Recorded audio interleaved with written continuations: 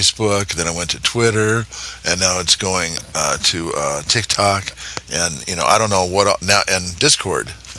And all of these new technologies are emerging, and there's so many of them, and it's just I've gotten so tired of trying to ride the wave to try to be right on the top of, okay, I know how this is doing, I got control of this, blah blah blah blah blah blah. And man, it's I wanted to run a forum. Well, actually, I used to be a moderator on a car forum, maybe 20 years ago.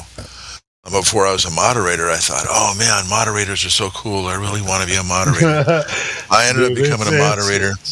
Dude, it's work. And yeah, and it doesn't pay, Yeah. And so, and then on some of the forums I was on, I had so much respect for the administrators. It's like, oh man, I'd like to run my own forum. Well, it's just like like I was saying. I mean, this YouTube channel, the way that I run it now, it's like if I shared the way that I do it, if we would all do it different, but why don't we just leave it the way it is? It's just like start, stop every 12 hours. Because, YouTube archives only 12 hours of video, and I already got it set up. I mean, I can show somebody else how to do it, but why? Sometimes I'll forget, and it'll go like 15, 16 hours, 24 hours, and I'll forget, and then YouTube won't archive it. But guess what? Twitter has it, because I'm streaming on Twitter and DLive too, so... Wow. All that shit's on there. But, either way. As a matter of fact, we're live again now. Right now. And Flatterday just joined. Welcome, brother. What's up, Flatterday? What's up? How's it going? He's like a bull in a china shop, on me. You know what I mean? No, we're fucking bulls in a china shop. Hey, I've been going into Gym Panda server almost every day. Running over this goddamn globe that doesn't exist. Elio, if you ever heard me on there, you'd be so proud. You'd probably have a few tears. On where? Where were you at? I go in Gym Panda server almost every day. Oh, now, God. When I go in... I wish I could suffer that fucking... Elio, when I go in, I go immediately to the mic, unmic myself, and just announce my presence. It doesn't even matter if they're talking or not. I go straight in there. You know what? They actually, I bet they get bored with themselves just talking back and forth. They can't wait for a glober or a flat earther to come in. What is it? One time when I went in there, Jim Panda reprimanded one of his own people for fucking doing something to try to get me to go off. Jim actually, he's like, he wants people to respect the flat earthers because he wants the conversation to go on. I bet Jim gets sick of those motherfuckers. No, he told his friend, he's like, ever since Flat Day came in here a couple of minutes ago, we have 50 people watching live right now. He's like, don't fuck this up or something. Are they live? I guess. I mean, they say they go live. I don't know where they're live on YouTube. No, I do, but I'm subscribed. I can't believe I don't get the. I'll check my thing. It's Humans of Earth. That's Jim's channel. It's called Humans of Earth. Yeah. Well, at first a couple of them weirdos were trying to say I was a troll or a Poe, and I was like, "Oh man, I don't know what you're talking about, but I'll lay my life down for this." And then, you gotta own that shit. It's like, what? One of them pulled up a picture of me. He's like, listen, everybody, this guy's for real. He's really believes what he's saying. Look at his tattoos. They say flat Earth on his tattoos. Look at and then they're like, all of them are like, I can't believe he has that on his knuckles in NASA font too. You know what I mean? I'm like, I just go right in there, bro. Shoot from the hip. I know, dude. I seriously don't. I love it. I like it in there. I've been having a lot of fun in there, bro. Yeah, but is that another Discord server? Yeah, I'll send you a link. Wave. Send it to me in a PM. I'm not at my regular computer right now. It's all good. I'll send it to you. DM, I guess it's called here, not a PM, right? PM, DM, QM, HDMI. Send me a telegram. No, they got something called Telegram now too. Yeah, that's not even what it used to be. Send it to me in email.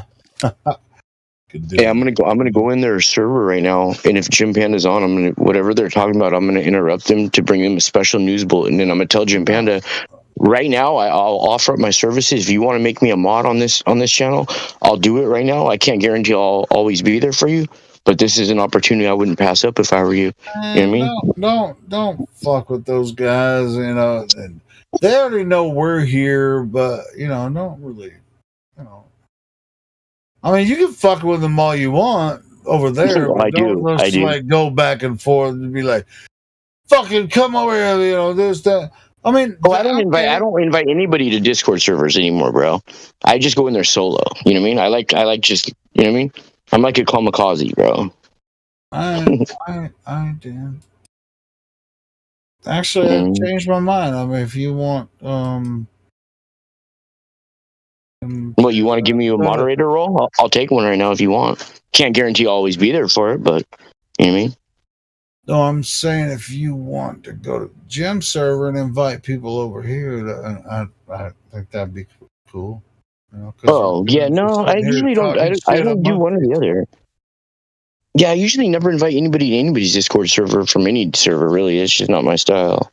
No, you can do that. You can do that. Dude. I have stuck up for this server though on this other Discord server where they were talking mad shit. I know you do. It was another Flat Earth Discord server, but I stuck up for this one. Yeah. Well, you guys are fucking. Dude, I never doubted that. I never doubted that. Because I know you love this place, and so do I. I love this bar. I was talking there's certain people. Toby Keith earlier tonight. I love this bar. Hey, Flat, there's certain people in this server that have high roles, right? That have tried to dismantle me, bro, and I dismantled them badly. And they're flat earthers, but dude, the way they come at me, bro. And this is just like one or two people in particular, right? And I would never say, I'm not going to say anybody's name right now, so I'll put my own address out there. But dude, I've given you shit before. You already know. I know. Yeah, I know. You know what I mean? And I know you fought tooth and nail for me to keep all the roles that they took from me. You know what I mean? You were willing to give up the server so I'd have my roles, and then your friends and family are like, it's just not worth it, And then like I even talked to you. I'm like, bro, don't give up everything you work for just because of me, bro. Remember that? And I walked off into the sunset. Anyway, I appreciate everything you do. I stood up for folks, man. I know. It do what it do. Do what it do. Well, I offered Jim Panda. I offered him the opportunity to give me the DJ server role over there. So when there's lull time, I can play a couple, rap songs. And I think he's going to think it over and give me his answer like today or tomorrow.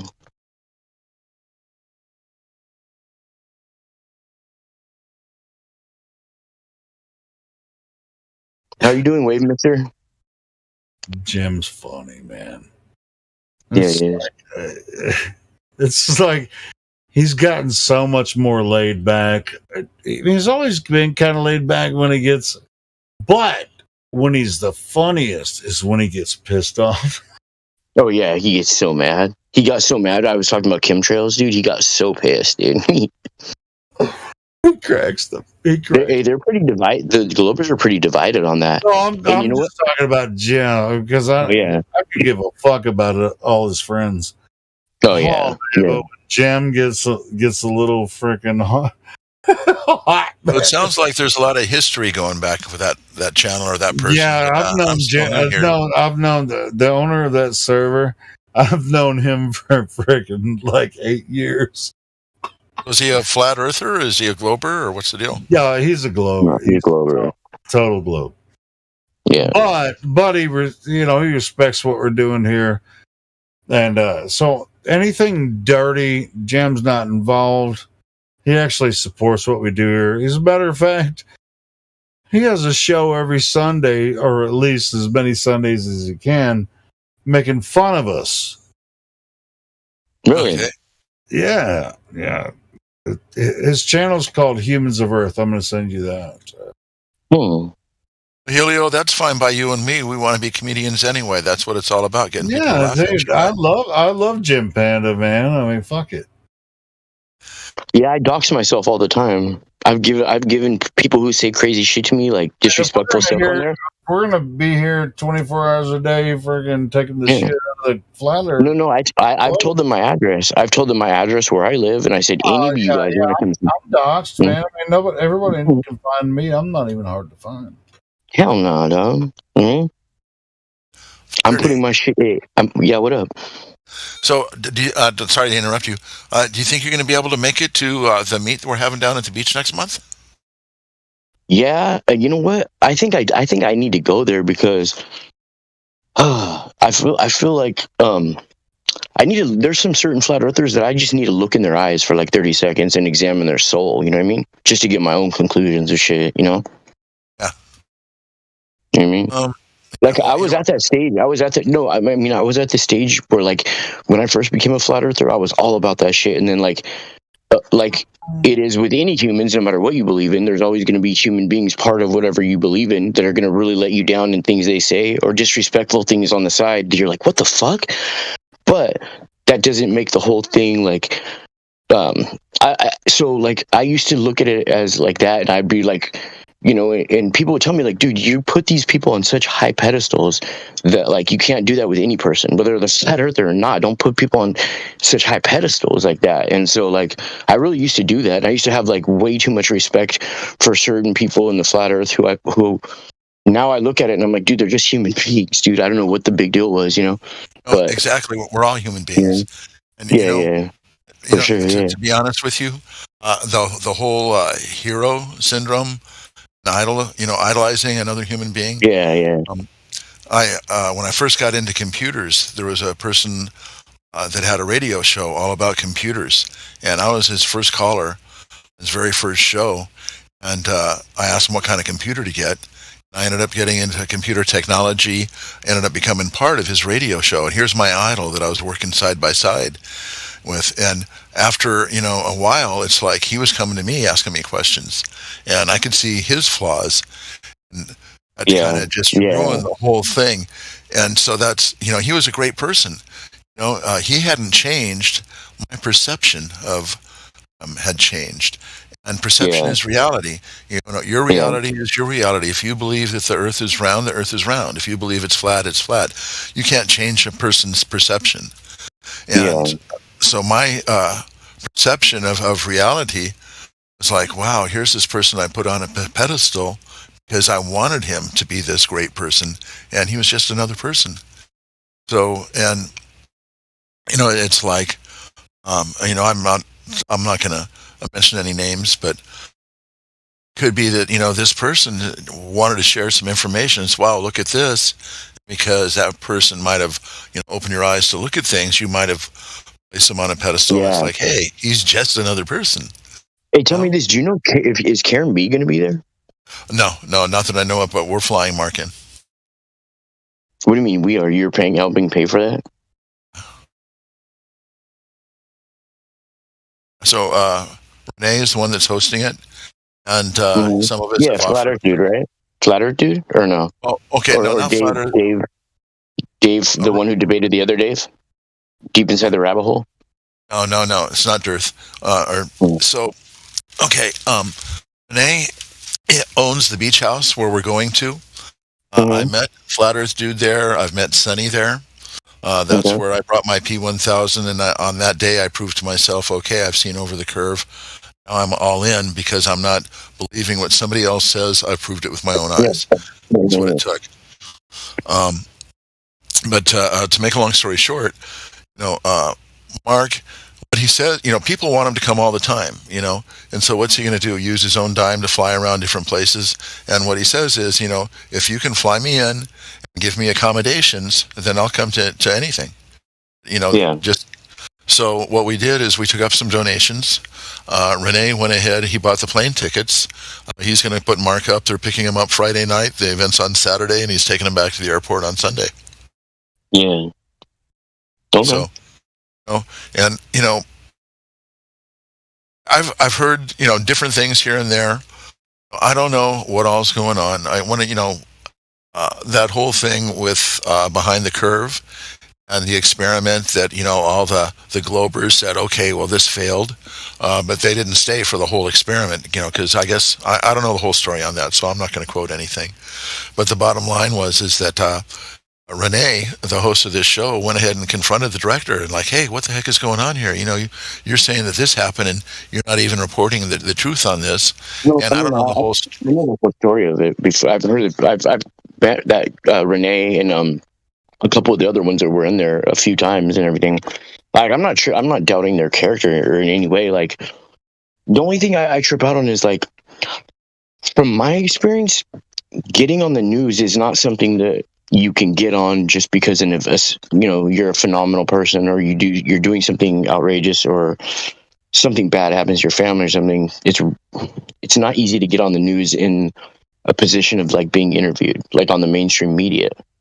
You know what I mean? So like that shit more than anything else like makes me question shit. You know what I mean? And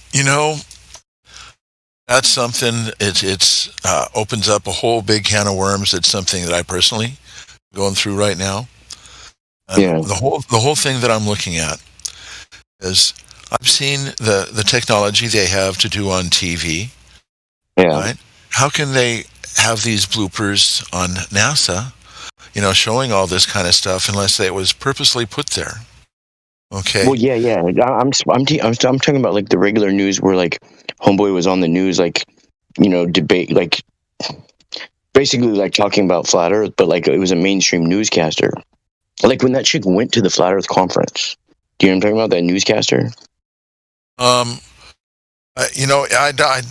downloaded the Behind the Curve movie. I saw it once a couple of years ago. I don't remember it all by heart. I've seen so much stuff. No, I don't think even it was in Behind the Curve. Oh. It would be like if you Googled or YouTube, type in YouTube Flat Earth, it would be like one of the first videos that comes up of him, and he's like, it's like the news is like talking to him. You know what I mean? Yeah. Come across it. I didn't click on it. I thought that I'd seen it previously.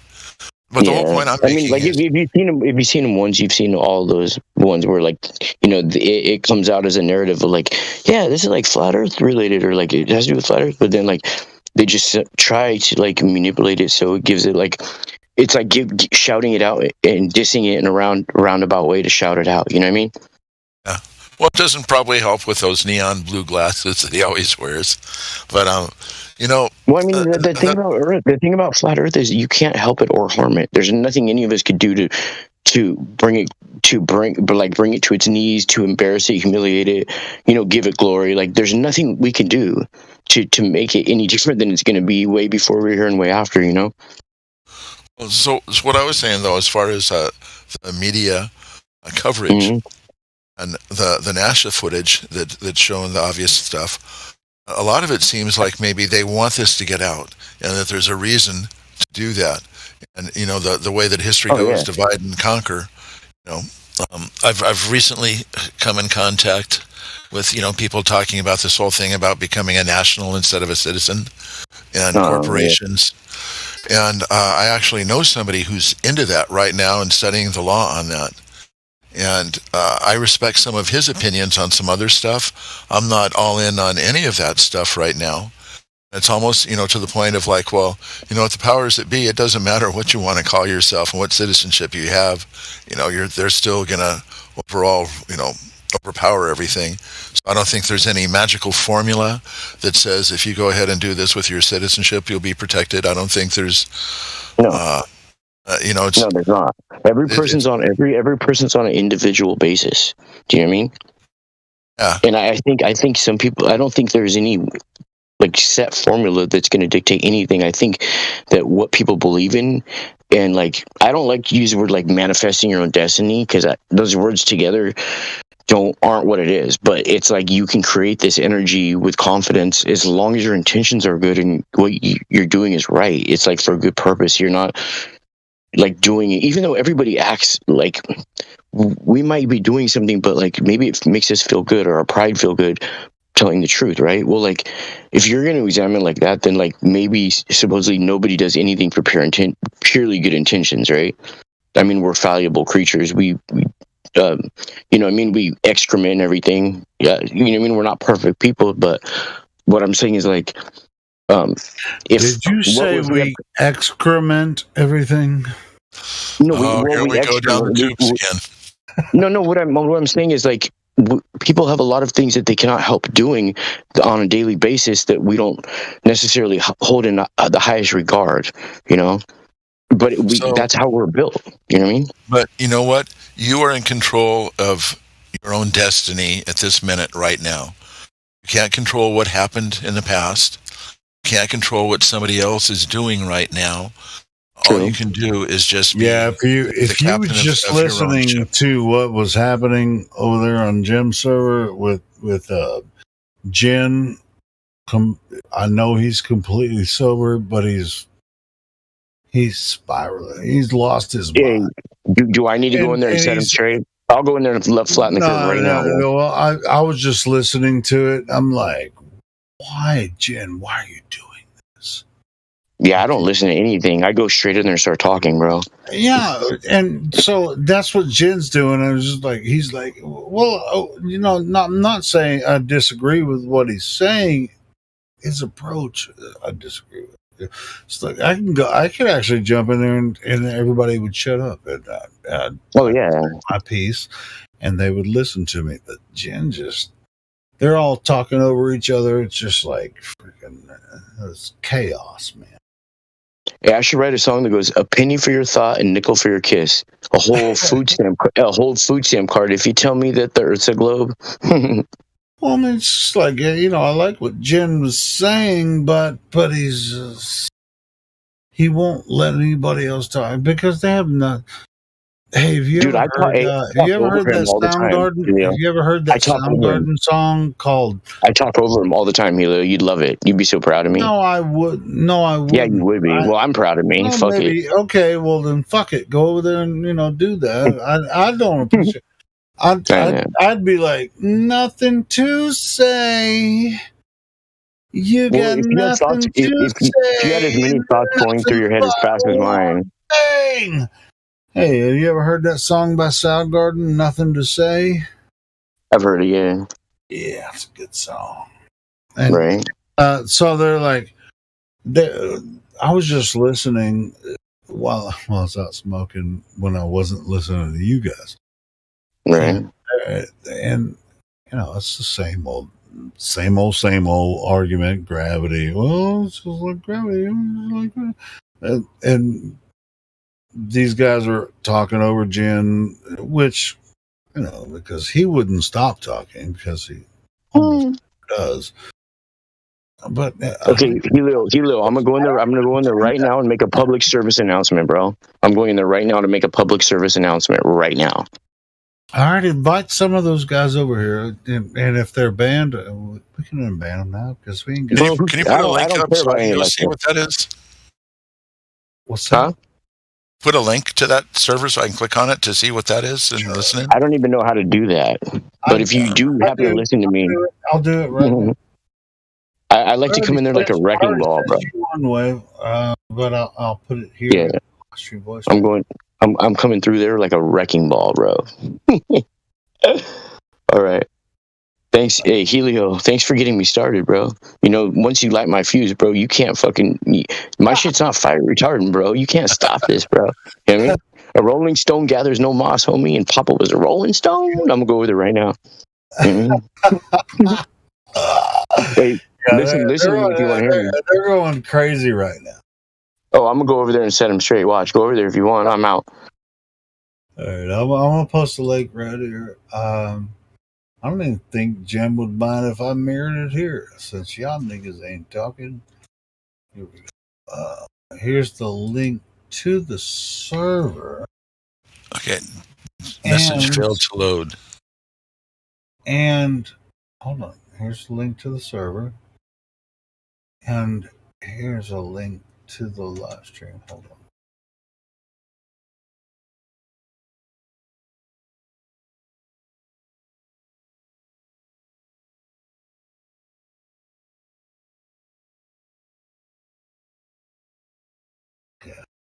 Here's a link to the live stream on Gems.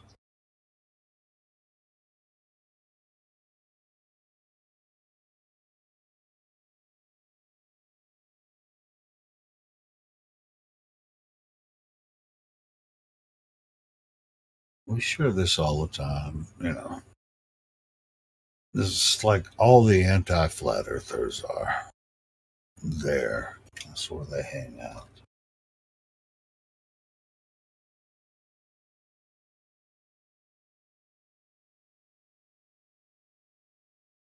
Nothing to say.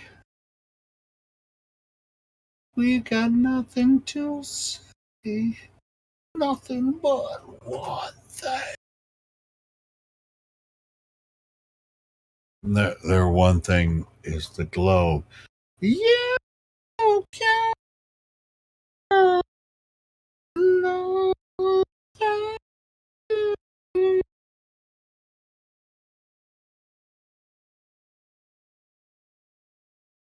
Yeah. Said we could mirror it on here, but I'm not going to do it. I want to, though. I don't think Jim would mind.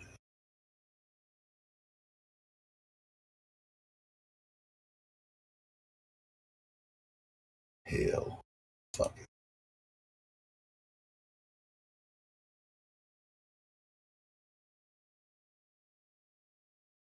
Don't do it. Do it. Don't do it. Do it.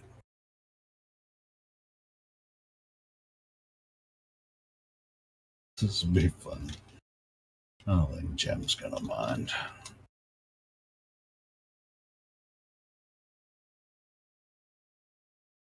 See what's going on in there.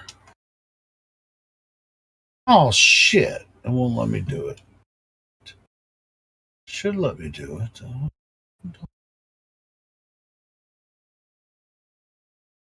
Well, the bot won't let me do it.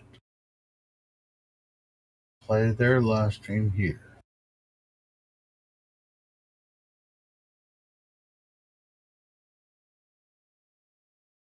Weird.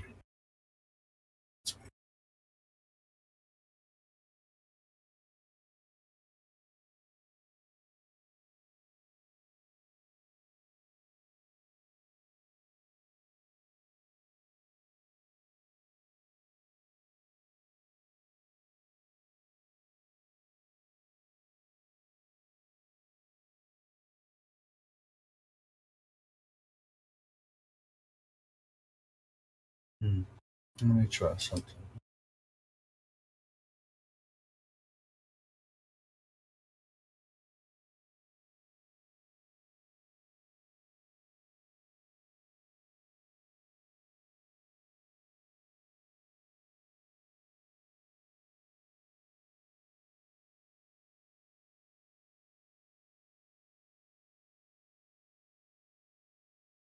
Oh yeah, I unmute myself. That might help. Oh, that worked. That was too crazy over there. So what we're doing now is we're streaming from Humans of Earth, which is Jim Panda. So you're mirroring their site onto the server, onto the live stream? Okay. Well, I thought it was working. Is it not working? I think it was.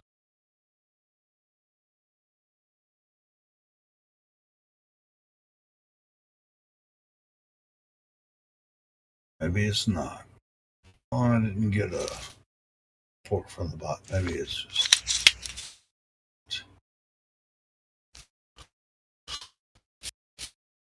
Seemed like it was working for a second. Because I know there's people over there talking.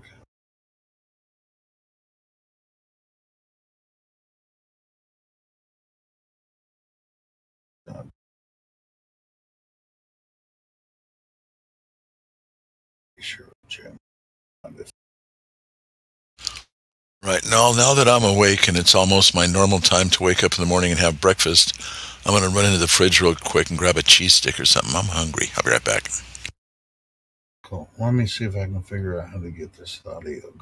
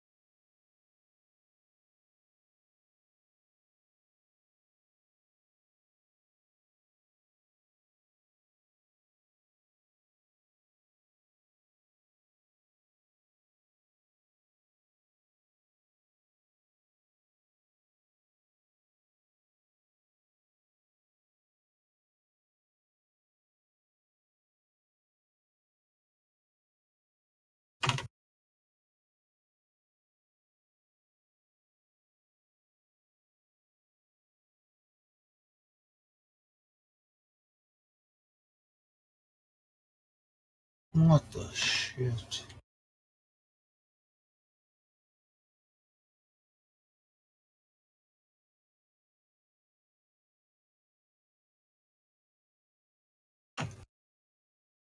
I'm posting the wrong room.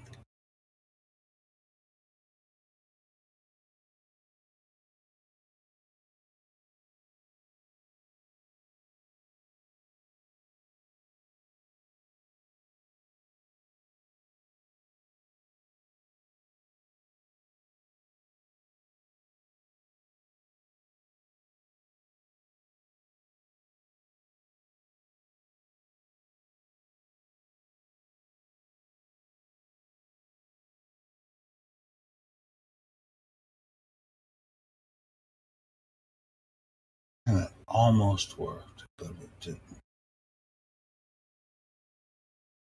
Audio, check. Yeah, it won't let me freaking play it. Oh, dang it. Oh well. That's alright.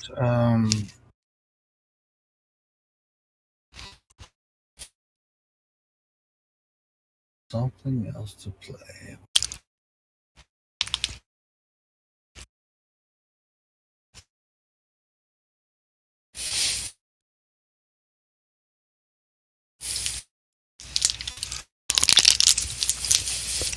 Thing worth the shit on my channel. Let's see. So one of the things I started to talk to Flighter Day about was being in control of your own reality, your perception. So not talking about manifestation and magically making things happen or anything, but one of the things that I've been trying to do is change my attitude and my perspective on the world. And I live in LA. I have to drive through heavy LA traffic. I've got a car that's it's kind of fast. It's a manual transmission, and driving on the freeways really, it sucks. Just because I'm clutch, brake, clutch, gas, clutch, brake, clutch, gas, try to shift positions, get a different lane. It was a struggle, and I hated it. And I got a new car about 6 months ago, and it's an automatic. It's got cruise control. It's got adaptive cruise control. So, the Subaru, it's got the eyesight on it. So I can just, my car on cruise control. And then if the car ahead of me slows down, my car will slow down. And it's actually got the I forget what they call it for the steering. So if I start to go out of my lane, it'll, pull me back in. And I could let go of the steering wheel like a Tesla, and it'll, keep within the lines. I'm not the kind of person that's going to go ahead and let go of the wheel, let the car drive while I take a nap. That's totally stupid. But the whole point is, it's made my car. But if you did, my made my life a lot easier. It would. No, I'm saying, well, it's not like the Tesla that drives itself. No, I don't want to test it. But it would, like, if you like swerved out of your lane, it would be like, oh. Yeah, I don't know. I don't want to test it. What I'm saying is, for what I use it for, since I don't have to shift, I don't have to brake, the car will brake for me, so I can just, keep my feet. So your previous car was a standard shift. Yeah, it was a manual transmission. Yeah, manual transmission, and you were driving in heavy traffic with a manual. LA traffic through the middle of downtown. Yeah, and that could be during rush hour. Yeah. So I would hate my commute to work. And since I've got this car now, I've got a USB drive that I've got like over 240 songs, and it's all FE music. I've got some audio books, and most of it's just stuff that I've recorded off of YouTube. Hey, have you listened to audio? Have you listened to my parodies? I don't have any of those on there right now, but I may very well do so. I actually had Drace and Karma. I had a song of theirs on there before I never who they were. And then when I joined this server, I don't know, a month or two ago, they were on, and they said, "Oh yeah, well, we've got a famous rapper here. Have you ever heard of him, Drace?" And I said, "No, but go ahead and put something of his on." And they put the song that I listened to in my car all the time. So I thought that was kind of cool. But my whole attitude I'm on the same commute. I'd say the same amount of time, the same roads, but instead of being in a frustrated, bad place, now I'm using that time to do something positive. So instead of being a waste of my time, it's now a chance for me to relax and enjoy this time. And I'm the same person doing the same thing, same place, but I've got a different perspective. And I think that car has helped me change that perspective a lot. So, because you don't have to mess with the joystick. The joystick. Let's not get back into that conversation. That's where we started off earlier today. Well, anyway, like I was saying, have you heard some of my parodies? You played one for me on our last conversation. Maybe it's about a probably week or so this one. Maybe put it on again. I'm open. Yeah. I'll listen. I listened to Saturday.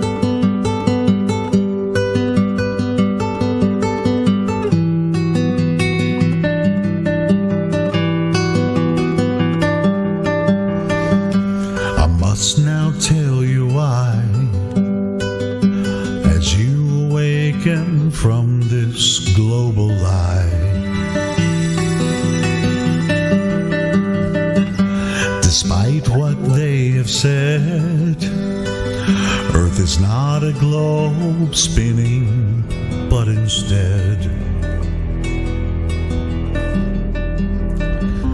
they mind tricked you to steal your plane, as someone close to you programmed your brain. But why? So clear this is, improve your stance. Space is fake, we are contained, their scheme is over. The truth has just begun.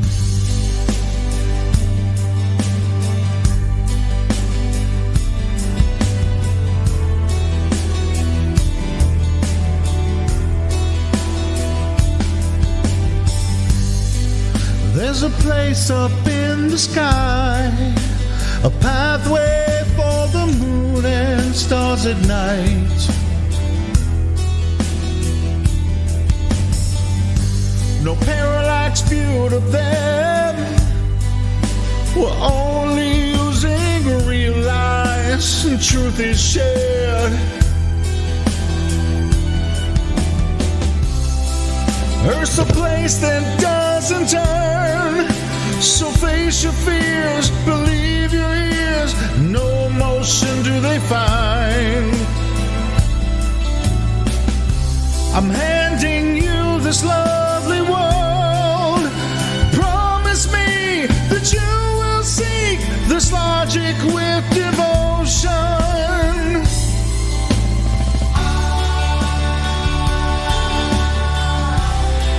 Truly see your point of view. I'm gonna teach you how to prove.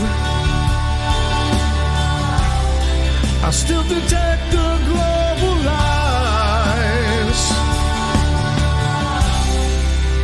as I explain to you the lies that you do not see.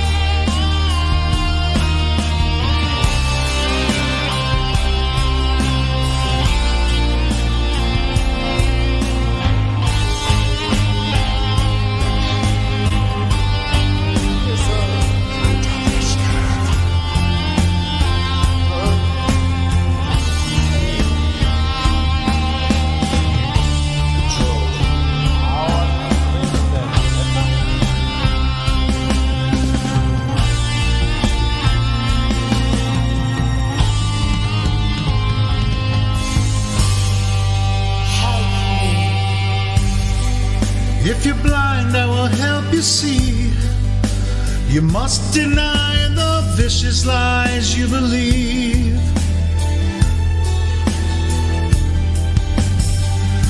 What draws you here, my friend? Come listen now and let's fly to the truth end.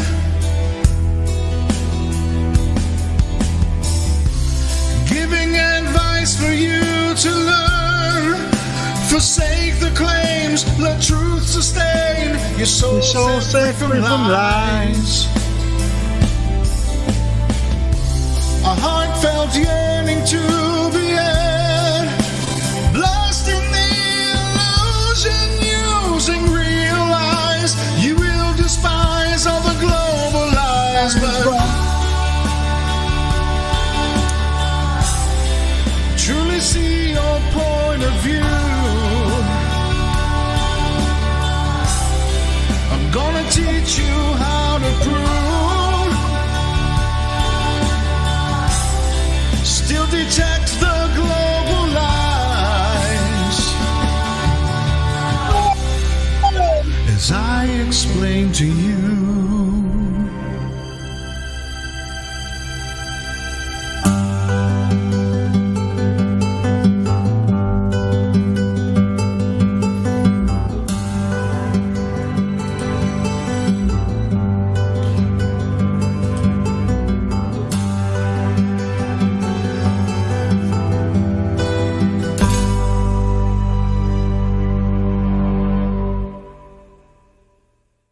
Bravo, I don't know bravo, I why like that day that I recorded that I couldn't do that high note.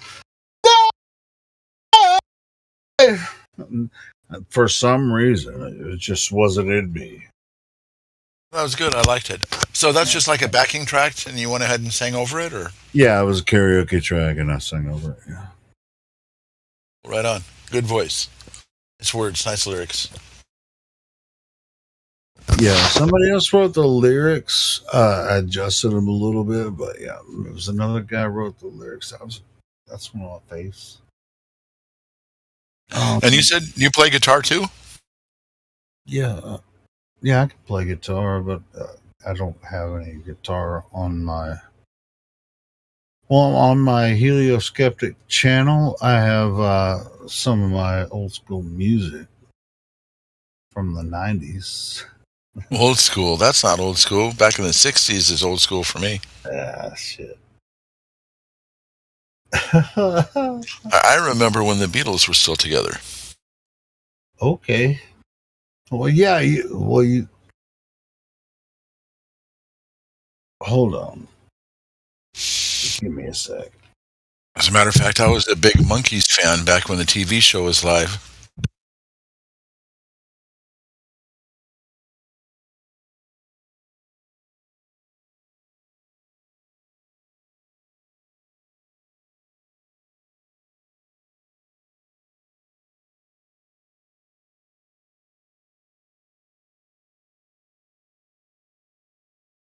Still there, Helio?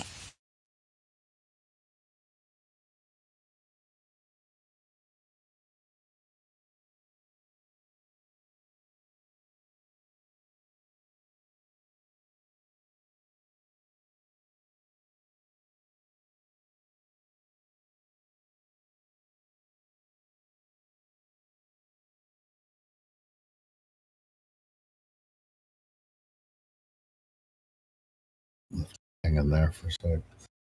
And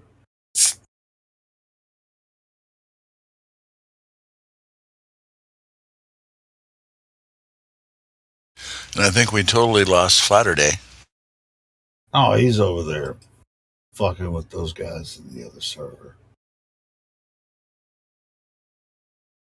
So I see FE Batman here all the time. Is that just like a bot to hold the channel, or is that an actual person? No, Effie Batman he's an Aussie. Is he in here now? Is. Hey, Batman, open your mic. Talk to us. What do you want to hear? I want to hear your voice, bro. That's what's up. Everyone's sleeping. What are we doing, man? What's going on in Australia? What's up, brother? It's night time and everyone's sleeping. Okay. So you're how like, so it's can it be morning nighttime here. in It's morning Australia? here. So, come on. You're on the other side of the globe. How could you Yeah, be sleeping he's at on nighttime? He's on the underside of the globe. Standing on his head. It's like, no wonder he sounds funny. He's upside down. Well, it must be all that blood rushing to his head from the gravity pulling it down. Yeah, click on Effie Batman. You're silver eyes. I think he's I've just moved to another room. all right. Cool. You don't. What do you want to talk about? What do you want to talk You about? don't have to talk to us. What have you met? I can talk to you. So I don't have no problem with that. Have you talked to Wave Mixer? He's kind of new here. Yeah, no, I haven't. I don't talk to many people because I'm always busy during the day. Plus, when I'm on the farm, the reception's pretty bad. And I usually spend most of the time listening more than I do talking. You know what he said? He said, "What's up with Effie Batman? Is he a bot or something?" I said, "No, motherfucker's in Australia." He's always. If someone calls me out, I always talk. Hey, thanks, brother, for jumping in. I came to the realization just recently that anyone that believes that things float in space has to be mentally retarded. Well, I mean, I guess in a general sense, certainly, right? So, if you believe that you're on a ball floating in space and the other things in the sky that you see are part of what your supposed experience as you are standing on Earth in space, and they're having the people on not people. There's no life outside of Earth. They're all the planets are experiencing the same thing in space. Yes, that's retarded. I agree with you, Effie Batman. But here's the thing. They're not really floating because, according to the model, they're being shot. They're shot through space. They're actually, from the Big Bang... You're supposedly moving. You're not That's floating. it. So... they're moving, but then when they come out of the space station, they're floating. You know, it's retarded. It really is. And we're supposed to be the retarded people. YOLO! Speaking about things in space, I learned something really fantastic here yesterday, and something I'd never thought about. And I don't remember who was talking about it. What they mentioned is being able to see the moon and Venus. Be able to see the moon and Venus in the sky at the same time. And just looking at the simple geometry, like, well, how can the sun be illuminating the moon and be illuminating Venus? And we're looking out into a dark sky with the sun behind us. And I'd never put two and two together. And that just hit me yesterday, and it's just like, wow. And most of the people that I know that, know I'm a flat earther and they haven't come around yet, I mentioned that to them and they couldn't put two and two together. It's just something that's so damn obvious. How could we look at that and not ever see that before? And I learned that here, I think yesterday. They do say that you can only see Venus just as it's getting dark or just as it's getting... I think it's just as it's getting dark. Which still doesn't make any sense, to be honest with you. Well, yeah, because if the sun is to our back, how can we see Venus? Because the Venus is between the Earth and the sun. So we should by no way be able to see Venus when it's dark. When it's completely dark, you're 100% right. But their excuse, though, it's like you can say, yeah, bro, that shit doesn't make any sense at all. Even when it's still not completely... It's a mirage. Crazy, bro. Oh man. When you know when you zoom in on Venus and get it in focus correctly, it has phases like the moon. Not like the moon, but it does. I don't bother. Sometimes you say you don't buy it. I don't bother looking at the sky. Honestly, No, sure. But it's really curious. I mean, you can see Venus as in full Venus. Sometimes you'll see it as a crescent. have you got a telescope? Have you, Helio? No. Well, I haven't through a personal telescope, but I know that you can capture Venus in a crescent phase and a full Venus. I just caught Venus on my P1000 a couple of nights ago. I didn't notice it being a crescent, though. Yeah, but what did it look like? Was it? What did it look like? No, I haven't put it up on my YouTube channel yet. I've got Mars and a few other stars up there. It looks quite similar to, just about everything else. To describe it, if you were to take an orange or a lemon or a lime and cut it in half, look inside, there's a more pronounced outer ring it's a little bit more solid and dark. There's an inside that's it's kind of like six-sided, but it's not really sharp sides. It's rounded off, and it looks like something moving around on the inside. The light's moving around the luminary or whatever. I'll post it a little bit later today. I got to pull it out of my camera and stick it up on my computer. I'm about to share a video with you. Not sure if you've seen this. I don't know what telescope. This is with a P900, but this kind of like made me rethink about. And I don't have a P900 or even a decent telescope, but this dude kind of explains how to get Venus in focus, like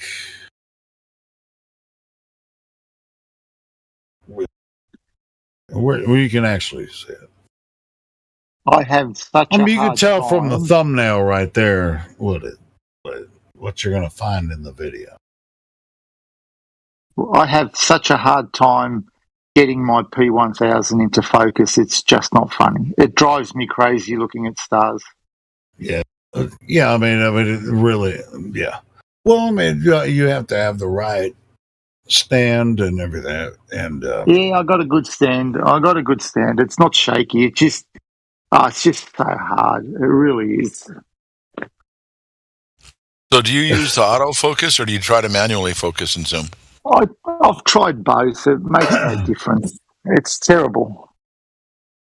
So, do you think the P900 is better than the P1000 as far as being able to? It probably is. I would think.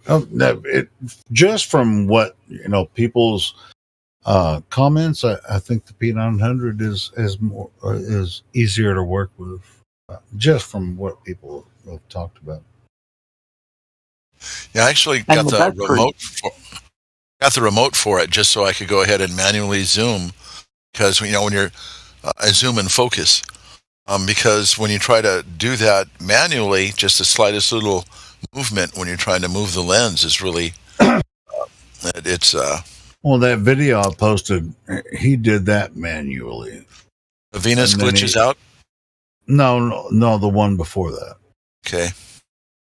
That's the one I'm talking about. It's got a broken face when I click on it. YouTube embed, blah, blah, blah, might be temporarily down or it is moved permanently to a new web address. What? I clicked on the video picture. Okay, now I clicked on the actual link and it took me there. Oh, say, bro. Let's see. Yeah, if you watch this, he did this with a P900. And then when you zoom in, So that's what you see.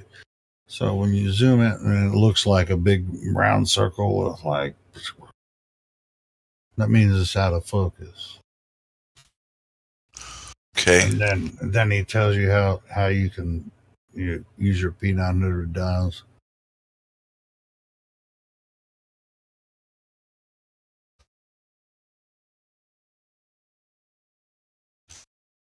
Okay, so I'm going to take this link.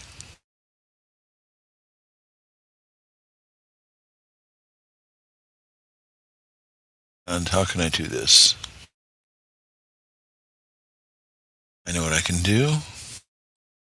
I'm on my little laptop in the bedroom right now, and I don't have my email all set up for this. But what I can do is I can click in here and put in my notes and paste the link.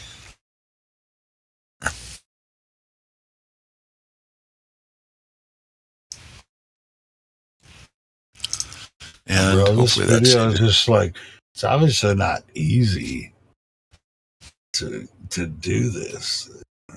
I'm glad you posted this. I've wanted somebody to go ahead and post something so I can see how to use this camera, because I just opened it up and started Well, pointing. it's like people grab their P900 and zoom in on a star and it's like, that's what stars look like. So he's showing you how to get it in focus.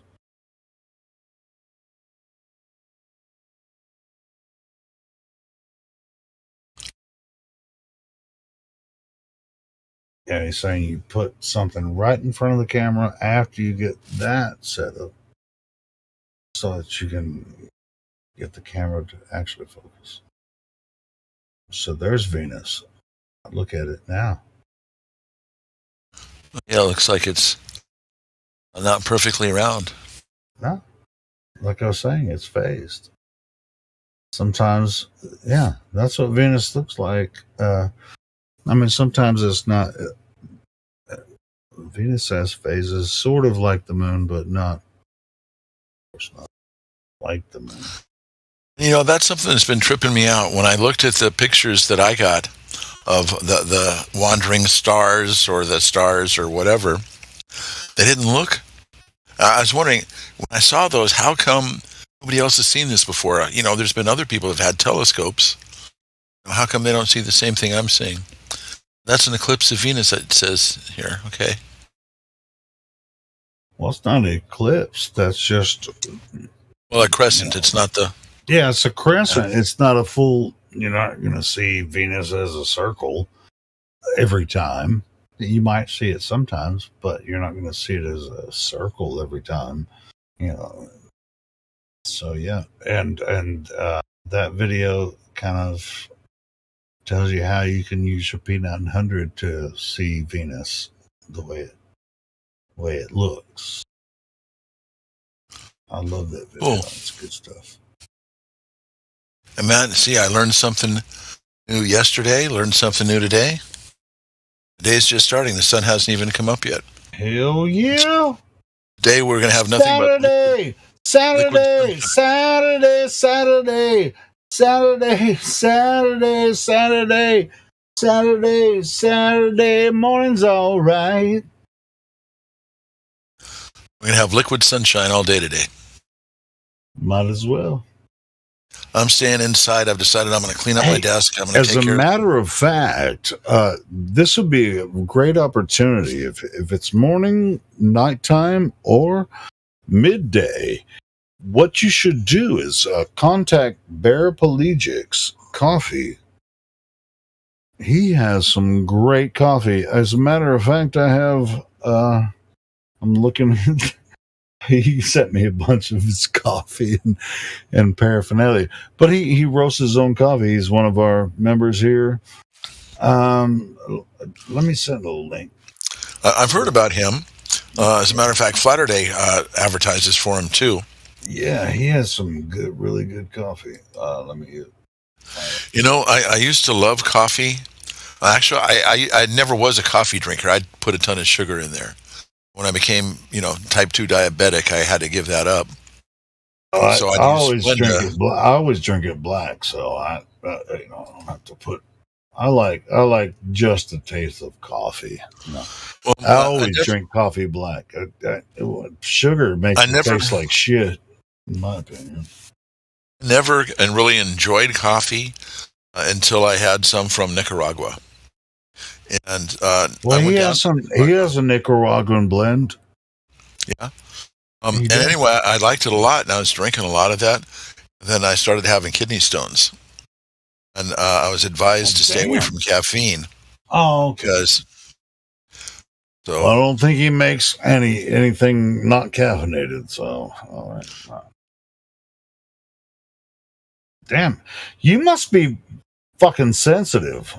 I eat a lot of junk food and drink a lot of alcohol and fucking drink good coffee and bad coffee, and I don't have any kidney stones.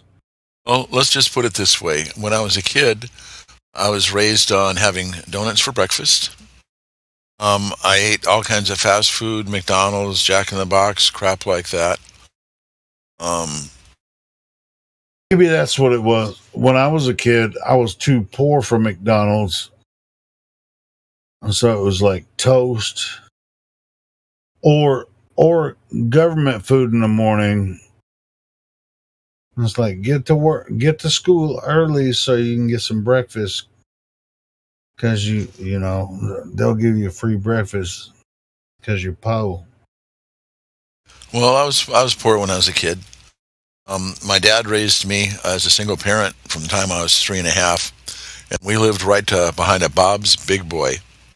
And we used to go over there in the morning, and he'd get some donuts, and that's what we'd have is donuts for breakfast, or sometimes we'd get and he'd have donuts with his coffee because that's what he liked, donuts and coffee. Or he'd get the box of the Hostess donuts where you'd get 2 of the powdered, 2 of the chocolate, and 2 of the crumb donuts. And I like the chocolate. Damn, that's what's So, up. yeah.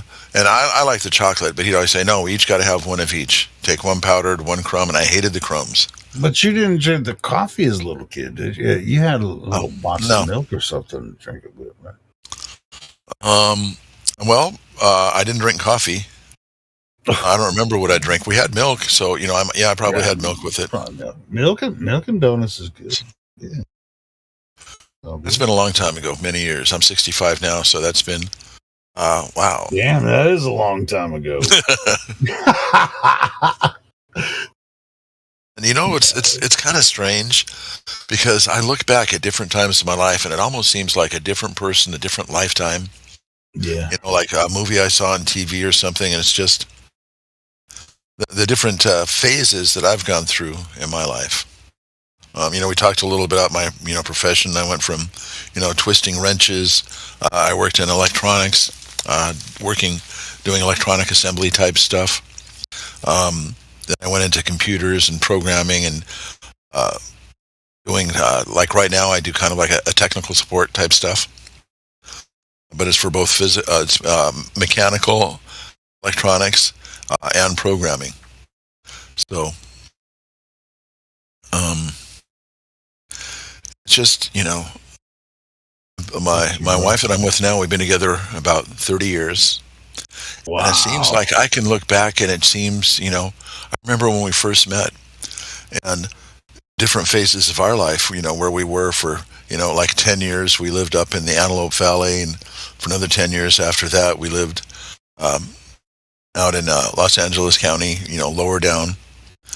And where we're at now, So it's been almost you 4 in years. California the whole time? Oh, yeah.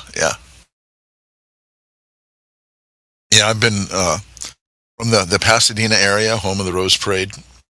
I lived up in Northern California for a few years. I don't know if you ever heard of Chico State University, but Playboy magazine rated it the #1 party school in the United States. And my brother moved up there because it was the #1 party school. Went to college there, became a Christian and a cop, and he retired from the police department up there. Oh, in Pasadena? No, in Chico State University. Chico. Yeah, that's Northern California. It's up above Sacramento. Okay. So, but anyway, so that's Northern California. So I'm basically from Southern California. I moved up to Northern California for a while, back down here to Southern California, and looking for some place to move out of the city. I want to get away from the smog. I want to get away from all these. We've got these big 5G towers. They have transformers for their amplifiers that are as big as a shipping cargo container. I would say come to where I am, but this place is getting crazy too. Like, I mean, there's not, millions of people, but it's getting pretty big where I'm at in northern Arkansas, northwestern Arkansas. We've got a big family on my wife's side, especially. We've got a couple you don't want to kids. leave. You don't want to live too far away from your family in California. 7 grandkids, an 8th one coming on the way. 1 great grandchild. Move to the desert, man. Fucking Nevada. Dude, I don't want to. Well, you could probably we live in find the some California cheap desert. land in Nevada, man. Fucking just hang out. Plant 42, where they build the stealth fighter and the stealth bomber. We lived. We could watch them test flying all the time over there. And that's where we were talking earlier. They have wells there. People had wells, and they'd have the flabs that dump all the rolled materials down the well. We were talking about that earlier. Yeah. I don't want to live in the desert. I want to live someplace that's not super far away from civilization. I don't want to be right in the middle of it. I'd like to be able to drive down into it if I wanted to, but I don't want it right there at my front door. How about Arizona, man? I mean, we're looking at New Mexico. My wife's got family in New Mexico. Okay. But there's most of New Mexico is some pretty bad areas. There's only a few halfway decent areas to live up there. But once again, that's in the middle of a desert. And if you look at Google Maps and you look down and it's all brown, that's not where I want to be. I want to look down and see green. And, we've been looking. There's a place called Lake Arrowhead. It's up here in the mountains, and it's east of Los Angeles. I mean, Tahoe's expensive, right? So you can't. Yeah, but that's up in Northern California. That's not down close to here. But any place in California, the property taxes, you're looking at paying, hundreds and hundreds of dollars, from $300 to $800 a month in property taxes. And now that's an awful lot in taxes. Yeah, that really. Much? Holy yeah. Shit. So, I was looking around in New Mexico, and we can get some places that are, $100, a little bit under, a little bit over. I can swing $100, $130, $140 a month for taxes. Do I want to? No. Do I have any choice? No. So, I'm just trying to figure out. I was just going over earlier. I was thinking earlier tonight, but I already fell asleep for a little bit and woke up. Today's now Saturday. Friday night, I was going on to the Social Security.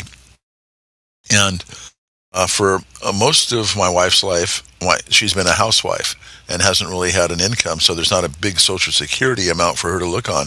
But as my spouse, she's entitled to half of my Social Security. And if I were to start collecting, I can start collecting Social Security right now. And my wife could also collect Social Security half of what I get. So like say if I get, $100 a month, she's entitled to $50. So together we'd have $150 a month. So I was trying to figure out. You haven't filed for Social Security yet? No. So are they saying if you keep working for a couple more years, you can get a little bit more? And so I was trying to figure this out. So if I were to go ahead and start collecting right now, how much money I would be able to get, and then if I waited 2 years, then how much money I'd be able to get. So I'd get like another $500 a month if I wait 2 more years. However, for those 2 years, I will have forfeited $65,000. It's like. So now I'm saying, okay, so now I do a little bit of math here. So let's say if I go ahead and start collecting right now, in 2 years, I will have collected $65,000. So then if I look at, but I'll be making less money.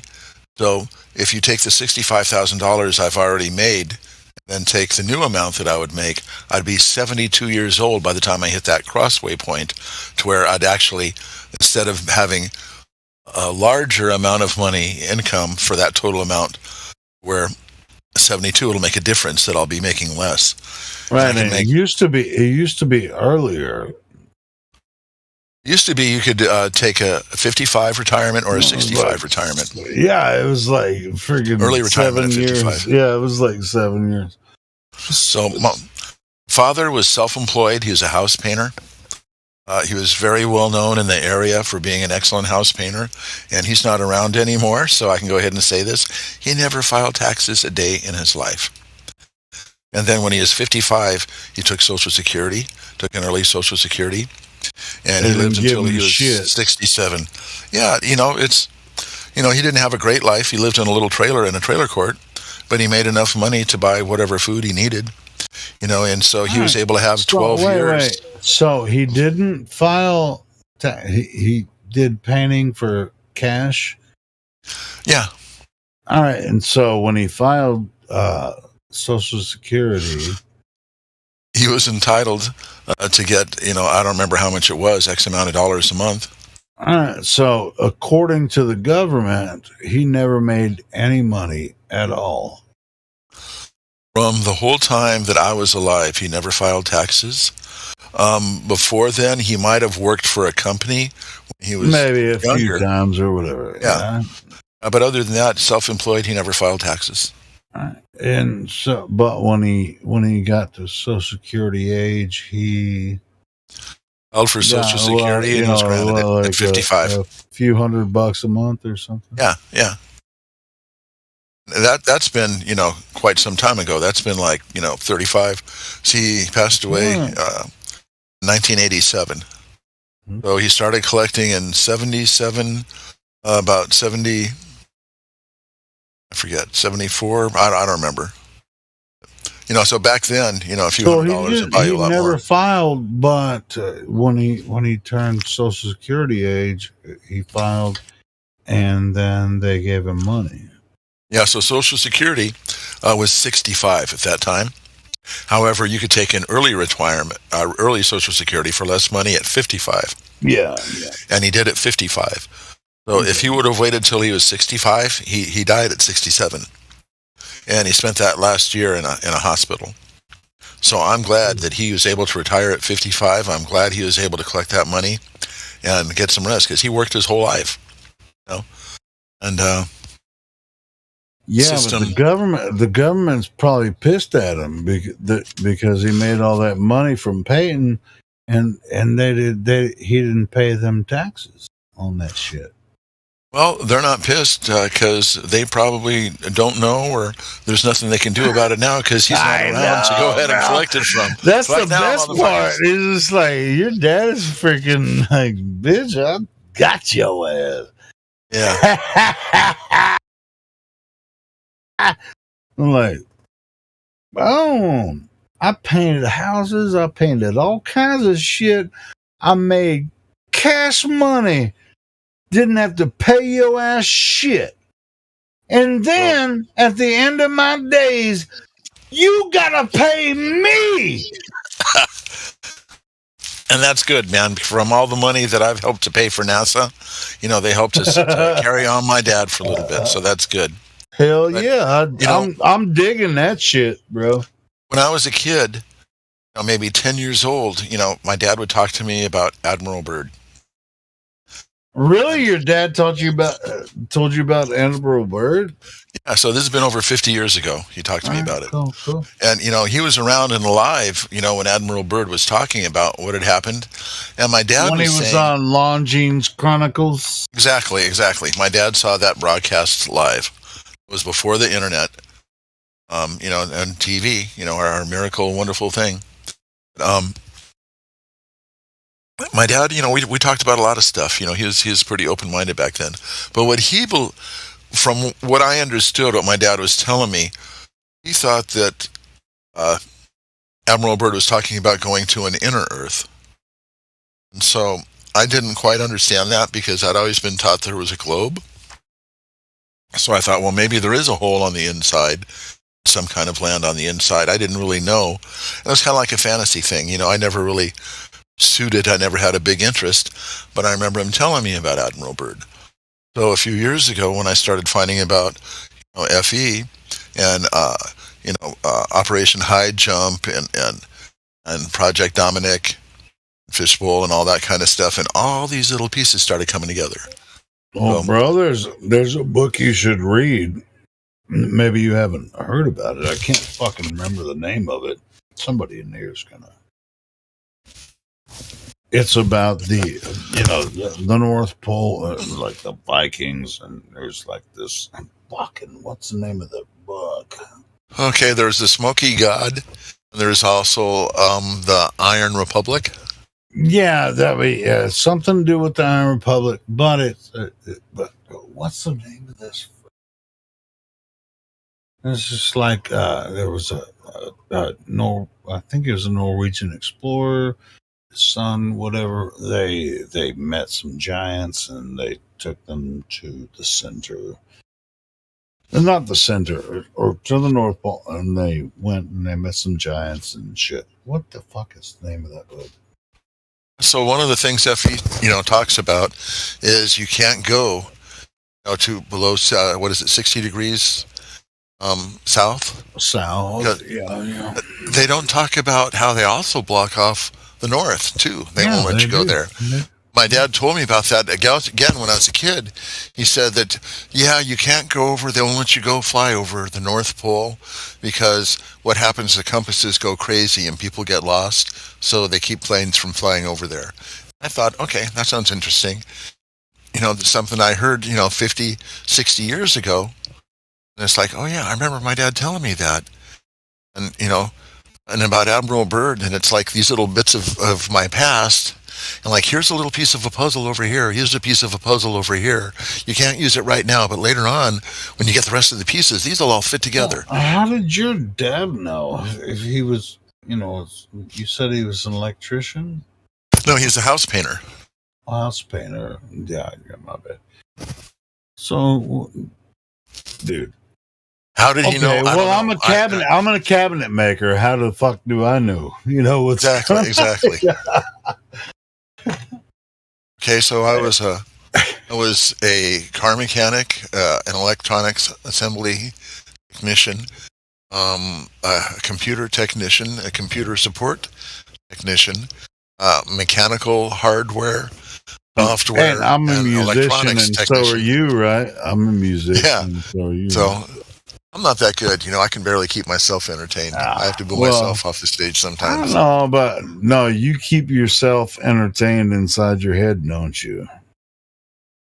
I get lost inside of there. There's so much stuff to look at. Me too, bro. I can't even figure out what's like. I have to somebody stop me. I'm thinking. The more that I learn about, the more that I learn that there is to learn. The more that I learn that I don't know.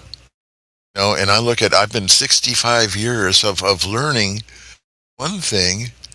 And it's kind of like that old thing, like when you were a kid, and you'd go ahead and tap on be behind them, and you tap on their right shoulder and move over to the left to try to distract them.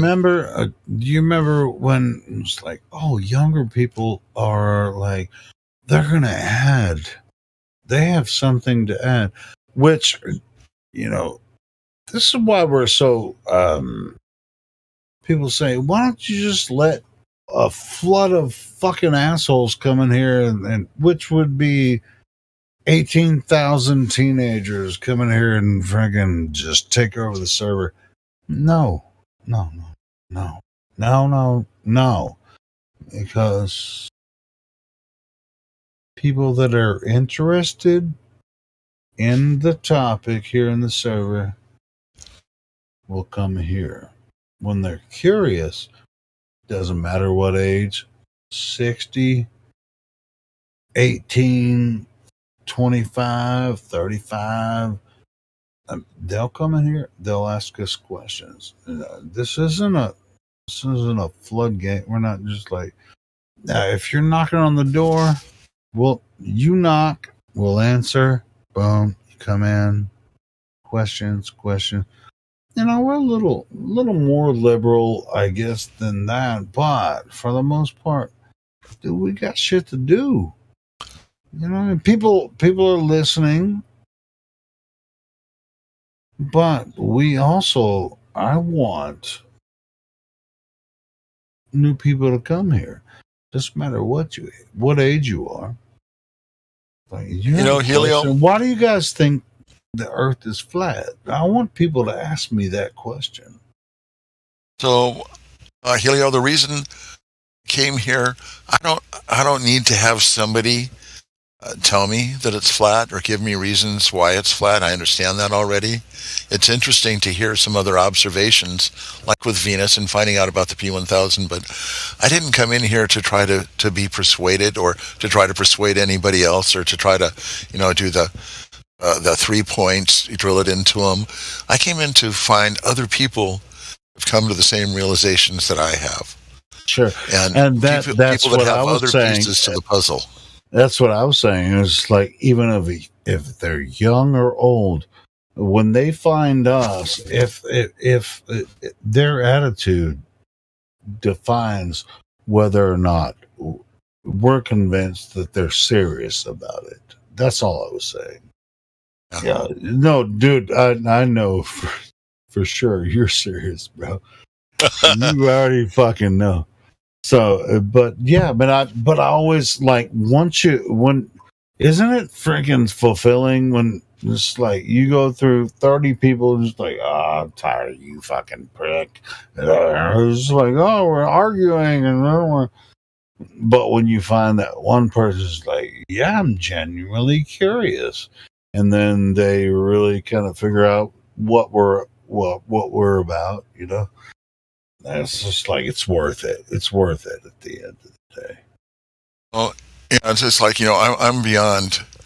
Okay, I understand this. It's not like I have to talk with everybody and say, oh, guess what? The Earth is flat. Oh, yeah, I know the Earth is flat, too. Oh, well, guess what? The Earth is flat. It's like, I'm beyond that. That's coming. It's gone. No, I get it, but we have to go through that shit to find the jewel in the rough. You know what I'm saying? Yeah. At first, I felt like I had to let everybody know. And then the more I talked me to people too, about bro. it, so the crazier I thought I was. And it's getting to the point now, I don't have to try to tell everybody that I know.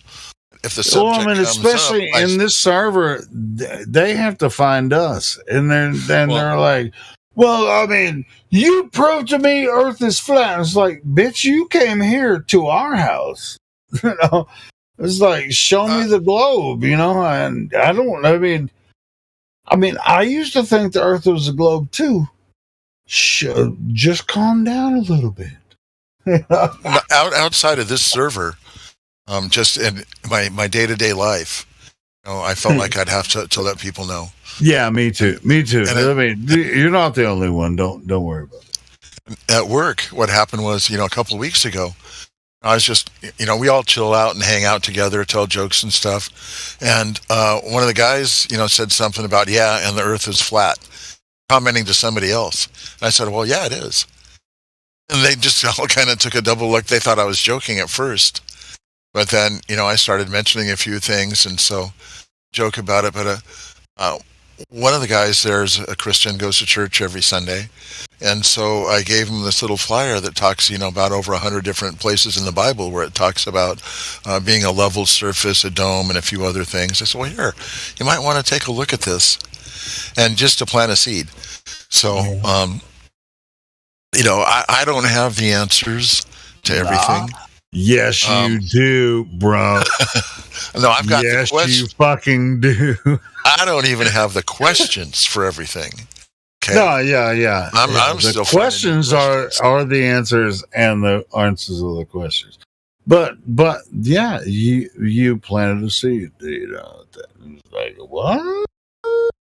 And I understand now. Well, it's not like everyone you come across has heard the term flat Earth by now.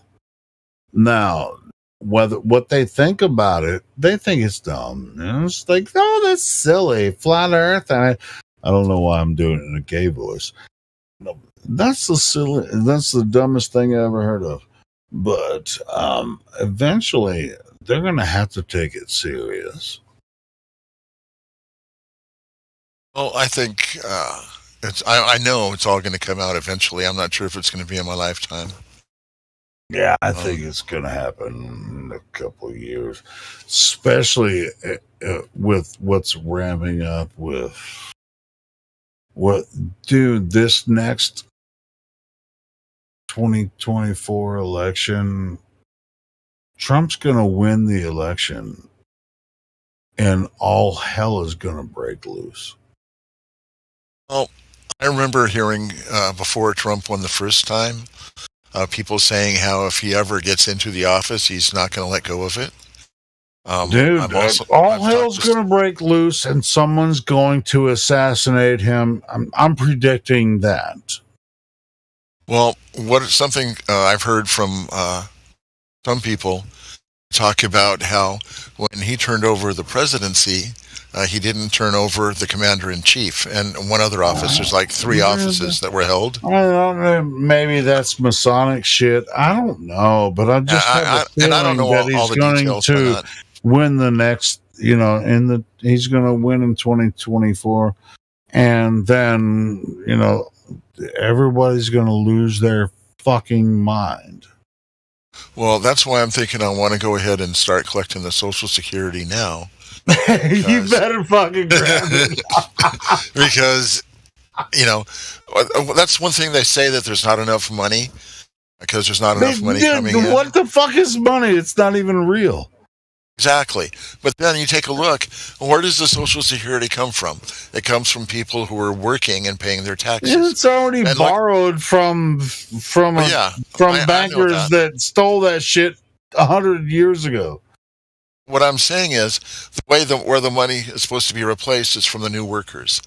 Now, if you take a look at the baby boomers, okay, so here we are. Now you look at the new kids that are working and look at the world population back then.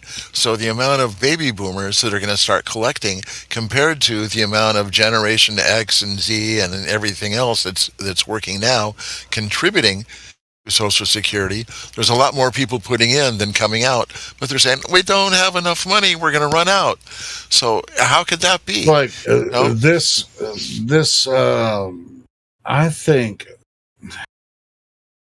Dude, don't tell anyone. It's between you and me and everyone listening on YouTube. When Trump wins this fucking election next year, everyone's gonna lose their fucking shit and be a bunch of retards and blow up the world. Watch it. I predict it. If I'm wrong, fucking come back and tell me I'm wrong. Are you talking about the reset? Are you talking about No, I'm talking about people that don't know shit about shit are going to lose their fucking mind because Trump won the fucking election in 2024. Watch it. Watch it happen. I'm predicting it now. I don't know what it means because I'm not going to fucking vote for either one of these dipshits.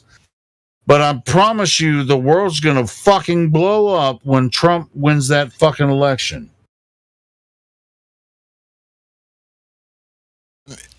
There's some people that are to FE that follow Trump and they want to see him go in. And one of the things I wonder about, I'm just dude. That whole time, when he's elected, I already know what's going to happen. The whole entire world is going to explode. Get ready for it. Everyone, get ready for it. It's going to happen. Not because I support Trump or anything. I'm just telling you it's going to happen. Just get ready for it. So what I wonder, supposedly Trump got the Space Force started. So, no, not supposedly. There was a ceremony in the fucking Oval Office for Space Force. Did you not see it? I did not see it, but I Okay, heard about well, it. I can send you a link to it. Do that in a DM too, if you would, please. Way I can save it for later. The live stream, like I said, I'm still laying in bed and the blankets on, trying to stay warm in this rainstorm. There was a ceremony for fucking Space Force in the Oval Office. I can send it to you. Hold on, let me find it real quick. I saw a picture. I know. I'm sorry for my expletives. But I shouldn't have to apologize because that's just my vernacular or whatever. So I've seen a photograph someplace where it showed Trump. No, it's not a photograph. It's on YouTube. You can watch. I'm talking about something else. I'm talking about something else, not necessarily the ceremony. But it was a picture of him standing next to Barack Obama and somebody else, and he had his arms crossed in the Masonic handshake. Them. Oh, and so yeah. It all comes back to left wing, right wing, part of the same bird. I know that Trump is going to win the next election to president, and everybody's going to just everything's going to not fall, but move to where it's supposed to move. It's going to be chaos. To where it's supposed to be for the betterment, or move to where it's supposed to be for the agenda that they have in mind? Do you think government has your best interest? I know they don't. All right, cool. So the people that do think that when they vote for someone, the government is going to support them, and then once Trump wins again, they're just going to the first time you see, everybody lost their shit. And it's just totally hatred toward Trump. It's like, hey, bro, I'm a man of the people, but he's not. We know that, but anyway, it's just, but I kind of like, it's like every Karen, whether they're a Karen man or a Karen woman, lose their mind. I predict Trump is going to win the next fucking election. If I'm wrong, I'll retract all this shit. But anyway, what was I supposed to send you? A link to the Space Force. YouTube link. Yeah, the Space Force ceremony where they were in the Oval Office doing the Space Force ceremony.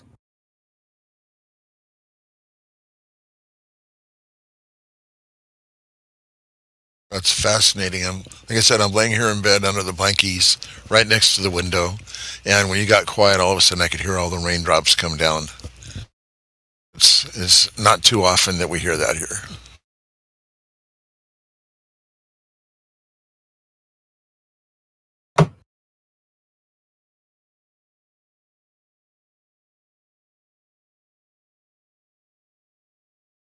So I was hoping Flatterday would come back in. I was right in the middle of a conversation with him when he decided to go off and play with the Globers. Yeah. Well, yeah, see, it was just like, it's really a waste of time to go talk to those fuckers. I mean, I've done it before, but it's just like, you'll find out very quickly that it's just not worth it.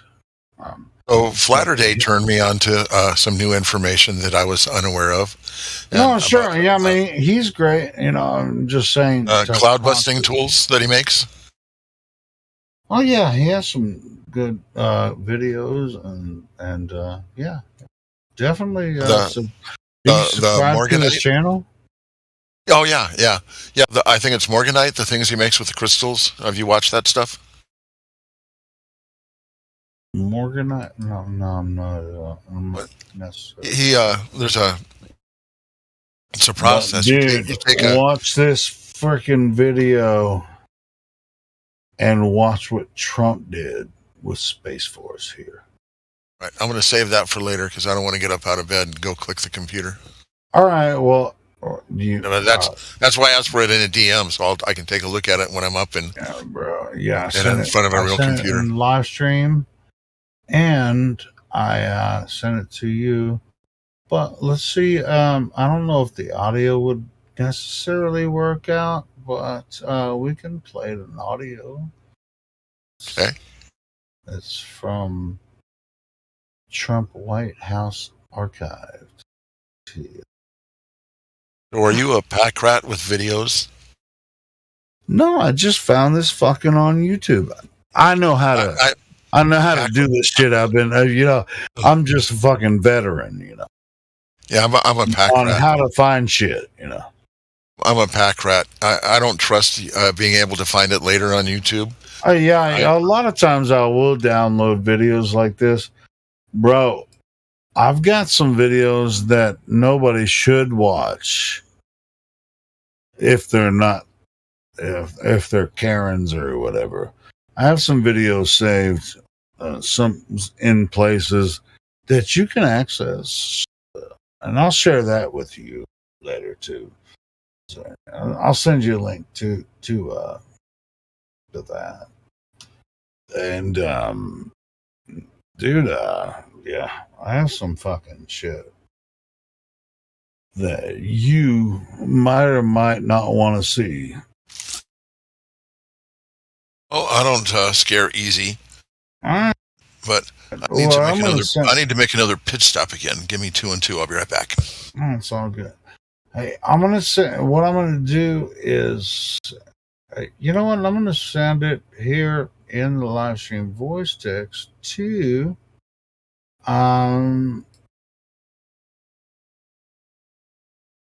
if you ain't scared, look at some of my videos on my archive.org channel. This doesn't violate any YouTube or Discord things. That's just a link to another section of the internet. If you are curious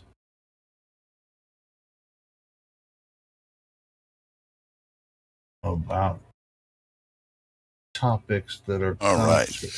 So speaking of taxes and technology, I went out on Tuesday night to my tax man to get my taxes done, and I looked at my phone, and that auto deposit is already there from our federal government. Hey.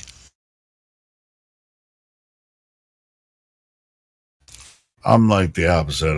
I actually just got an estimate today since we're talking about it. It's like, hey, I'm entitled to $532 from the federal government that I overpaid. But guess what? Don't tell the government. I owe them motherfuckers a lot more than that. So I'm not sure if I should even file anymore. Well, I don't have much of a choice presently because my work... No, I get that. Go ahead and take that out for me. Yeah, you've already been doing it. You just roll with it, baby. They give me a nice little savings account that doesn't pay any interest, and my money is actually worth less because of deflation or inflation. And deflation. So yeah. That's what I'm saying. It's just like shit. Far be it from me to owe money and then have to pay penalties and extra taxes because it's I held on to their money. I mean, it's just like, all right. Well, it's just like I already owe them more than they're supposed to owe me, and it's just like, shit. But they already know where I live and they ain't fucked with me yet. So it's just like fuck it. Whatever. I don't know. Well, I've tried. Dude, reading the rules when before. when the shit hit the fan under Obama, everybody was just like, I don't know what the fuck to do with my taxes, and now it's starting to regulate. Oh, it's regulate, but inflation is through the roof. And oh, okay, now let's make sure we got everything under control with our taxes, y'all. Dude, everybody was fucking freaking out about taxes when, in 2008, not 2008. Well, since 2008, and ever since, it's freaking crazy. Inflation. It's like younger people don't know.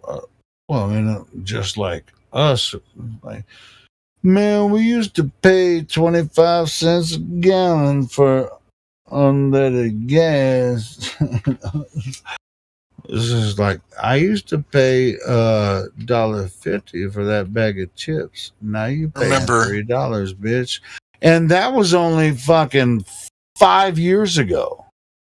I remember everything's doubled in 5 years. I remember when gas was 25, 35 cents a gallon, and I remember saying, that's never going to go up to $1 a gallon. Remember when I first got my first job, I was 15 and a half going to school, and I got my work permit so I could go to work at McDonald's after school. And I was making, what was it, 35 cents an hour?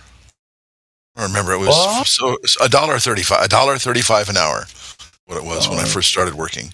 Wow. And when I was working at the counter, and I remember that the cost for a Big Mac, a large order of fries, and a large Coke was $1.23 with tax. I just remembered 1, 2, 3, bam, easy. That's I remember my first job. My first job was like working at a local boys club, which was right down the street. So I just walked there, and it was through a program because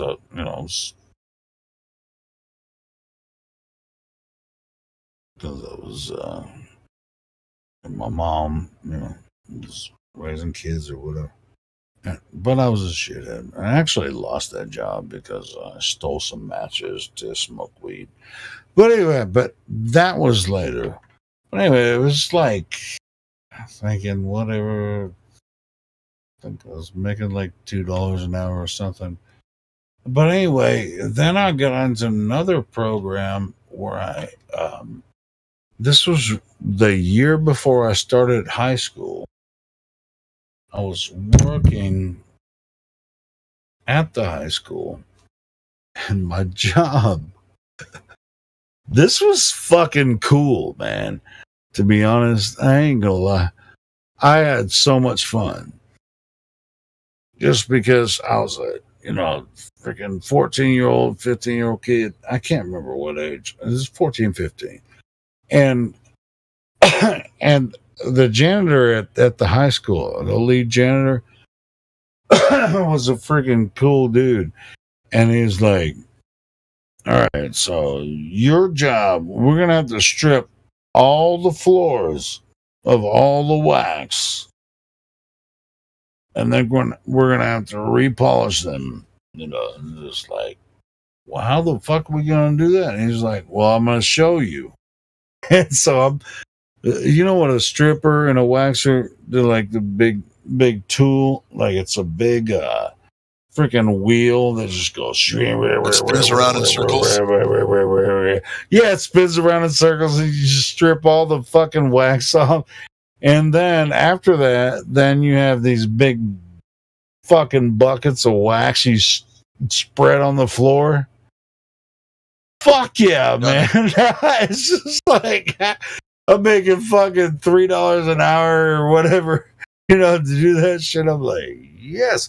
And I get to do that before I actually ever enter the high school. So it was like, that was my first year of high school. I got to fucking strip and wax the entire school before I ever fucking got to go there. It was so awesome. So you're telling me that in high school you were a stripper?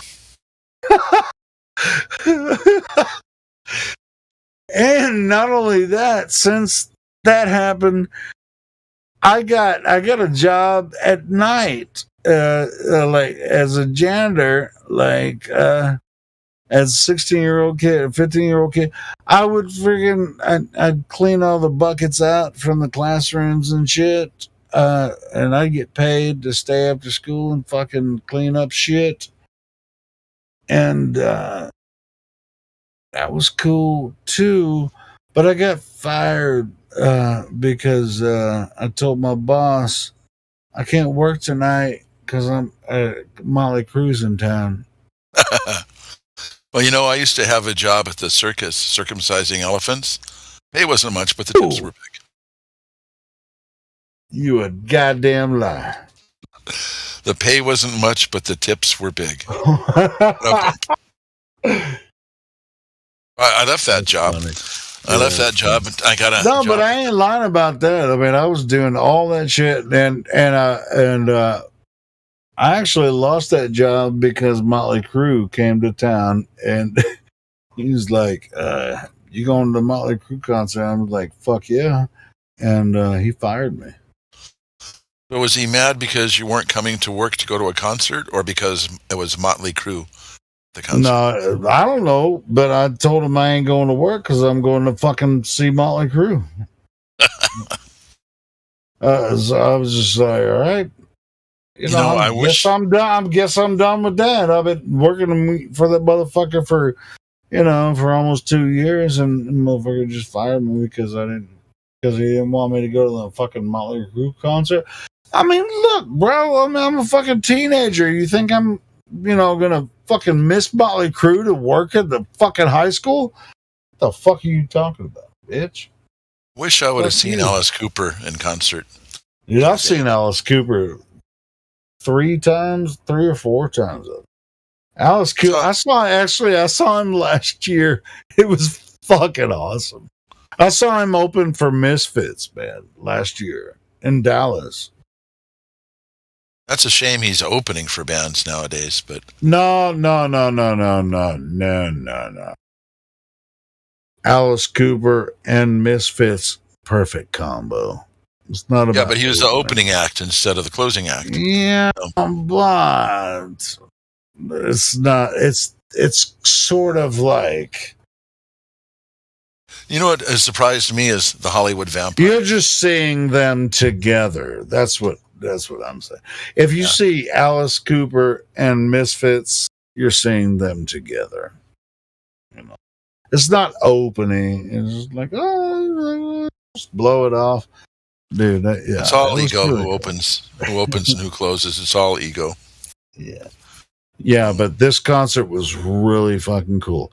I didn't even know I was gonna go. My brother was like, somebody was gonna go with me, but they can't go. Can you go? And I'm like, well, fuck yeah, let's go see Alice Cooper and Misfit. So when you saw Alice's show recently, did he have all the stage theatrics there? Oh fuck! Oh, do you think he didn't? Of course he did. Yeah, it was freaking badass. It was awesome. He had some like big weird freaking costume dude who's like 10 feet tall, just like just going across the stage and shit. It was insane. I saw Monty James the last time I saw Motley Crue, Alice Cooper opened for Motley Crue, which I was like, this is bullshit. And because the Motley Crue show sucked ass, but Alice Cooper kicked ass. So before I saw that show, I saw Alice Cooper open for Motley Crue in Little Rock, and Alice Cooper, he kicked ass. How can Alice Cooper not kick ass? He's a fucking badass, bro. Remember the first time I saw Alice Cooper was in the early 70s. It was in a movie called Diary of a Mad Housewife. And he was playing in the Alice Cooper band, played as Alice Cooper in that movie. And that was the first exposure I got. And that was before, Under My Wheels, 18, and all those songs came out. Be My Lover. Yeah, bro. Alice Cooper was one of my favorites. Dio put on a hell of a show. I saw him at the Forum back in the early 80s, I think it was. It made me cry now because I never got to see Dio. He had a heck of a. Well, I can say it. He had a hell of a stage show, and he even sang "Heaven and Hell." I think so. Yeah. But other memory, I even got to see Bob Dylan. I was living up in the Antelope Valley. This would have been in the 90s, I guess it was. But he was playing the county fair, and I got to see him there. Well, so I grew up in the Pasadena area, so I grew up in Van Halen. If you're in California, you're going to see a lot of those bands. Yeah, I grew up in Arkansas, so it was rare when So when I was young, there wasn't a lot of. We did have some bands come through Little Rock, and I grew up in Little Rock area, so I did get to see a lot of the bands in the late '80s, early '90s, and to be honest, that venue where we saw these bands, it was general admission. There was no buying a seat somewhere. You just paid freaking $17 a ticket. And, first come, first serve. As soon as you jump in there, it's just like, get as close to the stage as you can. I freaking saw Metallica, freaking. So back when I was in freaking Alice in Chains, Ozzy Osbourne, freaking everything. There were no price seats in that venue. It was freaking awesome. So back when I was in high school, Bon Jovi and back in the day. But anyway, go on. Back when I was in high school, the local party band that everybody wanted to hire for their parties was a group called Mammoth, and I knew.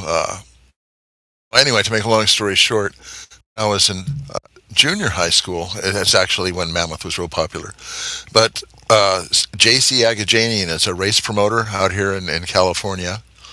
And his daughter I went to school with, and she had on her Sweet 16 birthday party, they hired Mammoth to come play, and it was a backyard party. So I went to go see him, and later on they changed their name to Van Halen. So I got to grow up in Van Halen area, and I never knew it. When I was like about 13, 14, I had this girlfriend, and we'd go hang out. Well, she was a friend that was a girl. She wasn't my girlfriend, but she was a friend that was a girl, and we all hung out together in this little clique. And in the summertime, we'd hang out in her pool. And in our backyard, there was an alley. And on the other side of the alley, there was, someone else's backyard, and there was a garage. And we could hear a band playing. And, we never really thought much of it. I was just talking to Linda a couple of years ago, and I'd found out that Van Halen actually lived right behind her. She goes, "Oh, yeah. We knew that was Van Halen. I could tell you all kinds of stories about Eddie and Alex." And it's like, I grew up listening to them play, in a garage. Right next door. Famous. Yeah. And never knew who they were. So that was life living in Pasadena, home of the Roses. Rose Parade. Hey, Evanescence? No. If you heard a song, you'd probably know. They're from Little Rock. But anyway, I went to high school with a drummer. They've toured across the world. It's one of the biggest bands, from like 10 years ago or whatever. But anyway, I went to high school with the drummer. He's a freaking badass dude. And he's making, he's doing all kinds of stuff. But he's making movies for famous horror flicks and shit now. But he was the original drummer for Evanescence, Little Rock. I've got a buddy. I run a guitar for him. You've probably heard me mention it before. And it's, not just guitars, it's musicians for him. So, drummers are welcome there too. What the hell? But anyway, one of the guys that's there is a studio musician at Capitol Records. And he's worked with all kinds of people and, not gotten any credit just because he was a studio musician. But I was supposed to actually be up at his cabin in Lake Arrowhead today. Because of the storm, we're staying home. Robert's a pretty cool guy. He does all kinds of fascinating stuff. And I've mentioned FE to him. and his wife. I'm actually going to be building a website for her where she can go ahead and sell crystals. And she's all into, awoken, being awoken. I haven't really spoke to her yet, but we're planning on having wonderful conversation this weekend. Could be a line in, like, so crystals. Well, yeah, she's wants to sell crystals, and Latter-day Saints does his work with crystals. So I asked him, what kind of crystals he uses. So that's why, because you were already thinking about that. See, I remember you talking to him about that. Yeah. About the Cloudbusters or the crystals? No, about the crystals. You said something to him earlier about it. I did. Yeah, I remember that. Hey, there's a lot of crystal mines and even diamond mines in Arkansas, right? It's one of the most famous diamond sites in the world. And you can pay some money, go and it's like, hey, I want to dig all day. It's like, I might find one. I might not. I think it's like $25. You can go in there. What they do, and it's Murfreesboro, Arkansas. Supposedly, it's one of the biggest diamonds. It's like, why hasn't a corporation just like bought this shit out and just we're gonna find all those motherfucking diamonds? But anyway, it's state regulations and whatever, and that's what. So it's a tourist attraction. So you can be like, I'll pay $25. I might find a diamond, I might not, but I'm gonna have fun anyway. And so you go out in this field, which they already have churned up. They churn up, the field. And it's like, good luck finding a diamond. You wouldn't recognize one if you saw it. The diamond in the rough looks like any other rock. It's like, even if it's a crystal, you might pull up a fucking crystal, a certain type of, damn, that's a big ass diamond, because you can find crystals all over Arkansas. It's like, damn, is this a diamond? Is this a diamond? It's like, man, $25, you're gonna spend 7 hours just going. And I did find a diamond, but I got really tired. Can we go get some dinner? Yeah. Speaking of tourist attractions, no, I haven't been to the Murfreesboro mine and paid that bullshit, but I have a feeling that's the way it would go for me. Yeah. When you're talking about tourist attractions, it just reminded me. I think it's in Arizona. There's a big crater there from a meteor that landed millions of years ago. Oh my God! And you could go ahead and, as you're driving through, you hear commercials on the radio. Come on through here, blah blah blah. And you pay money, so you can go in and take a look inside. Their own friggin' radio signals. Yeah. Oh shit! Well, if that was a meteor, where the fuck is the rock? Yeah, there's a big crater there, but where's the rock that made the crater? Yeah. Where's the rock? I've heard stories, theories that the craters are actually where the water came out during the flood in the days of Noah. I don't know if that's true. I haven't seen the tunnel that comes through with all the water. Oh, sure. I haven't seen the meteor that landed. No, but what about the other theory where it's a result of a blip, like a bubble? Boom, it popped.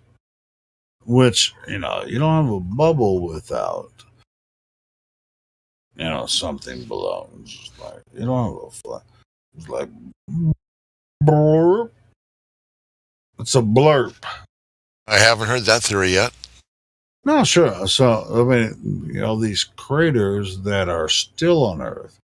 Now, we haven't experienced something like that in our lifetime, and you know, except for when Superman came, you know. Yeah.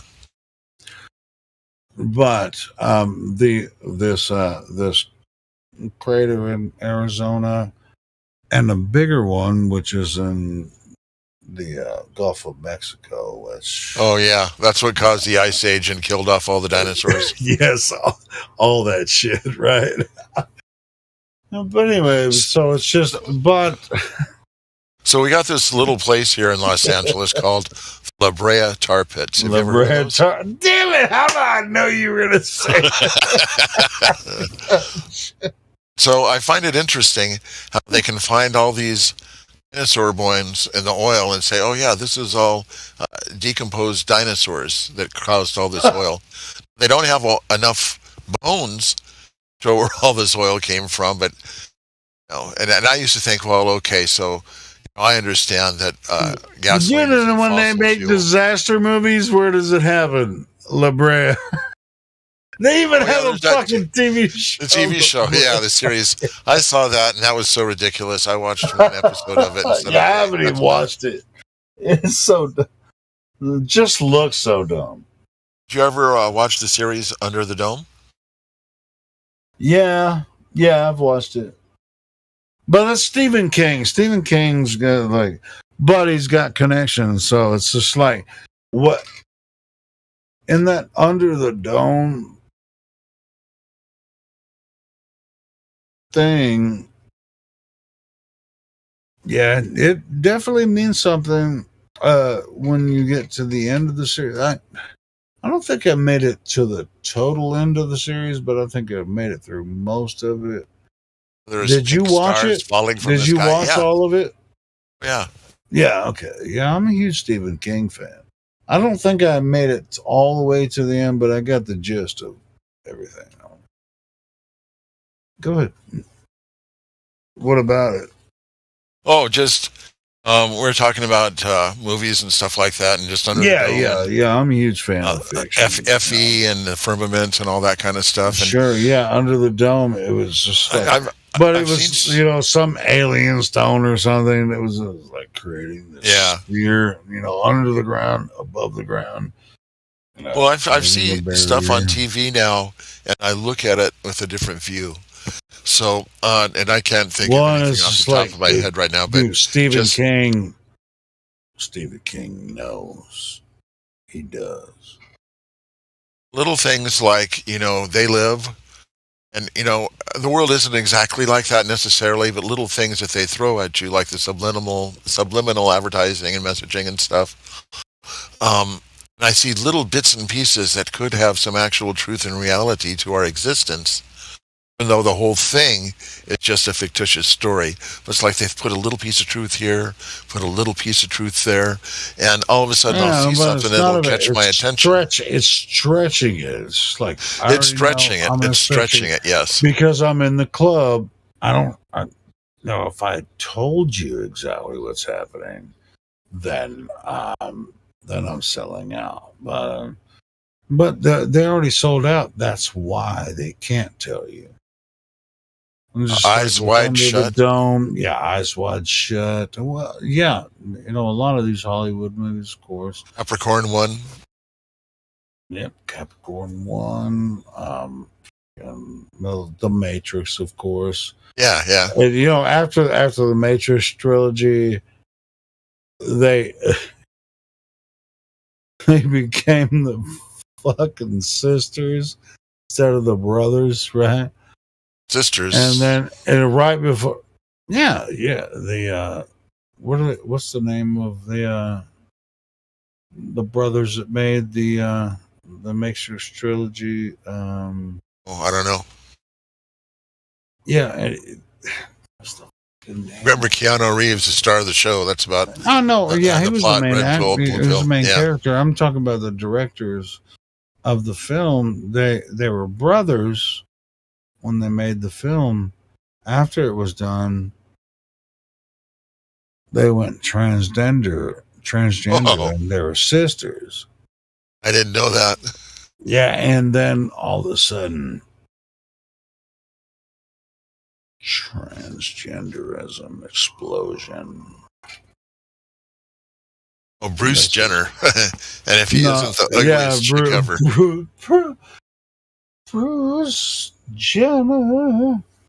Bruce Jenny? No, I wouldn't even give him that. No, it was it's Caitlyn now. That's Bruce Jenner. That's all there is to it. It's Caitlyn with some big ass feet.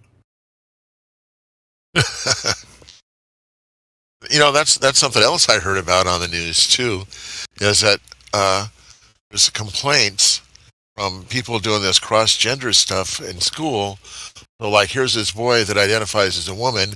He goes on the basketball team, and now that team's winning because they got this guy dressed up like a girl, and the other girls aren't as tall or as strong. So, well, I'm wondering, even with the, say the Bruce to Caitlyn transition, why do you have to change your name if you've always been a woman but you didn't realize it? So is that what trans is? You just decide to become a woman because you want to? I mean, so you have to change your fucking name, but you don't cut your dick off? What the fuck is going on? Well, I didn't know if he cut it off or not. I didn't care to get that much information. Well, I'm pretty sure I don't think he did. And it's just Hollywood stunts. It's Hollywood somatics and fucking stuff. Something else I've heard about recently, and I don't quite understand. So I understand you got male. I understand you got female. Then I understand that you've got a sex change operation to become a female, and or you identify, or you're in the middle of switching. Yeah, sexes. You don't even have to do all the sex change stuff anymore. All you have to do is just say, I'm female, even though you got a little swinging between your legs. So, is there male, female, and then a modified male, a modified female, and there's 7 or 8 different sexes now that you can identify as? It's not just a man or a woman. Oh, there's another thing that that reminds me. I think I posted it. Yeah, me either, Timbo. Give a little, I'm still awake. Hey man, y'all keep me alive. Keep yourself alive. Keep yourself alive. I don't know, but we're keeping you awake. No, I just started a live stream again 2 hours ago. No, you ain't keeping me awake. I'm keeping me awake. It's Saturday. I ain't got shit to do, so I'm gonna fucking hang around. But that makes me think of, have you seen that, since we're on this topic about transgender, and that was a topic yesterday, not necessarily, but, as a woman, what is a woman? I recently uploaded, don't tell, doesn't matter. I'm not going to play it on here because I can't, because it's so. But I did upload it to my archive.org channel, and I'm going to share it here. It's a film called What Is a Woman? So let me start this off. Have you seen it, bro? Oh. Let me start this off with saying, number one, I don't hold any objections to anybody that chooses to have a lifestyle, to have a sexual and love partner of the same sex. I personally don't subscribe to that. I don't look down upon anybody that does do that. Well, sure. I mean, as an adult, whatever, that's fine. Do whatever you want to do as an adult. That being said, one of the audiobooks that I listen to in my car is the Book of Thomas. It's an audiobook. Some of the things that they talk about in there is that when your male side and your female side come together, it's like this whole thing is, we're a spiritual life form, and we're just temporarily in this meat suit here to experience the sensations that we have with the body, but then we go back to not having sexual organs. So I could see how that could be, the male and the female side joining together. And that's just a whole other stuff that's, opening up my eyes and taking a look at and trying to figure out this world that we live in. That link doesn't work because I had that. Yeah, this one does though. If you want to see it, that's the one. All right, you're gonna make me pull the covers off and sit up here. No, I'm not telling you. Okay. Because I originally shared that one, Timbo, because I found it on YouTube, but it's just like some freaking ads for it or whatever. That one, I actually downloaded the video and put it up on my archive.org channel, so that's where you can watch it. Whether what's the name of that freaking Daily, whatever their channel is? Yeah, Daily Wire. Unless Archive takes it down, it'll be there. Daily Wire, yeah. Unless they take it down, it'll be there. So that's a good one. And while you're at it, I have some other videos on my channel there too that you can watch. I got several uploads there that I can't put on YouTube. So this is my archive.org channel. And there's plenty of content there that you can't find almost anywhere. Can a man get pregnant? We're going to have to ask some of these weirdos.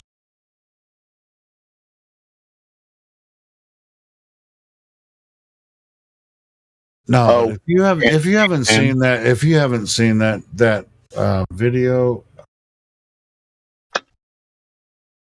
Wave Music, man, if you haven't seen that video, you gotta watch it, bro. It's I mean, he goes all across the country and all across the world. He goes to Africa and asks some native people in Africa. It's like, if a man wants to become a woman, can he? They're like, what? You gotta watch it, bro. They all trip out. They fucking start laughing. It's good. It's a good flick.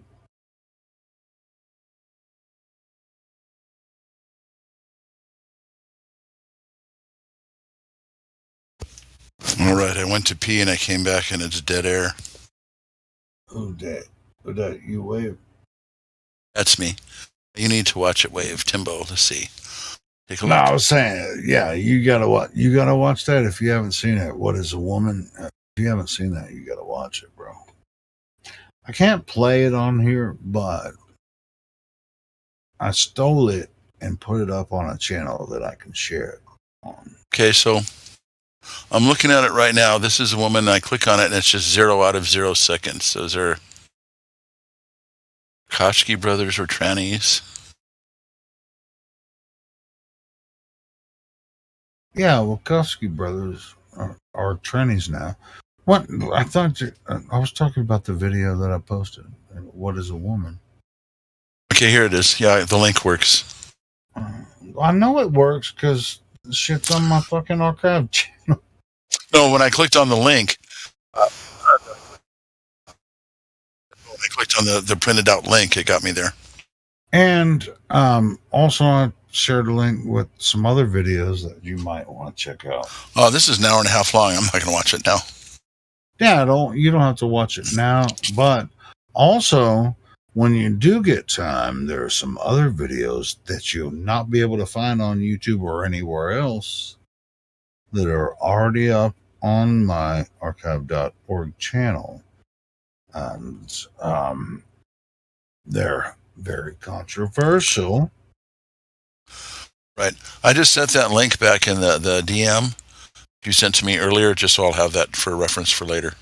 necessarily because you don't know where it's at. No, I know exactly where it's at. It's on my archive.org channel. But that's why I posted it in the DM. Remember it. Yes, exactly. Yeah. That's why I posted it in there. That's where I post shit that I can't post anywhere else. I post it there. I download the video before it's taken down. I download videos that I know is going to be taken down, and then I upload them to archive.org, my channel. And that's what I've been doing on my hard drive. I got a 6 terabyte drive that I go ahead and store stuff on. Yeah, store the shit on there. But I also put it up on archive.org so I can share it with you motherfuckers so you don't have to download it. Or you can download it. As a matter of fact, on archive.org, when you pull the video up, there's links on the right side of the screen where you can actually download the entire video. So thanks for putting that up. You know what they say? Sharing is caring. Sharing is caring. That's right, bro. Dude, we're in a partnership here because the globe is bullshit. We're helping each other to understand and helping others to find, if they're curious, why do you guys think the earth is flat? What better question could you ask? Why do you think the earth is flat? I don't necessarily think the earth is flat. Look across earth. Looks flat, doesn't it? They hate that answer, don't they? Well, I mean, how do you know? Just by looking. Well, who told you the earth was a globe? These are the conversations I have in my brain. Well, everybody knows that the earth is a globe, and it's obvious, right? Because we have pictures from space. We got NASA. We got scientists. We got the news.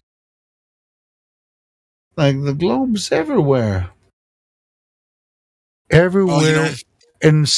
Everywhere except right in front of your face. Where's this globe that you speak of? To be totally honest, I don't know if I can call myself a flat earther because I haven't seen the whole earth to know if it's totally flat. Oh, it could be a trillion mile ball that goes around. Exactly. I guess it could be. Well, I like the term flat earth just because it triggers conversation. Well, it's sense. Earth. To me, it's Earth realm because it's the only thing we can know. It's the realm Earth, but a realm Earth is not as triggering as like flat Earth. Yeah, flat Earth just really triggers conversation. Man, I don't use flat earth as well. Actually, I'm about to contradict myself. Yes, I love the term flat earth because it does trigger conversation. I don't even know why I said that because it is, it's a level stationary plane. It might as well be flat. Fine. So, okay, cool. Flat earth. Boom. So I'm not lying. So I think the earth is flat. But flat is not a shape or a dimension or anything. Flat, I just like it as a trigger term to describe, to get conversation started. If I have to. Like, you're a flat earther? I'm like, damn right. If you want to plant a seed with somebody, one of the psychologies I've heard to use is don't say flat earth, say a level, say a plane, say a non-rotating. But as soon as you say flat earth, all of a sudden people say, oh, you're crazy. But you could say level, stationary, all any of flat Earth. Oh, no. It's not flat. Well, it's just like, it's like whatever approach it, that you want to take. Like, have you ever, when you can stand next to somebody on the ocean, like standing on the seashore, looking at the Pacific. Horizon, doesn't it look beautiful in the sunset? Man, that horizon is so awesome. Where do you think that is? Some of the guys at work that I was talking to day before yesterday, and we were talking about flat Earth. And so I was trying to bring to their attention of how come the Earth is moving 1,000 miles an hour, you don't feel the wind? Oh, what do you mean 1,000 miles an hour? How do you know it's moving 1,000 miles an hour? So, okay, well, do you know how big around the Earth is? No. You know how often it makes a rotation? No. Well, okay, really? Doesn't it revolve Didn't even around? know that. And so I said, well, okay, the Earth, okay, supposedly we're going around in a circle. We go around the circle, and we make a complete circle once a day, every 24 hours. Does that make sense? Well, yeah. This, we spin around. Okay, the sun comes up. Yeah. Okay, so now, you know how big the Earth is? No. Look it up. And he looks something up and says something kilometers. I say, okay, we'll convert that to miles. Okay, it was 24,900 and some odd miles. Okay, so now figure this out. Here's a ball. It's 24,000 miles around, and every 24 hours, turn around in a circle. How fast are we going? I don't know. I told him, so, well, did you take math in school? And he got really upset at that, and I probably shouldn't have taken that type of approach because he hasn't looked at me the same since. But the bottom line is just, if you try to do the math yourself, I've never been measured the Earth. I've never been at the equator. But technically, according to what science says, if the Earth is he probably hasn't stopped. He probably hasn't stopped thinking about it since you did that. I don't know. I don't know either. He's probably not going to talk to you for a little bit, but he probably hasn't stopped. He's like, man. There's another guy, and he really enjoys my daily jokes that I give every day and looks forward to them. He's dead set against flat Earth. And he says, okay, well, how do you explain the seasons? So I brought in the Gleason map, I think it is. Flat. And anyway, so he didn't even want to see it. I was going to try to show it to him. Well, he didn't even want to freaking... He asked you a question that he won't let you freaking answer it? Exactly.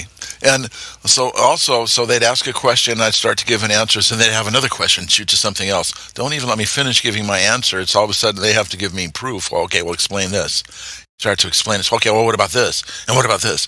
And it's like, Hey, you know what? You need to turn it back on them. Ask them how seasons work on a globe. Ask them, whenever question they throw at you, ask them. All right, so since you're so smart, tell me how seasons work on a globe.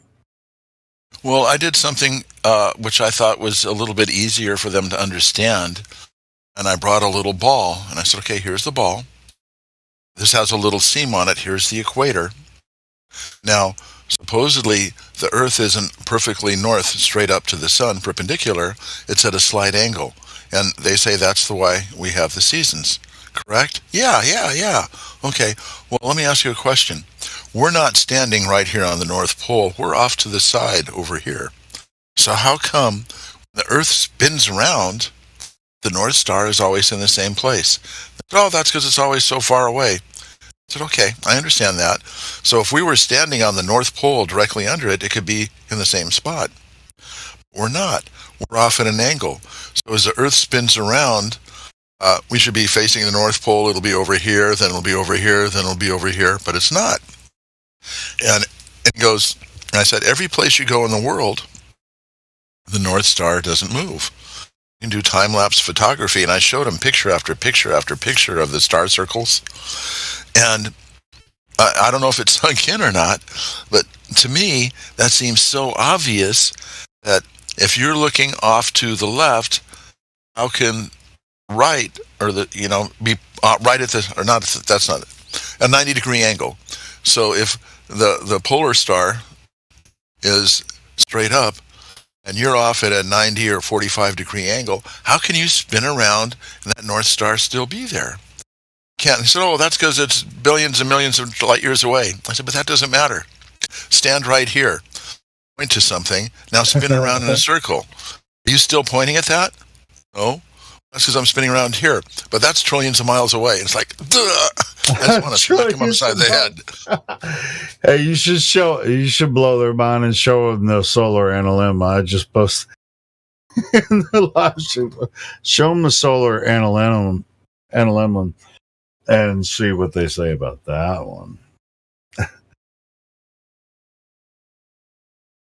That there is no like pointers there to tell you what time of day or whatever, but you know it's the path of the sun over different months of the year, and taken from the same position, and it forms. I've seen this before. Yeah, and I don't quite I mean, I understand what it is. It's time lapse over a period of time at the same time of day, just to show where the sun from the same position. Right. I don't quite understand. It's where the sun is in the sky at a certain time of day, and it forms that figure. Right. Now, but I don't see how this can point. Yeah, it depends on where it's taken from. No. Well, I'll tell you. Hold on, I got another image. This might explain it. How it makes a difference. Here it is.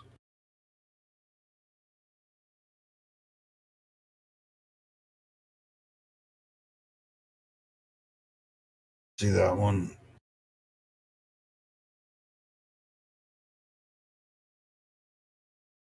Because what you're seeing in the first image is depicted on.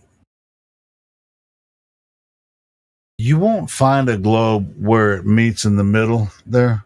It's always shorter in the north, longer in the south. And that shit wouldn't work on a globe that's spinning through, and spinning, the way that they say sunsets and seasons work. Shit don't work that way.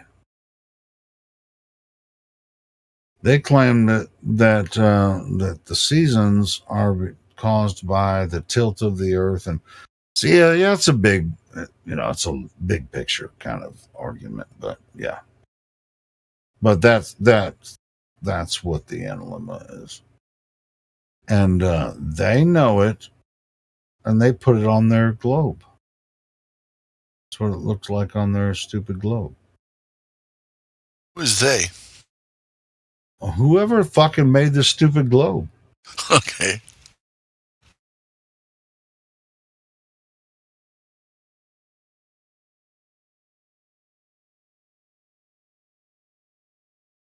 All right, I saved. Look at that. I mean, if what they say about the globe is true, wouldn't the center of that figure 8 be more toward the center?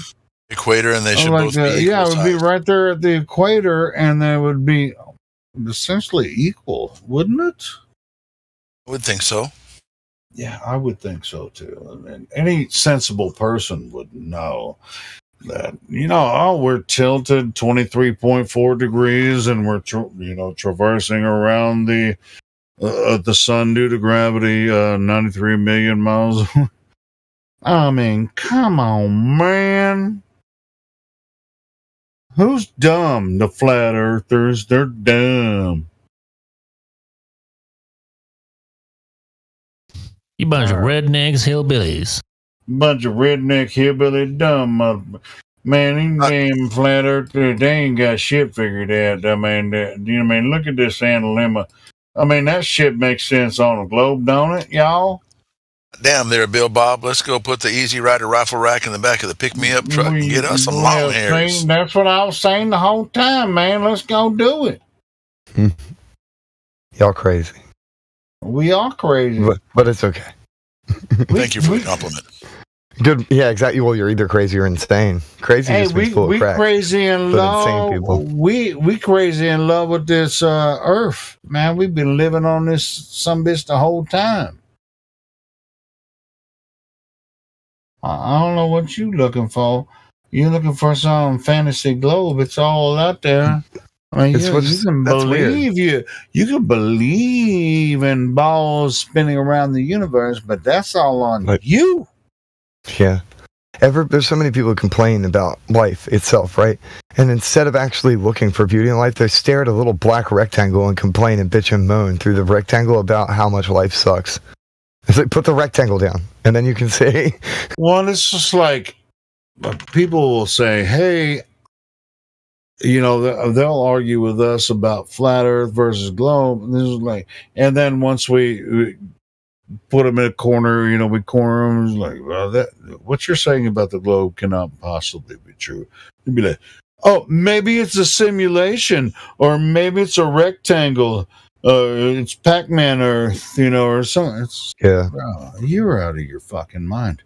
Bro, we got the evidence right here. It's right in front of your face. We can show you some images to help you understand that what you're seeing, you can believe. You can believe your own eyes.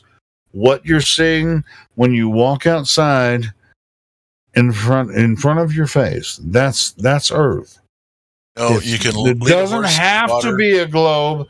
It doesn't have to be a globe because it's not. You can lead a horse to water, but you can't make it drink. You can lead people to information, but you can't make them think. There you go. There you go, Wave. Yeah, exactly. Yep. And sometimes the hard part is when it's somebody you really care about and you want to get them to open their eyes, and they don't. Well, sometimes they'll actually know it because they know you, but they don't want everybody else to know that you got to them, you know. It's just like they'll just be like, all right, cool. Well, you know, one of the things I've got on my audiobook from Mark Sargent, he says, if you're happy with your life the way it is, and you know, you're comfortable with that, change. Keep it, you know, keep believing what you believe. It's okay. You know. And yeah, that's what I'm saying. I'm pretty sure I got to my brother, but he doesn't. He knows. Me and him have been together like, not I would say private sessions, but just I mean, dude, me and my brother are almost like the same person. You know, like when we get alone, there we can talk for hours. You know. And so he knows, but, you know, as far as, you know, my nieces and nephews and his wife, I mean, he talks to his wife too, so she knows too, but it's just like, when it comes to all that, he's not gonna do flat Earth, you know, with his family, but he knows. You know. I told you earlier about my son's wife's brother. I guess he's my son-in-law. And how I pointed to the moon, and that got him in. Now, my grandson, he's my oldest grandson. He's about 24, 25 years old. And he came up to me about a week or so ago. Said, yeah, you know, something's just not right. Something, I need to get like some science fiction in my life. You know, science fiction. He goes, yeah, something. So what do you want to watch? Do you want to watch a science fiction movie? Or do you want something that's total reality that's just going to flip your lid? He goes, yeah, that's what I need. That's what I'm looking for. So I said, okay, well, here, check this out. Go check out Eric Dubay. And I asked him, did you look at that? And he goes, yeah, but I don't want fantasy. I want real. And it's kind of like he's looking, he's thirsty. He doesn't know what he's thirsting for. Cool. when the glass of water is right in front of them, you can lead a horse to water, but you can't make him drink. Yeah. Like I was saying, about my brother knows, what I'm doing or whatever. And everybody about that knows me, or at least, socially knows that I'm a flat earther. But when I'm hanging out with them, I don't bring it up unless they talk about it. If they ask me a question, I'll fucking answer it. But other than that, I don't freaking preach flat earth to them all day. Because, otherwise they wouldn't want me around. Which, I don't. Actually, I do mind that. I want to be with my family. Freaking just bombard them with flat earth shit. Because that's not our relationship. That's. Hey, just like, politics, which, dude, I have an opinion about that shit too. I ain't going to freaking ruin my relationship with family about politics either. So my mother-in-law professes to be a Catholic, and a couple of months ago, I was visiting with her, and I said, "What are you doing?" She goes, "Oh, I was just reading the Bible." And I said, "Oh, well, what part of the Bible were you reading?" And she goes, "Oh, Psalms. I just love Psalms because it's full of poems, and it's just so beautiful." I said, "Oh, where are you at right now?" And she was around Psalms 20, 21. And I said, "Oh, did you read Psalm 19? She goes, "Oh, yeah, I just went through that." I said, "Okay, let's take a look at that together." And Psalm 19. You lie. You didn't do that. I sure as hell did. I sure as hell did.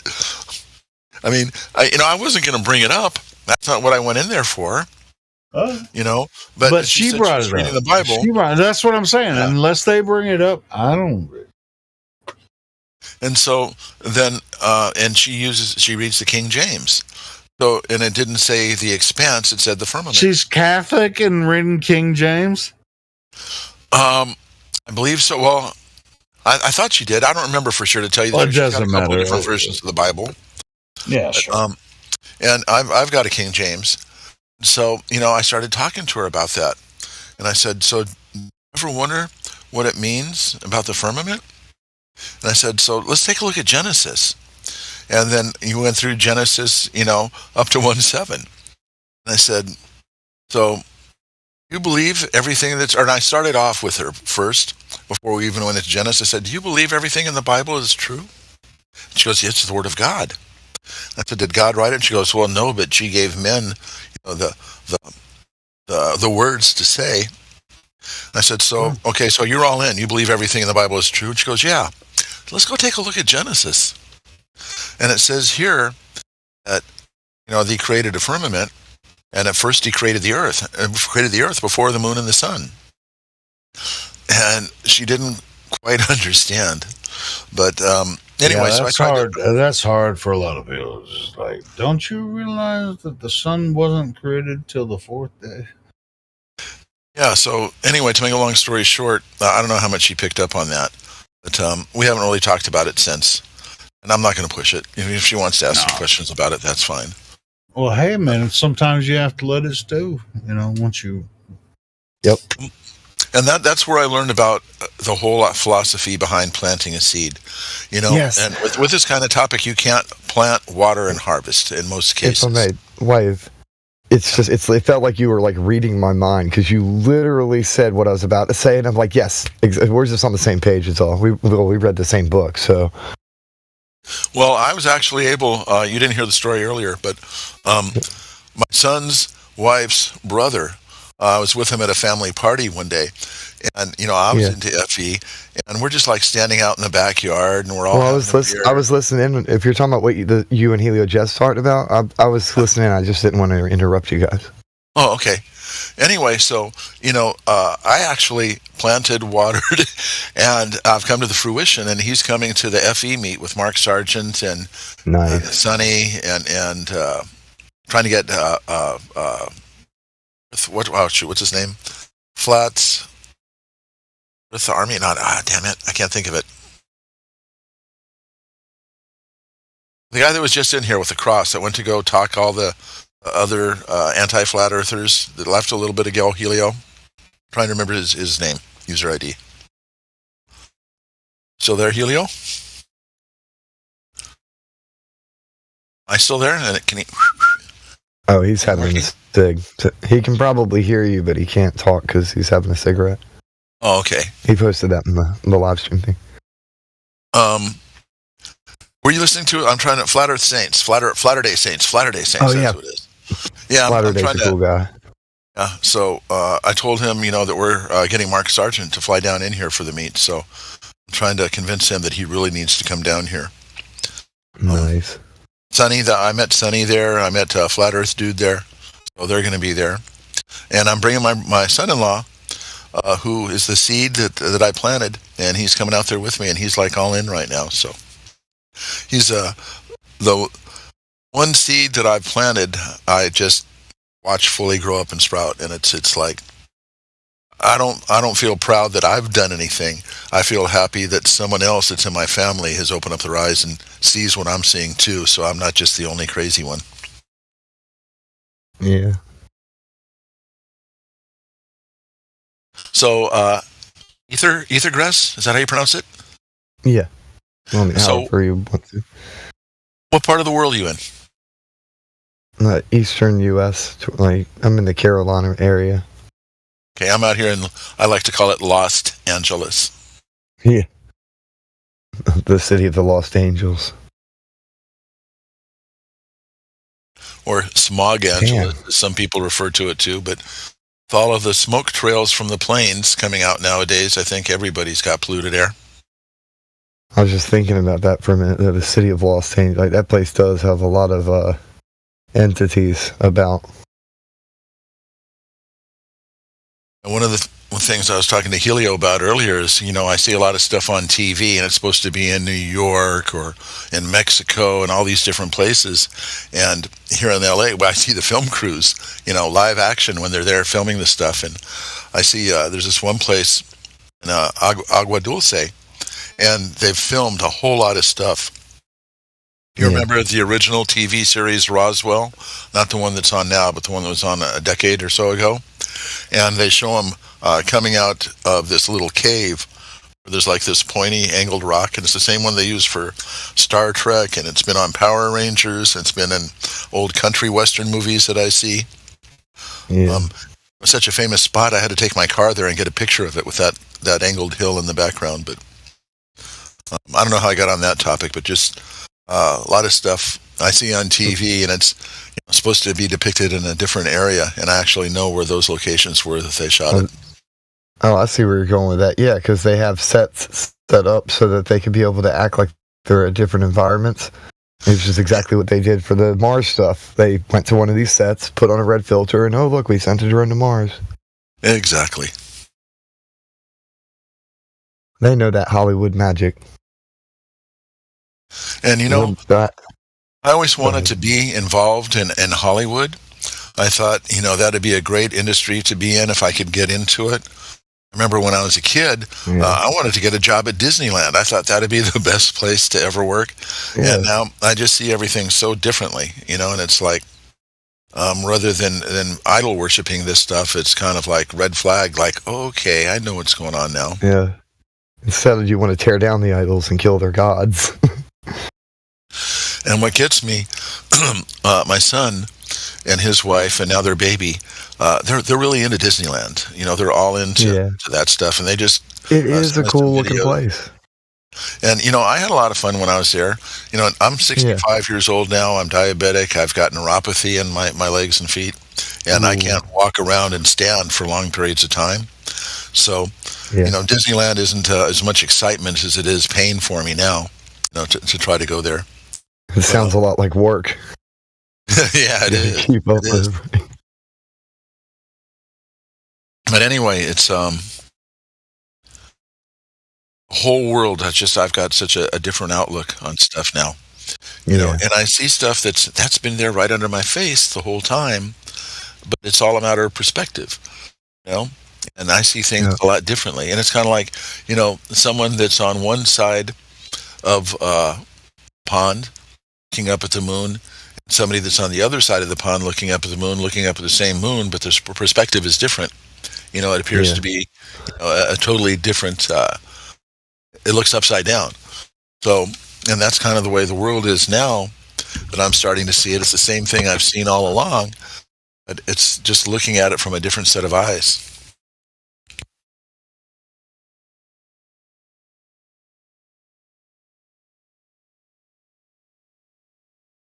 So what got you into Effie? Ethergrass. Well, that's a long story.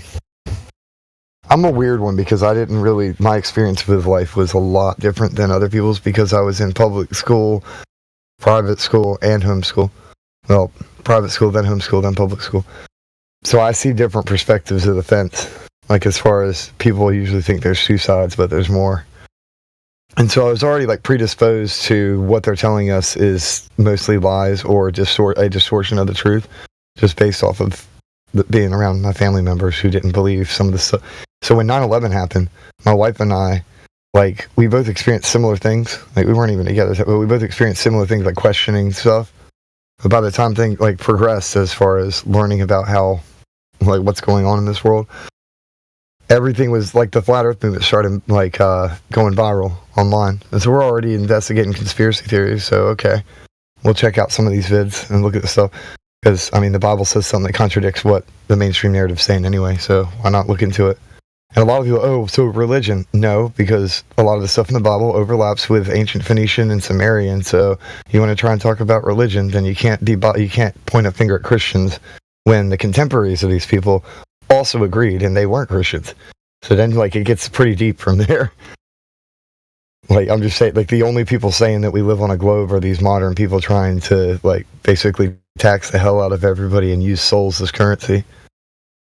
But yeah, it was a long road to get here, talking to a lot of people. Like most of it didn't even come from videos because those were there, yeah. But there was a lot of folks, and a bunch of them are here still on this server that her and I talked to or hung out with and interacted with as we continued learning. Like this movement's evolved. It's grown a lot. So it's interesting you mentioned 9/11. When I saw the very first video of the towers coming down, I knew that was a controlled demolition. I had seen on TV, like you can believe everything you see on TV, but I'd witnessed on TV a controlled demolition of a casino in Las Vegas when they were rebuilding the new Las Vegas. And they were talking all about how they did it, and each explosion was perfectly timed, so the whole building would implode upon itself rather than just blow out everywhere and make a big mess. And when I saw that building come down, I said, damn, that's a controlled demolition. You know, and I heard stuff that, you know, oh, maybe they have some kind of particle ray generator up in space and they can shoot it down at a building and collapse it. And so I thought, well, you know, and this is before, you know, FE for me. And I thought, well, I guess that's a possibility. That could be one way that this was a controlled demolition, but this didn't just come down because a plane hit it. And that's, I've been listening to, I don't know if you ever listened to Coast AM, George Noory, but I've been listening to it since it was Coast to Coast with Art Bell. Ethergrass, do you mind if I ask how old you are? Yeah, I'm 36. I turned 37 this year in July. Okay, you're about the age of my son. I'm 65, or I'm going to be 65 in June, so I'm almost 65. Healy and I were talking about Social Security a bit earlier here, but anyway, yeah, He's so... blessed. To have you as a father who'll talk about good stuff instead of just, you know, being like how most of the world is. That's blessed. Well, you know, everybody that I've talked to here so far, you know, they've all got their own personalities, but everybody seems to be, you know, decent people, honest people. Everybody's got, like I said, they've got their own eccentricities, maybe, you know, that makes everybody different, and that's a good thing. Everybody's different. But everybody seems to be on the same level playing page. So I'm happy here. And I don't come here, I don't want to come in and debate people. You know, Miggy's got that down pretty good. You know, it's not what I come here for. And I don't come here so much to get reinforcement that, okay, yeah, I know that the earth is flat, so let me hear somebody else say, yeah, I know the earth is flat. I don't need that. But actually come into the realization that, you know, that this world isn't the globe spinning around 1,000 miles an hour just in the rotating, not accounting about its orbit around the sun and then following the sun going 500,000, blah, blah, blah, all that stuff. So much other stuff going on that ties all this stuff together. And I came here, like I said, not to debate people or to reinforce it, but to try to pick up other pieces of the puzzle. And it seems like a lot of different people have different pieces of the puzzle. Some people have their own theories that they know what everything is, or they think it might be what it is. And I don't agree with anybody until I can prove it myself. And it wasn't until, I had my P1000 and I took it out to the beach, to this meet where I met Sonny and Dude the first time. And I was actually able to observe it for myself. So it's not watching YouTube videos and believing what somebody said. Yeah. It's not believing somebody told me this is it and what's real. But I took the advice of, don't believe us, try it for yourself. And that's what I've done, and that's what's got me all in. It's about your own boots going to the ground and you research with your own eyes. That's what a lot of these people don't get who then try to mock us. We're not trying to tell anybody to obey and listen to what we're saying. Go look for yourself. They try and project, though, and act like flat earthers or cultists, when in reality they're the cultists trying to force people to believe everything that they say with their little fictional narratives that have no evidence. Meanwhile, we're like, hey, think for yourself. Yeah. And that's what we encourage. We want people to say, hey, you guys think the earth is flat? That's cool.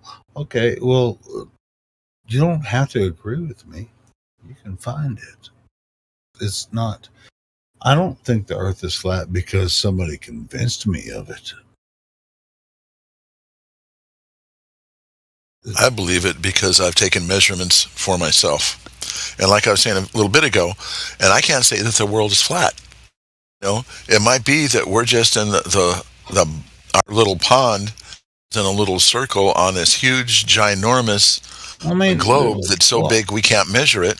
Earth doesn't have to have a shape. It could go on forever. Yeah, Earth doesn't have to have a shape. It's where we are. Earth is where we are. It's where we live. It's the only thing you can know. Yep. So anything outside of what you can't know is something you cannot know. So if you're looking up in the sky, looking at Jupiter and looking into space, and that's something you can't know. Yeah. Well, I know that I'm here right now. Yeah. And I believe and I hope that my soul is just temporarily living in this meat suit, and that I was in existence before I came into this meat suit, and I'll be in existence after this meat suit. I don't have proof of that, and I can't say I know. I can only say that that is what I believe. Until they have proof otherwise, that I'm gonna go ahead with what I got. And if I might add to what you said, the most traumatic thing that can happen to an eternal soul is existence itself, and acceptance is the final stage of grief. So the only way to achieve true peace on this earth is to accept. We're like our bodies are temporal, but our souls are eternal. So if you start thinking like an eternal soul, everything else lines up like it's supposed to be. And even though I don't need the Bible to prove flat earth, not one scripture in there says anything like, and the earth soars through the universe like an eagle through the air. 240, That's the thing, man. 240 scriptures referring to flat earth. Nothing talking about being in space.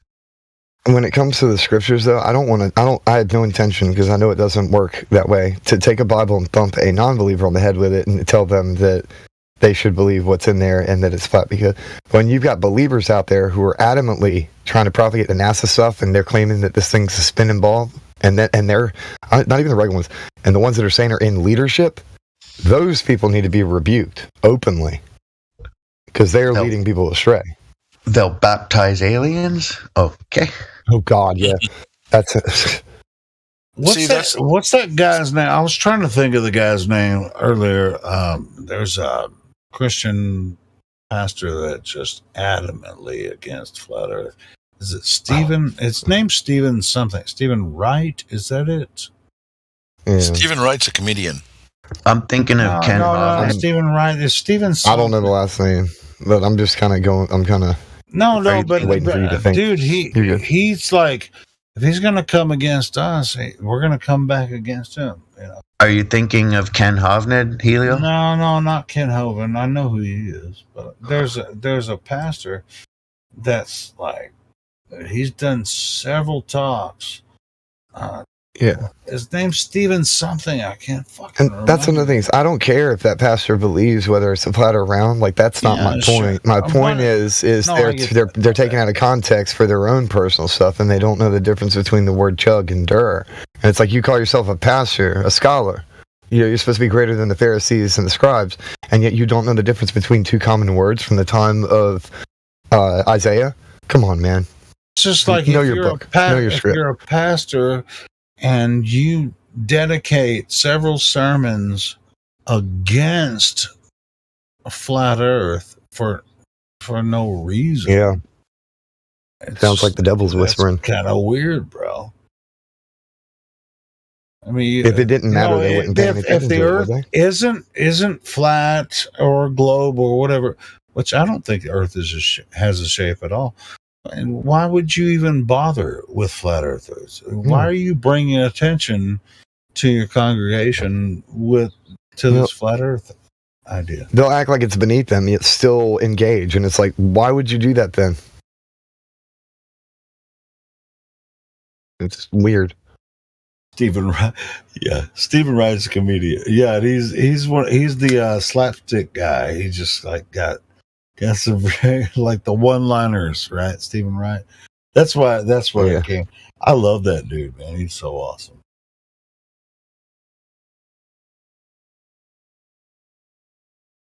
Yeah. There was a time where the elders, the old men, they knew things, right? And everybody respected them because they knew things. And then as things progress, less and less of those men would, come into existence because people spent their entire lives ignoring willfully everything around them. So by the time they get to that point, they don't know shit. They don't know how anything works. And so they should have the ability to be as, the wise elder who knows things. But they've been screwing around their whole life, just seeking personal pleasures and doing whatever the hell they want to do. So by the time they get to that point, they don't know how to help anymore. That reflects the general populace anyway. Yeah. And that's what I'm saying. Like, it's spiritual people like us are, they're like, you're the weirdos. Yeah, but then you show up like a wizard. But when push comes to shove, they come, It's like, we need some spiritual help. Like, they'll ignore you until they need a lifesaver. I was trying to tell you the whole time. Yeah. You needed it your whole life.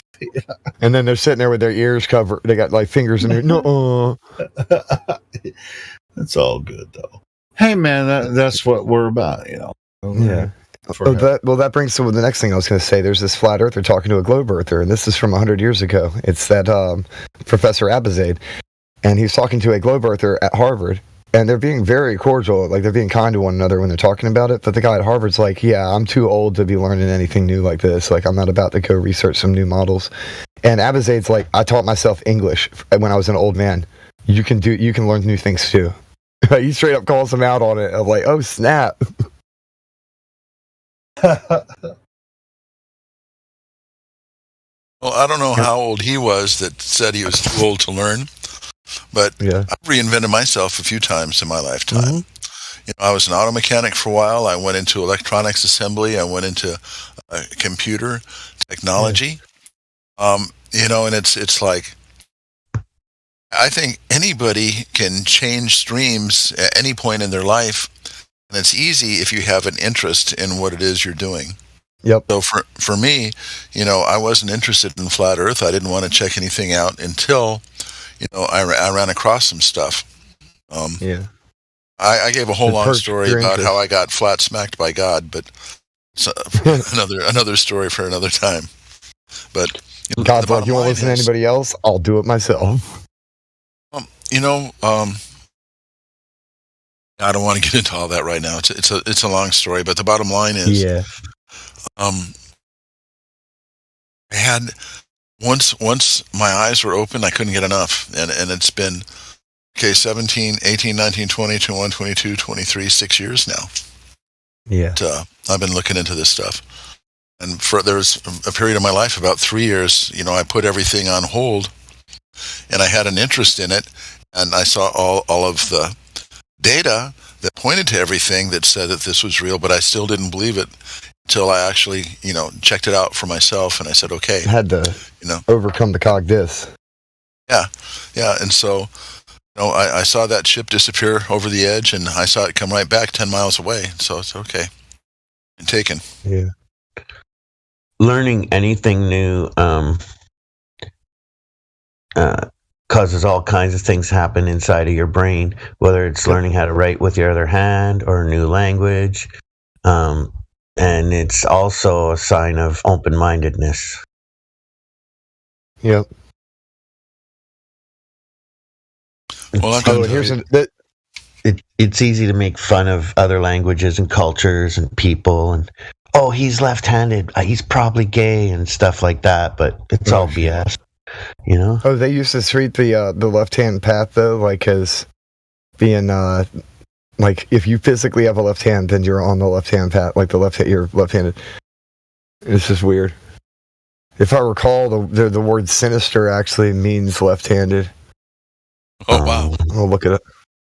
I think it's better to encourage, like if you were to have children, or encourage them to write or draw with both hands. Like, why limit them to one side? Yeah. Like, by using one hand, they're getting used to using one side of their brain, right? By using both, they're going to use both sides. That's how I think, anyways. I agree. I think that we're naturally supposed to be ambidextrous, but we become like a crab when we focus using one hand more than the other, and then that becomes the dominant hand. But people who choose not to, they can use both. It was an educational thing too. Mom told me that she'd get hit in her left hand if she was using it, and they'd force her to use her right hand. As a teenager, one of my friend's moms used to babysit this kid that was left-handed.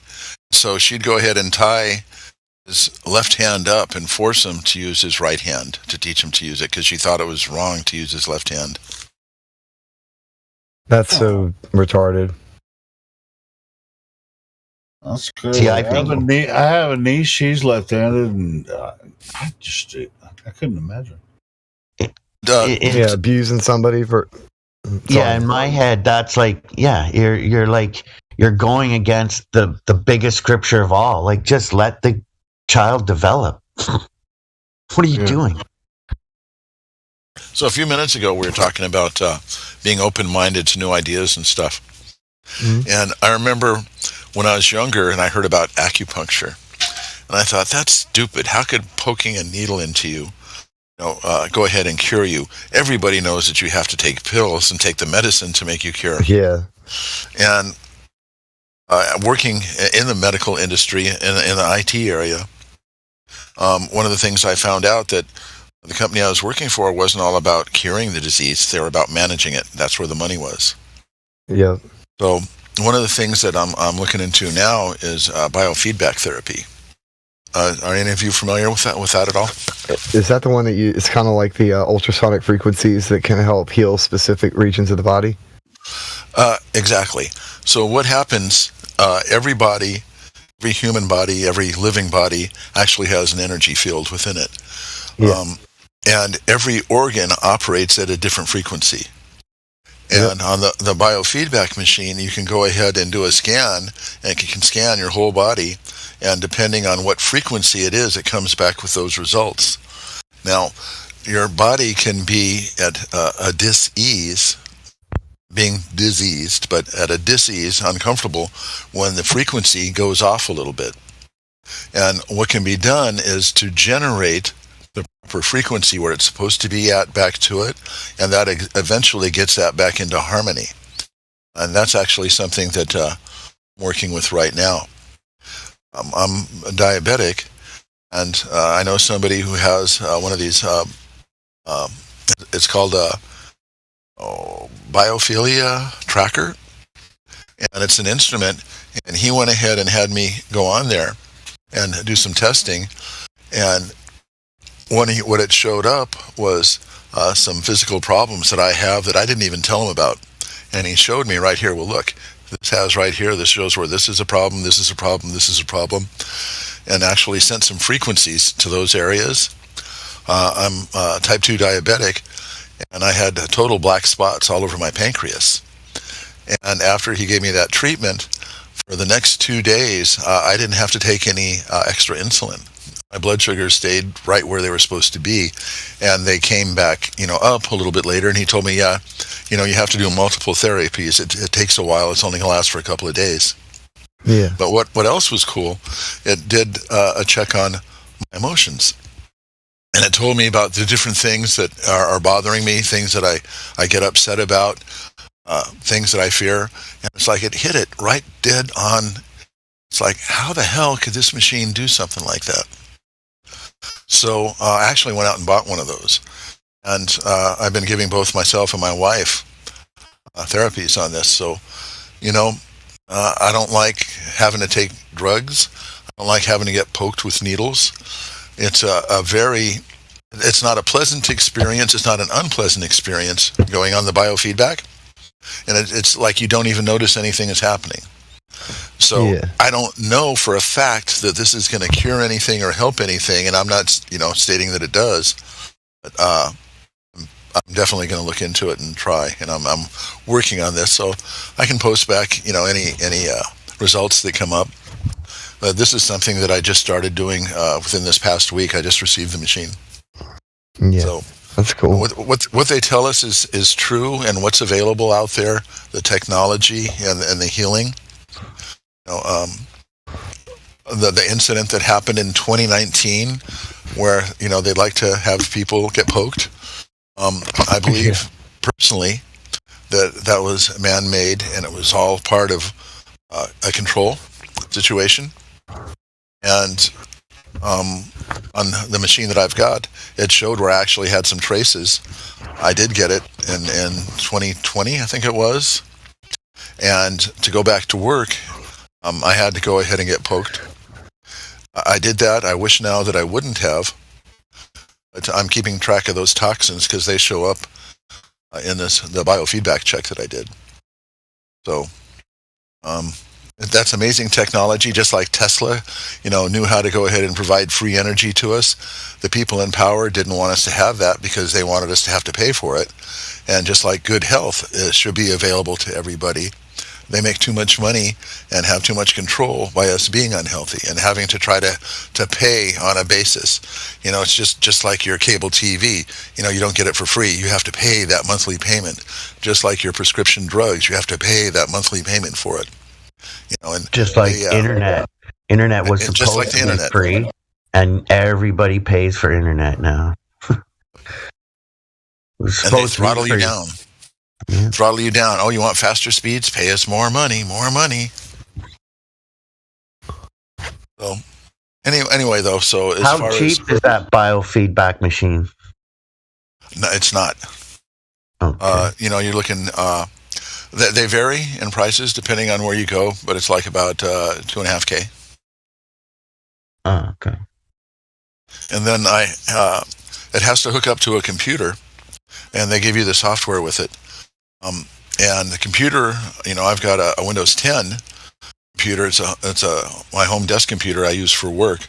I put it on there, and everything was working fine. I thought, but I don't want to tie up my main workhorse.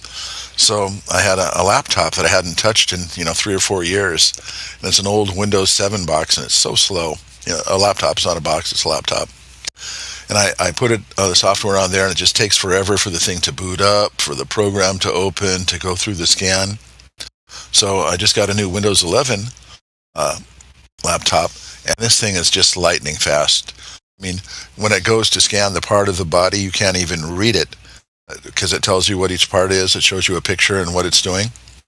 And I can't even read it. It comes up so fast, and it's doing all this stuff. So I'm very excited about having this. I'm looking forward to going ahead and giving biofeedback treatments to myself and my wife and try to see if we can rectify some of the stuff that all these pollutants and toxins that have been subjected upon us have been doing to us.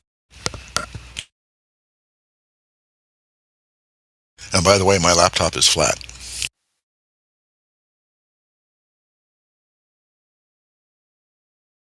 Trying to bring it back on topic. Yeah, that's just a coincidence that the bottom of our shoes aren't curved.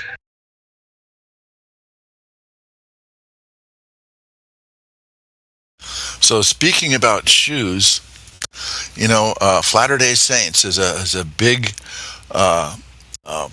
supporter of going barefoot. And I remember back, 20, 30 years ago, I used to always go barefoot too. Now I, with the neuropathy, I have to wear shoes. And being diabetic, I don't want to have my feet cut off because I get a little infection or something like that. But, and the whole thing with the grounding, I believe he says that's why he does it, to stay grounded with the earth. But there's a gentleman that sells products at a street market, a farmer's market, and he has these bracelets, and they've been hit with a frequency, I think it's 6.8 or 6.9 hertz, which is supposed to be the frequency of the earth.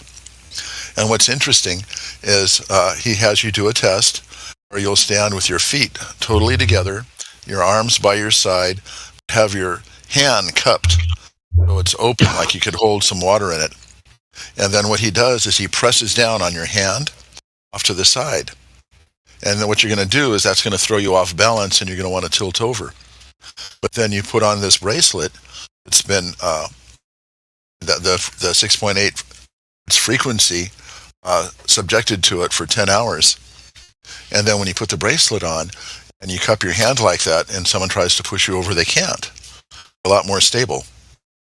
Yeah. And that's go ahead.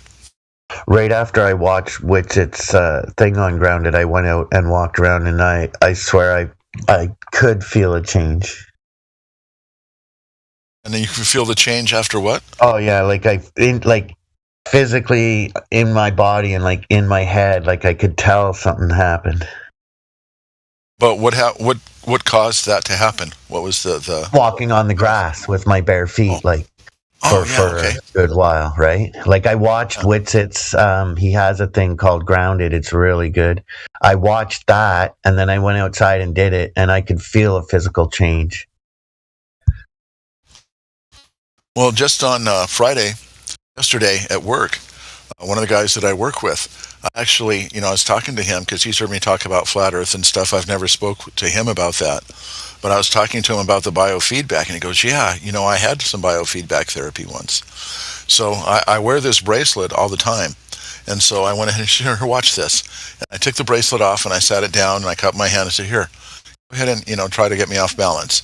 And he didn't have much, of an effort at all to go ahead and get me to lean over. I said, now watch this. I put the bracelet back on, and I said, try it again. And he couldn't knock me over. And he's like, whoa. And so that's in a way planting a seed to be more open-minded, to look at different things.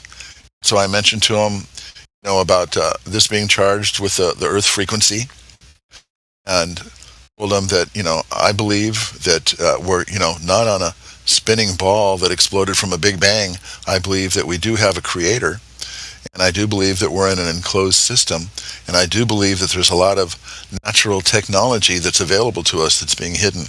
He goes, yeah, I think you're right. So, maybe a seed planted, we'll see. There's just, probably the first thing that really made me start opening up my eyes was 9/11 and saying there's something behind this. Why would they, why would this happen? A plane couldn't have done this. This had to have been an inside job. Why would they do it? And then Tower 7, I think it wasn't even hit. Didn't even have any debris hit it, and all of a sudden it had a controlled implosion too. It's like, yeah, this stuff is all BS. And from that point on, that's when I really started opening up my eyes to other possibilities. I'm sorry, go ahead. Yeah, I think that third building was something like 40 plus stories too. Yeah. I think. Like it wasn't any, very, very strange. Oh, and it's not like one of the other towers collapsed down on it. everything was petrified dust that was blowing out. It wasn't, big chunks of concrete and steel that went out exploding and hit that building. Nothing hit it. Just poof, okay. Ashes, we all fall down. Wouldn't it be an interesting experiment? I mean, since they give 60 plus million a day to NASA, wouldn't it be an interesting experiment to take a day's budget from NASA, build a couple towers in the middle of nowhere, fly a couple remote control planes into them at the same heights and see what happens? Well, wouldn't it be nice if we could take 1 day's worth of NASA's budget and feed and shelter the homeless? Oh, well, yeah, of course. And then what I'm saying is, and then see the results. I guarantee there's 2 stumps sitting there and chunks of the tops of the building maybe at the ground. Absolutely. Maybe, Absolutely. Then you want to look at the Pentagon when it got hit. Okay, they crashed a plane in there. So where's the wings? Where's the damage on the building from the wings? All there is a round hole from where the fuselage hit it. But the wings would have had to have hit the building too, and there's not one single scratch on there. And you can't see it now. They've all rebuilt it. Today's Saturday. Tomorrow's our speculation Sunday. Yeah, I know, but I've been talking with Helio all night here since about 3 o'clock this morning. We've had such a hard time staying on topic. He'll get anyone going. I know this isn't the 9/11 conspiracy channel. That's what got me to first start to open my eyes. Wow. I came across a documentary when we first sort of got internet in the apartment, and I could get YouBoob on the telly, and I was searching for documentaries to watch and came across this young lad. I want to get this clear before I get into this. My life is perfect. I have no reason to rock the boat. And then that started my journey, and maybe 2.5, 3 months later or so, I watched ODD's Flat Earth Trilogy, and when he was on reality. Yeah, and I'm glad I didn't give up on my journey, because from that first documentary to trilogy, there was all kinds of crap, like people pouring water on oranges, going, "Of course the Earth is flat. Look, the water didn't stick to the orange." Like a blue pillar that sees that and stops there isn't going to find what they're looking for, right? It's interesting. One of the guys at work that I was talking to about the flat Earth, and we were talking about how can water stick to a ball? He goes, well, it's easy. It's gravity. You remember the graviton that you'd spin around at the fair, and it pins you up against the wall? And it's like, yeah, so that's the one that wants to go ahead and repel you away from the center, right? He goes, yeah, that's the one. I said, well, the Earth is spinning around like that, and there's no wall to hold the water in. How come it doesn't go spinning off? He didn't have an answer for that, so maybe that planted a seed too. He's pretty much, and he led that into the graviton. That was his input, mine. Yeah. I love that when I can take something and have them look at what they just said and say, okay, well, how does that work? And by no way, I listen to some of the guys in here, and I'll just use Miggy as a reference because I hear him a lot during the daytime when I'm working. And, he's so good at, coming up with arguments and stuff. And, I got so many battles in my life right now. I don't want to have to battle with somebody and have a debate and try to convince anybody of anything. But it's nice when somebody goes ahead and, if I just casually mention it in conversation, and they say, well, what about this? And I have the answer. It's like, well, okay, well, here, that's what's about this. And just drop it at that and not have to go ahead and be absolutely 100% accurate with all the information to go ahead and prove my point that they're not going to believe anyway. Yeah.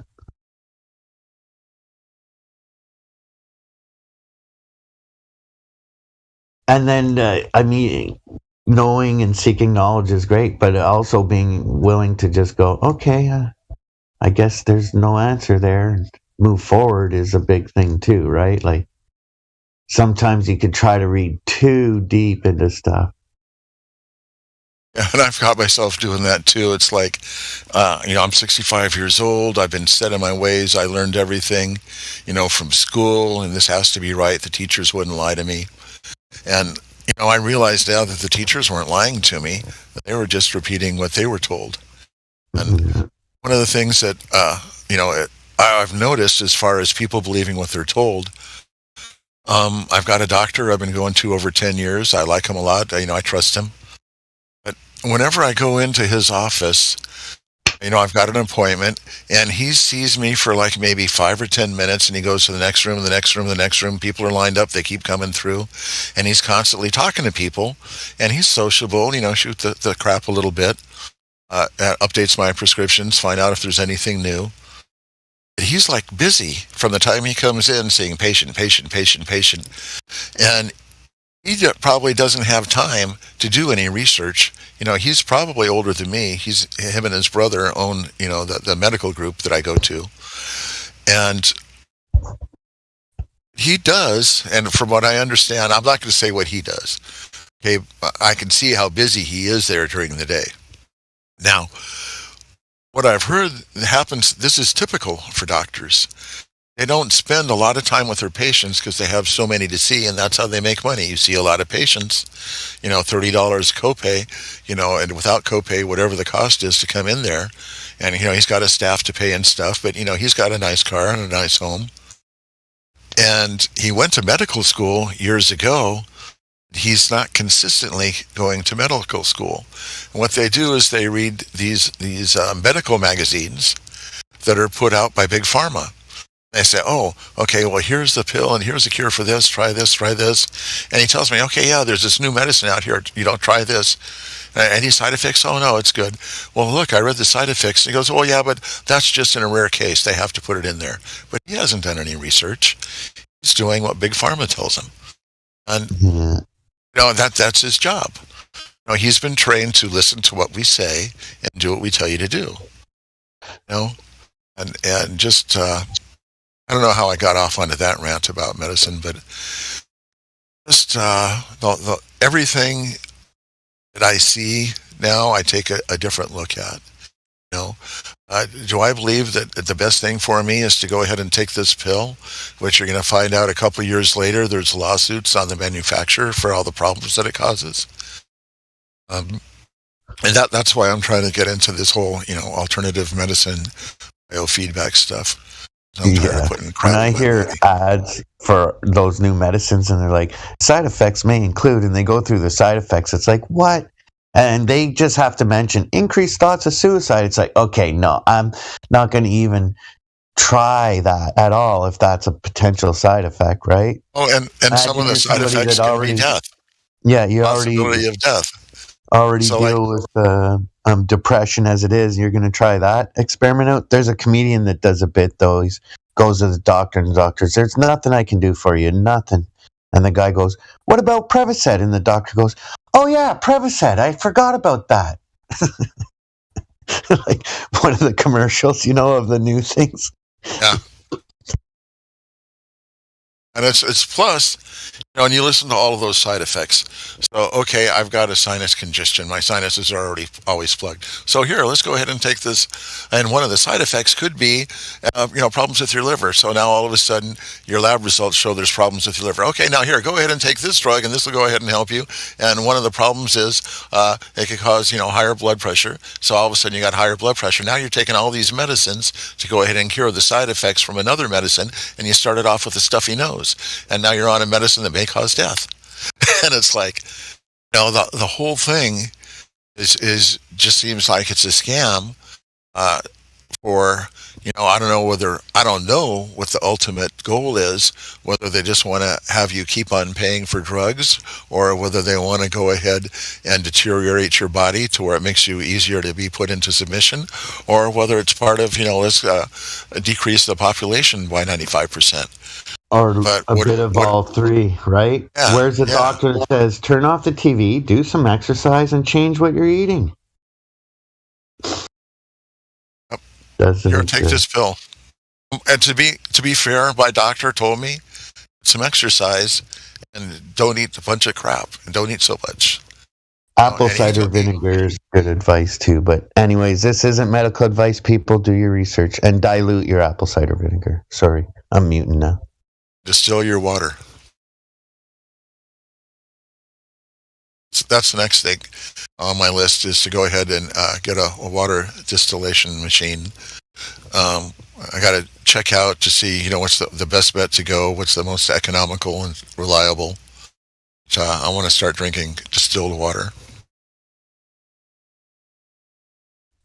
Not medical advice, old hippie advice. Grow your own tomatoes and cucumbers and beans and have a little bit of apple cider vinegar with your breakfast and some lemonade, And, talking about growing your own vegetables and stuff is the exact thing that I've been talking with my wife about, and telling other people that I want to do. I want to get some property far away from Los Angeles where I can go ahead and grow my own food. And, but I also understand that there's a problem now that you need to have, heritage seeds or something like that, because a lot of the seeds that you can buy just off the shelf, they'll go ahead and grow fruit one time, but it's not going to keep on growing. You can't go ahead and grow a tomato plant and then try to reuse those seeds, because they won't sprout. Yeah, Mom and I just dry the seeds out from the cucumbers and tomatoes at the store, plant those in the spring. Well, that is something I do want to get into. I want to get chickens so we can have our own eggs. I don't think I would be capable of killing and slaughtering a chicken and cleaning it. So maybe sure. I like animals. Video, and watch a video, and there's a chicken cleaning machine you can get. It's okay. Yeah, it does it all automatically. Cleans it inside and out, all the feathers and everything. Well, it defeathers it really good for you. Yeah. And then more old hippie advice: walk around your neighborhood, pet a dog, smile at a neighbor. Get some exercise. And you know what? That is extremely good advice.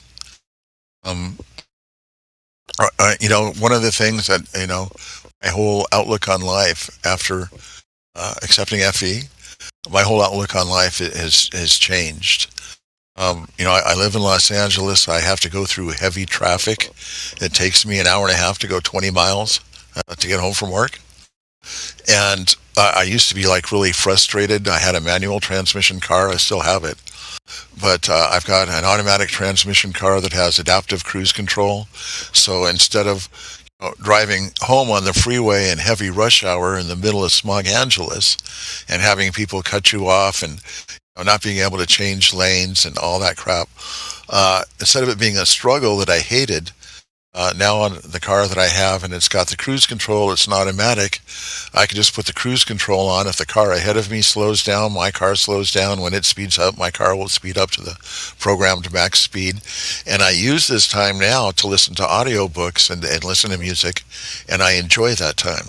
So rather than me being all frustrated at the traffic and hating where I'm at and what I have to do, I now cherish that time, because I've got some time to think and to listen to audiobooks and contemplate things going on in my life, and just changing my attitude at the way I look at things.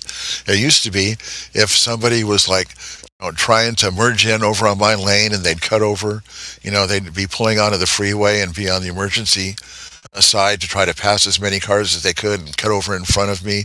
I'd get mad and, oh no, you're not going to do that to me, and I'd pull up so they couldn't get in, and I'd just be frustrated and angry. And now what I've been doing is I just have the philosophy, just let him in. Maybe this guy's trying to get to his wife or his kid that's hurt and sick, and he's trying to get someplace real fast. Maybe the guy's got to take a dump, and he's trying to get to the bathroom before he craps his pants. Maybe there's something going on in his life that I'm not aware of, and by me holding that space back just a little bit and give him, it's going to put me back 1 second in my commute. It's not going to hurt. Yeah, so and by utilizing that feature in your car and utilizing your time to benefit yourself, you're lowering your blood pressure, you're bettering your own health. And I feel better about myself. You know, if I'm on the street and I can see somebody's trying to come out of a parking lot to get onto the street, there's been so many times I try to get out and somebody just pulls up and doesn't acknowledge it. And I'm thinking, that's really rude. Why would they do that? So I try to make an effort now. If somebody wants to get out, I stay back and I give them room to get in. You know, somebody puts their turn signal on and they want to change lanes, I'll go ahead and flash my lights out. I'm like, here, go on in. You know, truckers really appreciate it when I do that. They'll flash their lights back at me and say thank you. You know, Yep. some cars, you know, now sometimes they'll flash back or they'll stick a peace sign out the window. You know, I see a motorcycle coming up in my rear view mirror. I'm on the freeway, so I'll pull over and I'll ride on the little bump on the lines to give them room to get through, and they'll throw me a peace sign. You know, and it's so much better to get a positive reinforcement than I remember. You know, this one time I was in my car, and I'm kind of on the freeway where it curves around a little bit, and I was changing lanes, and a motorcycle splitting lanes, and I couldn't see him just because the way the road curved around. And so when I'm changing lanes, all of a sudden he's coming up about 10 or 20 miles an hour faster, and he thinks I'm cutting him off. He's all giving me the finger and everything. It's like, hey, man, I didn't do that on purpose. I didn't see you. You know? So I try to make an extra special, pay special attention, because I used to ride motorcycles for many years, and that was my means of transportation. So I try to especially look out for them, and I see them coming, I'll pull over on the bumpy roads, and I'd say 9 times out of 10, you know, they'll throw out their left hand with a sideways peace sign, and that makes me feel good. You know, I did something nice, they acknowledged I did something nice, and they're giving me a nice gesture back. And it's so much nicer to get 2 fingers than it is 1.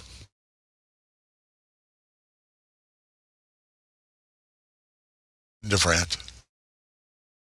Wake up. Unless it's a thumbs up, then that's all right. Okay.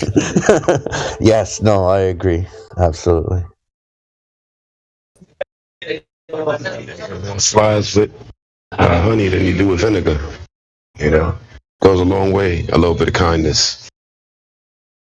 And, you know, even if that other person doesn't notice that you've been kind, and you've done something, and if they don't acknowledge it, I know that I did it.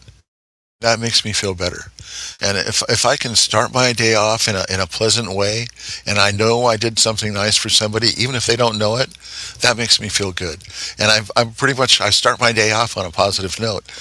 But, you know, if somebody would come in and there's like road rage and we're frustrated, you know, here in California, you got to watch out. Someone will pull out a gun and shoot you just because, you know, you didn't put your turn signal on when you changed lanes. So, you know, just, you know, some of the road rage stuff that I've been involved with, nothing really serious, but, you know, and I get to work and it's like I'm all frustrated. I'm carrying on that negative energy with me. If I just let that negative energy go and try not to create a circumstance where that energy can be inputted, and I try to be proactive and put in a positive energy ahead of time, you know, whether they know it or not, you know, I put that positive energy out there and it's affecting me. And, you know, the bottom line is, if you don't appreciate the good energy, that's okay. That's on you, but I've got that good energy. Thank you very much for giving me that opportunity to express that good energy. That's right. That good energy is a shield for bad energy. I mean, you express it so well. You know, by the time you get to work, you have all that stress in your shoulders, you know, from being angry and responding that way. But if you respond with kindness and let that anger just pass you by, then you don't take on that extra stress, and you find that you can breathe a little easier and have a better day and still be pleasant.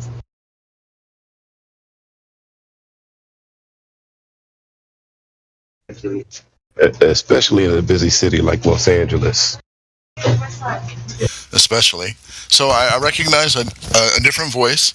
I've been laying here in bed talking to Helio, so I had to get up and take a look.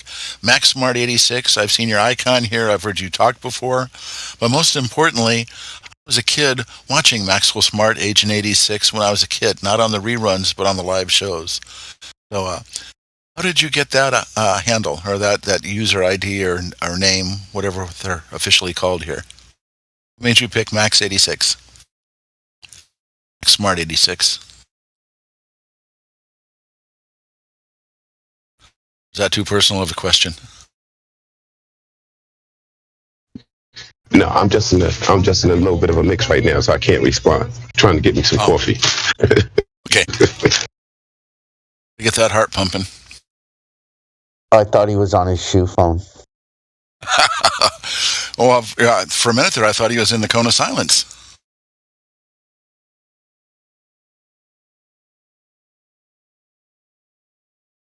So I wonder if the Get Smart episodes are still airing in the reruns. I haven't seen that, but I don't watch much broadcast TV. Actually, if I watch TV, it's going to be Netflix or Prime Video. Missed it by that much. But yeah, I am on this the shoe phone. I'm not in the cone of silence. I don't know if they run it in syndication any longer, but they did make a movie about it a few years ago, which didn't go over that well. But Wave Mix, I'm imagining that we're similar in era. Well, I'm going to be 65 in a couple months, so I don't know how young you are, but Helio thought he was an old man until I told him how old I was. Yeah, I did too. I'm going to be a double nickel, but my girlfriend is older than you, so.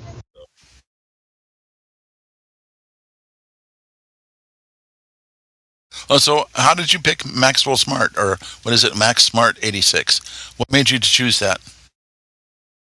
Because I'm an agent against chaos. Okay. I love the show. I love Agent 99. I know what some of these numbers mean, and I don't do gematria. It's just a character that I really enjoyed growing up. So, there were a few things. So you know what the numbers mean? You don't do gematria? Are you talking about 86 numbers? Yeah, just 86, yeah. I know that when you get 86 from a bar, that's when they kick you out. Does it mean anything else? No, that's exactly what it means. It means to end something, to get 86, to get act. Yeah. Right. Okay. In that regard, But, so, I just thought it was really a really cool name. And I really did love Agent 99. Oh, my goodness. Oh, yeah. I had a crush on her when I was a kid, too. Yeah. And That Girl. Remember the TV series That Girl? Marlo Thomas. Yeah, of course. That's the one. And what about Mrs. Peel? From the Avengers. Emma Peel. Yeah, yeah. And Steele was this guy's name, yeah. I remember primetime started at 7 o'clock, and on Channel 7 Thursday nights it began with The Flying Nun, and it went to That Girl and Bewitched, or maybe Bewitched was before That Girl, I think. Yeah, so Flying Nun, Bewitched, and then That Girl. That used Sally Fields, yeah, Sally Fields, Elizabeth Montgomery, and we already named Marlo, yeah. Yeah.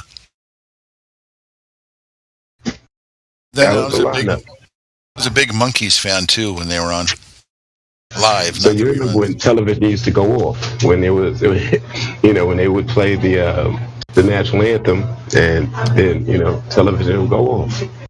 Exactly. I remember that, and I remember when it was in black and white before color TVs even came out. Yeah. I remember. Yeah. I think it was My Favorite Martian. They started off. Oh no, Gilligan's Island. Maybe it was My Favorite Martian too. But I remember Gilligan's Island. The first episodes were in black and white, and then they switched to color. That's right around 1964, I think. Yeah. Don't quote me on that. Andy Griffith never went to color. Well, no, Andy Griffith did eventually go to color. Yeah, they did. Eventually go to color. Holy cow, they did. Yeah, after Barney Fife left. Oh, it was great. Barney was the greatest. He became Mr. Furley. Mr. Furley, he was the ghost in Mr. Chicken. He was the shakiest gun in the West. And there's another movie, The Incredible Mr. Limpet. Don Knotts, right? You betcha. I did a personality test. Apparently, I have a similar personality as he does.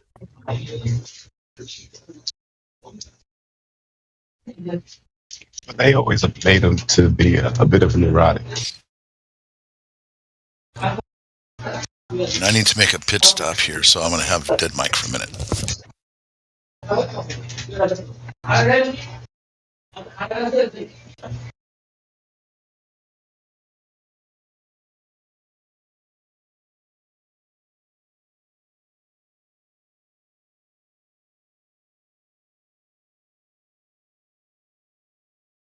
You know, it was amazing just some of those shows. So many of them had, spaceship themes as well. Some of them that we didn't necessarily name, and in almost every one of them, Earth looks exactly the same way that they imagined it did when they went out to space. That was just so freaky to me that, hey, it looks exactly like we thought it did.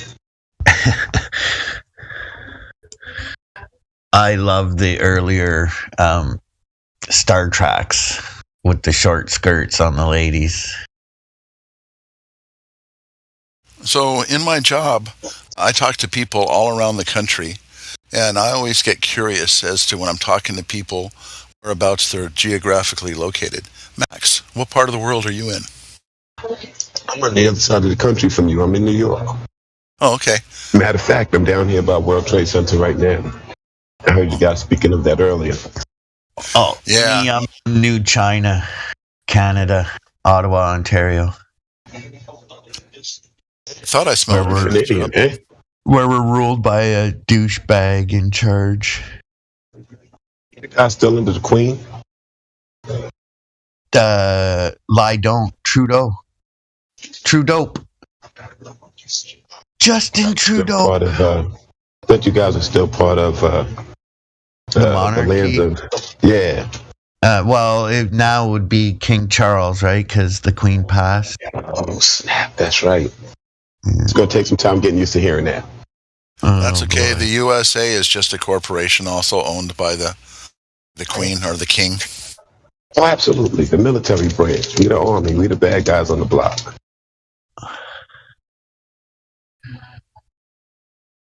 Can't we all just get along? Well, we could.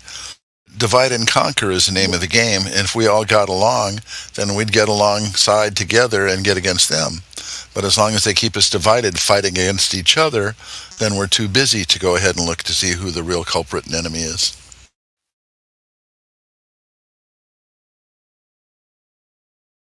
Maybe I'm getting too political and getting off subject of what this channel is about, and that is not what I mean to do. Yeah, they are in the White Tower, and they do use a lot of tactics and strategies to remain there. Well, I was not raised religious. I was raised as an atheist.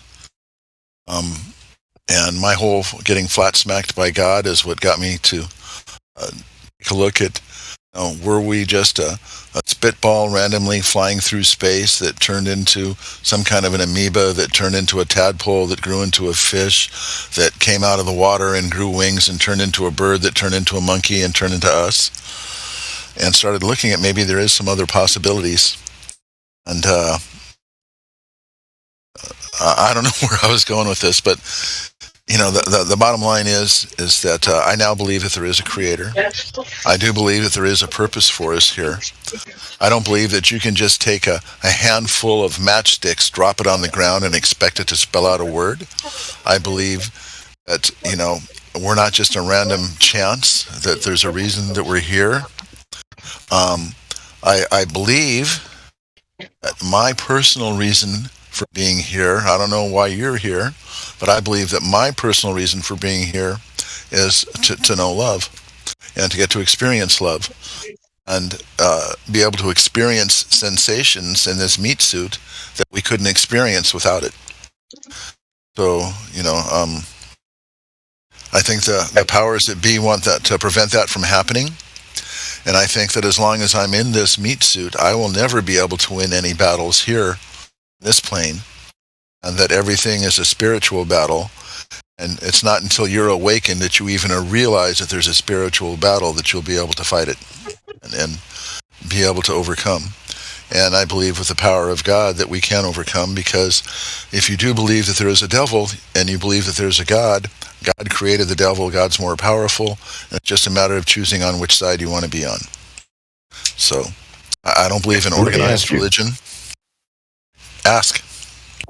When you say you came up atheist, or you were raised as an atheist, do you mean that your parents were atheists and they taught you in the atheistic way? Okay, so my mom and dad divorced when I was young. My dad got full custody of me when I was 3.5. He did not believe in God.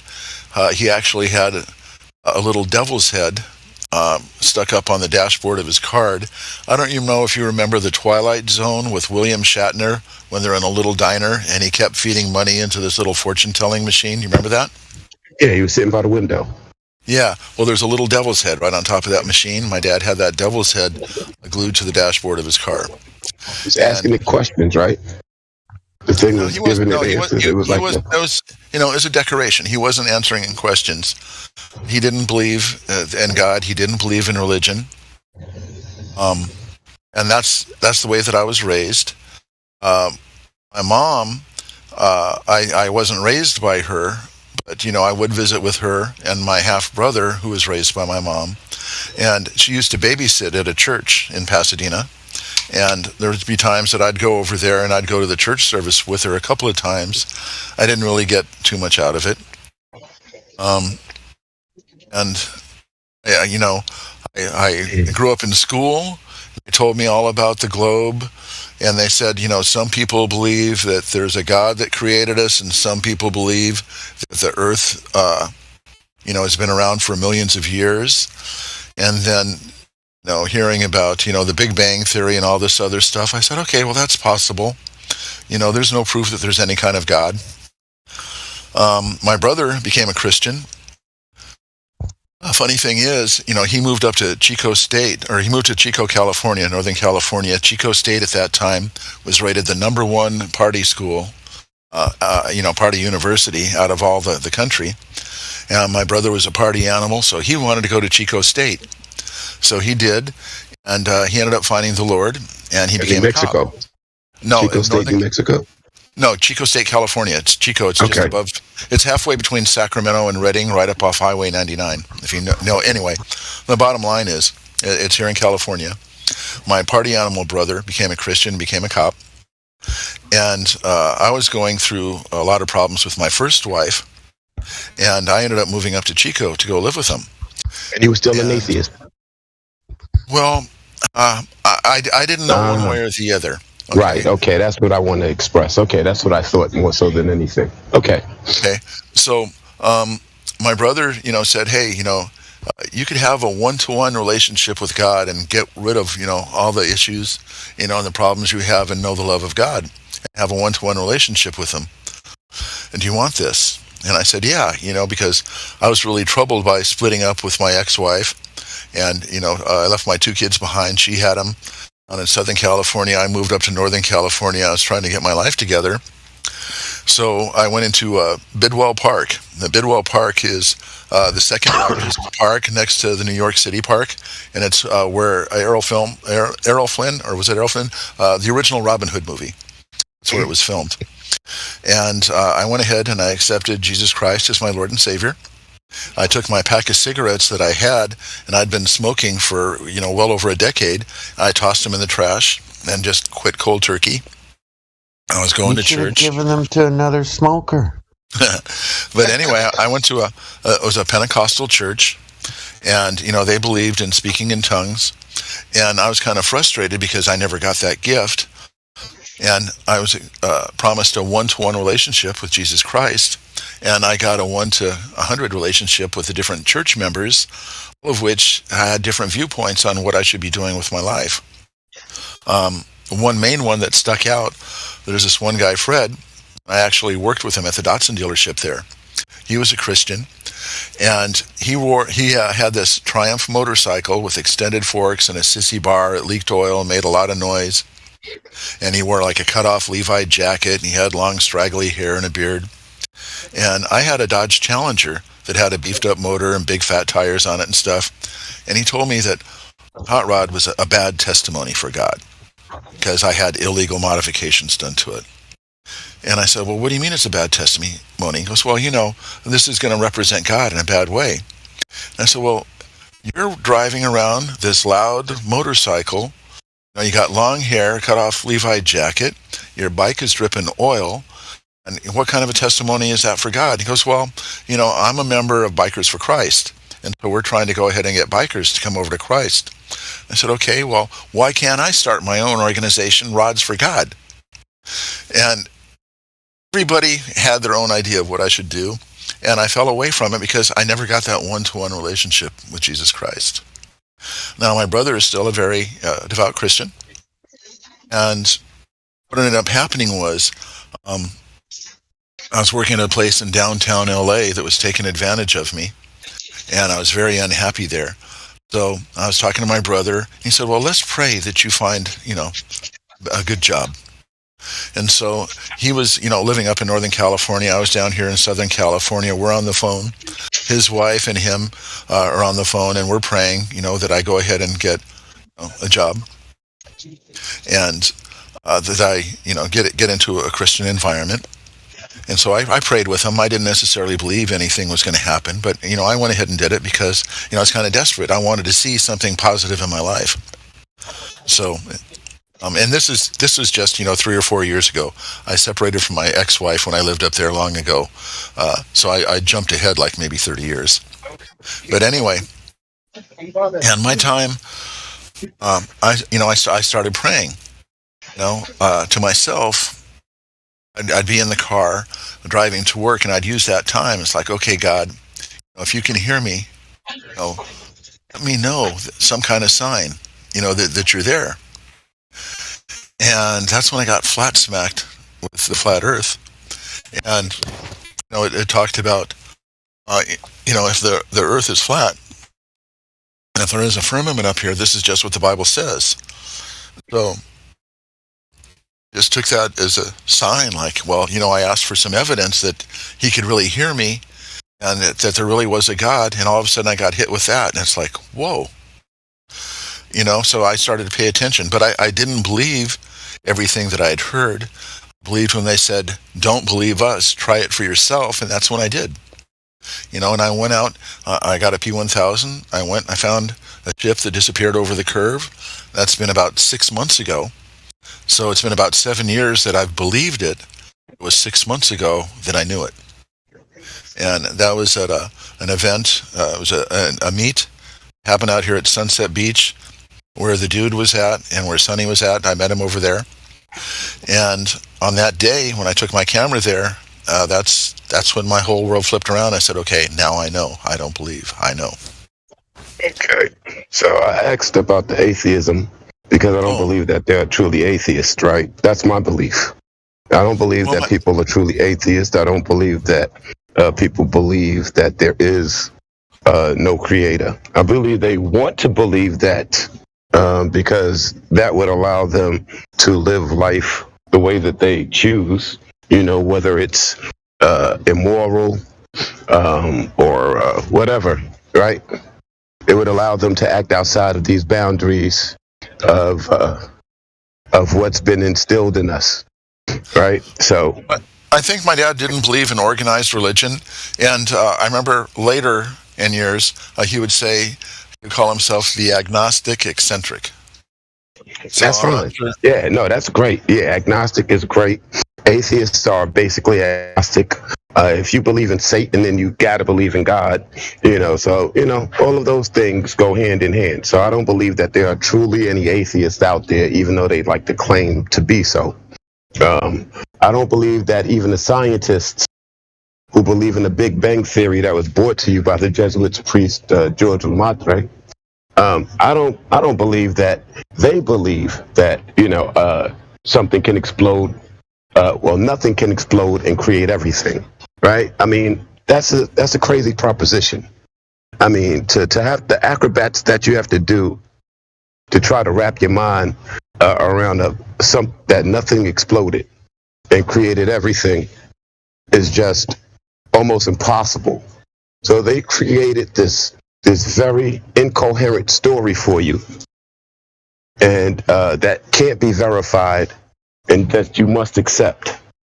And then the other dichotomy they give you, in my opinion, is the Bible. So they got you going back and forth, right? Either you're going to be all out scientists and believe in this Big Bang theory, and or be an atheist and suspend the idea of the Most High and the Creator, or you're going to run to the Bible in America or the Western world, and you're going to accept Jesus Christ as your Lord and Savior, and accept all these words in the Bible as truth. I can't do either one. It's kind of like our political system. Okay, either the Democrats are right or the Republicans are right. Well, here's your two choices.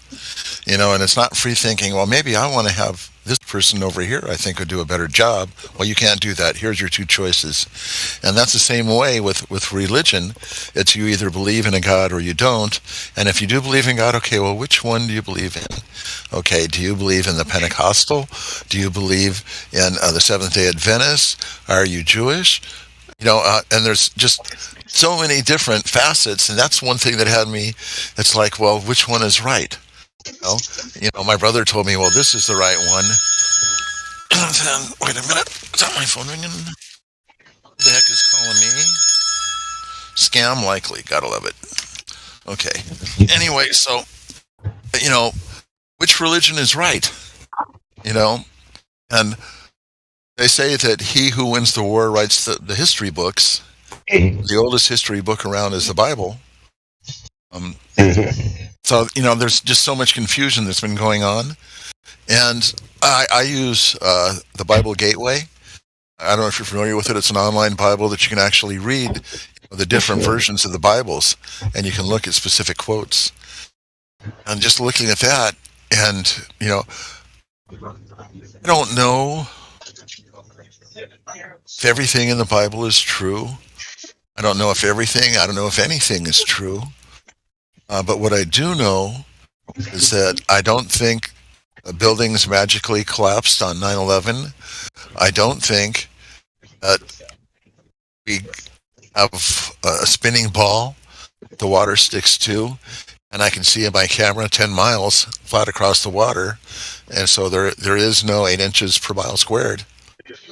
I know that for a fact, and everything else. In order to sell a lie, I know in order to sell a lie, you have to put a large part of truth in it, and you have to muddle that up. You can't just, make a story from whole cloth and expect people to buy it. So there must be some truth in all of these things to some degree, right? But it's so muddled up. As far as everything, as far as every lie and everything that they convinced of us in their stories. There is in NASA with the space station and going to the moon. I think that's all lies. That thing, that's a story, but that story is there because we have a moon. We have a moon, right? We can all see the moon. So that's how they created that story, because that's something we can all see, something that appears to be closer from time to time, something that no one can explain even in today. That's probably the most mysterious body that we have, the most mysterious satellite that we have in our sky, that, that's hard for us to determine, especially given its proximity of all of the other satellites, or the appearance of its proximity. So that's what makes the moon landing a story that can be sold. It's not whole cloth, but I get what you're saying. It's bullshit, and I agree with you. But it's not like it's whole cloth, like they just made it up like Santa Claus. No, I've got a P1000, and I went ahead and tried just shooting at some trees that are across the. Look out my backyard. There's a big park and a golf course out there, and I can see across the distance a little bit, quite a ways. And I looked at a treetop, and I went ahead and I zoomed in on it, and something that I couldn't see until I zoomed in was a bird on the tree. Okay, and I thought, okay, well, this thing zooms in pretty far. Now, when I look at the moon, and it's about the size of smaller than a dime from my observation point. And I can bring it in so big it takes up the whole screen, and I can't see the whole thing. That tells me it has to be a lot closer, because I can bring the moon in a lot bigger than I could bring that bird in, and that bird was only less than a quarter mile away. So that's something that makes you go, mind blowing.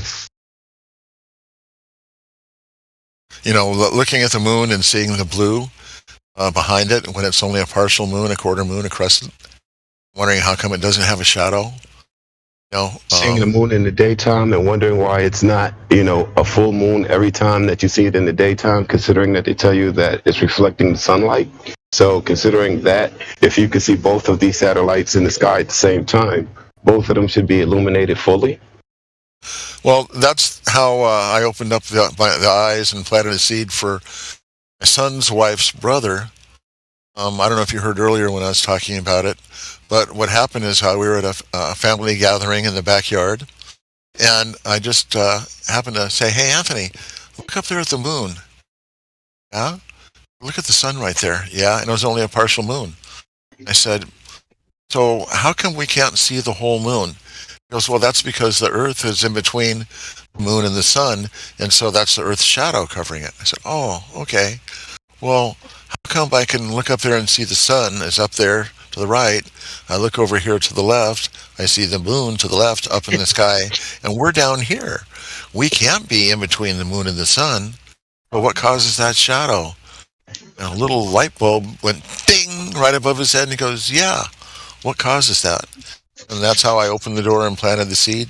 He's all in, and he's coming to meet with us next month. Wow, that's beautiful. It's so hard to bring others over. Well, the thing is, I didn't start off with saying, "Hey, did you know the Earth is flat?" Instead, it's like, here's something right in front of your eyes. What causes this? And let him try to explain it. And I used to play pool, and I know a little bit about angles. Okay?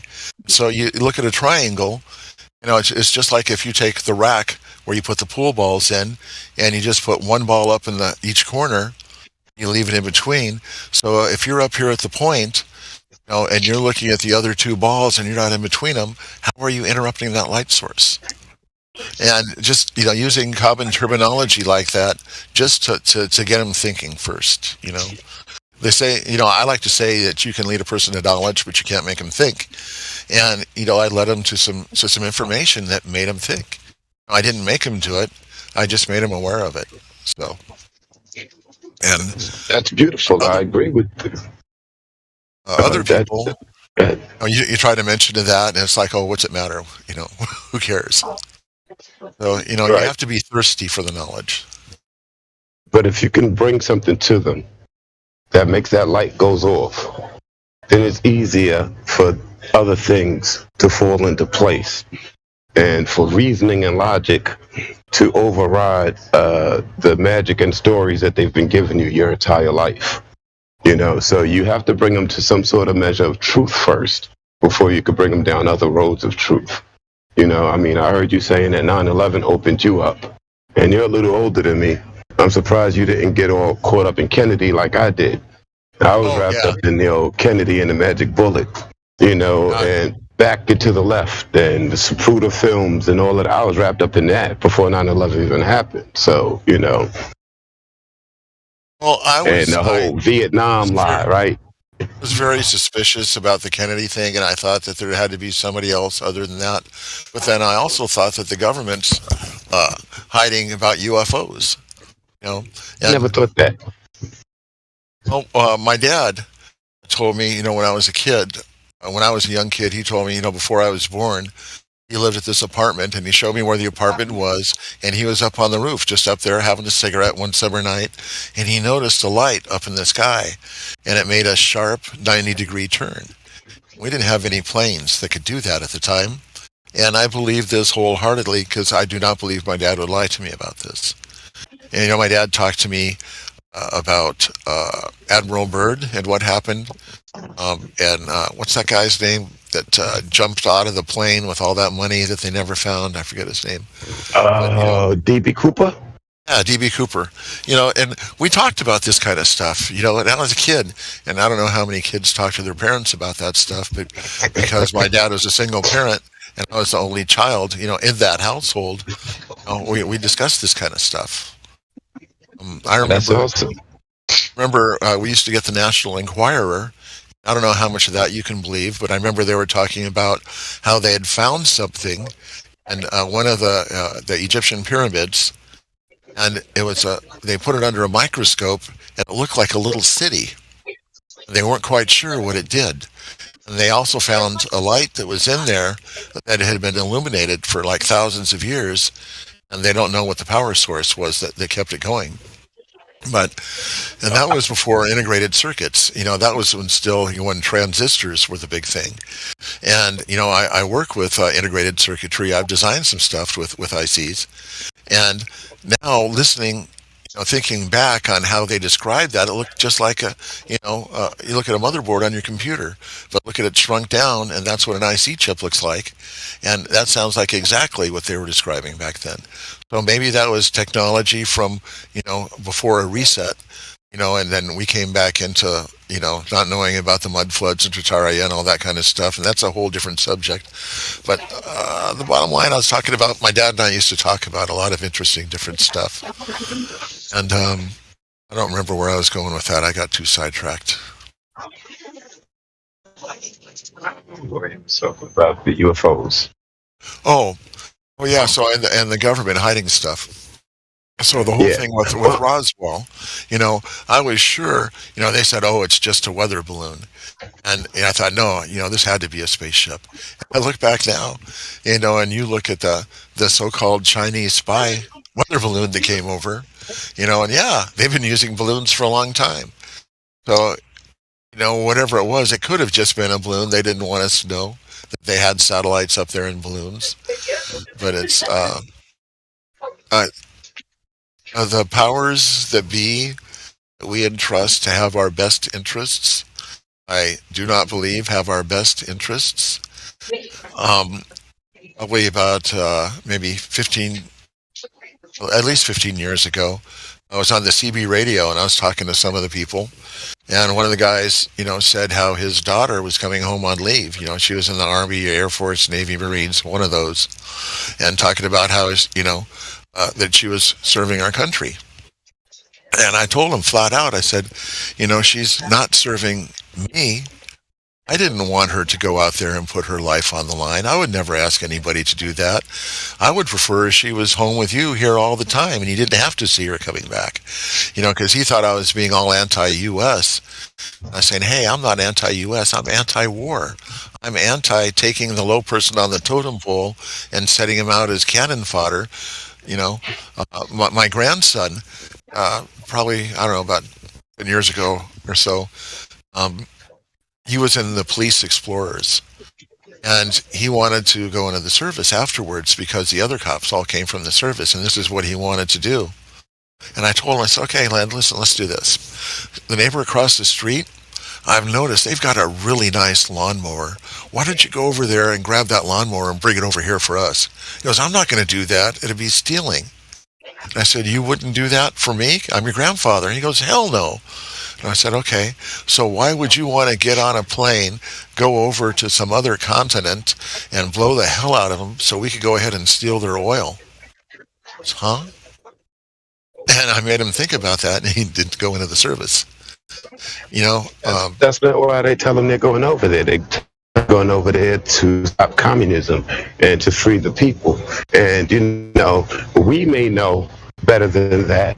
But that's only done through experience. You need to have a whole lot of experience to be able to make these determinations, or a whole bunch of people that's educating you in the correct ways to open up your eyes, because the indoctrination system is for real.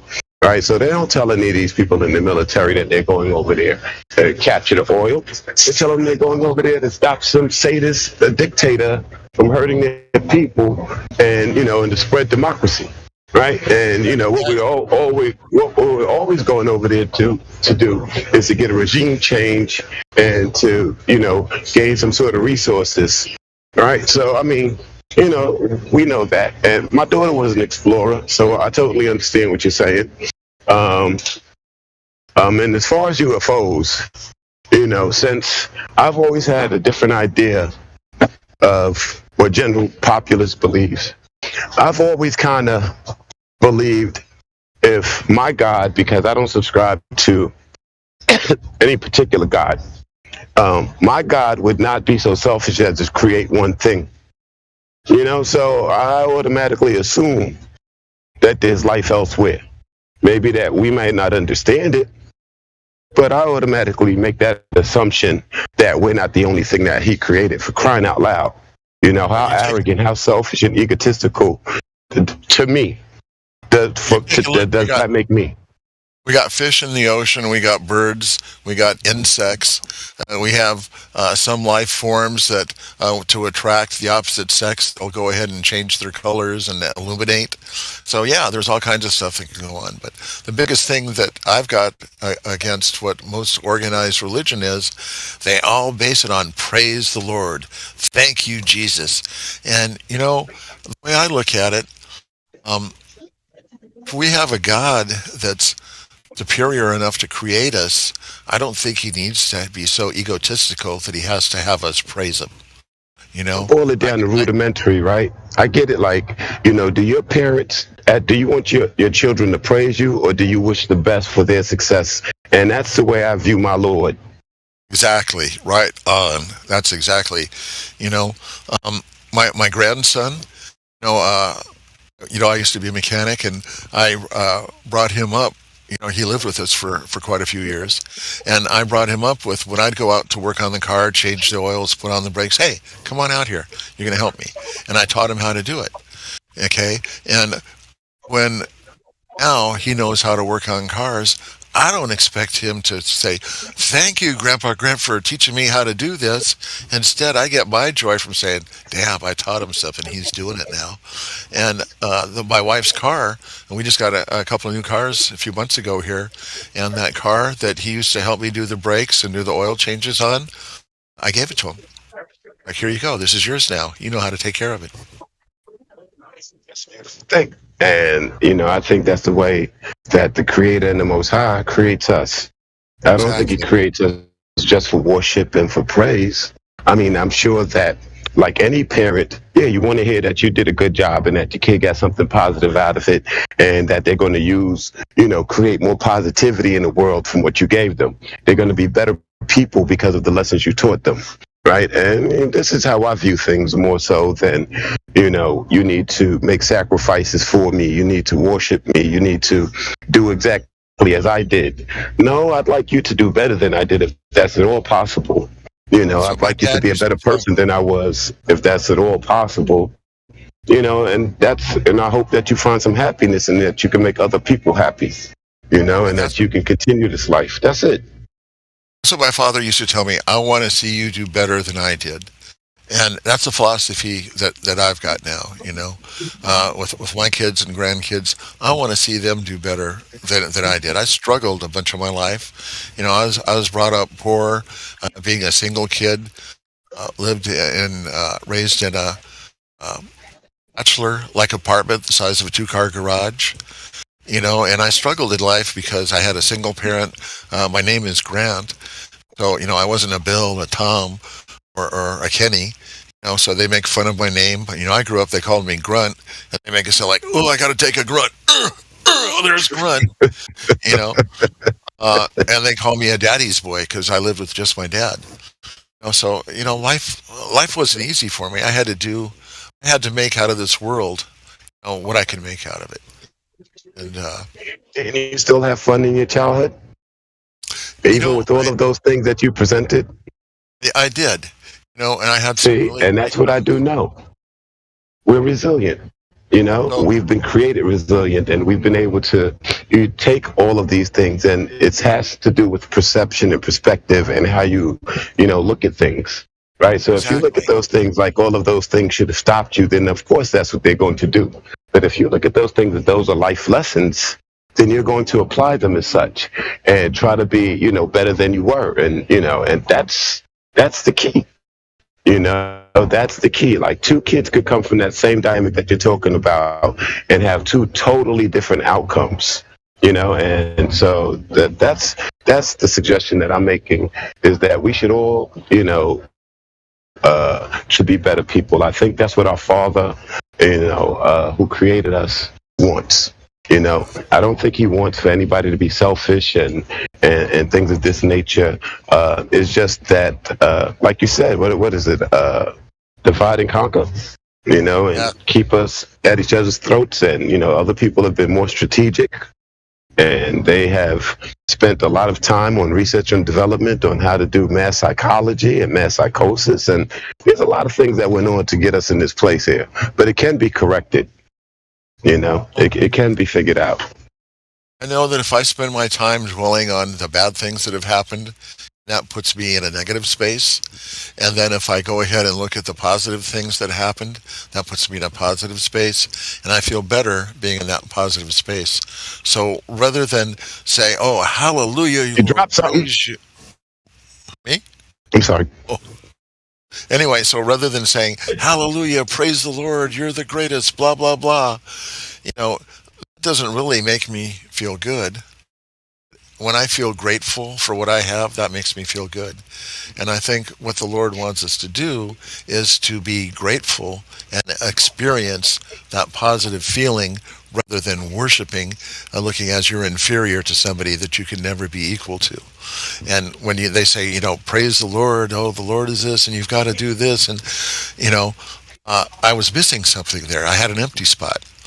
Now that I realize, wow, you know what? I think that I was created, and I think that I really do have more to my existence than this meat suit, and I'm grateful for it. I'm grateful for my wife. I'm grateful to have a roof over my head. Although I do think that the society is just a form of controlled slavery, I'm glad that I have a job to go to so I can put food on the table, so I can buy a car, so I can pay the electric bill. And I think that feeling of being grateful that there is a God out there is what the God wants us to experience, not to praise and worship him. I think we have to be careful, right, of the next stage, right, because none of us knows, right? So I think this meat suit, as I hear people refer to it as, is what we have now and what has been given to us.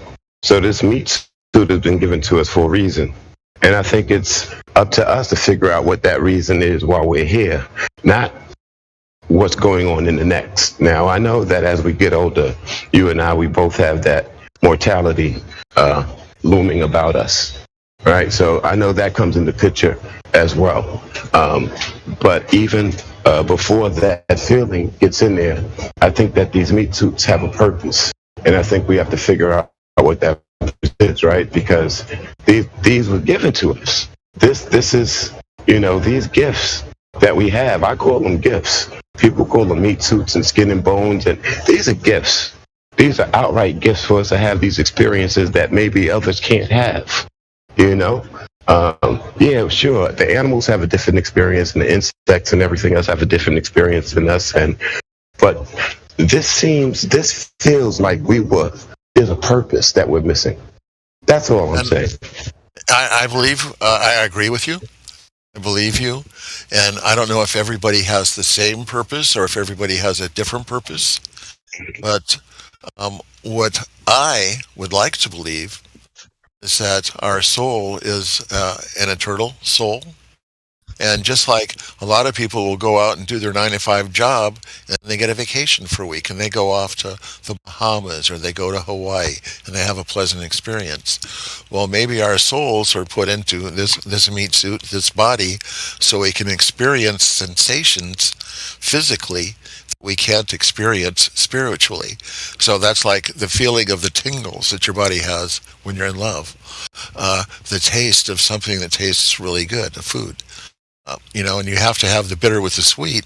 So to know something tastes good, you have to have something that tastes bad to compare it with. Okay, well, I tasted this grapefruit. It may be good for me, but it tastes terrible. But I really like the taste of this orange. So they're so similar, yet so different. And I believe, for me personally, I was put here to experience love, to learn how to love. I remember when I was just a kid, and all the hippies, in the 60s, they'd love this, love that, and I used to write love, and I didn't even know what the word meant, but I thought it was cool. And I was married before. I had a couple of kids. I never really experienced love with that woman. The whole thing was physical, and it happened to turn into making another physical being. And that wasn't Although, I love my daughter. She's passed away now. She died of cancer a few years ago. And I didn't even get to see her because, my ex-wife and I split up and she took her off to another state. And so what I knew of love was the pain and the sorrow of something missing and the hurt. And I knew that there had to be, more to it than that. At this point in my life, I believe that the reason I was put here was to get to know love. And that's, for me, I think that's why I'm here, so I can experience it and feel it and enjoy the pleasant things that have been made available to us by the Creator. You went to love, which is one of those things that's a small word, but it has so many different meanings to so many different people. And it's a feeling. It's something that really cannot be verbalized.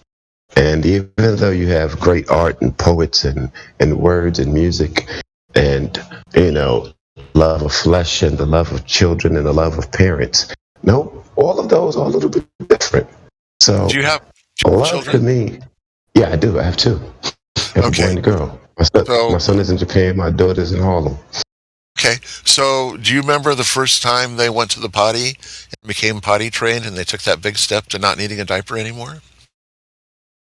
Yeah, I remember these times. Yes. Wasn't that they're a long time ago.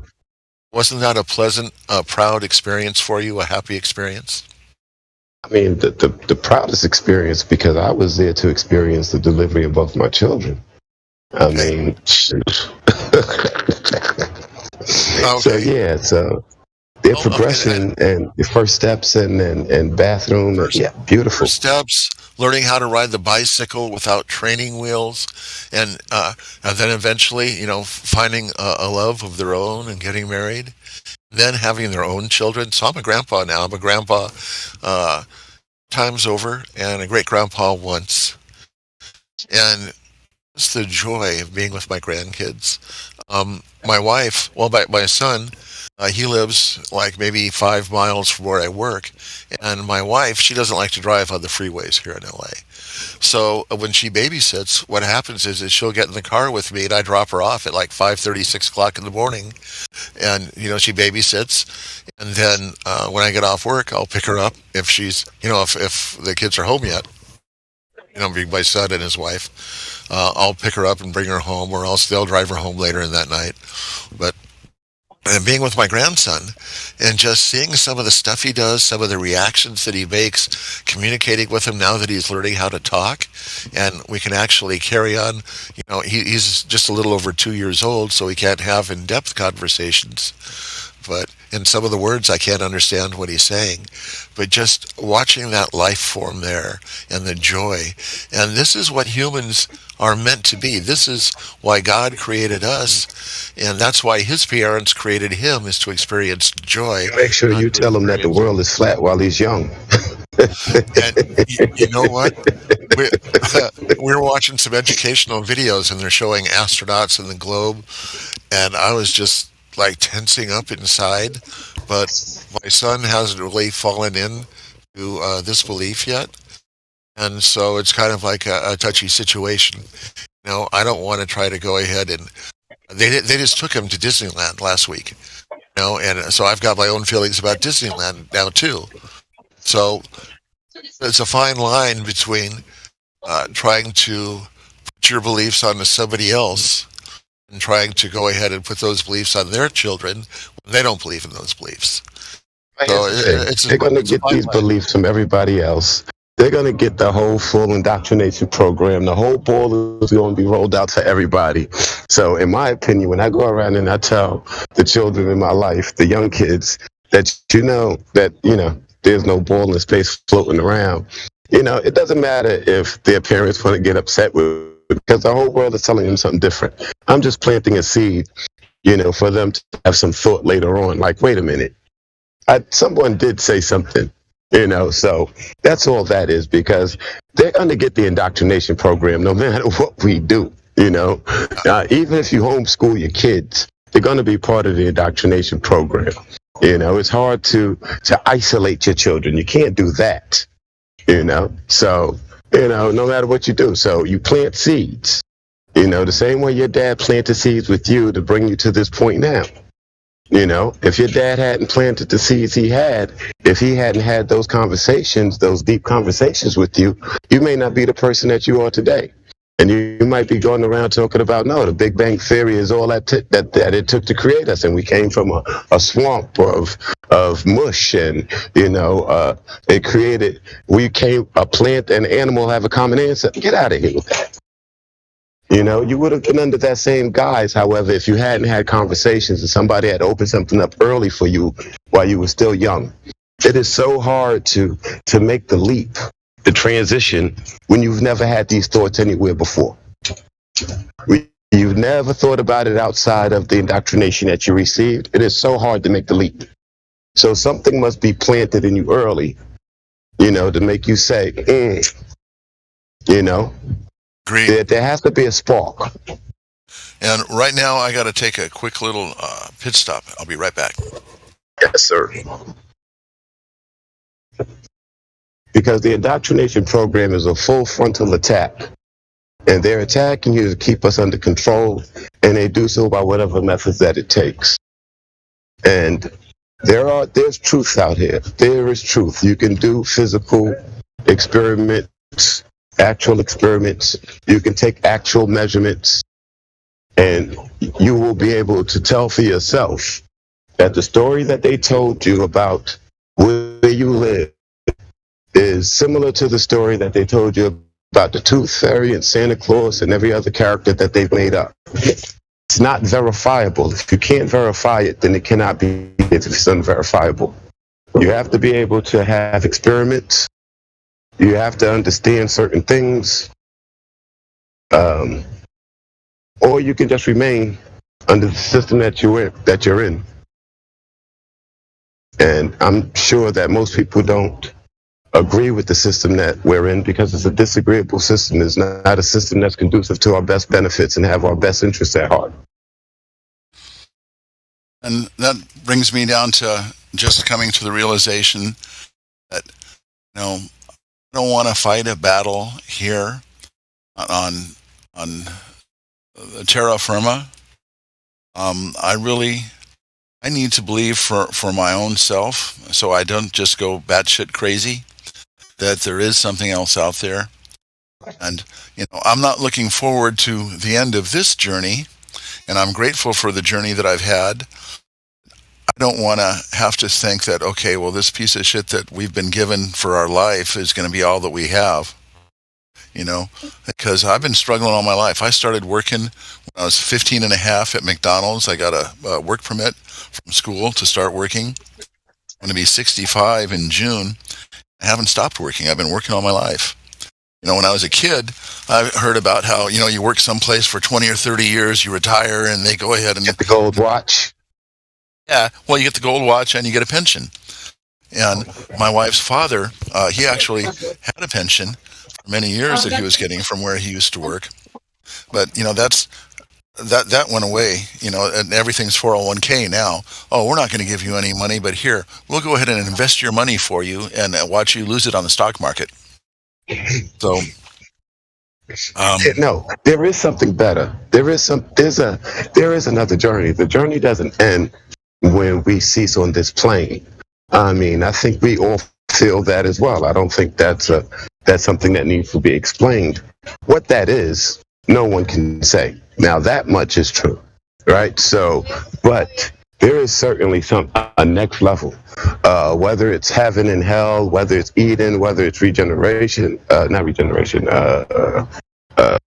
It eludes me right now.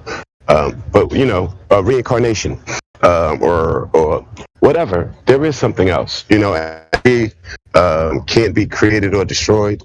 So that means that it's going to continue to exist. I believe in the everlasting soul. This energy, the mind versus the brain. There are a lot of things that can't be explained, and that I'm sure will be on the next level to some degree. Can't really say for sure. I don't think.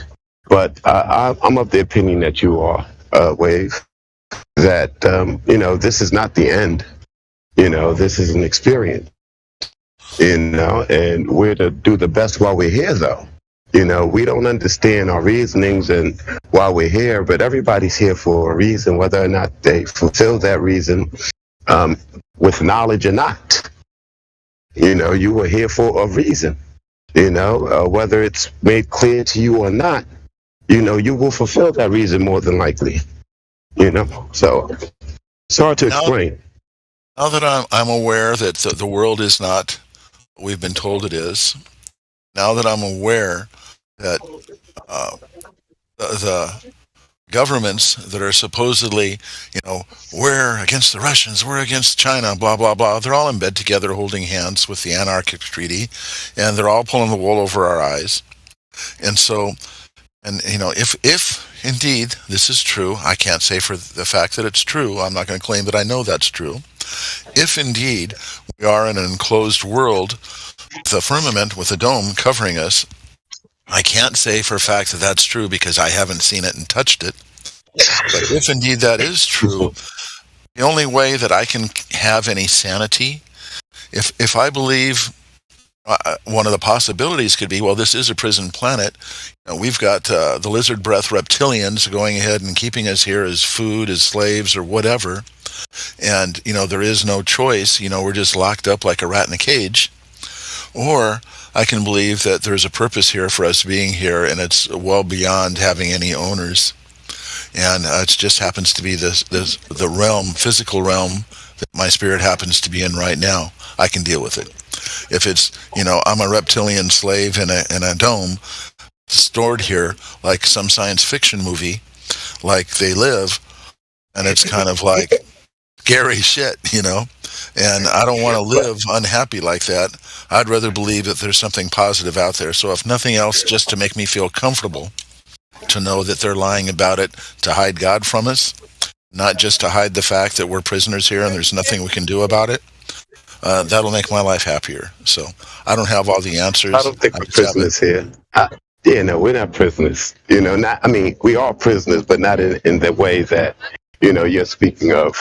I do believe, however, there may be something to the dome thing. I'm not saying that there isn't, but I do know that there was Operation High Jump and a couple other operations, Fishbowl, I believe, and High a couple Jump other was operations. going over the Arctic Wall. Fishbowl, which was part of Dominic, shooting the missiles. Yeah, and if you look at Dominic, it comes from the term Dominica, I think it is, which means of the Lord. And then if you look at Operation Fishbowl as part of Dominic, it's Fishbowl of the Lord. So that seems kind of interesting. Words are funny. Words are funny because my God is not the Lord. The Lord is a English title that are used for people of certain stature. So I don't, words are funny. So, I don't get into all of the etymologies as so much as how they're used in practice.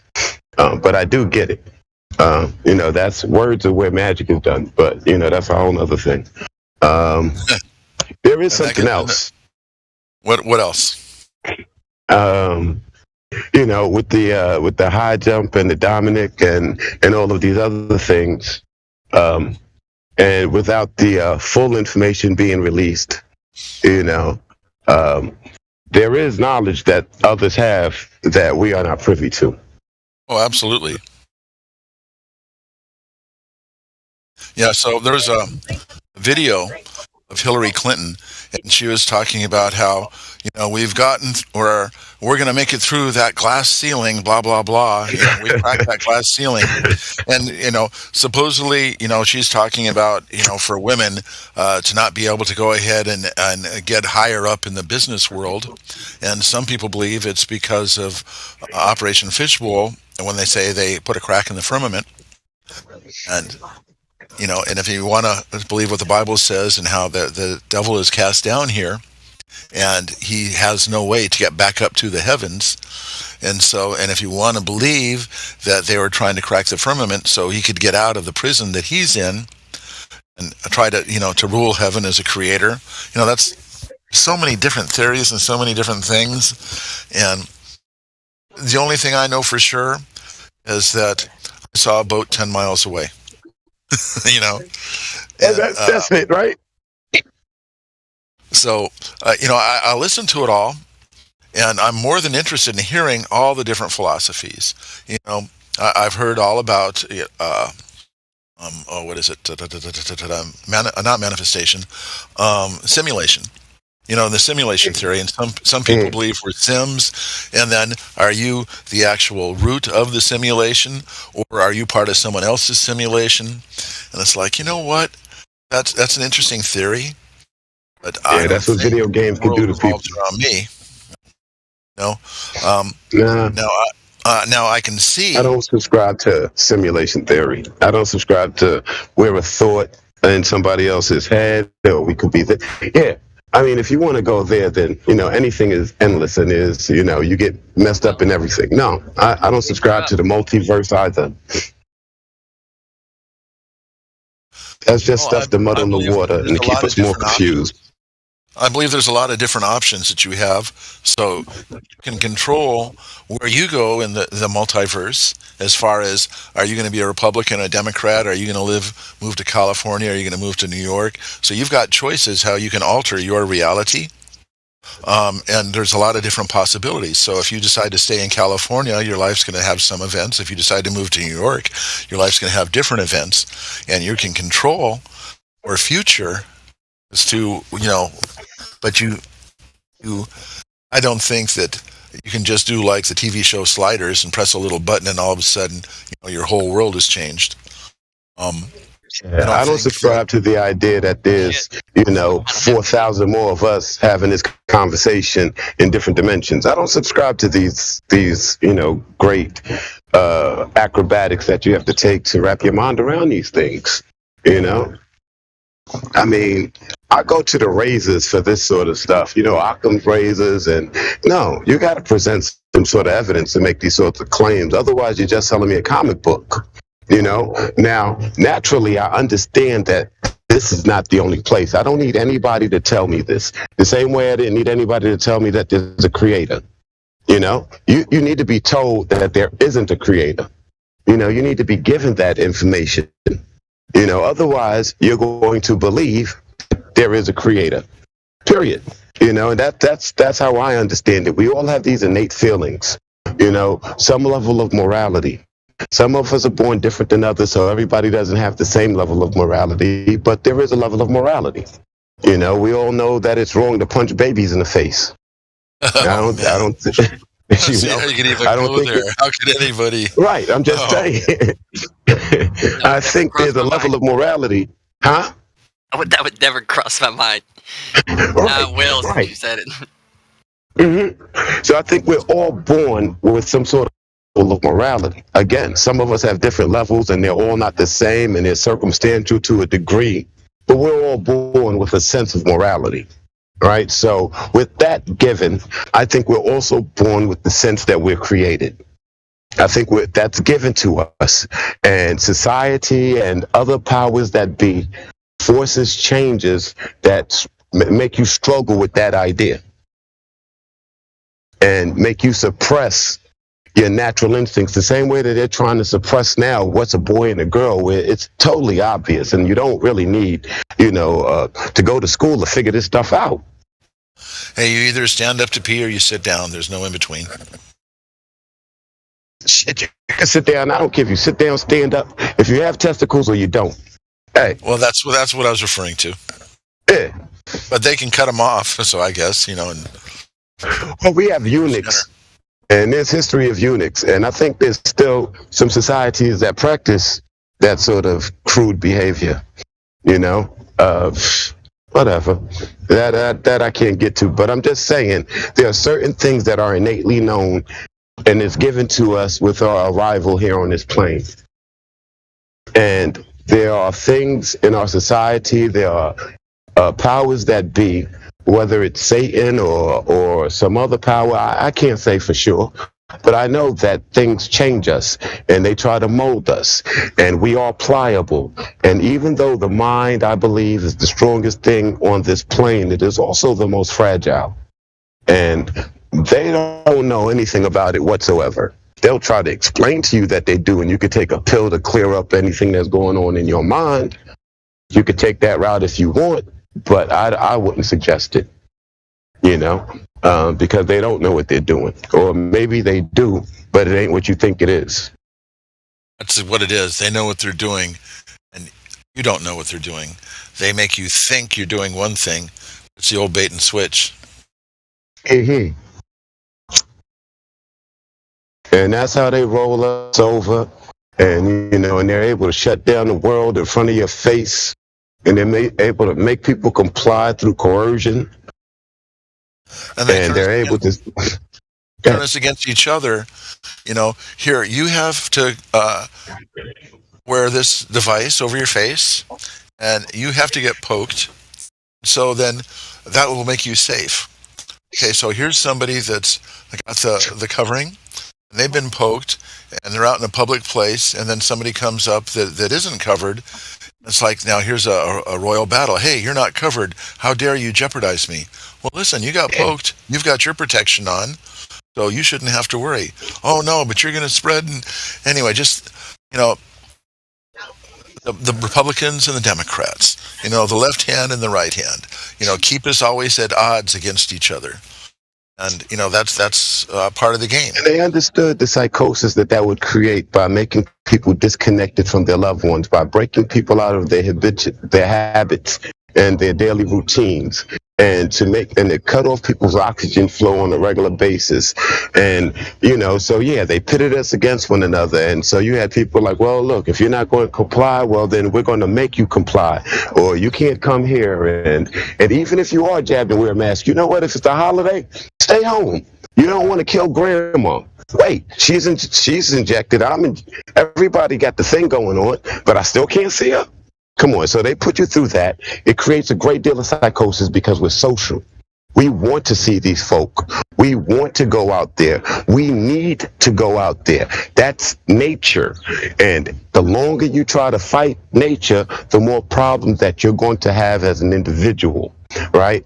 And it's easier to fool someone than it is to convince them that they've been fooled. So all of these people are running around here still defensive. There are so many people still wearing masks where they say, well, you don't need to have this sheet of cloth any longer. But they've done scared everybody so bad now, and once you've been scared, it's a long time for that fear to go away. Not to say that you can't overcome it, but it takes a while. If your kid is one of these kids who's scared of the dark, it takes a long time for them to get over that. Night lights and all this other jazz you got to go through, So I got so into the whole covering thing, and I'm such a high-tech kind of guy. I actually got this wife of my device is a hard plastic shell. It's got 2 fans in it with HEPA filters, and it's completely covers your face area with like a silicone face conforming airtight seal. So I thought this is going to be better. Meet the Jetsons. Exactly. Well, I am George Jetson, man. I have a desk. I have a job where I sit at a desk and I push buttons. I get paid for it. So I just don't have the flying spacecraft. But, what I was saying is I really got into I fell in for, you got to have protection. So like I said, I went out and spent, a couple $100 on these devices.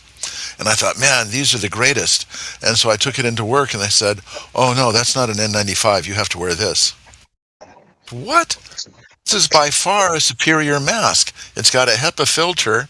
It's not an N95. There's no air gaps that go around my face. It's completely airtight. It's a much better device than a couple $1 mask. I paid a couple $100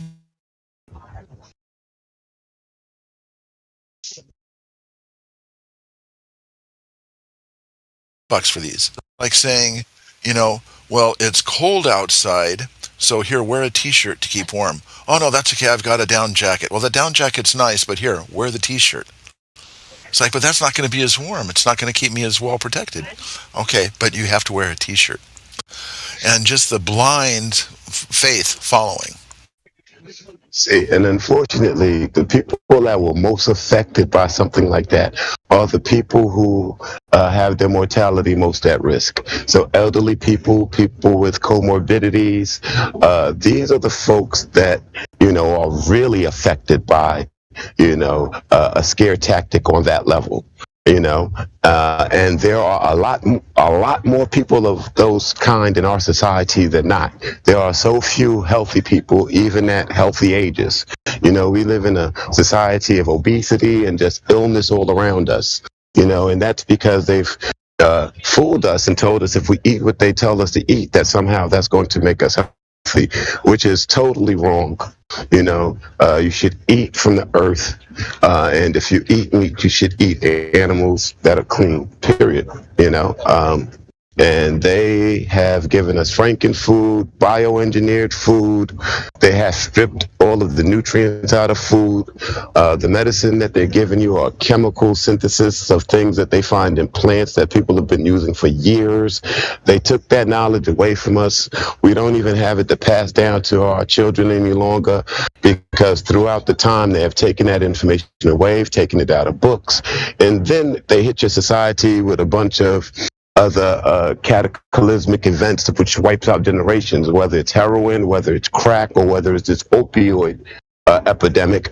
Now these adults don't have information to pass down to children any longer because they're fighting these other demons, right? And so that takes away a generation of information that can never be regained through oral telltale any longer, right? You might be able to take away all of the books, but you always had the elders to pass down the stories, and you always had the oral information.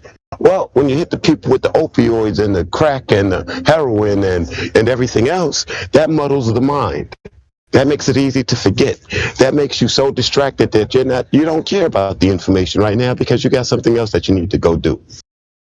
Right? So they really put the screws in to make these plans work. As funky as these plans are, as many flaws as there are with it, if you're a partially cogent state, a partially healthy state, we'll be able to see these things, and then we'll be able to come together, which is what they're not going to allow to happen.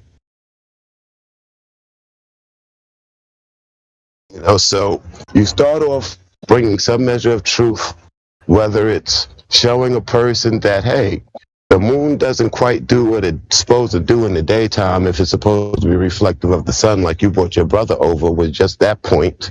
Or you tell someone, hey, they tell you that boats go over the curve, but let's look through these binoculars. That boat is way over the curve. It's left a half an hour ago. Let's see if we can see it. And then you bring it back, and then you ask them, well, where is this curve? Damn. And maybe you can start there, but you have to start with some measure of truth. Maybe it's 9/11. Hey, your government don't really love you. Building 7 came down all by itself, apparently, or a few fires or something, they tell you. Or maybe it's the magic bullet, all of a sudden they kill Oswald, and what's this other dude? He goes crazy, the dude that kills. Wait. You're telling me that some club owner is down there with the prisoner of the century, and he can kill this guy in front of a bunch of federal and police officers? Jack Ruby pull out a gun and pop this cat, and then Jack Ruby goes crazy after one of these CIA ops go in there and MK Ultra'd his ass, but nobody knew that he was come on. So if you could bring them to some sort of enlightenment on any level, then you can start bringing them to other levels. And I don't care if it starts with physics, or I don't care if it starts with religion, or I don't care how it starts. But we have to start bringing people and bringing them forward to, some truths, so that they can find their way to other truths, and, maybe we can make this a better place, and we can be better. Because I generally believe that people are kind, and that we often see the worst nature in man because of circumstance. I believe if you had, that you would help folk. But when you don't have and you got to feed others, then yeah, you may do other things that you wouldn't necessarily do. I don't believe that most of us are psychopaths or sociopaths. Like, I believe that the people who run the world must be. These huge corporations, to be able to hurt so many people and know that you're hurting them anyway. To be able to set chemicals on fire in towns, because of, all of these sorts of things. I don't think any sane person, any person with any measure of morality would do. Yet and still, They're perpetrated against us, and we rationalize these things in order to get along. But are we really getting along, or are we falling behind? Because 20, 30 years ago, things were a little bit better than they are now. You might have better technology, but what is that technology bringing you? Entertainment, a distraction. Very few people are using the technology for anything positive. And if you want to tell me about the benefits of video games, we can go at it. Oh, I know a great video game. One that they're great for is teaching kids how to go ahead and play war games with remote control. So by the time they get old enough to get into the army, they know how to go ahead and fly the drones. So wonderful games they got. Drones. I think this here is a proper use of technology. This channel. There's not much out there, but this is a proper use here. In most cases, it's probably improper use of technology. Most people are cruising around, wasting, their whatever. This is a proper use of technology right here. Agreed. This is one of the better things that we can do with technology that's been provided for us, for people who are aware to come together and figure out ways to bring other people into the fold, so that we can come together and realize that things aren't right here. It should be better, and we should be happier, because we would all be willing to help more if we were in better positions, period. Now, if you're struggling and if you're not in a better position and you think that there's more out there to get, which they have us under this guise that materialism is going to bring you happiness, you could have 400 pair of sneakers. You're not going to be happy. That's true. I actually knew a woman who's a billionaire they both were, a couple. But anyway, she had like 600 shoes. And she was not happy with them. It didn't make her happy. In fact, she seemed a bit irritated that it took up 2 large rooms in her house. Takes you too long to select which red pair of shoes you want to wear. Well, I'm just saying, though, that didn't make her happy. In fact, she was a very mean person overall. Well, I'm sorry. I've caught her at moments, but I don't really... Let me tell you what. I don't like to talk bad about people, even though you don't know who she is. But anyway, she got me inside. I'm talking about a billionaire. Okay, and she has like 600 pairs of shoes. She told me this. And I've seen it. But I've also seen her get upset at an ice cream worker for not giving her a receipt after she just bought a $20,000 bag in Rodeo Drive, purse they call it. I call it a bag. And it's 20. I think it was I forgot the figures. 20-something thousand, several thousands. It's 20-something. Anyway, went down. Whereabouts on Rodeo Drive did you buy that purse? What'd you say? Whereabouts on Rodeo Drive did you buy that purse? My son works on Rodeo Drive selling purses. That's funny. This happened back in 2010. So a long time ago. I don't clearly remember it that clearly, but I used to do VIP security in Beverly Hills back then. And anyway, let me tell you what. She bought I watched her purchase this bag for $20-something thousand on Rodeo Drive, and then she went and got an ice cream. And I think it's called Baskin Robbins, and she grabbed the dude and was screaming at him. And I had to grab her to pull her off the worker, some young man. I had to pull her off of him, and she was upset that apparently he didn't give her a receipt. I think the machine was not functioning right or something. I just thought it was funny. So I just wanted to share that. You're talking about 600 shoes. Yeah, it won't buy you happiness. That's all. Yeah, you're right. Max was saying 600 shoes. Yeah, he's right. That won't buy anybody happiness. So, Smurf, now that you're in the conversation, you got my curiosity up. Whereabouts are you located, roughly, just in the country? What did you just say? Are you in California, or I'm just wondering what part of the country you live in? I live in beautiful Virginia. Okay. How about you, buddy? I'm in California. I'm just right down the street. Well, not down the street, but very familiar with Rodeo Drive. Like I said, my son works out at one of the high-end stores out there. He sells $20,000 purses. He doesn't even work at the same store. That's funny, dude. Hey, it's called synchronicity. But listen, I lived there for a year, man, and it's cool. It's a beautiful place, California. I don't know why I came back here because I'm from here. I'm from the Virginia. That's why I'm here. Yeah. Okay. Well, that was not the same store that he's working at, so I don't want to out him and tell everybody, hey, this is where my son works. But he does work on Rodeo Drive. Does work with very high-end clientele. Oh yeah. Oh yeah. You see him passing through, man. It's a different world over there, though. You see, I notice in different regions you have different neighborhoods of VIPs. Over in California, there's a lot of businessmen there, as there are everywhere, and there, but there's also these celebrities, right? That's the neat thing about California.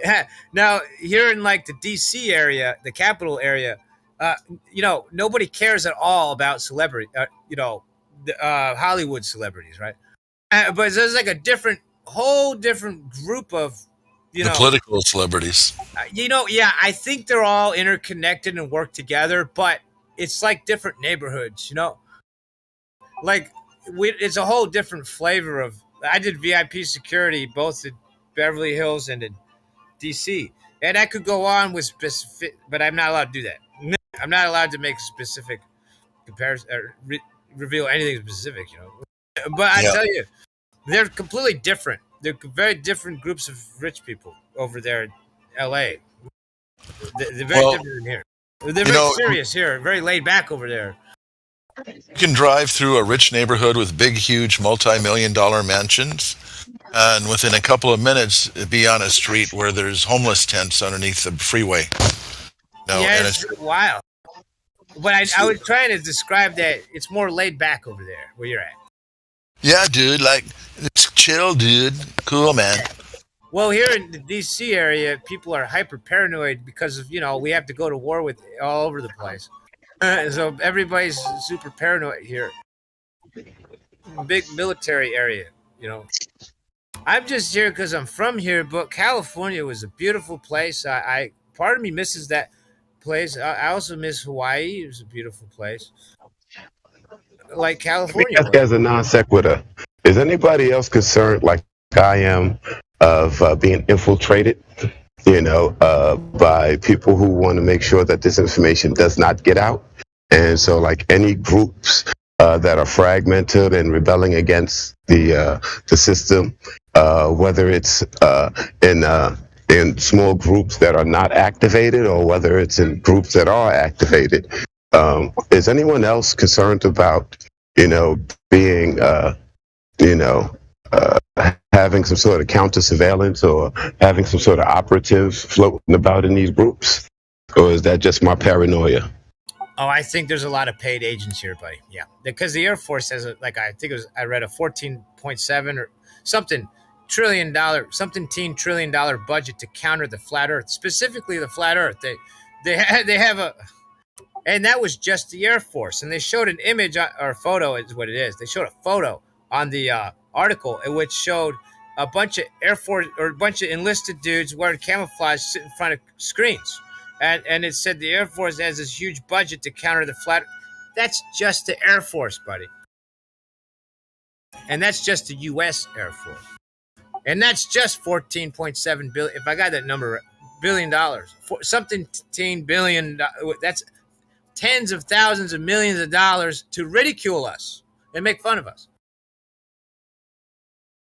And if they're going through that level, for this thing, which they've basically, counteracted, most people would consider us tinfoil hat and conspiracy theorists and hit us with a bunch of other, charge titles and things of that nature, to make fun of and to ridicule us.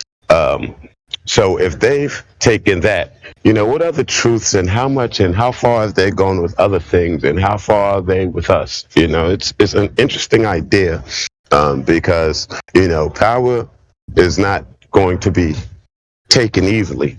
Truth is not going to be able to get out easily, so, we can have these passive groups and it's cool to a degree. But I'm sure that, everybody's in here is cognizant, of, that we could be being surveilled. And there could be people in here that are, not with the intentions that, other people have. I think you're 100% accurate. I'm completely open about my life just because I don't own anything. I have nothing. But I'm above the ground, thank God. And now, if I had something to lose, maybe I wouldn't talk so much about myself.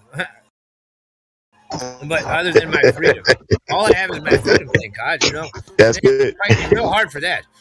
I mean, they gotta fight me to the death for my freedom. But anyway, yeah, I do think you're 100% accurate. And there's a lot of paid agents on this channel, yes, and also on the other channels like Cosmology, Tartar. They don't care. It's true. What you said is the truth, man. I mean, I think this is why everybody got a level of anonymity to a degree, not just, for one specific reason, but I guess for many different reasons that we keep our anonymity, and things like that nature, Yeah, that's very wise. You're right. If I had anything to lose, I would, you know what I'm trying to say. Yeah, so this is why I hate these superhero movies now, because everybody's identity is known. How is that possible, man? That you go around and everybody walking down the street, hey, Spider-Man, and you don't have a costume on. That's ridiculous. Impossible. That's impossible. They would have get him a long time ago. Anonymity is a virtue in this day and age. People don't know that being anonymous is wow. That's like a Sun Tzu move, Yeah, Sun Tzu. Yeah, absolutely. It's at the Art of War, right? Exactly. Yeah. But at the same time, there's people that just are not worth going after, like me. But yeah, probably most of us. I know that I'm not a threat. But since I've been looking into a lot of this stuff recently, I've noticed like when there's a police car behind me, or it seems like I almost start to get paranoid. It's like well, driving right next to me. They've been here for a while. They're behind me, and I never really noticed them so much. And I think, okay, well, are they trying to keep an eye on me to see what I'm doing? I know all the cop cars out here. They have cameras in there that have plate recognition, so they can just pull up behind you. It'll pull up their plate automatically and give them all the information on the owner of the car, if you've ever been arrested, where you live. All that stuff's available. They made that illegal in Virginia. They have that here in Virginia, but they made the automatic part of it. He has to manually push a button here in Virginia. But yeah, I'm really paranoid like you are, because they have pulled me over many times for minor things, very minor things,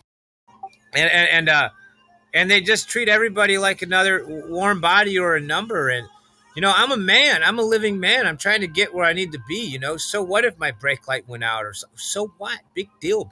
Anyway, I'm not trying to get a. My point is this: they at any time they could engage a gunfight. These people are, these people are crazy. Like half of these cops, I don't know. Maybe a portion of them are insane, dude. They're dudes riding around with weapons. That's fine. I mean, I'm American. I support that. But the thing is, they go and they stop you. They stop you on the highway, and they walk up to you with a gun. And some of them are not very nice. They can be real mean, because they're having a rough day. And I don't like the experience at all. I try to avoid them. I don't like it at all. And then when they walk up to your car with that gun, their hand is on that gun. Yeah. All I was trying to say, though, that, you see, I think that they fear me somewhat once they've realized who they pulled over, and because I just don't, I wish everyone the best and peace, but I'm not gonna cooperate, with being rolled over like that. They're not gonna roll over me like that, So anyway, maybe I'm a bit stubborn, but I often they say, hey, we'd like to search your vehicle. And I say no. Even though I don't have anything illegal, that doesn't matter. I say no, and they get upset. I don't know. I mean, I've had some really high tense encounters with the cops, but I think it's best. So do we live in a police state? Yes. Are Absolutely. we? Okay. Absolutely. You know, I know what it's like to have them come bust my door down, haul I me get off, along give me with them. room and board. I get a lot. Yeah, they've done things like pulled everything out of my car and threw it in the ditch before. I get along with them most of the time, but sometimes you never know when you're going to get some crazy cop. You know, and you know what? I go through life with good intentions, and I wish everyone the best. But you know what? If they try a gunfight with me, well, dude, I try everything to diplomatically prevent that and de-escalate that. But I'm not going down. They're not going to roll me up and throw me in a cement box unless they better kill me first. You know, I'm going to fight to the death. I'm not going to go to some cement box because a braking light is out. Parking my brake light's out. I'm not going to go in a box. No, I refuse. But they hunt people. They hunt people. You know, on the highway. That's why I'm terrified of the highway because I don't want to shoot anybody. Because you know what, my brake light went up.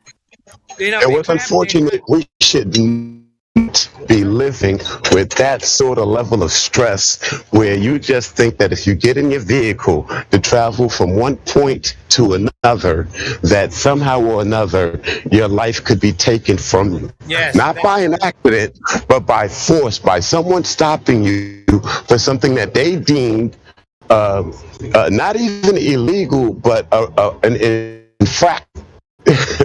You know, and your life is now in jeopardy. That's bananas. Well, I live They in kill Virginia. people out here in California for that kind of stuff. This is a heavy police state, man. It might be the heaviest. I live in Virginia. Oh man, wow, man, they are just they're just looking for anybody they can get for the tiniest minor thing. You know, and then they'll destroy your entire life and don't care at all. They won't care at all. And it's a usual day of business for them. And so, although I get along with most of them quite well, I'm absolutely terrified of encountering the exception rare idiot, the cop that'll make my day. You know, Here's the thing. I'm Here's the thing. To terrified. become a police officer, right? Become a police officer in any state. You have to take a psychological exam. What are they assessing in these psychological exams, and what are they looking for in these psychological exams? That's right? funny. I And aced it. this is how they, break up the force for the most part, because they have a psychological profile of how your behavior is indicative. So I really? considered being a cop one time, like many years ago, between security work, and I did their little obstacle course. I lapped everybody, and I maxed out their psychological exam. And what I did, No, you don't pass a psychological exam. There's no pass and fail in psychological. That's a profile. they said I got the highest score, and what I did is I gave the political correct answer every time. So I've got a brother who's a retired police officer. He was on the force for 30 years. And, I know him, I love him, I know what kind of guy he is. But, they recruited him, not recruited, but he joined the force right out of college. And I don't have any factual information. I can't cite anything. But what I've heard is that police officers now, police stations want to recruit soldiers. So they come back from, killing and fighting, and they're used to that kind of stuff. And so once they put them on the street, they look at all the police officers are on one team and all the civilians are the enemy. And, I personally have I've been in jail, and I've seen how the cops treat people, even when you're innocent. You're supposed to be guilty until proven innocent. And so, they treat you like dirt. And Yeah, I was in the army. I was in the army, and what you're saying is accurate. But I will say though that my father, he was in the military, in the Marines, in the 1960s. Okay, is when he joined. So there's a big difference. Back then, they made sure that the Marines. There's a point to this, right? It's a really short. I'll be back. The Marines get at least 10 hours of sleep back in the 1960s in their boot camp at Paris Island, whatever, to make sure they're well rested. My point is that these days you'd be lucky to get an hour and a half sleep in the Army basic training. And my point is that something has changed over the last half century or longer. It's been whatever. Over the last roughly half century, there's been a major change in the military where now they degrade them and they break them down and make them do degrading exercise. They didn't used to have to do such degrading things, and now they're doing things, rolling around on the floor for hours. Anyway, my point is this: they are then completely broken down, and then psychologically they use methods to brainwash them, and then they become police officers, and then like you were saying, and then they become police officers someday. But now, okay, these people, I went through it. They broke my mind. They completely broke my mind in the boot camp, basic training. They made, because I came from a prestigious military family where we were not. My father was not treated like this when he was in the military, so I was very proud. And they completely shattered my pride, and then they reprogrammed my mind, and I'm still trying to deprogram it to this day. And so.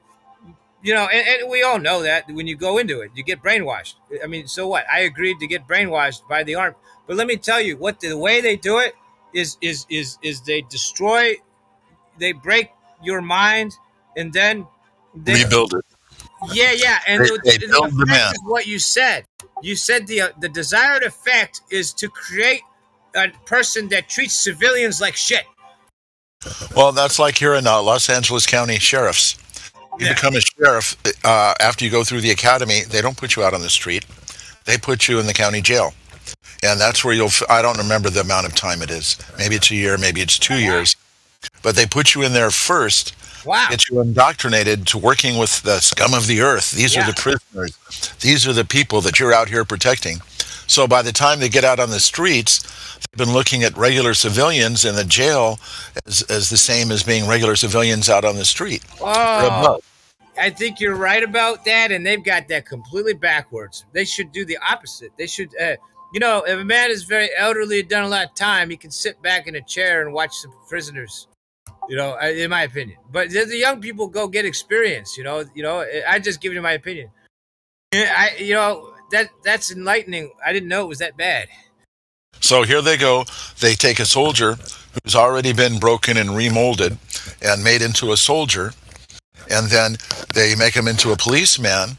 Okay, so here you need to know, these laws and stuff like this, but basically the same thing is you're in control out here. And what we're going to do is we're going to put you in control of the jail, the worst place you could possibly be, just to go ahead and strengthen you up.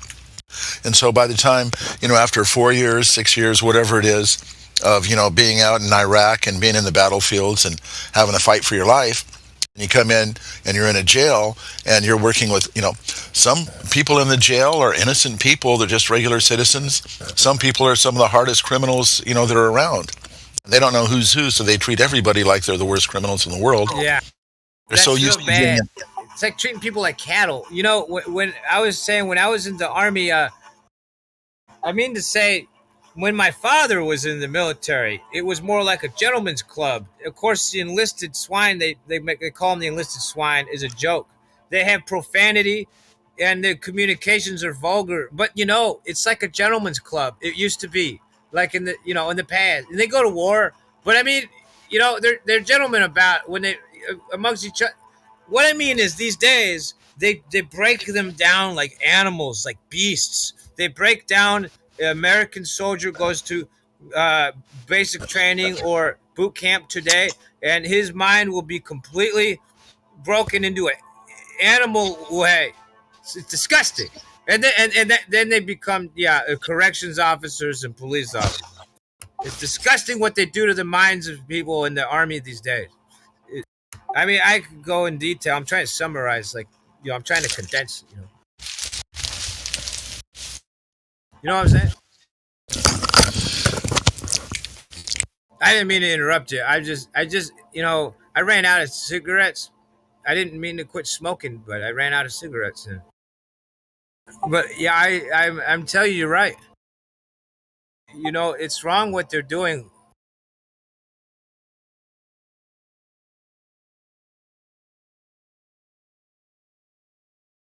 You still there, man? I didn't mean to interrupt you. Oh, I'm sorry. No, I hit the mute button by mistake. I ran out of cigarettes, so I hear you now. I'm losing my mind over here, but I agree. Yeah, just tobacco problem. Well, I gave cigarettes up almost about 30 years ago. How many days until you regained your sanity? I don't know if I ever got it back. Hey, dude, I ran out of cigarettes yesterday. I've more longer than that, but I've been recycling the ashtray. I completely ran out of tobacco yesterday. I've been there recycling the ashtray. I've been picking a butt up off the street because I was so desperate for tobacco. Yeah, But, dude, I'm out. Yeah, that's an issue right there. I'm just saying. I'm sorry if I was speaking a lot and redundantly. I didn't know I was going to quit smoking, but my phone broke, so then I had to skip on the groceries this month, and I also finally ran out of tobacco and everything. All I have is water and music in this channel. You buy store packs or you make your own? Quality tobacco? You roll your own cigarettes or buy pre-rolled? I to save money, I get at the tobacco store. I get to pre-roll it myself to save money. There you go. I put it in a water pipe to save more money. I don't waste money on papers. Yeah, don't ever buy store pre-packed cigarettes. You're right. Yeah, that's a lot of money. Yeah. Yeah, I'll tell you. There's shit in it, dude. I'm telling you. You're right. There is shit in it. I know there is. Started smoking cigarettes. There'll be like three or four different smoke trails coming off, and there's like this specific smoke trail that just hangs in your face. But when I make my cigarettes, it don't do that. It just floats away. They got high up in the air. Chemicals. Yeah, exactly. They put something in the paper that they claim is to they have some excuse to make it less of a fire hazard, but they put chemicals in the paper by law. Toxic chemicals. You're right. No, it's not the paper. It's literally the tobacco for me. It's probably both. What I've studied. I roll my own too. I've heard they put saltpeter in the tobacco. You know what that's used for? I wouldn't be surprised. Yeah, I heard about that term in the Army. They would say they put it in the food in the chow hall. But what was that? Just I was talking about the tobacco. So it's called Funnels. You can go to buyfunnels. I didn't go there, but I saw it on the packaging. Buyfunnels.com. Anyway, fun. Okay, they have. It says the purest tobacco, nothing added to it, and you can get it either already shredded or in a big leaf that unfolds. It's so cool. At any tobacco store, you can ask for Funnels, and it's supposed to be the purest tobacco they advertise. Anyway, I'm sorry I ran out of tobacco, so I'm trying to hold on to my sanity. So a little something a branch off from tobacco. Started smoking when I was about 12 years old. Well, at 12 years old, I told my father that I smoked cigarettes. And so I'm either going to smoke in front of him or behind his back, but I'm not going to stop smoking. And from 12 years old, I was able to smoke in front of him. Now, my dad told me stories about how he started smoking when he was 10. So, it wasn't that big of a deal to start smoking when I was 12. I used to smoke the Cowboy Killers, the Marlboro Reds. I got up to 2 packs a day. And, I was having problems coughing all the time and stuff. And I realized that, smoking these Cowboy Killers wasn't good for me. And so I started to wean myself off. What I'd do, instead of smoking the red ones, I'd smoke the 100s, but I'd only smoke them halfway down. So I still got, I had less nicotine going in and less chemicals and stuff. And then I went to the Marlboro Ultralights. And then I went to some generic ultralight cigarette that were really cheap because I was poor. But what ended up happening, I used to work at this little internet startup company, and I'd always answer the phone, tech support, my name is blah, blah, blah, what's your username? This one lady told me that her username was hypnotherapy. I said, oh, cool. So do you get people to get up on a stage and act like a chicken or something? And she goes, no, actually I do clinical hypnotherapy. So I do hypnotherapy to help people lose weight, go into past life regressions, to quit smoking. And I heard her say, quit smoking. And, I've been trying to wean myself off of cigarettes. And I said, hey, that's great. Do you have a website? And she goes, no, but I need one. Do you know anybody that builds websites? And I was working at an internet service provider, and I was building websites and stuff. And I said, well, yeah, I do. I'll tell you what, if you can get me to quit smoking, I'll build you a website. Her website's been up over 20 years. Wow. What happened was, she said, come on in and come see me on a Saturday. And so I drove, 30, 40 miles to go out to her place. She hypnotized me.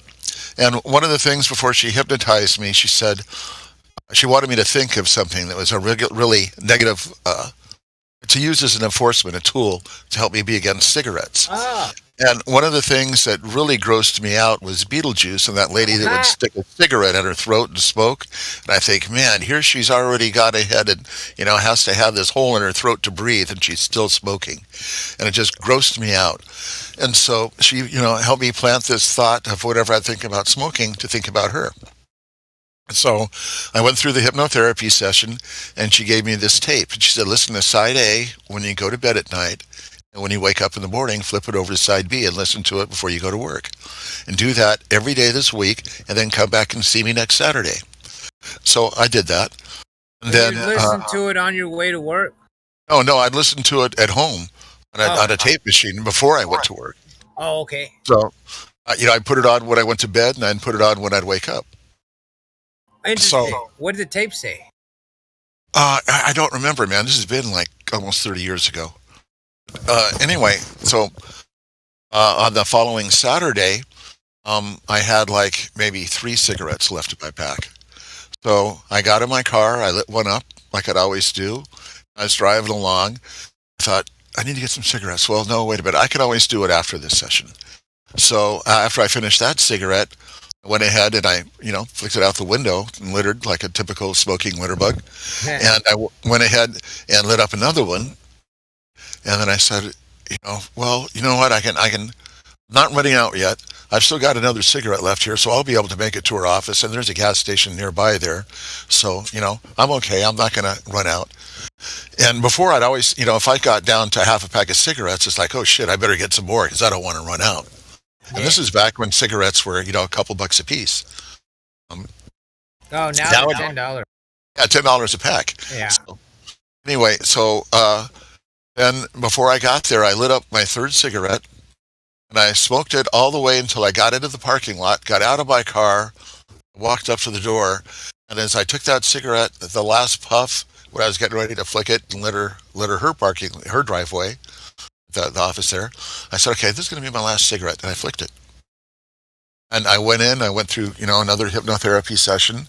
And then when I got out of the session, I got back into my car. Usually I'd have to have a cigarette. Just right now, got to have one as soon as I get in the car. And I thought, well, I don't have a cigarette here, but there's a place where I can stop and get a pack. So I drove by a 7-Eleven or something. I said, you know what? Maybe I can go a little bit longer. Let's see how long I can go. I drove all the way home, and there was a 7-Eleven right by my house. I thought, I can get a pack of cigarettes here if I need it. They're not that far. And I haven't had a cigarette since. Wow. And she still has a website. How many days of listening to the tape before you go to work? How many days? 5. Well, I listened to it every day. So I picked it up, got the tape to take home, listened to that site. 1 week? So Saturday night, listened to it Monday morning, and then Friday night, and then Saturday morning, when I got up, I listened to the morning side, and I got up and I went into my car. When you haven't had a cigarette for how many years? That was about 1995. Wow. 96, maybe, something. 95 or 96. I listened very closely because I'm addicted to tobacco, to be honest. I like smoking, but I'm happy you shared that. That's a way that a man found a way to stop smoking. I think what happened was that did you think the message in the tape thing imprinted into your mind something about to make you not want to smoke? Well, I didn't know a lot about hypnosis and conscious and subconscious back then. Recently, I've been having more of an interest in about the subconscious and the conscious. And from what I understand is you can tell yourself, I want to stop smoking consciously. But your subconscious is kind of like a thermostat. Okay, so like the thermostat, you set it on your house at a certain temperature, and all of a sudden now, if it's a real hot day outside, and the air conditioner is right where you want the temperature, but you open up all the windows to try something different, and that thermostat wants to go ahead and regulate your domain and say, hey, it's getting too hot out there, I'm going to come back on again. So your subconscious, even though you want to quit smoking, your subconscious says, I'm a smoker, and it wants you to do it again. So the combination of the hypnotherapy getting to my subconscious, and the combination of listening to the tape as I was falling asleep. I was getting into that drifting off stage before I went into the REM stage. And then when I'm still kind of groggy, waking up in the morning and kind of, halfway between being awake and being asleep, I think that helped. I think planting the thought of the lady with a cigarette in her throat helped. Ah, I think maybe the willpower, the fact that I wanted to stop smoking instead of people telling me that I needed to quit, I wanted to stop. And I think that was a big useful tool. And the combination of all, it took me a week to, and I'd gone down to lighter cigarettes. I was actually on Carlton's by the time I quit. I But know what you're talking about smoking half a cigarette. I used to do that for a few years. When you hear the snap of my fingers, you will go sleep. woof.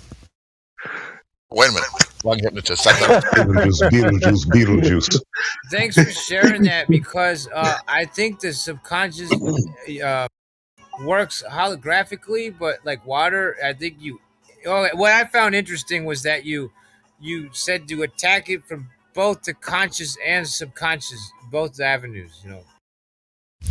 Well, so since becoming involved with FE, I've opened my mind up a lot, and I can see now how retraining my subconscious helped me to go ahead and stop smoking.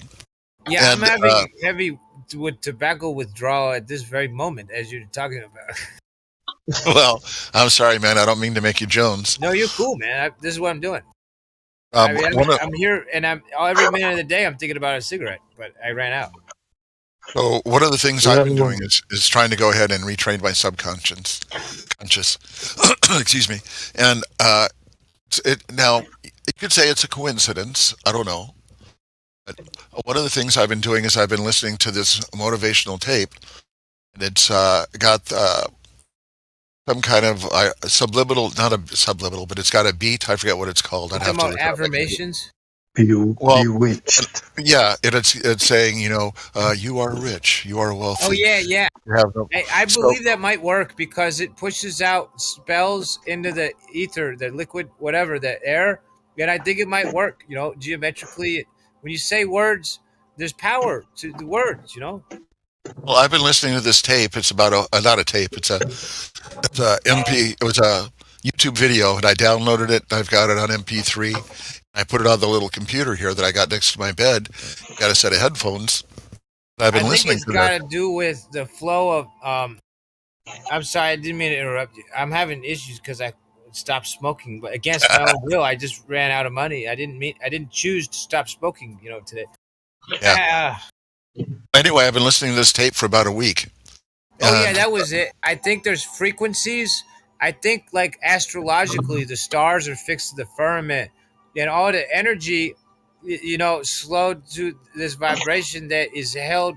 These fields are held by the stars or something. So I think it works something like that.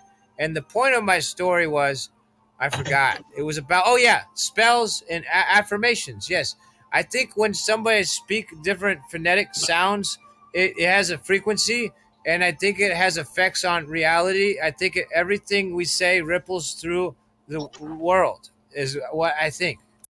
I think that's how it may work like that. Do you know what I'm saying? I do, and I think I had You believe in magic. Yeah. such a positive experience with trying to reprogram my subconscious to the fact that I'm a non-smoker instead of a smoker.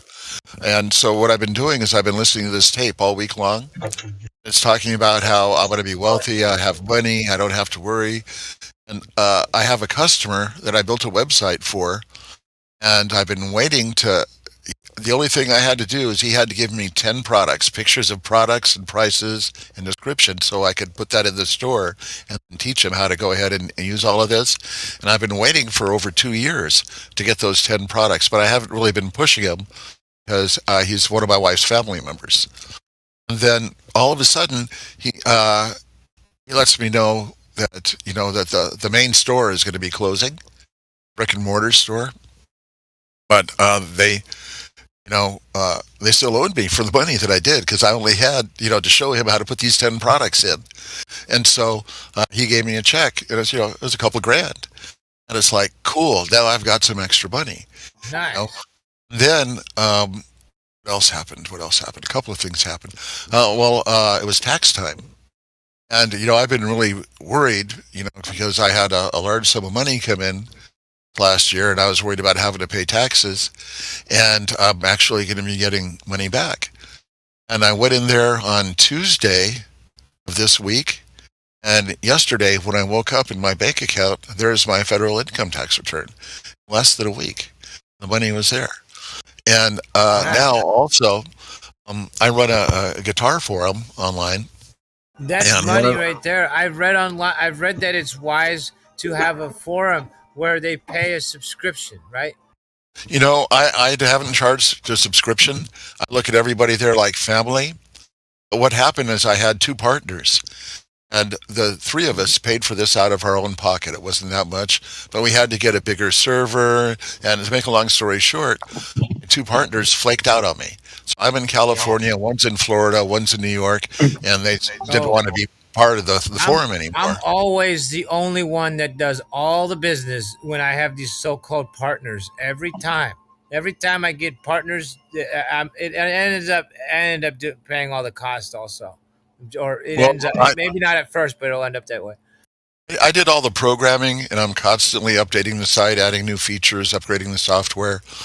And they were the color on there. The one guy lived in New York. He's a lawyer, and he has all these guitars. He's probably got, 20 guitars in his office, not to mention how many at his home. And so he's always showing new pictures of his guitars and stuff. The other guy lives in Florida. He's a flipper, so he'll go out and buy something cheap, turn around and sell it, and he makes money off it that way. And I was the one that did all the programming, and the three of us would split the bill all together. So they'd get the most fun out of it and the most use, and I was the one that was always under the hood tinkering on stuff. Anyway, so they left last year and left me all alone, and the bills were coming up in October. So I mentioned on the forum, I said, "Hey guys, my two partners left. It's just me here now, and I can't afford to cover these bills. So, I'm going to ask you guys, give me some donations. Cool. Here's how much money we need to keep it running for another year." And within 5 days, I had a little over the amount of money that I needed. So I thanked everybody. I didn't have the donations keep coming in. I said, we're good. We're set. I paid the bills. Wow. Within 5 days. That is awesome. Yeah. Hey, that is so cool. I got off on a tangent. I'm trying to remember what were we saying just before this, before I got into details? I think we were talking about, you were saying you've done a lot of different work in the build website. Oh, I remember what I was going to say. Yeah. So one of the members on the website, he's a studio musician. Is he a flat earther? He's an open-minded person that I've talked to about flat Earth. So he'll be one eventually. So he's a really good musician. He has done a lot of studio work at Capitol Records on very famous people's albums without any credit because he was a studio musician. I have a friend who's done similar stuff. He's written famous songs they don't pay him for that they put in movies. Yeah. So, do they do movies about flat Earth? He could. Anyway, what I was saying, my friend told me that his wife wants me to build her a website. He said, "Hey, listen, Grant is a guru. You take a look at the stuff that he's done. He's the one that does our forum. If you want to have a website, he's the one to talk to." Now, we were actually supposed to be up at his cabin up in Lake Arrowhead today. But because of the storm out here, there's snow and rain. I'm not going up in the mountain roads, up there today. But anyway, it's the end of the world over there. So within this past week, since I've started listening to this tape, I've had a customer come out from 2 years of owing me money to pay me. I've had my income tax come, and now I've got another website. Wow. You've been blessed. I can't say that it's because I listen to this motivational tape. You know what? Can you send me that tape? But is it going to be a flat Earth website? As a matter of fact, it's Enlightened for you or something like that. Hey, I'm don't trying to think spend of all the your term. money at once. I found a website you can order restaurant supply food. I'm just giving you an example. Be careful with your money. I found a website that when I get paid in a couple days, because I ran out of food, but when I get paid on Tuesday, I can order 120 steaks, for about 140 something bucks. 120 steaks because it's a restaurant supply store. I was saying, hey man, be careful if you got all this money all at once. Be super careful. Remember the past when like me, I'm poor. Like remember when you were poor in the past. Don't spend all your What I'm money. going to do is pay off my credit cards. Is what I plan on doing. Yeah, that's a good idea. Anyway, so maybe this was something that's manifestation because of Can you motivation. send this tape? I want the tape. Please. Do me a favor. Send me a DM. Okay. Okay, and just mention to send you that, and what it is. It's a YouTube video, and I'll send you the link to it. Oh, is it a flat Earth video? No, he's got hypnotherapy affirmation. Hey, what's up, Janae? Well, think about it. Our words have power, and then it resonates through the ether, the liquid in the air. It's holographic. It's holographic.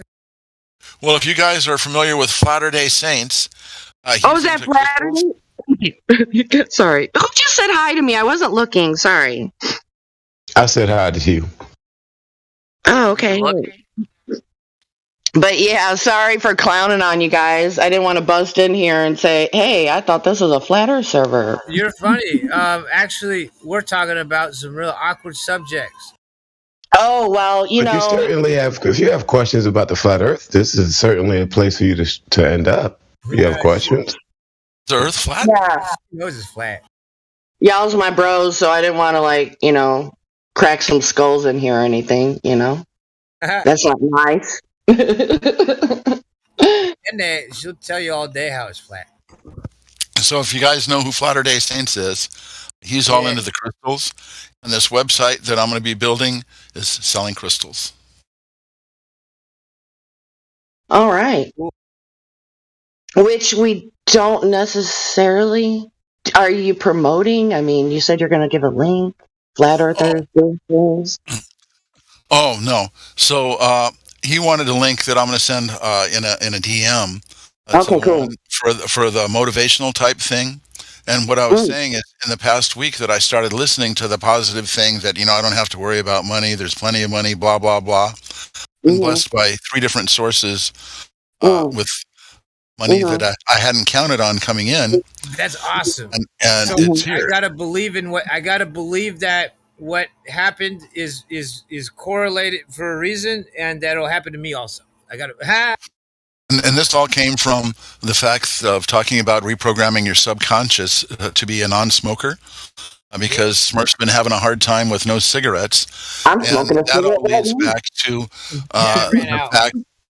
That all leads back to the fact of what's going on in this world is not necessarily what's been told, and the reality of the earth that we live on, the powers that surround us. You know what I always say? I always say to people, it's an upside down clown world. That's pretty much covers it. Yeah. Yep. Sorry, go on. Oh no, that's okay. I'm gonna let Smurf go ahead and what you are Jen. Oh, wait. I'm gonna let you guys talk for just a minute. I have to take a brief pause. I shall return. Wait, thank you. All right, wait. Smurf. On the front end, what? How long have you been in here? Because you were here, I think, when I left, and I went to sleep. Oh, I went to sleep, but I want to apologize on the front end that I ran out of tobacco. And so I don't know. My mind is all over the place. I have a question for you. Did you run out of tobacco when you were doing flat Earth stuff?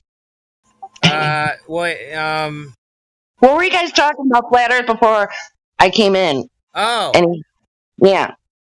I don't know. I came in and Max Smart was saying some cool stuff, and I forgot what it was. Really good stuff, man. All right, so no Glober action in here lately? Oh, no. They're all scared. Yeah, we've routed them. They hide. You in here when Tired was here?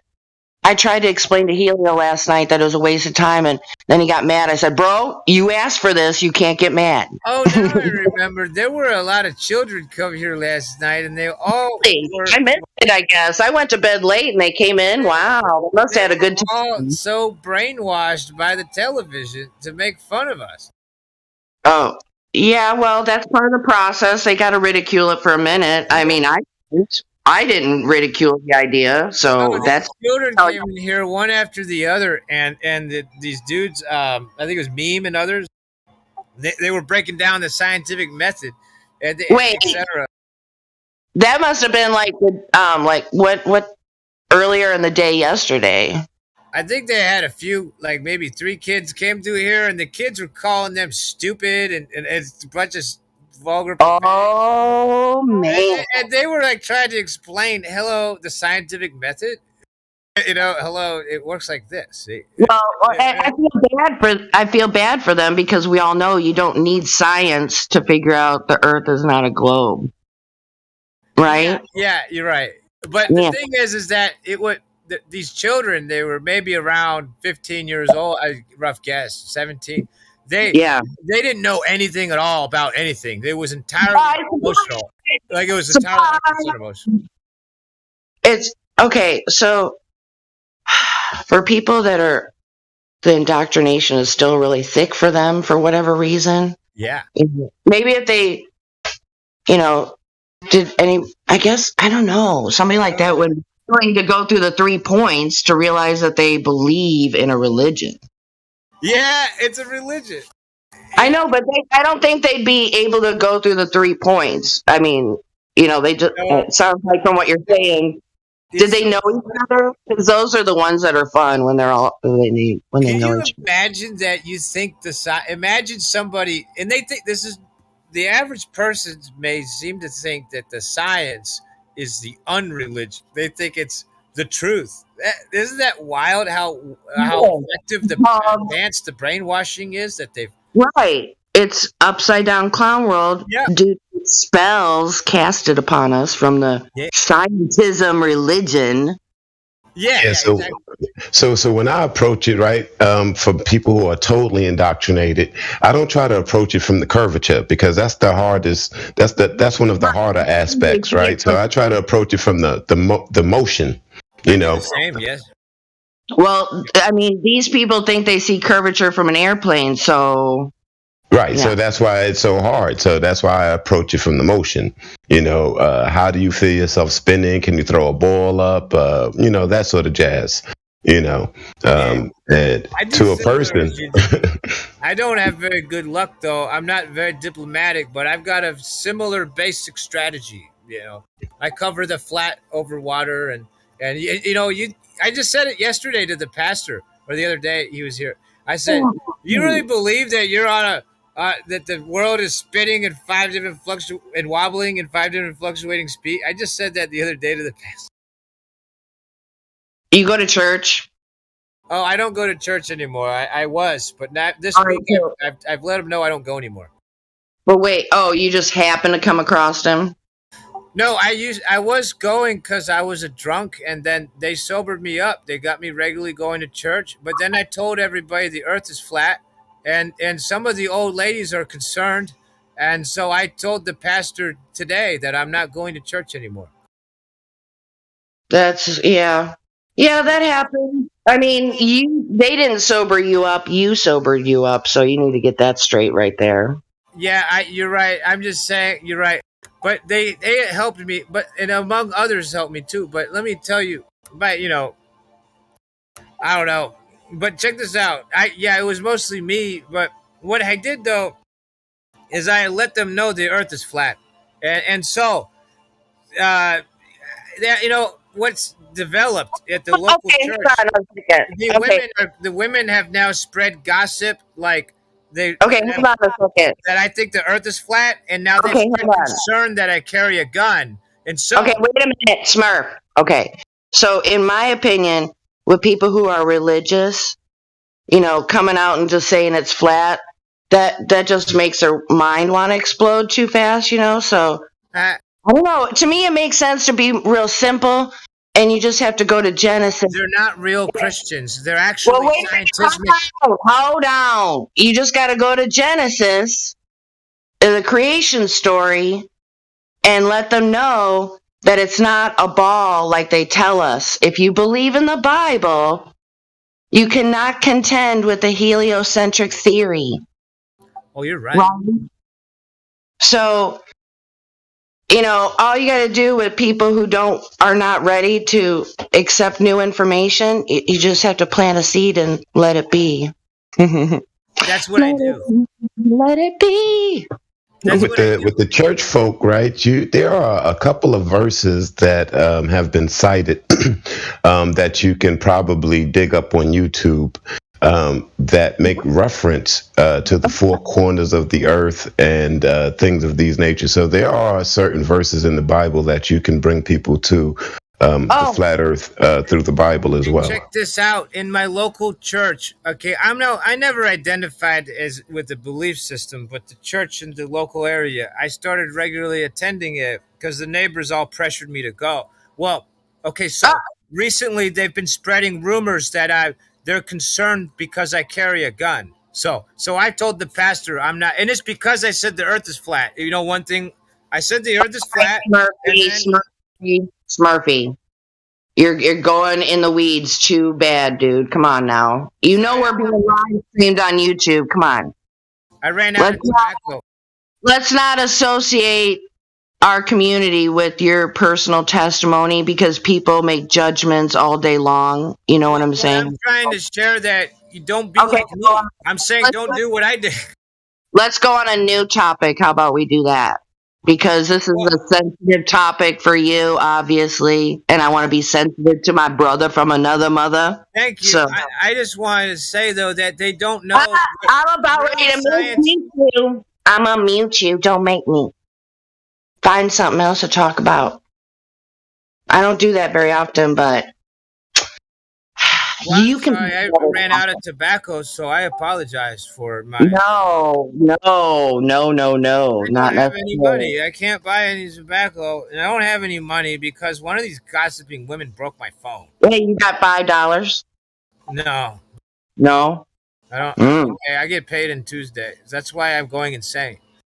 But I don't know, man. Cool. All right, this is what I say you do, Smurfy. This is what you should do. What do I do? All right. You should go and just go to a gas station, act like you lost your wallet, and say, man, I haven't had a cigarette in 5 days, and somebody will buy you a pack of cigarettes. I've thought about going to the gas station, but it's 15 minutes away, and I only have less than an eighth of gas. Oh, my God. I gotta wait until I get paid to get to the gas station. If only he was as cute as you are, Jenny, that might work for him. With me, they'd get scared. I was in the army. I scare people by accident. Smurf could be my partner in crime. I'd get him a pack of cigarettes. That'd be nice.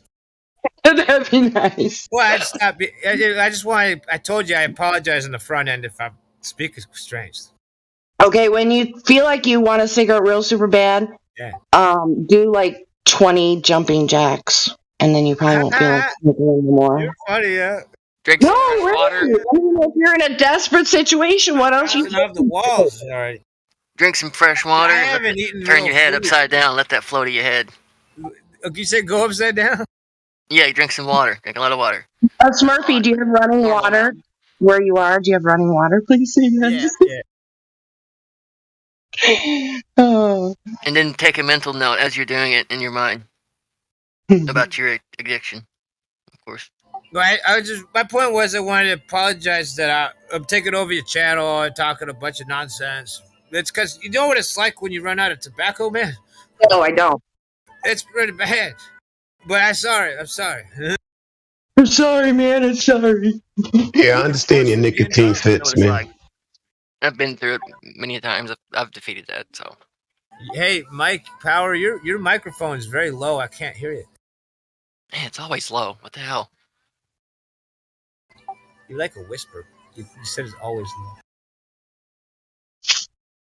Anyway, I was saying this is almost. I'm maybe not as bad as being drunk, but I have a lot of energy. I ran out of food also. But okay, well, the reason I'm having this situation is because I replaced my phone, and it was either the phone or groceries. So I chose the phone because when I get paid and I have some gasoline, I'm going to try to make money. Yeah, I do that all the time. I do that every minute of the day. I try to figure Are out you how to gonna make money. hustle? Are you gonna hustle? Are you gonna hustle you some money or what? What are you saying? Oh, well, the VA pays me some money, and then I'm going to try DoorDash, and I've applied to some jobs like I often do. I apply to jobs every month. But anyway, somebody gave me an idea. I could try DoorDash. I might get paid. Yeah. But I don't have any gas in my car till Tuesday. They don't pay me enough to do DoorDash. I know some people do make it work, but mm-mm. I don't know. It probably won't work. You're probably right. I mean, I've tried a lot of these things. They try to be scams. You know, they run on people's hope to get paid worth. You know, so I ran out of cigarettes, so I can't speak properly. They run on people's hopes and dreams. They pay you just enough to show up, but then people quit when they realize they don't get paid a living wage. Do you know what I'm trying to say? They don't get paid a living wage, man. Like me, I couldn't afford to replace. I paid $150. Well, a friend helped me. I gave him $50 because my money was in a different. Never mind all that. At $200, it cost, or the phone is a $150 phone on Amazon. Okay, I got a Google Pixel 3a. It's a really nice phone. It's very old. It's several years old, and I went into settings and I lowered the resolution down, and it's like high resolution. I mean, they got $150.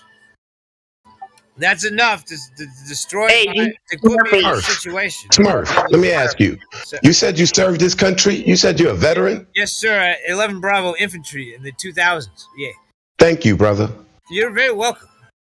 You know, and I think it's some bullshit that you're going through what you're going through right now, and you put your life on this line, you know, so that we can have the freedoms that we have, whether you went to war or not, that you signed up for that shit.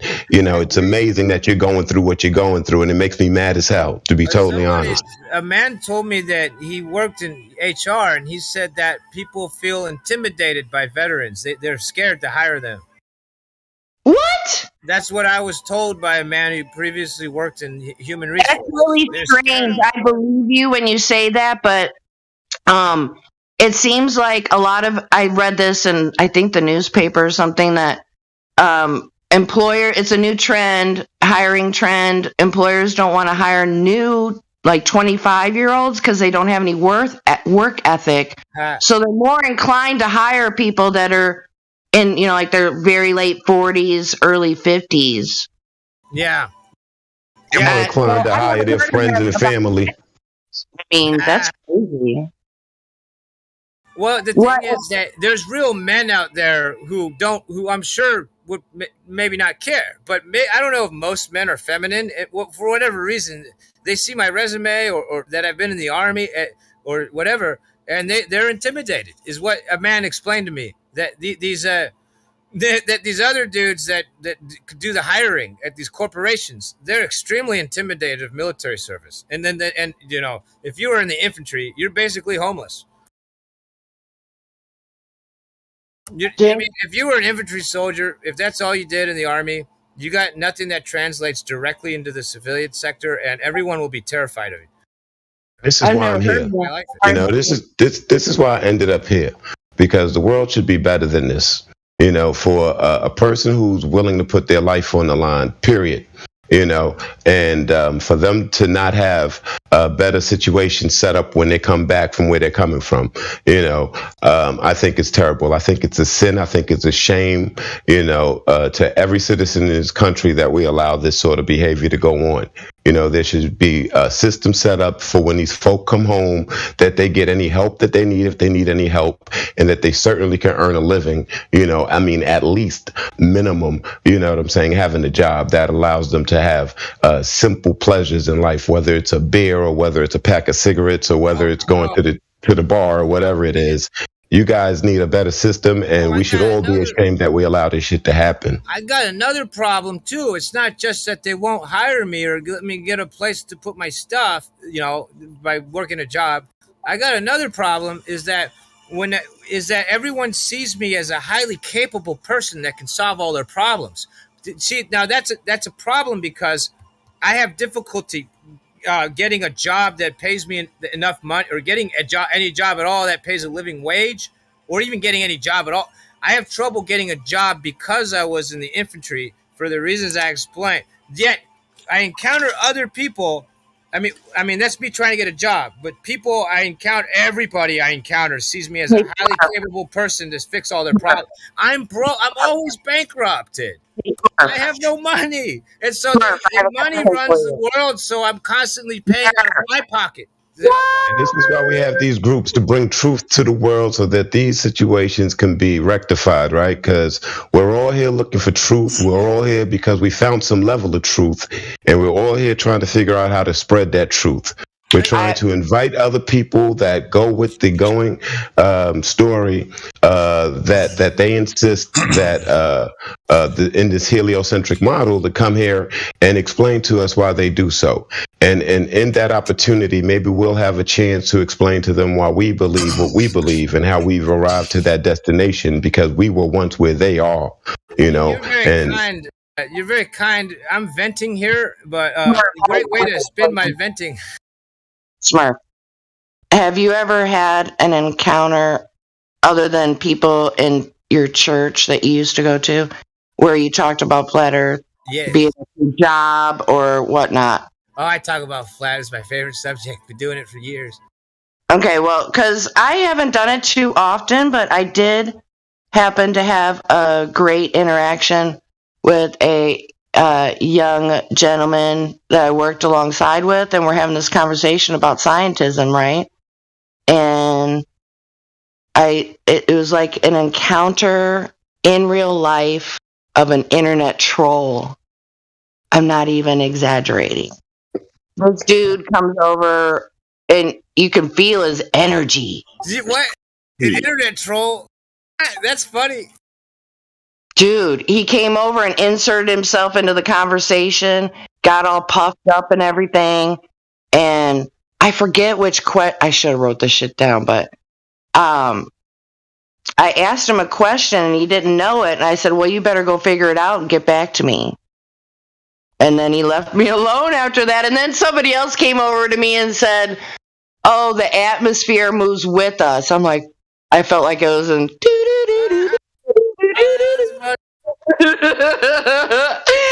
oh, so that was pretty cool. But all right, so Smurf, I want to hear about one of your interactions of someone. One of my interactions? Yes. Wow, I do it all the time. I don't know where to begin. Hey, then tell me one. I was telling the pastor just visited. No, not the pastor. I said not church people, other than church. Oh, wow. You know what I do? I don't know where to begin. My parents think I'm my parents think I'm a lunatic. It's really my mother. My father, I think, realized the Earth is flat, but my mother won't think about it for 2 seconds. Right. She has an IQ of 160, but she won't consider it for 2 seconds. Because she thinks we went to the moon, huh? Is that why? Yeah, my mother believes all that stuff. And both of my parents have a 160 IQ, but my mother thinks I'm a total lunatic. Wow. And sometimes it's not the message. Sometimes it's the messenger, unfortunately. Yeah, and so people refuse to see the message because of the messenger that's bringing them the message. Yes, that might be a very poor messenger. That might be what it was, you know. But I've completely disassembled the entire flat Earth, everything I knew about it, to my parents, and my dad seemed to have grasped and figured it out, but he's very advanced age, very elderly. But anyway, he doesn't rock the boat, so he never talks about it. With your parents, you use the globe first. You need to tell them about their globe first. Well, actually, what I was going to say is, with your parents, you'd have to back it up a little bit and talk about the moon landing or something. Yeah, I covered all that stuff, and my mother thinks I'm completely insane. I covered everything. The Kennedy, the 9/11. Yeah, right. I covered that. The current events we're not allowed to talk about. Also, I covered they all took the things that we're not allowed to talk about. My whole family did, and they, it blows my mind. Hello.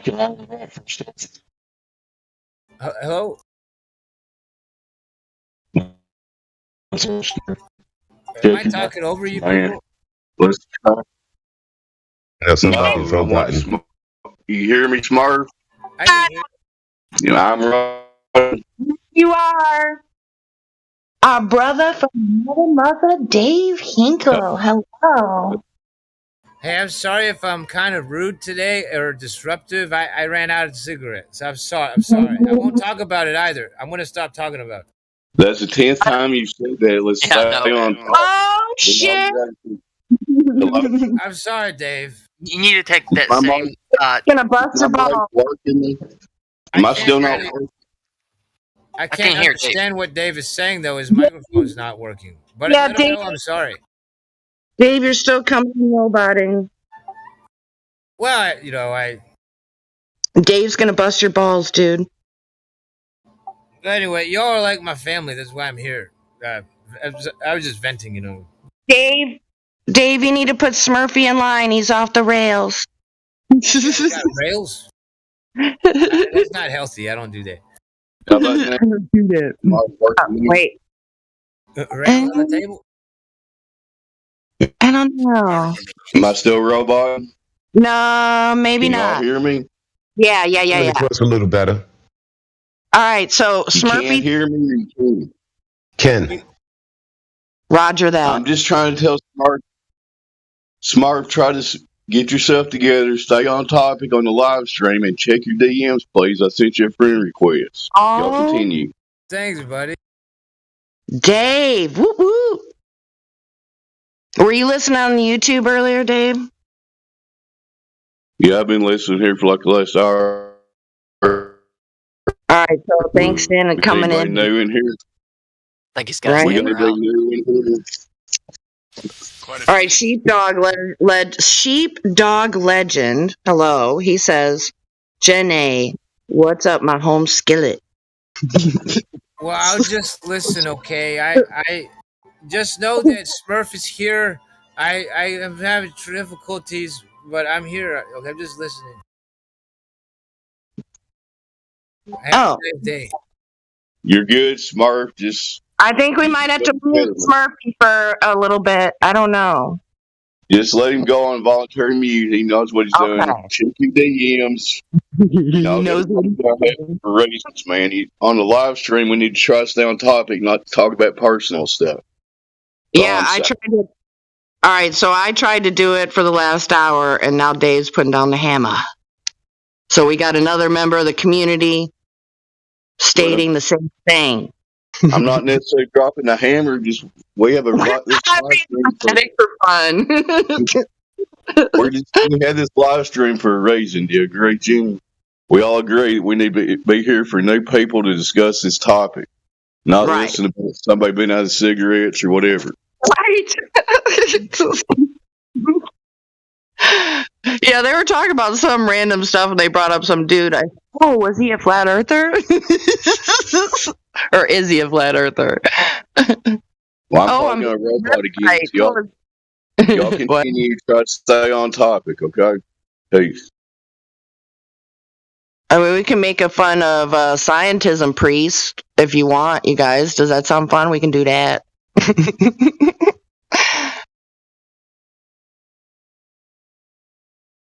Come on now.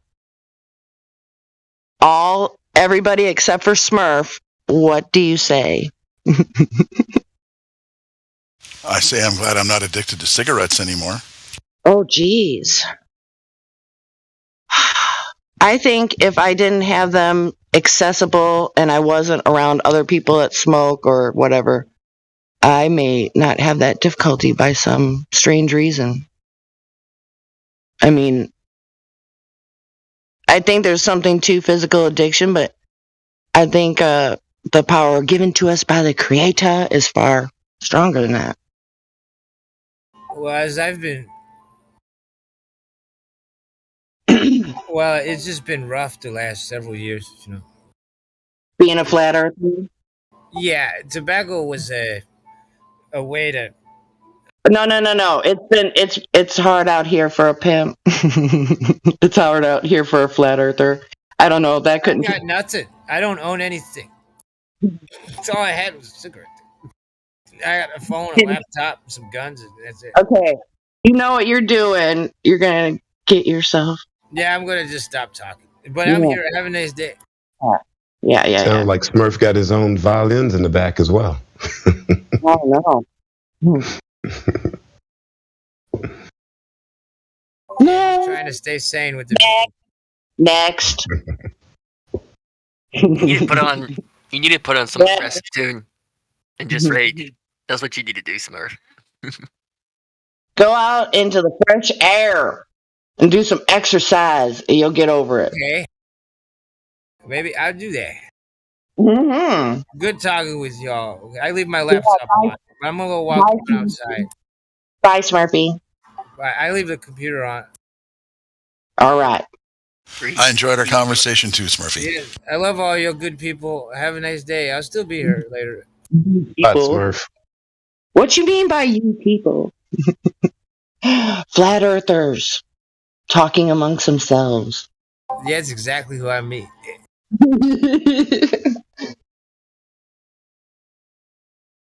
Why do I get the impression we're going to be having a conversation and like Smurfy's going to slide in and photobomb the conversation? It was okay. I was happy to vent today. I'm sorry to take up the channel. I'm done now. Have a nice day.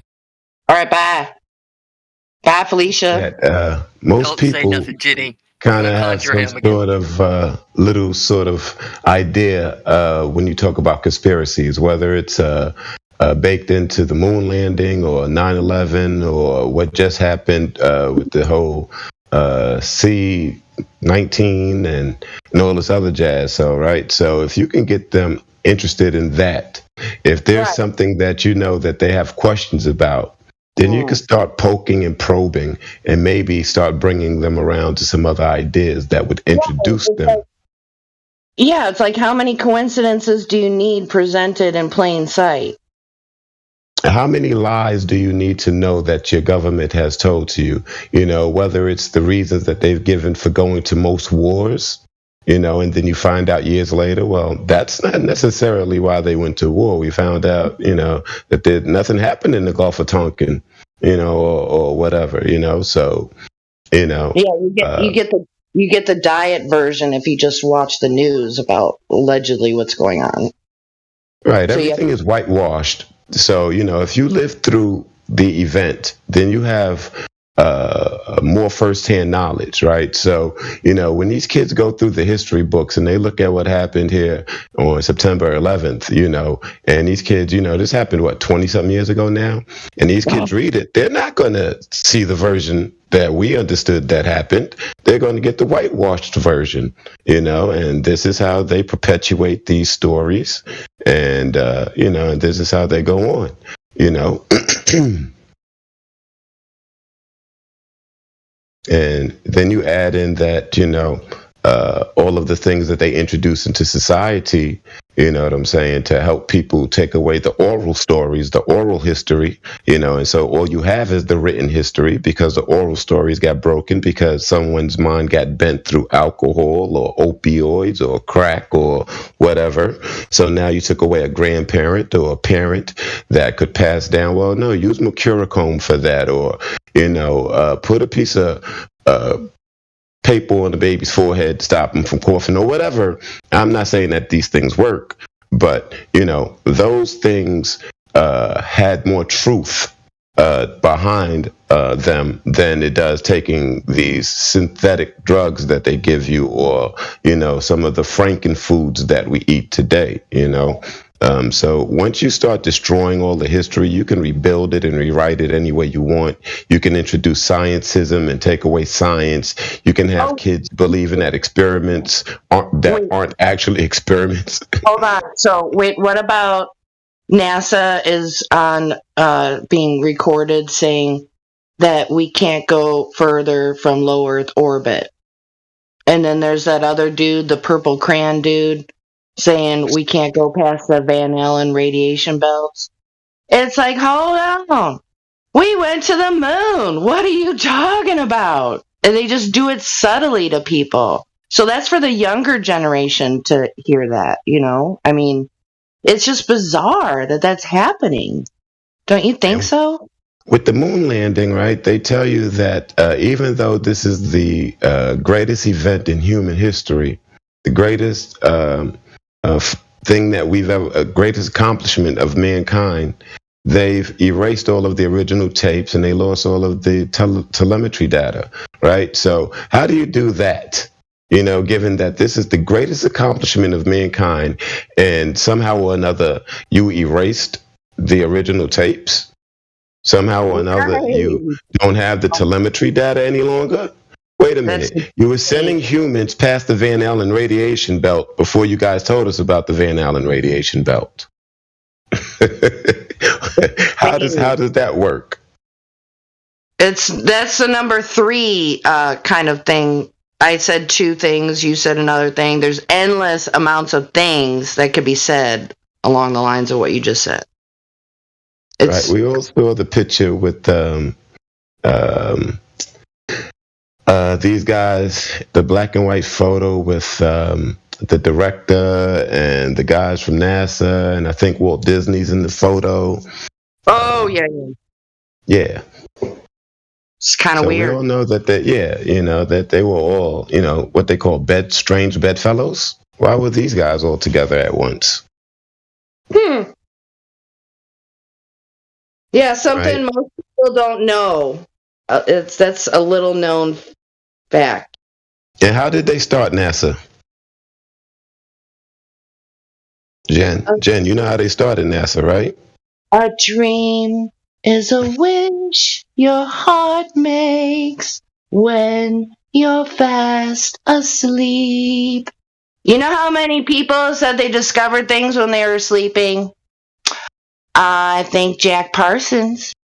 I think he claimed it. So weird.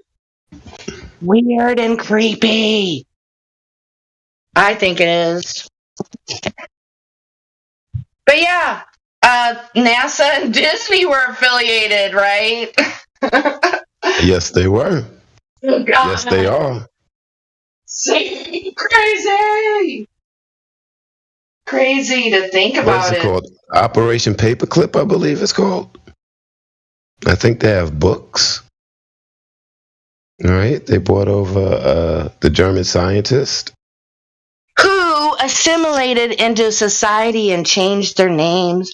Some even got plastic surgery, like socialites and whatnot. One from the New York Post. And I just recently saw a documentary about her. I forget what her name was, but she's the editor of Page 6. So she was a major engineer with social goings on in New York. It's so fucking creepy, man. So yeah, she happened to be Jewish. So weird. So yeah. People change their names to make it seem more, I don't know what ethnicity they were going for when they changed their names, but a lot of them did. And changed the name under the operation. I'm sorry, go on. No. That reminds me. This was a conversation, like, I think we have it recorded and clipped. I don't know, but actually, Superman is a Jew. No, he pretended to be someone he wasn't, had a different name, different identity. Oh man, I haven't thought about that in a long time. So yeah, there's probably a couple more points to go along with that, but it's something I haven't thought about in a while. First time I heard that take on Superman. Yeah, it was around Christmas time. This is a long time ago. Were you in the server when Crystal was here a long time ago? I just joined the server a few months ago. But, so yeah, it's kind of like a long time joke. We were rolling over that one. Oh my gosh. So yeah, it was great. A bunch of laughs on that one. But yeah, they put stuff like that right. I don't know. I think too much a lot of the times, but I mean, from your reaction, I mean, it sounds like, I mean, that's how they make these cartoon characters. They use hero legends before our time, be it Greek mythology or what have you, right? I mean, the Marvel DC Comics is huge right now. That's a huge, huge thing. And I don't know where people think they come up with these ideas from, but I mean, they're not entirely new ideas. Built upon. But anyway, I don't know how I got on that. Sorry, you guys. What were we talking about like 5 minutes ago? I think we were talking about Operation Paperclip. Okay, yeah. Okay, so yeah, this is a approved topic because it does relate to flat Earth, so we're good on that. We can talk all day on that. We could talk for a long. I mean, come on now. They've been talking about the moon landing for 5 decades. Do you think most people really believe in the moon landing still today?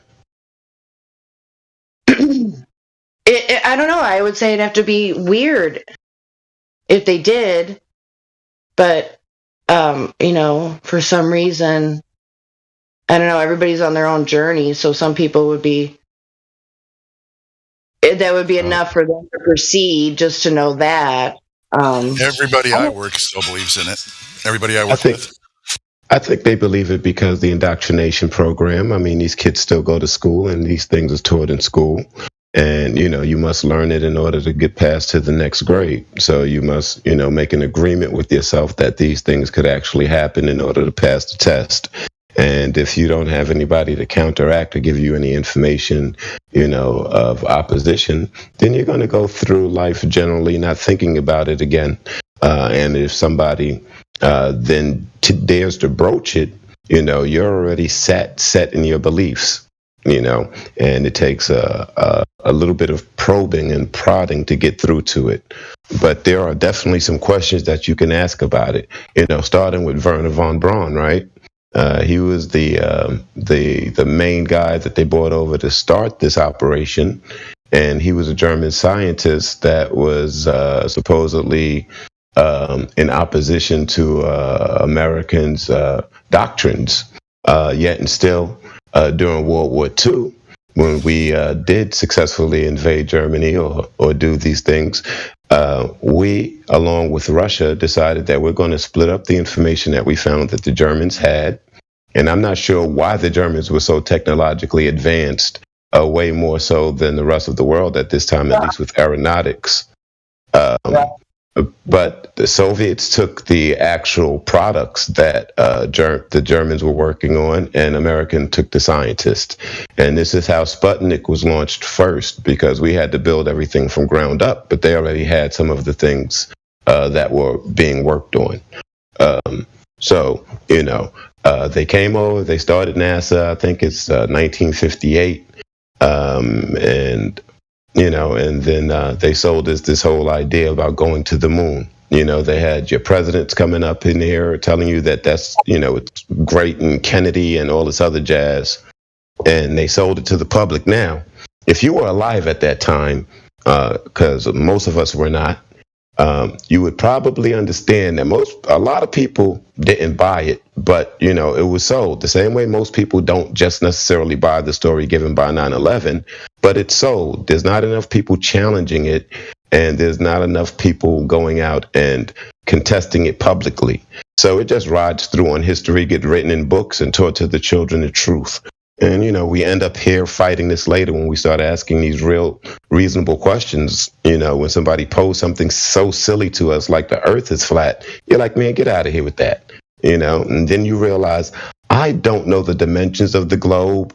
I don't know how fast it's supposed to spin. I don't know what's supposed to stop the water from flinging off. They don't know their own religion. Most of us didn't. Yeah, they don't know their own religion. Isn't that crazy?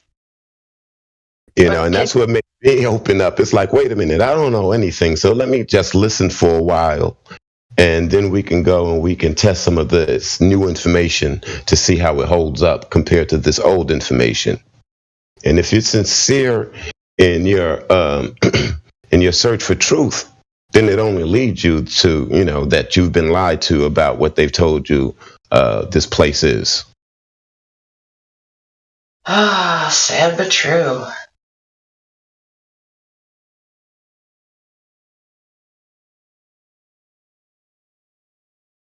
It's just important to try to reach people where they are. Like throwing a line in the water. You kind of got to have the right bait for the right fish. Oh, yeah, for sure. You're totally right on that. Definitely. So, if there's anybody out there who, thinks that we're, tinfoil hat wearers and just crazy conspiracy theorists, we welcome you aboard to come in here and bring your views, bring your information, and see what we can discover. Yeah, I want to talk to a coincidence theorist. I want to talk to one right now. That'd be cool. Because if you're not a conspiracy theorist, you have to be a coincidence theorist, right?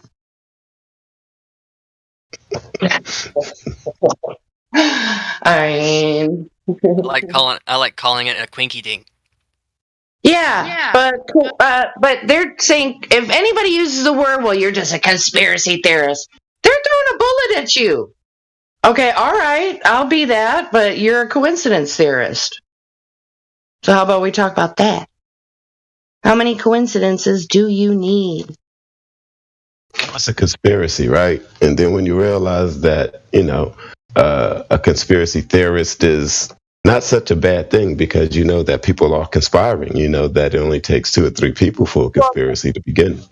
When the term was bastardized, it meant in someone's mind that automatically whatever topic was brought up and that was attached to it, that it was automatically untrue.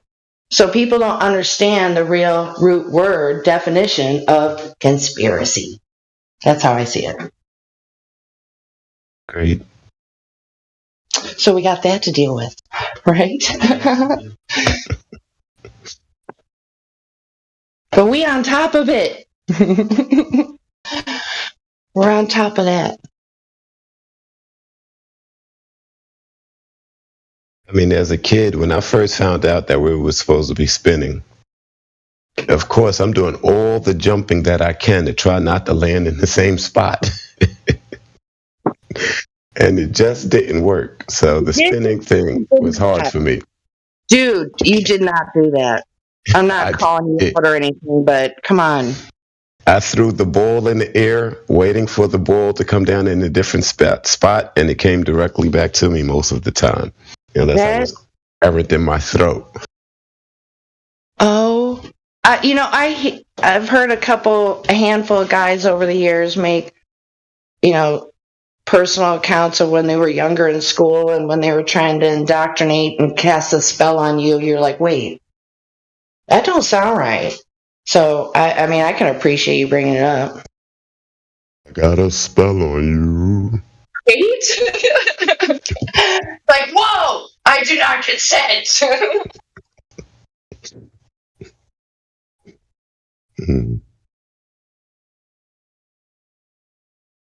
What's funny is when you hear these people who try to hold on to this idea, and then you tell them that, this guy Tyson, he says that, that you can't see any curves, no matter, how high you go in the plane or whatever, and they're like, well, no, he's wrong. That's hilarious, dude. This guy Tyson. They all tell you how the leading astrophysicist, the leading science guy is all of a sudden wrong, and they're smarter than he is. I just find that to be remarkable. Does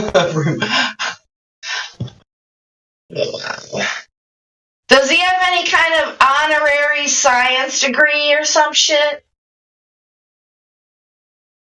As a PhD astrophysicist, for whatever that's worth.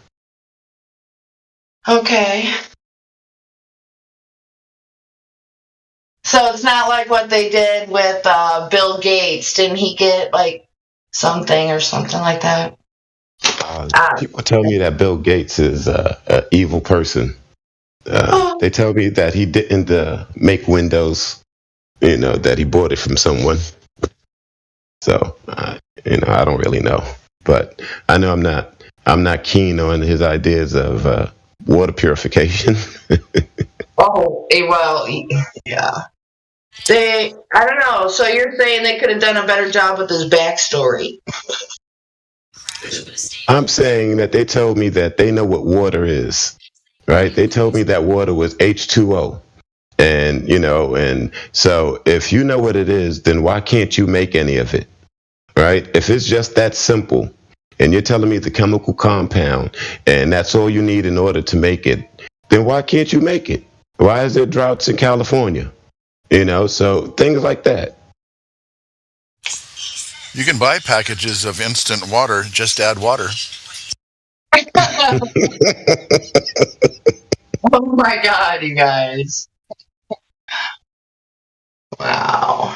But this is how far gone we are. They tell us that they know what water is. It's H2O. We all believe it. We buy it. We go for it. Hook, line, and sinker.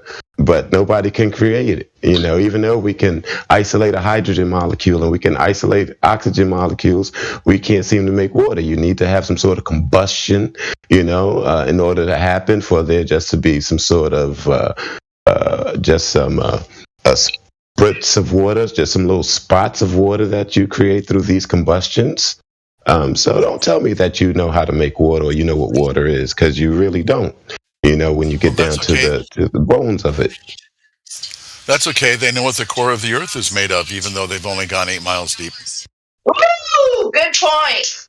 And it's slowing down and speeding up, and it's been doing so for 70 years. They just didn't notice it until recently. I know that motion sickness really has me going. Wow. Am I roboting? You sound weird. You're good. I was going to say that actually the core stopped a week ago. No. That don't sound good at all. Yikes. It supposedly will start again on its own. It's going to fix itself. And that doesn't affect the trajectory of the Earth whatsoever. It doesn't affect its rotation. It doesn't affect its magneticity. Wow. Hey, have you ever gone bowling with one of those smart bowling balls that has those reverse cores in them? You're kidding, right? No, there's a core that when you throw the ball down the lane, it starts rotating the other way to increase the rotation of the ball. Isn't that cheating? I don't know. They're talking about cork and baseball bats to get more fans in. What they do, they change the golf ball. That's why there's a whole nother golf tournament out there now. The LIV tournament or the LIV league. Is that the one in Saudi Arabia? I don't know. I know there's the PGA, and then everybody there's a big swing for this LIV league where they change the dynamics of the golf ball so that way you could hit it better and have more control on it.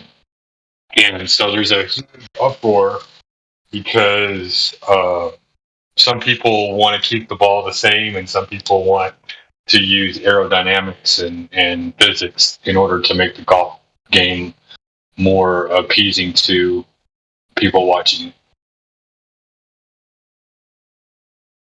I hope they're taking into account the curvature of the Earth when they fix these balls. Hey, did you see what I wrote to you in the live chat? No, I didn't. You were talking about throwing the ball up in the air. Yeah, let me see. You were waiting for it to come back down. I said, well, maybe you were you didn't know but you were naturally just adjusting for the Coriolis and the spin.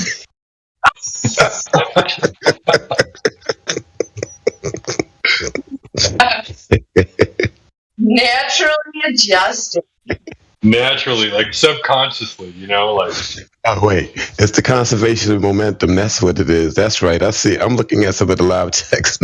I mean, the whole thing about that, as weird as it sounds, if you, as a kid, like if you're 4 or 5 years old and you throw a ball up in the air, sometimes it's not going to come straight back down because you don't get the momentum or the trajectory right. Mhm. So I kind of playing a joke on the whole physics of it and everything. Like you were naturally adjusting for the spin and the Coriolis to get the ball to come right back to you. Mm. But I think Tyson said that, it would still curve. I don't know. Right. Des? Let's go to Tyson. Tyson says, Oh my gosh. It's like, who the fuck is Neil deGrasse Tyson? Yeah, like that was another thing. Y'all said that he has a PhD in astrophysics. yeah. Like to me, it sounds like he has a PhD in bullshitting. Yeah. Because I mean, PhD. what is astrophysics? But everything theoretical and nothing proven. Well, he Exactly. said can't see no curve from an airplane. That shit is flat. You can't even see it from the space jump. That shit is flat. And why would you jump out of a perfectly good balloon? At 120,000 feet. Or I think that's what he said. Yikes. My favorite part was that he was up that high and then landed 50 feet from, or not 50, how far away did he land from the actual starting point? Not far, and I think he landed in the wrong spot. Like if there was rotation, he landed against the rotation. I understand. Right. I'm not 100% sure. Instead of the east, he landed on the western side of the area that he went on. So, And I understand when they were at the distance that they were, that the landmass under them was just that particular state. And if you're up that high, you're supposed to have a larger view of what the Earth is, supposedly. So I'm not 100% sure about it. Hey, so I just had a thought of our flat earth brother, Brian Mullins, where he talks about it would be impossible to land a plane on a spinning globe. That's some good stuff. Yeah. Him and Banjo, they really go off on that airplane stuff. Okay, so wait. Do we have somebody new? Is DK new? Does DK want to add something to the conversation? He's been here for a while, apparently, if you just read a little bit further down the live stream. Aha. Is it DK Conspiracies? Let the games begin.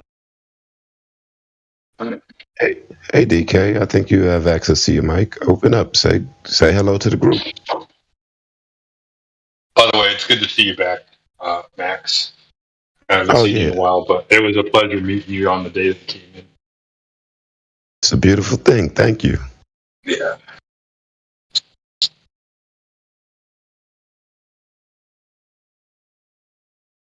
And Janae, what's up, girl? My home skillet. Hey. Sorry, I was getting ready for work. I had a blow dryer on it. If you were talking to me, I just heard my name. Yeah. No, I figured you were getting ready to go do something. You sound like you're getting things wrapped up so you can get on the road. So, yeah, what did you say besides hey? Oh, nothing. Just said hey to you and hey to Max. Saying, all right, so I was here when Max joined the server and was part of the people who interviewed him. So in the live stream. So really cool guy. Glad you got your tags, man. Thanks a lot. I appreciate it, legend. Yeah. Oh shit! You got UE. You actually might remember me though. I was Gizmo at the time, but I now have an LLC, so I changed my name to my LLC. That's what's up. Yeah. Trying to play their game.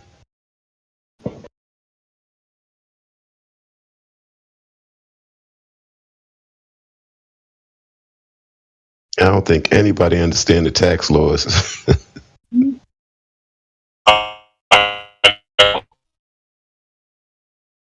No,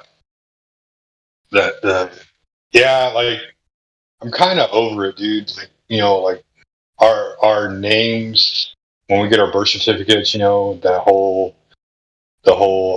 being bought and sold into the vessel and blah blah blah. I figure the LLC is like the middle finger back to that. You know what I mean? Like I'm not liable for all the shit that I do, and I'm going to collect under a different tax code. Trying to figure it out. That's all we do. That's all we do, man. I figure I'm going to get it wrong a whole bunch in this life, and maybe I'll get it right towards the end of this life, and I'll be set up for my next life.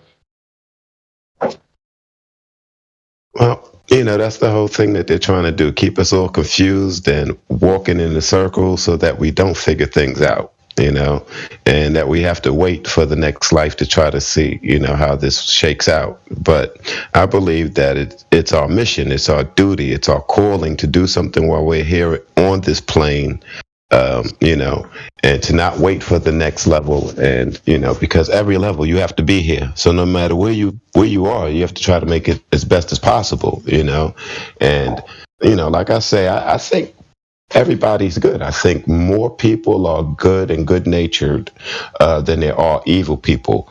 I just think that it's easy for the easy people to take advantage of it. The psychopaths and the sociopaths of the world, to take advantage of the kindness nature of man, which is how you have such a small population controlling what happens to the majority of the population. So, They've got us figured out and we don't even know it. Yeah. Well, they teach each other what's going on, and to police ourselves. That's the beauty of it. They designed it so we would police ourselves. How about that shit? Yeah. So they designed it to keep us running around on the track instead of exploring other avenues. Right. So, no matter what truth you can bring somebody to, you try to bring them to that truth. And once you could bring them to one truth, it's a stepping stone to bring them to the next truth. Yep. So whether it's through the tax codes that we know are illegal, or whether it's about, the certificates that we sign to say that we are just, we're registering our children so that we can just be the persons responsible, but you are the owners, the same way you have to register a vehicle, whatever control mechanism that they have in place. It's up to the fractions, the small people, the ones who are aware, to try to bring some semblance, a level of truth to others so that they can become aware. Only then, can we start to get along and see that, there are traps and, these are tricks, and they don't want you to know, your true meaning. They don't want you to know that there is a purpose, that there is a reason, that there's a higher calling, that there is, you don't come from nothing. There is a creator. Yeah. I've heard when I first got into Flat Earth, his name is Will. The channel is Truth is Stranger Than Fiction, I think. And he got an email he read from somebody who was an atheist who came about Flat Earth, and then he came about that he believed in a creator after that. So I've heard more than one thing of people talking about that, because you don't need religion in the idea of a creator, right? Right. Yeah. And I don't believe in atheists either. Right. No, I don't either, because anybody staring death in the eye, staring down death on the face, you're gonna be talking to your creator. I've seen it a million times. They I don't believe in God, but then when you're staring at death, you're like, oh, God this, God that. And even though you may denounce God still, but you're denouncing him directly right in front of his face. Like that's what Karl Marx did, didn't he? On his deathbed, he cursed God all the way to his death. Well, we are innate, and we know innately that there's a creator, and so depending on an individual and a bunch of circumstances is how they try to put that to rest, so that they can go around and do the psychopathic, sociopathic things that they want to do, so that they can control other folks without it trying to weigh on their conscience and on their hearts. So You know. they isolate us from our family, essentially. Like, this is like domestic violence level fucking psycho manipulation kind of shit. Fuck, make you an easy target is what I was trying to piggyback on what you're saying. So go ahead. Yeah, it makes you soft. It's like a drug addict. Like, I mean, I've heard stories of people being trafficked and. All right. Well, that's a little. Hold on a second. I appreciate your contribution, but we're not going to do that on here. So sorry. Sure. It makes us more malleable, and it makes us easier to control, and it makes us easier to feed stories. And then they put you in this whole idea, well, you don't have any time, right? You have to go out and you have to work all day. And matter of fact, not only you, anybody who lives in your house should work. There should be nobody at home. As a matter of fact, you should just give us your children all day long so that we can indoctrinate them. And by the time you get home, you can't change anything because your brain is so frazzled from your day that you don't even have time barely just to check your kid's homework. You're just asking them, did he do it? So there's a lot of things that they do to make sure that this system stays in place.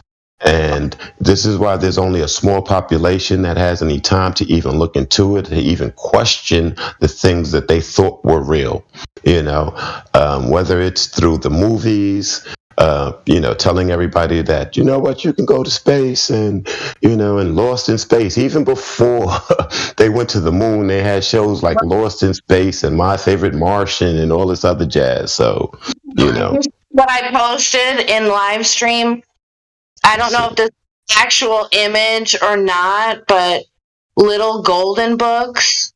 So it's at 26 after the hour, and so yeah, it's like a space. It's a supercar, but it's above the Earth, and of course, it's only a quarter of the Earth in the bottom right-hand corner. And you got a little. Okay, so if you're looking at the image, the dude driving looks like he needs a yellow hat, and you got Curious George with a tail in the back seat, and then in the passenger side, I'm just gonna do a real highly speculative thing here and say that's Elon Musk. Because I immediately went to the Tesla when you started telling me about the photo. I immediately went to the Tesla in space. To me, that's a little bit coincidental that, like you said, before we went to the moon, they were putting this shit out to children, man. Mm-hmm. So they could tell you what the Earth looked like before they went there, and when they finally got there, it somehow suspiciously looked exactly like they showed us prior to them going there. That's amazing. Awkward. That's incredible, actually. That's amazing. Remarkable. Shit. Yeah, we need to come up with a flat Earth show to bring up stuff like this, and somebody in the background, the same person, will say, "That's amazing." We could probably talk. Amazing to me is gravity, right? Gravity is amazing because when you ask the top communicator what gravity is, he will tell you, "I don't know." Oh Yet God, still, bro! My favorite is like when somebody says, "Show me the edge, so that way I can jump off." And I'm like, "Jump off into what? If you think there's an edge, and we're the third disk from the sun, what makes you think you're gonna jump off of it?" Wait, you think there's an edge on the flat Earth, but you don't think you could fall off a ball easier? Right. What is it easier to stand on? Something flat or something ballish, curved? Get out of here. Right. All right, Like, they've been okay, ridiculing us. Okay, get this. They've been ridiculing us forever and ever. It's about time we turn the tables round. We need to have a flat earth comedy show called That's Amazing.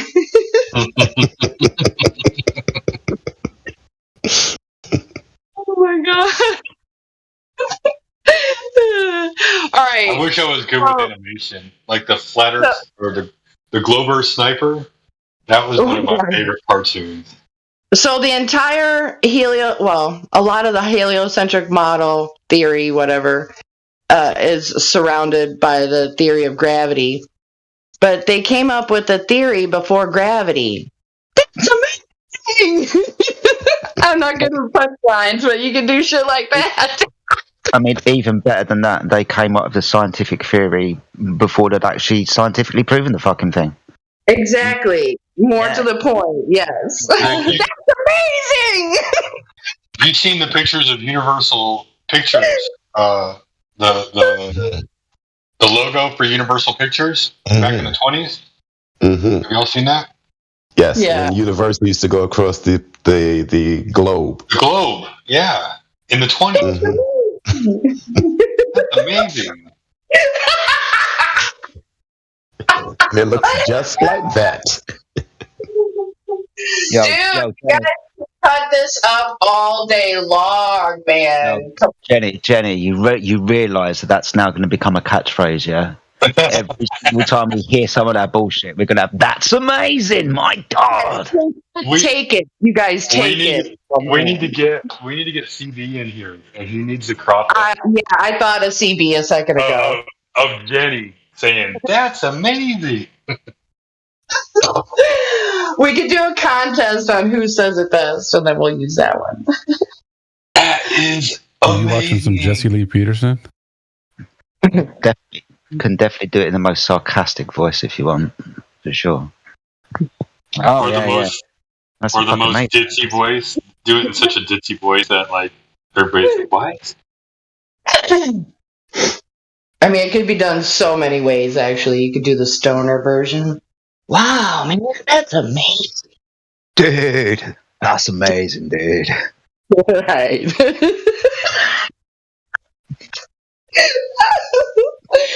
Oh, shit. Listen, what were they trying to figure out with Operation Dominic, right? That's big to me because we know that it happened and we know that there's information out there about the Operation Dominic.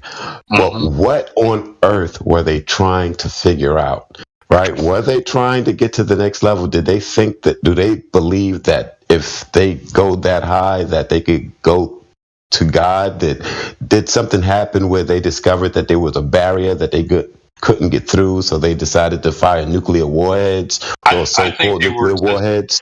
I think they were testing the dimensions. I think they were trying to see like if it was lower in certain parts of the world and higher in other parts. I don't know. And see, this is what Like, is it a I'm curious flat about. box, like a one of those cake holders? You know what I'm talking about? Those cake displays.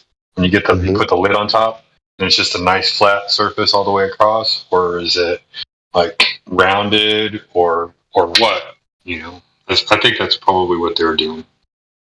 What was it exploding against?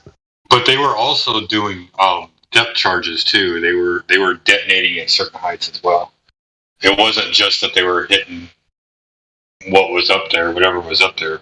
They were detonating at different heights into the. And then I saw a video recently, an amateur video where someone shot a rocket up, and at some point the rocket hit something because the trajectory slowed down, and the motion of the rocket became different than it was when it was flying in the free atmos, and it hit something apparently, or so it seemed, and so I can't attest or say what is or isn't.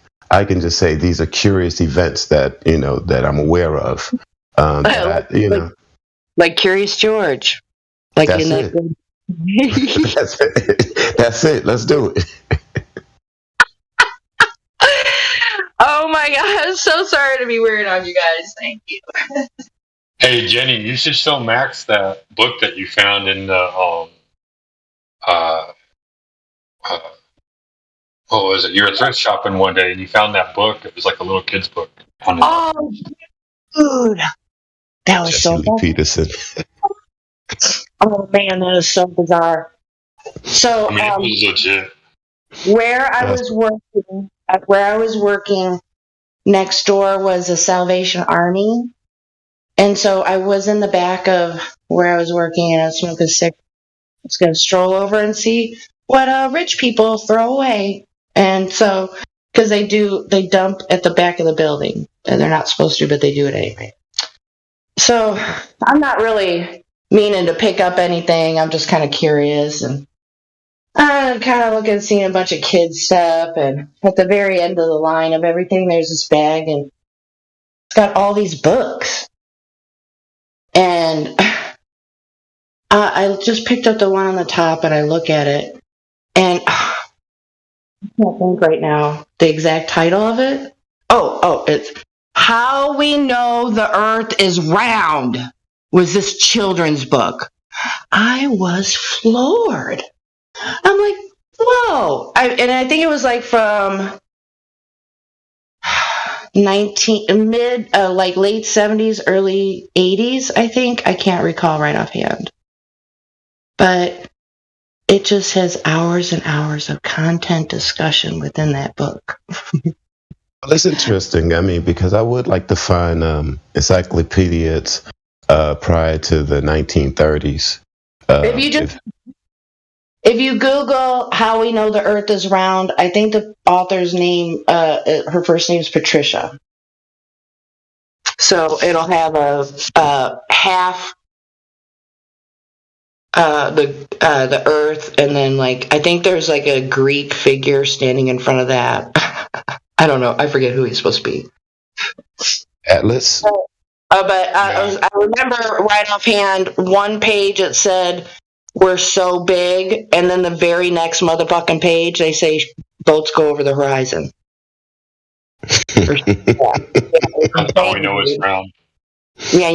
Yeah, exactly. But it's so big that you can see the boat go over the horizon. But it's so big, but you can see the boat go over the horizon. Nobody gets the contradiction. I mean, come on. Oh man, at its finest. And I don't know how people combine the two and go under the spell. But that's what happened to everybody. Perfect example. So when people come up here being all froggy, it's like, hey man, we were like you. Just like you. I fought my way to get here. I didn't just come here willingly. I've been aware of conspiracies for a long time. And no, I certainly didn't think that the earth was spinning ever since I was a child, but I went ahead with it because that's what they said. But when I did find it out, when I was going through all of these documents that the YouTube used to make available, which are no longer easily accessible, a lot of information is no longer there that was there, 8-9 years ago. And I found out about the flat earth, and I'm like, what? I dismissed that. That was trash. It wasn't even something that I was interested in looking at. That was like looking at lizard people. It's of no interest. It's bunk, and it's like, there's no way. And I guess I heard this guy, he sounds like a girl. I can't think of his name, but he was like somebody really big in it, and then people went against him, and there's all sorts of politics everywhere. I can't debate. I heard this guy, he was easy to listen to for 10-20 minutes or so, and I'm like, okay, that's enough of that guy, but he did raise some interesting points. And then I fell into a bunch of other folks, and because it was interesting. It wasn't just, it was like, wait, I didn't know that. And Mark Sargent did that crazy commercial and made flat earthers seem like stupid conspiracy theorists or something. But I'm confused by Mark Sargent. Yeah. So I mean, I'm confused by this guy. Yeah. So to me, in my eyes, it was a radical way to bring the topic out to light. So, despite what everybody's, I think that video that they made though, when they used that news report or whatever, and I think that they edited it to look like that.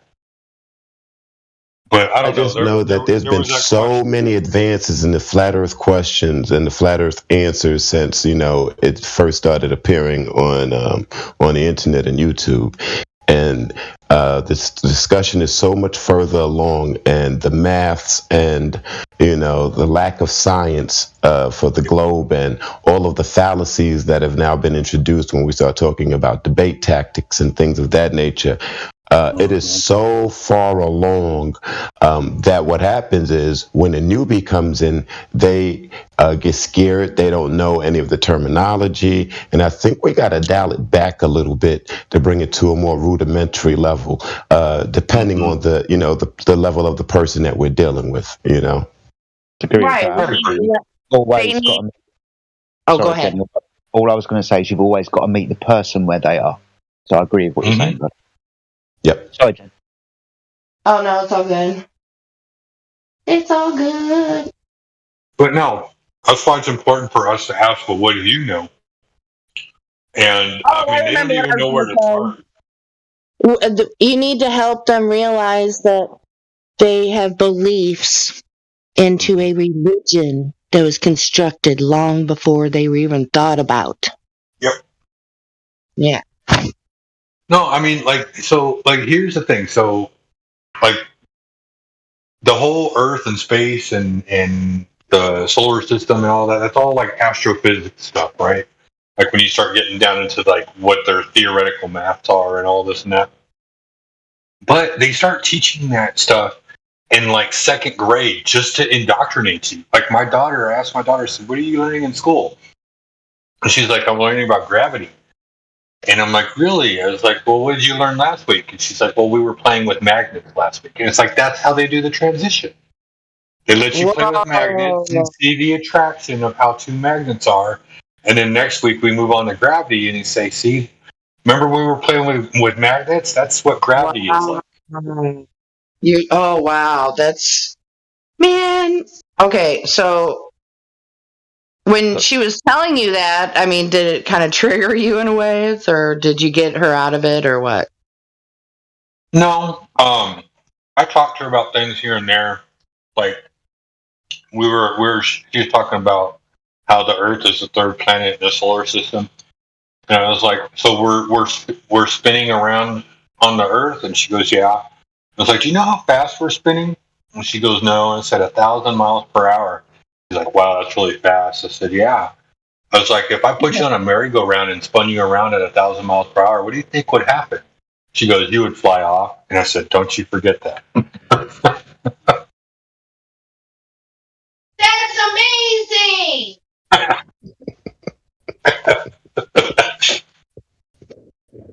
It just broke my heart when I found out that I wasn't going to go to another planet, Sorry to interrupt, guys. We've got a new person in the server. Well, not necessarily new. I haven't spoken to them, but they've been around the server for a while. So, Spooky, you there, my friend? Yeah. Hello, mate. How are you? Good, yeah, you? Yeah, not too bad. Is that your real PFP? Because I just want to compliment you on your hair if it is. That is some hair you've got on your... Yeah, that's definitely me. Ah, that's awesome stuff, mate. Really like your hair. Ah, good stuff. Thank you very much. No worries, buddy. So, just want to introduce Spooky to the rest of the server. Spooky's a Globe Earther. Am I correct in saying that, Spooky? Yeah. Awesome stuff. Okay, guys, does anybody want to speak to a Globe Earther? Yes. Has that whole Copernicus vibe with that here. There you go. It's Isaac Newton. Yeah. Very true. Very good. It's like micro-entrapped space. Say again? Have you seen Breaking Bad? It's micro-entrapped. Has anyone watched Breaking Bad? Oh, I love Breaking Bad. We're more interested in why you think the Earth is a globe. Oh, it's well, you can you can measure it. You can. You can, yes. It's awesome. Oh, okay. You measured it at all? About how much curvature is there for every mile? There's roughly 8 inches for the first mile, and then there's 16. No, it's not. It's 32 for the next mile. Yeah. All right, let's stop the foreplay. How do you do this? Have you done it yourself? Have you measured the Earth yourself? Oh, no, I haven't, no. Okay. I'm relying So on, you say that you can measure it. So who do you know that has measured it? Well, what's his name? Jesse Gordon. He does a lot of his own measurements. He can find many papers online of people just doing simple measurements. Things like You know what you can also find online, right, Spooky? You can find a lot of documents that tell you that everything that they do is done as if they're on a flat, stationary plane. Whether they're flying planes. In those same papers, they assume stuff like aircraft are point masses and perfectly rigid, which also isn't true. It's a simplification. You know, you've never seen a point mass aircraft. That's a hard simplification to tell someone that they should act as if it's a flat, stationary, moving plane when you're actually going to be utilizing something that is in motion that is curved, right? That's a bit of a stretch right there to say that it's a simplification. That's more than a simplification, wouldn't you agree? Yeah, it's also quite a simplification to say that an aircraft has no size and that the air isn't turbulent. Right, but I think we're missing the point and going aloft for other things. I want to stick to the Earth and the flat stationary plane versus being something that is rotating and curved. I think that these things are totally opposite of one another. So I think it's, a little disingenuous for you to say that it's a simplification when they are totally an opposite of one another. Well, having a point mass aircraft is also... We don't observe point mass aircrafts. I'm not talking about aircrafts, I'm talking about the Earth. I know, but they say these things in the same sentence if you read the papers. Right, but you're operating as if you're over a flat stationary plane, which is totally opposite. So what you're saying about the plane, is it totally opposite of the plane? I'm saying that is it in total opposition? Because you can say one thing that's a simplification in one sentence, as well as you can say something that is in total opposition in one sentence. It means that you're going to have a sentence that's, not very clear. Like we could say, we could look at something and say it's white, but in reference to it, we'll assume it's black just for the sake of it being there. Like that totally contradicts itself. That's what he's kind of just trying to say, Spooky. What I'm saying is you can simplify what we have to being over a flat stationary surface. How do you simplify spinning at 1,000 miles per hour and bring it to zero? Well, because over small changes in in say altitude, anything that's related to the Earth spinning is negligible. Or over short speeds. So what's a short speed and a short distance to you? Let's put that in some sort of reference. What do you mean short distance and short speeds? So in terms of an aircraft, I mean a small speed, not a short speed. A small speed would be anything that's not, we'll say, up to the speed of sound, or even past the speed of sound. You're not dealing with rapid changes in the radius of your rotation. Would you say that the spin of the Earth is faster than the speed of sound? Yes. So how is that simplified? That sounds very complex. Well, how would it be complex? What you're saying is in complete opposition. It's not a simplification. You're asking us to go and do something in complete opposition of how something actually is. So that means that when we go to actually do these things, that they should fail. it automatically means that they should fail. It's in complete opposition. So if you're asking me to fly over a flat stationary plane and to ask me to act as if I'm doing so, and then I start to fly and there's a curve, I should fly completely off of the curve, right? Because I've only been practicing over a flat stationary plane. Right, so I'm not sure if you would consider Great Britain to America a long distance or not, especially when you start saying that speeds of sound are small speeds, which I would disagree with. I would say that the speed of sound is a great speed. When you're talking, it is. Hold on, real quick. I wanted to add it's a great speed, but like what you're also saying, like we're spinning at 1,000 miles per hour, but for the sake of talking about aerodynamics, we're going to just assume that we're on a flat stationary plane. That's no different than me saying I'm 250 pounds, but for the sake of argument, we're just going to say I'm 100 pounds, and let's go ahead and do the math. No, more you would say that you have no pounds, that you're massless. It's that would be an equivalent. I mean, that would be an equivalent argument, but do you understand how that would not make any sense at all? Suspension of reality is what that comes down to. And anything that you try to do to this 250-pound man is no longer going to work because you did everything as if he didn't weigh anything at all. That's how you've made all of your calculations, as if he was 0 pounds. That is not going to work when you go to do something with him. Right, of course. So you make the sure same way that if you operate over a flat stationary plane, and then the thing that you're using is not a flat stationary plane, your calculations are not going to be correct. Right. Yeah, of course. When you simplify something, the fact that it is a simplification means that it isn't going to hold 100% true.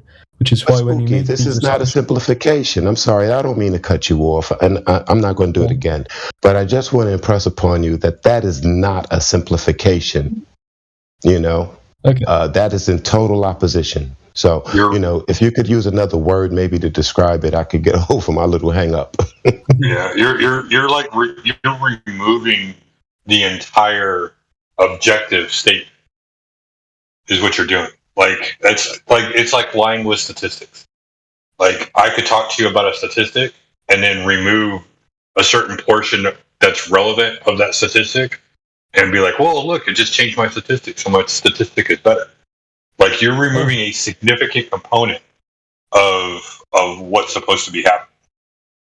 Right. So what we can do is we can compare the maths that would more accurately describe reality to the simplifications that are being made in these models that they're making. And if they're similar, then we know that we can use these simplifications to some degree. Are those models spinning? It depends. It depends on if you make them spin. None of those models spin when they're using their models. Yeah. So generally, yeah. Which means that you're not going to make any corrections for the rotation of the Earth when you're flying in either direction. Correct. Right. Or north or south when the rotation of the Earth slows down. Yep. But that's back to one of the points I made earlier on. It's what do you call it? If you're only dealing with small changes of your radius over time, of your radius of rotation, it's significant. It's significant. If I went up in a hot air balloon, I was up in the air for an hour, I should be 1,000 miles away when I come back down. That's amazing. There's nothing in the globe that would predict that. Well, so you don't believe in like the Foucault's pendulum idea then, no? That's not something that you're talking about. You think we've got two reference frames that are the same, and the atmosphere and everything above it, including your plane, is in lockstep with the Earth. So you're not one of these people who's going to start talking about Foucault's pendulum, are you? I didn't say that. I only brought it up because of what you just said. Yeah. Stand why. I would just have to think about that. Mm-hmm. 'Cause, I mean, like, for all intents and purposes, then what you're observing is a flat stationary plane, no matter where you're standing. There's no way that you can prove there's no way you can prove spin or curvature because everything that you observe is a flat and stationary plane. No, and I think Spooky started out with measurements, right? You said that it could be measured, and I think you referenced someone who you believe had taken some great measurements that are accurate, right? I think you started off with that point, Spooky. Am I right? Yeah, so Jesse Gordon, he's around Flat Earth servers quite a lot. And he does his own measurements. Do you have some links to his information? I do not. I'm sure he's in the server, though.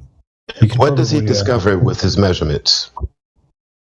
Curvature of the Earth when he uses his floodlight wrongly. Yes, exactly. Yeah, so how does he use his theodolite and what's he looking at? Well, you can look at, say, a horizon, right? Okay, so that would mean that the horizon's physical then, yeah? We can treat it as physical. No, we can't, because the horizon's an optical illusion and moves around depending on the atmospheric conditions of the day. This has been spoken about for yeah, exactly. So why would you point a theodolite at not a curve? If you increase yourself in elevation, the effects of refraction, like the effect is less and less. No, it's not. So if you take a measurement from higher up, you're not dealing so much with the temperature gradients that happen very close to the surface. So No, you're much more reliable. You're just dealing with lots more atmosphere now. So you've just replaced one thing with another. Oh, down here we can't see the curvature of the Earth, because of temperature and all of that crap that happens across the water and molecules of water. But when we go high up into the sky, we've now got a longer view and we have more atmosphere to look for. But are you literally going to turn around to me and say that I've got to go up into the sky to see the actual curvature of the Earth because we can't see it down in here? And then remember that Jesse Gordon's doing it on the floor and not up in the fucking airplane. You don't have to do it in an aeroplane. You just have to get a few meters above the surface to the point where these a few within. You have to get higher than where these large changes in temperature recur. Give me a height. Have you made it any of these measurements? Hold on. Give me a height. I want a height. I want a height that now you declare that that's the physical curvature of the Earth. Because we understand that the horizon's optical. You're now going to remove the optical thing out of it and say if we move up a little bit, and I mean a little bit, in comparison to the size of the Earth, then that's the physical curvature of the Earth that Jesse Gordon is pointing his theodolite at, and also well out of range of his device. Theodolites only go up to, 1, 2, 3 miles? What happens if the horizon... Thank you, Meme. What happens if the horizon... All right. Yeah, let me finish this and you can take over. But then we could be looking at a horizon that's 10, 20, 30 miles away, so well outside and exceeding the limitations of this fucking device. But you're literally claiming, go up a little bit higher, that's the physical curve of the Earth. Right, okay, so with a theodolite... what's the range of what's the operational level range of a theodolite? Well, like 30 arc seconds, depending on your theodolite. No, I'm talking, okay, how many arc seconds are in 550 feet? One is an angle, one is a distance. You cannot have a level line outside 550 feet. So how do you know you're holding a level line? Because theodolites are accurate to within an angle. Only at 550 feet does this angle at a certain distance represent an It's called fidelity. It's called fidelity. The tool is not made for that. That's all make-believe nonsense. You cannot for that, for any practical use, for holding a level, the fidelity of a level beyond 550 feet, at the very maximum, with maybe an $80,000 transit system, maybe 1,000 feet. But you can't hold a level out that. Now, how do you know that there's a dip in a horizon or whatever it is you're talking about when you don't even know if your line is level a mile away? Well, because your line will be level to within. Your line will not be level. Your line cannot be level. What's the frame of reference for a level? Angle. What's the frame of reference for the level? The level. The level? Yes. It's 5 inches. It's 5 inches. You basically got a 5-inch level that you think is maintaining the level that you've set across 5,600 feet? Really? Right. What I'm saying is that this... No. Hey, hold on. Have you ever used one? I've used a level. No, I mean a transit system. I haven't used a theodolite or a... You haven't. What's it for? It's for surveying. It's for surveying. How do you survey? You have certain points, and you point theodolites at other points, and you can measure angles. Wrong. Okay. You have no idea how this equipment is used. You have no idea what it's for, and you've never used it. Have you ever built anything? I know you can measure an angle. Have you ever built anything? No. No, you haven't. Because right now you're talking about the tools I use, because I own a concrete company that built million square foot warehouses. You have no idea what these are for. You were using a hammer. You were using a hammer to... You don't know what the tools are for. So, Spooky, let me ask you. You're in here of defense of the globe, or do you have questions about the globe? Because it sounds like you're trying to defend it. I'm gonna completely disabuse him of this first. Don't move on, guys. We keep him here. Yeah, when I start a subject, it's on that forever till I move. Oh, God. Yeah. So, tell me how you would get the elevation for a house. You're going to put up a house foundation. You're going to put up a house foundation. Tell me what you do with your transit. It's outside of the point. No, it's not. If you don't know how to use the equipment, and you don't know its limits or capabilities, you don't know its limits or capabilities, how are you going to trust the information you're given by someone else who doesn't know how to use it either? Pointing a straight line at something is not being level.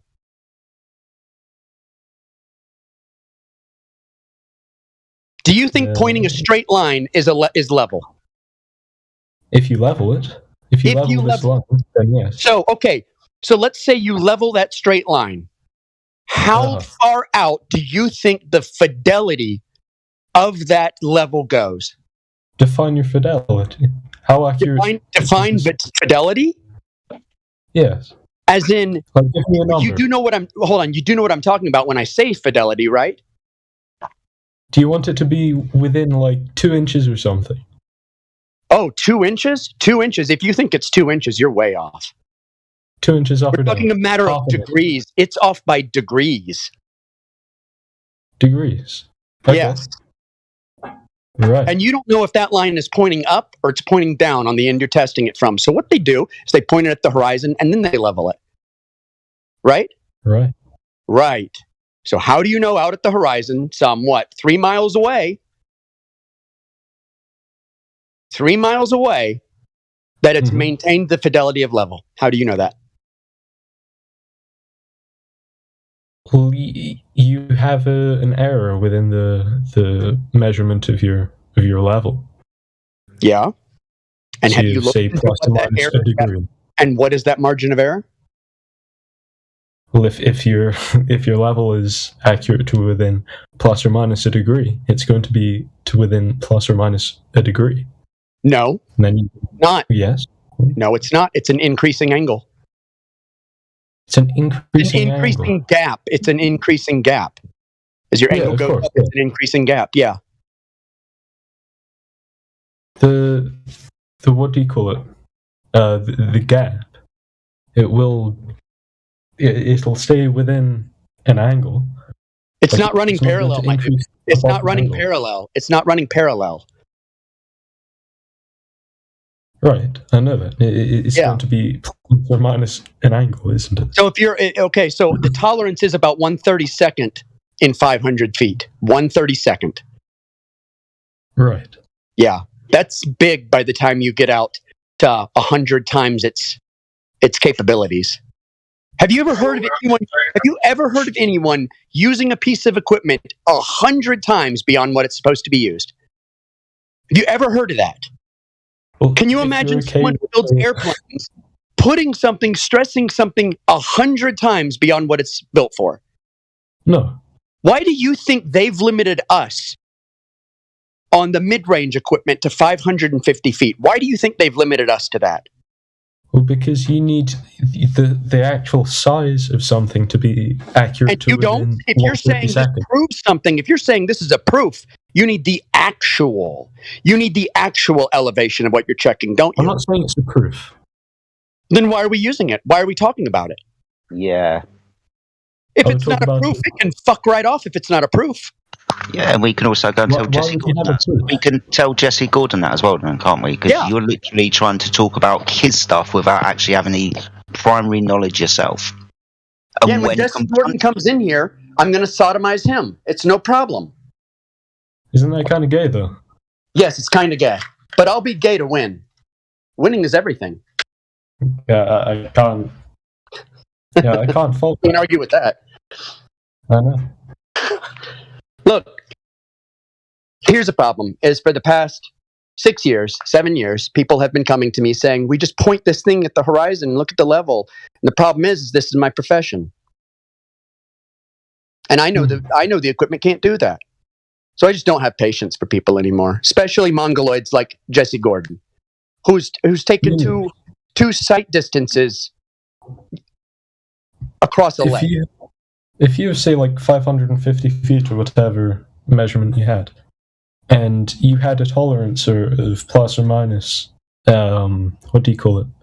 30 seconds. 1/32. Yeah. What kind of an angle is that from the theodolite? I couldn't tell you, right? Right, okay. But this angle isn't going to be changing, is it? If you go out another 550 feet, you're just going to have 4 times the inaccuracy. 4 times, and then 4 times that on the next 550, and then 4 times that. So exponential increase. But this angle doesn't change. I know, but it's an exponential increase. Right. It is. So by the time it's at the horizon, it could be shooting up at the sky. But we can do some cool maths to figure out how much it is shooting. Go for it. Go for it. The sky. Go for it. And by the way, when I say a 30-second, that's what we allow for tolerance. So if we're going to put down a super flat foundation, we allow for 1/32. Mm-hmm. And that is because there's actually an unknown. There's an unknown dealing with how perfectly level these systems are. I know that. Yeah. The accuracy of something, I understand that. Yeah, and they're not magic, and they are not as accurate as everyone thinks. And when novices, people who don't know how to use the equipment, like Jesse Gordon, go out and do things, I'm just going to dismiss it. The thing is, Mimius, this is a very simple trigonometry question. No, it's not the trigonometry. The math is not the question. The question is the goddamn machine able to do it? I totally trust your math. I trust your math 100%. The math is spot on. The problem is the machine isn't capable of doing it. Well, it's not like it's going to start breaking. It's still going to be measuring an angle. And at a certain distance, this angle you is don't know the unknowns. The unknown is the error in the theodolite. The error of the theodolite. You don't know how out it is. Well, you don't. If I was to buy a theodolite online, you can buy theodolites with an inaccuracy, a reading inaccuracy of 30 arc seconds. And they know how accurate their theodolites are. Yeah, they do. And how? Okay, Are they testing? What are they testing them for? Level or line of sight? Say there's an inaccuracy with both. There's an inaccuracy with both. But when they say 30 arcsecond, they're talking about line of sight, which is completely irrelevant. Right. So there's also going to be an inaccuracy with level. Right. So you're talking about two different errors already. Yeah, we can combine both of those inaccuracies into a larger inaccuracy with our measurements. No, you can't. What do you mean we can't? You can't. Math. Margin of error, it's always going to be there. Of course it is. And you can't calculate it out about it. Or maybe if I adjust. Like you're living in a fantasy world. You're living in a fantasy. If you were doing any kind of infrastructure project, all the ideas you have are going to be thrown out. You know why? Because there's 1/32 because I'll tell you why. Because because if you're wrong doing that, it'll cost lives. But if you're wrong doing this, you can just say, "Oh, I'm not really wrong." But where it matters, we require limitations on these because we know they're not accurate. Say if I was to fuck up the level on, say, a building 6 feet, that's a bad thing. That would be. If I was to fuck up the level on the size of, say, like 10 miles on something that isn't a building, that's not much of an issue. I'd still that's say knowing something. Right, of course. Yeah. Say if I knew the radius of the Earth. You do realize. Hold on. You do realize I'm talking like this. Let's say you have a line that's straight out, right? Yeah. It's perpendicular off a plumb. It's a 90-degree angle. Okay. Mm-hmm. And you read level, but at 500 feet, it's 1/32 of an inch out. That's a line that's constantly in a ramping state of ascent or descent, right? Yes. So by the time it gets to the final target, which is, 100 times away, you're way off. You're way off because it is an exponential increase. We can figure out exactly how much we expect to be off. Oh, did Jesse do that? I'm sure he would be happy to provide his, the inaccuracies of his theodolite. Here's the problem. Well, here's the other problem. How do you know where to check that angle at? What if you get to the end of it? What if you get to 500 feet and you just can't quite find that 1/32 and you're just not sure? What if it's down? What if it's up? Like, what's your other frame of reference? It would be and I've seen Jesse's videos. He hasn't created like some base that he can check from of a known elevation where he's changing these things and measuring up from that known elevation. He hasn't done any of that. I know. Every time I put up a foundation or do any road work or start an infrastructure project, the WGS is all over the ground marked for us. We know all our exact elevations, everything. Genius. We're not dealing with. I deal with reality. You guys are dealing with fantasy. We're dealing with larger errors. That's the only difference. If you're saying you're dealing with larger errors, throw it the fuck out. Pardon? Throw it out. If we're dealing with larger errors, throw it out. Why would I? If somebody came to me and said, "Hey, I'm a surveyor and this is how I do it," I wouldn't give them a job. Because they don't fundamentally understand that we have this equipment to get as close to perfect as we can.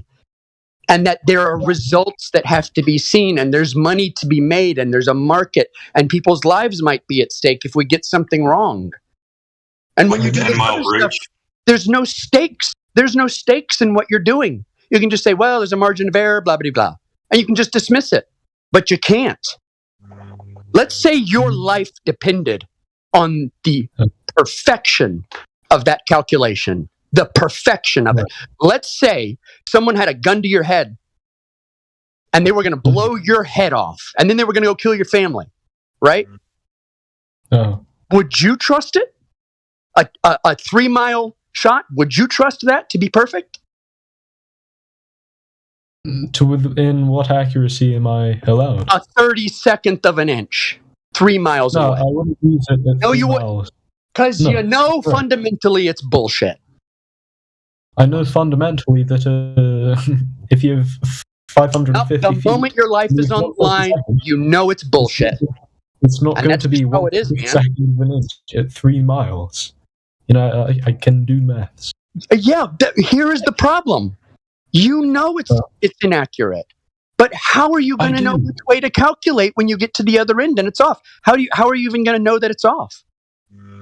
You're going to know that it's off because you've an inaccuracy. No, where are you Inherent in the- calculating? Where are you calculating from?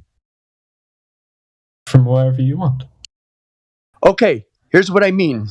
If I put down a foundation and after it's done, I set the transit up and we just put the head on top of the foundation, I can then go check where the errors are, right?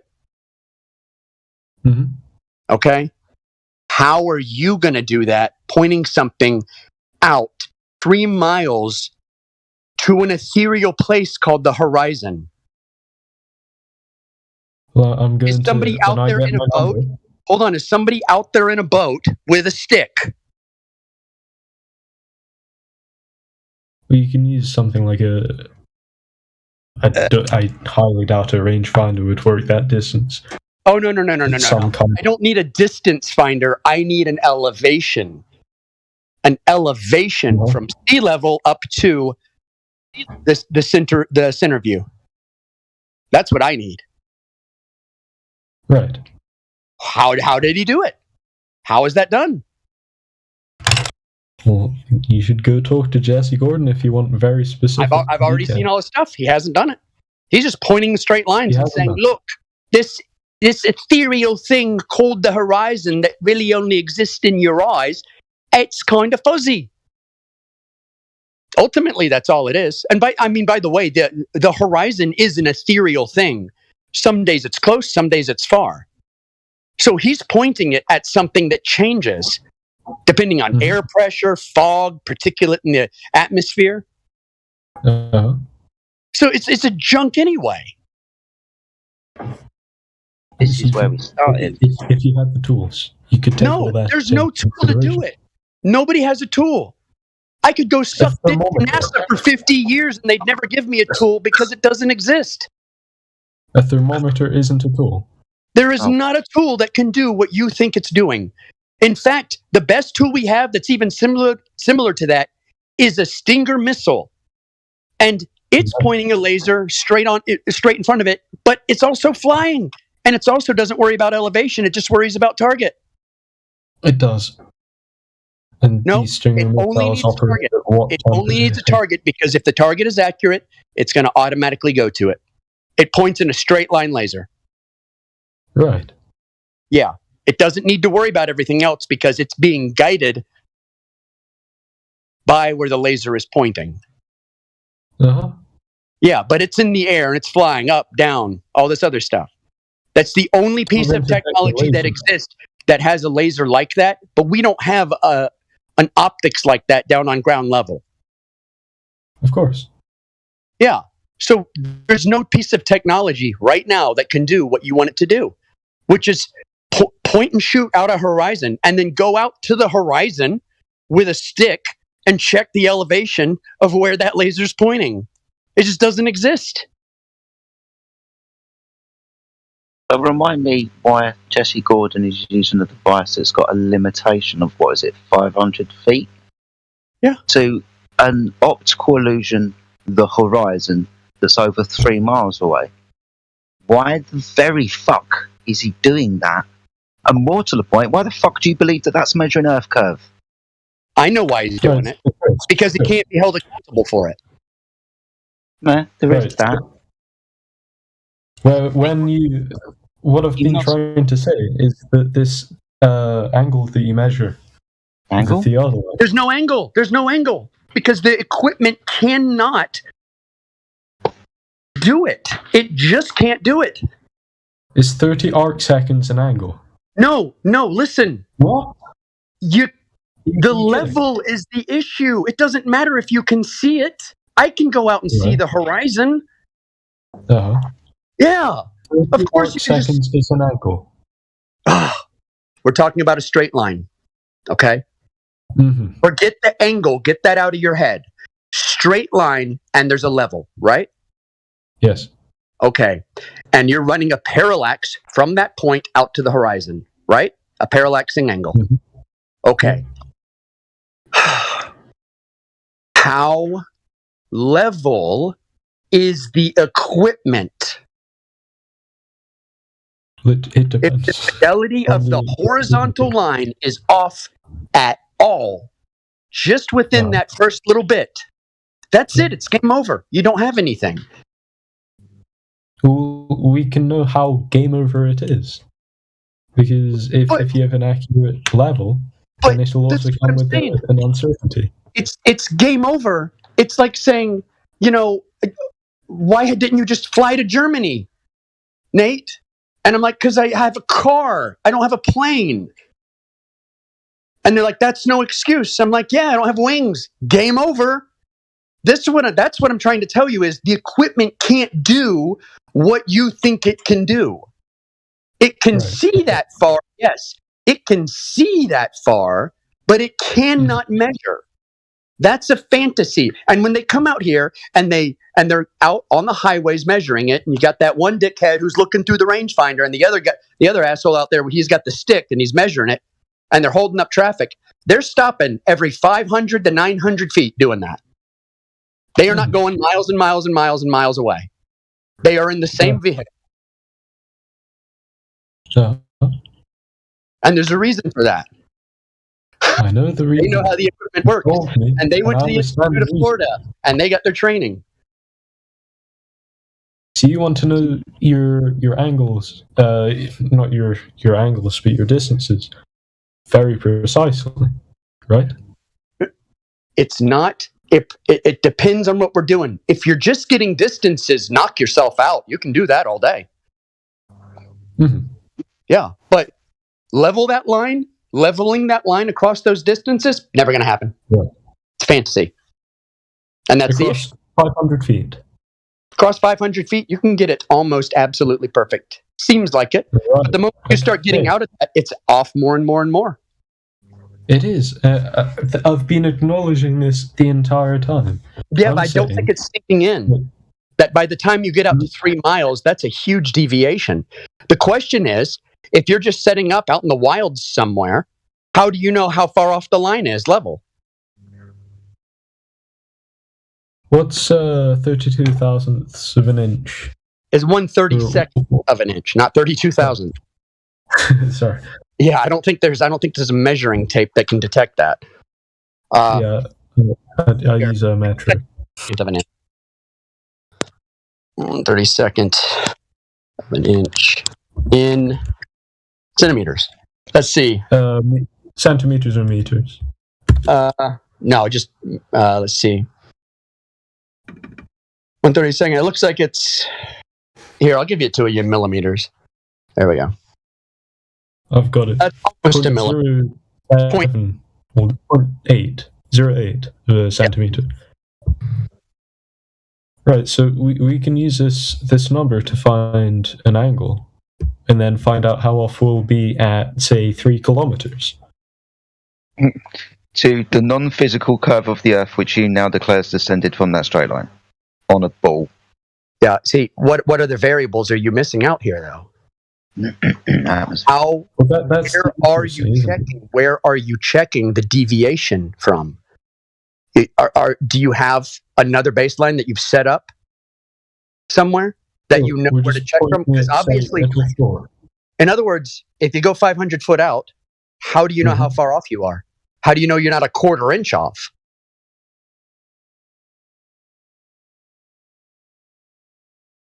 How do you know you're not a half inch off? How do you know you're not 2 inches off? 800 feet out. You tell me. You don't. No, you tell me. No, I'm saying you don't know. Okay. You do not know. So you tell me. Okay. I can tell you how we maintain fidelity as best as possible. Okay. Okay. So we put up our transit. We shoot off of the WGS marks. Okay. And then we put a mark under the transit at the elevation. And then we use that as our permanent elevation for the job site. And then we create a batter board system based off of that. And the battle board system, we check 3 or 4 times before we attach any string lines to it to create the forms for the actual foundation. And then on the day we pour the concrete, there's an asshole out there in the middle with a stick, making sure that in the center of the foundation, it's all right. And the next day, we take the transit and we set it on top of the foundation. And then we just see how level the foundation is all around. Mm-hmm. Now, I don't know what steps Jesse's gone through to ensure that. But I doubt it as much as anyone in the practical world does. Let's be honest. He's pointing it, shooting it, and getting it level with his eyes. That's it. That's all he's doing. And we all know it, and you know it. Right. I mean, no, you must do by now. Right? Meme has spent at least 10, 15 minutes explaining to you the limitations of this device. We've obviously understood that horizon, optical, not physical, so why the fuck are we pointing this device, trying to get level to an optical phenomena in the distance? What's going to happen next? Are you just going to declare that any deviation is going to be Earth curve? No. Because that's what Jesse's done. Yeah. I don't think he has. Well, oh no, that's the whole fucking reason why this is being done. His claim is that there's a deviation down of the horizon. Claim. That is his claim. So limitation of device, 500 foot. Horizon, fuck me, mate. Pull a number out your ass. What, 10 miles, 5 miles, whatever it is, it's an optical fucking illusion. And then he says, oh look, that horizon has descended from this not possibly straight laser line. Therefore, Earth curve. Remembering also that he's going to put an R into his calculations. There's another issue here too, is that what construction projects,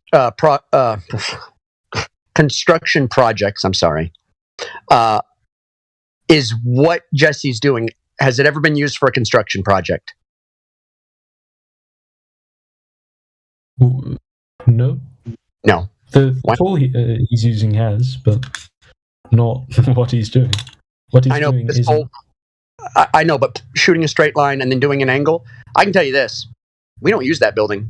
All we do is 90 degrees off of plumb, and then we just build a 3-dimensional model. That's it. Based on what we're meant. But we don't do angles. Road surveyors might do angles, but we're not. But that's for roads that are already built. And when they build the roads, they certainly don't do that. Mm-hmm. They don't use this for anything. And they don't use it for anything because it's really just math, and it doesn't work in reality all the time. Like, because it's not trustworthy. It's not as trustworthy as just building a conceptual rectangle that's perfectly level. Which is essentially what you're doing. You're creating a plumb line with your transit. And then a 90-degree angle. Because you're 90 degrees off of plumb, what are you? You're level. Right? Sure. Anytime 90 degrees off of that is level. And that's how we build things. Now, the problem is when it comes to the actual piece of equipment, it cannot maintain that perfectly perpendicular to plumb line. It's just not possible. And we all know Jesse did not do his due diligence. He didn't sit there for 2 hours checking and rechecking and setting up a second transit and taking measurements from different places, setting up elevation points that he could mark to test against later. He's just pointing it and saying, yep, it's level. That's it. Right, we all. I am going to have to go pretty much now. I have some more to do. Yeah. All right. I might be back later. All right. Enjoy yourself. Cheers, thanks, mate. Good talking to you. Yeah, same here. Right. See you. See ya.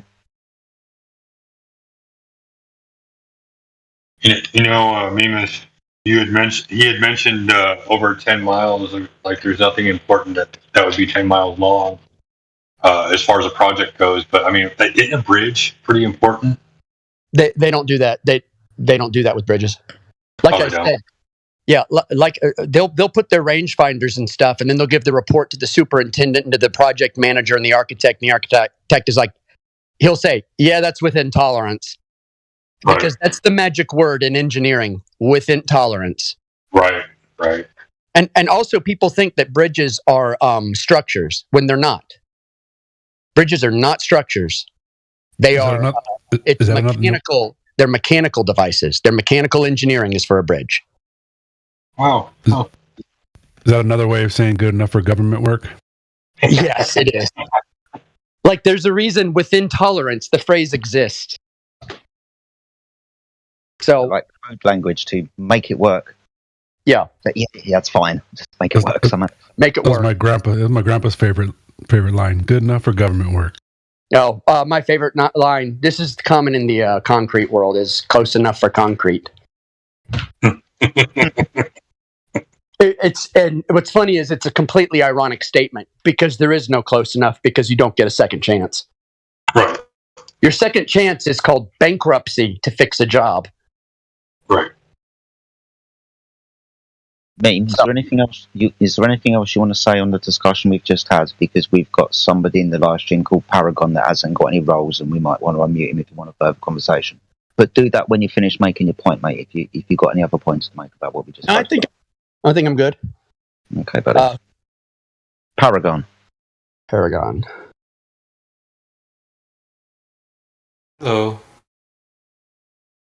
Hello, Paragon. How are you? Yeah. Good. Awesome stuff. Might want to speak a little bit louder, mate. You are a little bit quiet. But my first question is, well, after welcoming to you the server. Hello, mate. What brings you to our server today? How can we help you? Oh, thank you. Just want to learn your perspective. And so... Good choice. You want to understand why us flat earthers believe or say the things that we do about the earth, right? Yeah. Okay. How long have you been interested in the flat earth? Is it something recent? I mean, just recently because some people have been talking about it. The servers I'm in, so I'm like, okay, let me see what this is about. Oh, awesome stuff. It's become quite a topic of discussion recently. Say maybe 5-10 years ago, this subject wasn't really spoken about, but you kind of hear about it kind of everywhere now, don't you? YouTube, Line, and I'm just like, I wonder why. Awesome stuff. Well, thank you for having the courage to come in, mate. We really do appreciate that. So ultimately, is there any question? I'll let you go first. If there's any type of question you'd want to ask us, I'll let you have the floor, mate. Yeah. I actually have one good question. So, the flat Earth thing, right? Across the world, like all the countries, Russia, China, Europe, America, they agree that the world is a globe, right? Yeah. But why would like a communist country agree with a capitalist country that Earth is a globe or flat? I don't know. I don't know. Why would America and Russia sign the Antarctic Treaty together in 1959 and not break that up until this present moment in time? Well, it doesn't matter. And I gotta have self-interest, right? Because America signed a treaty with the UN. Could I give you a perspective? Still bombed Iraq when they had solid evidence that they had nuclear weapons, right? I want to ask do whatever the fuck she wants. Do we not trade with Russia and other communist countries? Do we not have trade agreements? Well, we didn't with the USSR. Right. But we trade with Russia currently today. Well, I think he was talking about throughout the whole past. Russia was one of the biggest allies during World War II. They lost more people in that war than we did trying to take Germany. Let's not forget. Well, hold on. I want to give a perspective. Do you know who the mafia is? Paragon? Is that like an Italian word for gangster? Well, yeah, I think generally in the United States, we talk about the Irish mafia, the Italian mafia, the Jewish mafia, the Yakuza. Yeah, the Yakuza, yeah. So all of these different crime syndicates, crime families, they all fight each other, right? Yeah. All right. But they never give the game up to the authorities, right? What do you mean by that? Like, who are you saying there are people above them? What I'm saying is that yes, they are a bunch of different crime families. Yes, they are sometimes at war with each other, but they never give the operation up to like the government and get shut down, right? Aren't they the government? No, hold on. We're going to get to that in just a second, right? But these crime families who are at war with each other, they do cooperate to an extent to keep their, to keep the drugs running, to keep the guns running, to keep the prostitution running. Would you agree with that? Sure. Okay. Yes, okay. Now, in real life, governments are the mafias because the authorities are actually the people. Because the only way a government exists, whether it's tyrannical or communist or capitalist, it doesn't matter. All of them only operate because of the consent of the people. That's the authorities in real life. Okay, sure. But so why would they ever give up their game to us? What are you getting with this? Like, agreeing the Earth is flat or a globe doesn't really affect your... I'm talking about the cooperation of syndicates and governments. That's all I'm talking about. I don't even know why. I don't know why they do this. I really don't care why they do it.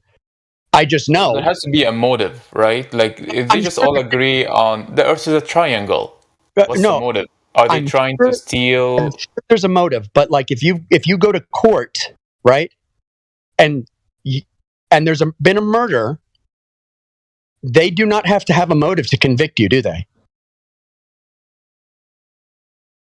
They just go by evidence.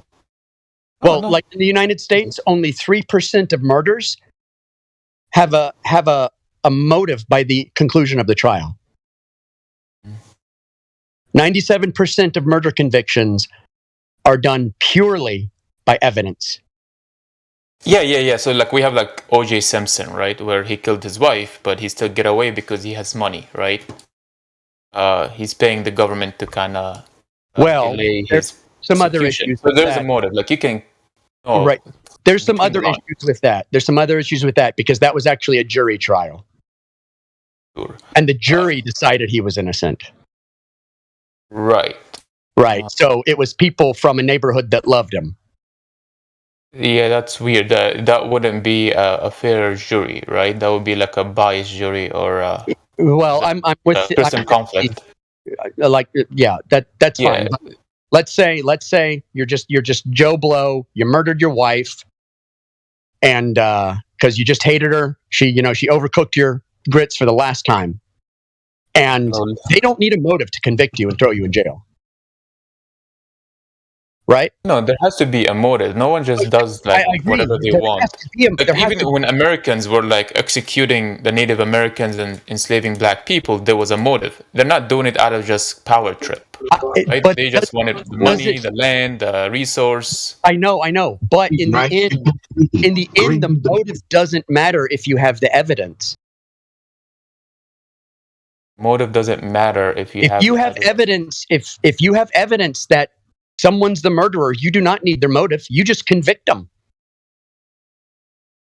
Okay, and then they would say, well, we have evidence that the Earth is a globe or whatever. Awesome. We have evidence that he did kill them. Awesome. So let's get on to the evidence, because the question, why would they lie, will keep us here all fucking day. What we've got to do is figure out if they've lied. Or as Meme was saying, all we're going to be really interested in has the murder happened, not why the murders happened. Right? We need to find the smoking gun. So you say there's lots of evidence for the Earth being a ball spinning in space. There's actually 3 claims. Earth being a shape of a definite size, that definite size shape moving, and the place it's moving through. So which one of those three claims would you like to give evidence for? Would you like to start with the ball, the spin, or the space? Oh, whatever you like to start with. My issue is like you have all these countries that are going to war with each other, willing to nuke each other anytime. We've answered that question. We've told you that we could be here for 5 to 6 days answering that question, but we need to figure out if they have lied. Right? Real quick. Not what's the fucking motive, I don't get it. Let's sit here for 6 fucking days and talk about that shit because I don't understand why. Hold on. Because I don't understand why people lie. And even though I might distrust government a little bit, they're not going to lie to me about everything. Just some things. Chris, I want to ask a question or make a statement. Fuck me. Sorry. Forget it. No, forget it. Can I make a quick statement? It's like when China goes to space and they say it's a globe, Russia goes to space and they launch satellites and they do all that and they say it's a globe. It's like, come on, man. Paragon. That's people saying things, though. That's people saying things. People now what, man? Listen, if America wants to bomb Russia and it needs a motive, they will never say... Hold on. I don't think "come on, man" is a logical argument. Mamus, can I make a statement real quick? It's a simple statement. Okay, sure. Paragon, you say that like between Russia and China and the U.S. and all these other countries, they all are willing to go to war with each other. Who's really going to war? Are the leaders of these countries going to war, or are they sending us to war against each other? Both. No, it's just us, dude. They're making us go to war for them. Okay. So forget the fact that whatever you're saying is, well, they're all willing to go to war with each other. No, they're making us go to war and fight each other while they conspire between each other for control over all the people. End of story. And we agree with the government when they say it's a communist and all that, and we have to attack the communists and we have to push back, and we go to North Korea, South Korea, we have the Taliban. It's irrelevant. It's a lie, dude. It's a lie. They're lying to you. It's fake. It's a facade. Hey, I'm just letting you know, Sheepdog, you're making claims, and when he asks you to back them up, I can't help you. So what is your evidence for the globe? Thank you, Max.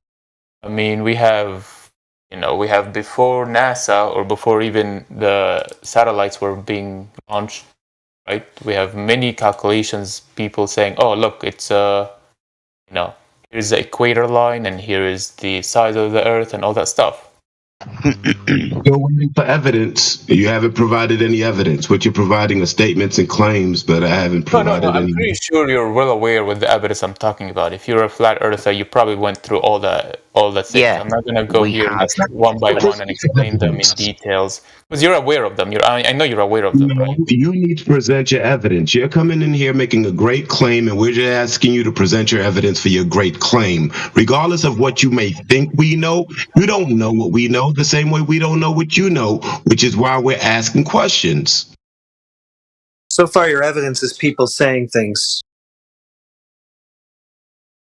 So, do you have any evidence? A second. That's fine. So we would like to have evidence because you say that we've heard it all before, but you probably don't know what we've said about it before, right? Yeah, that's why I'm here. I want to hear what you guys say about those evidence. So, good. So, it could be replicated. Awesome. So, falsifiability, that's brilliant. So, you said we've known the Earth to be a ball because of calculations over a long time. So, we know which ones you're talking about. Which one do you want to talk about? Do you want to talk about Eratosthenes and Six and Shadows? Do you want to talk about boats going over the physical curvature of the Earth? Do you want to talk Let's talk about the first one, Eratosthenes. Okay. Right, so have you got a light in your room, and do you understand that when you stand underneath that light, there's no shadow either side of you, right? Sure, yes. Awesome. So, Eratosthenes, this is akin to him and his well. Not a stick, a well. Okay, the sun was right overhead and no shadow. When you walk away from the light, does your shadow increase as you move away from that light? Yes. Yes, and that's on a flat surface when you're walking around your room or down the street, right? Yeah. Yeah, awesome. And Aristosthenes went to Cyrene, 500 stades away, and observed what? An angle because of a stick that he shoved in the ground. Mm-hmm. Why is it now that he's walked across a curved surface where we can do this every fucking day on a flat surface? And we do this every day on a flat surface. We walk down streets and around our houses and stuff with the lights on. We notice that the shadow increases in front of us when we leave the light behind. So being as we've got two explanations for the phenomena, one we can demonstrate always, and him with an idea that only shadows increase in angle on a curved surface, do you think this is proof of anything? Yeah, because when he changed his location, right? Yeah. Shadow increased. It's so hold on, we've just changed location when we move away from underneath the light, and my shadow and yours has increased. What have we proved? You are comparing 2 feet versus a big amount of feet, or 50 strads. As the locations he went from what? Alexandria to the other. I'm gonna post a picture for you, Paragon. Okay. Oh, all right. All right. These are sticks and shadows right here. One is on a flat surface, one's on a curved surface. They have the exact same of the stick. Which chat are you in? Live stream voice text. There you go, I have a voice text. I don't see it. Oh, live stream. He needs the roll. It's right above this room. He's got no rolls, me. Oh, okay. Hold on. Oh, yeah, give me some rolls. Yeah, sorry. We'll give you VC verified. That'll take care of it.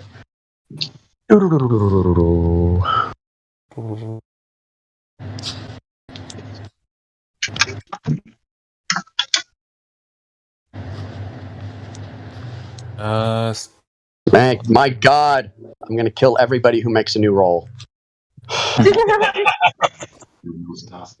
I'm looking for it. Sorry. There it is. There. That's amazing. There you Off go. with your heads. Off with their heads. All right, you've got. Yeah, I see it now. Okay. If you scroll up to just 307. Yeah. 7 minutes. Yeah. One of those is on a curved surface, one of them's on a flat surface, and it's the same light source.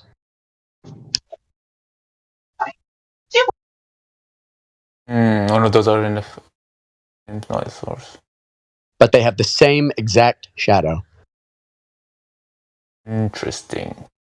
Yeah. And I can tell you that's definitely true because I made it and I took the picture. Oh, no, I believe you. I think now. All right, I'll give you that. I agree there are some experiments that works on a curved globe Earth model could also work on a flat. Yeah, right? the principle is if it works on both, it can prove neither, right? Would you agree with that? Yeah. Okay, then we don't even have to go on with it.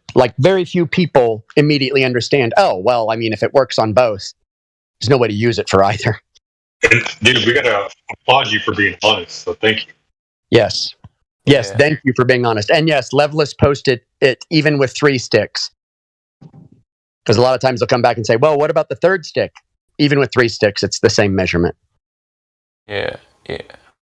Okay, so what about, let's see, so how do you guys deal with the magnetic field? North Pole, South Pole. What do you mean by how do we deal with it? What do you mean? Yes. So ultimately it's there.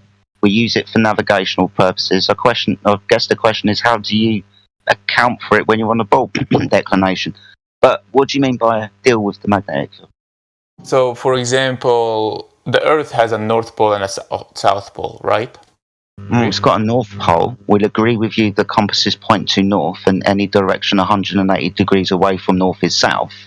But I'm not going to suggest that we've got 2 poles, singular locations. I'll give you one. Right. And just to clarify, how would a magnet point north, south of the equator? Excuse me, how on does a ball?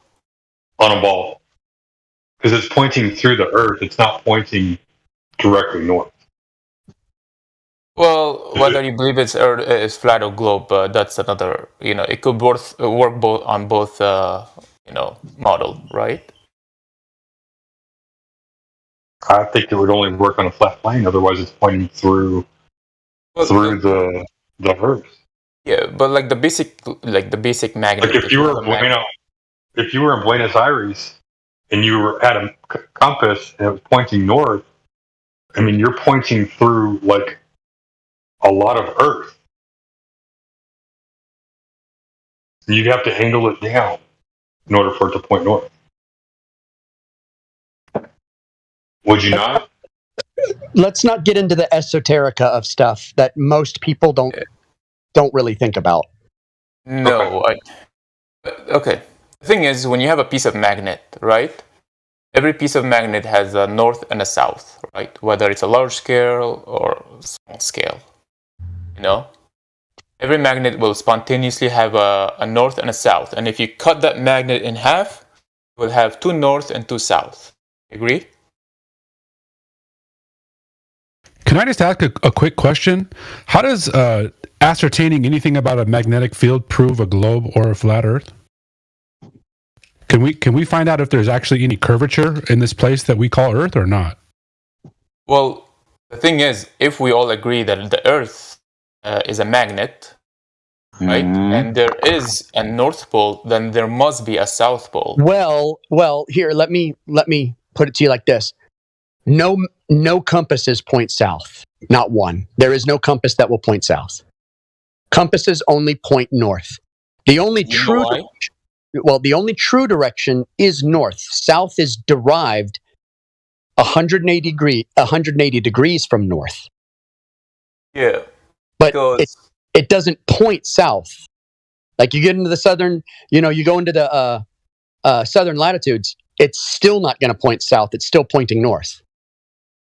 Especially if on a ball, because you've got to declinate to find south because your compass isn't pointing at it.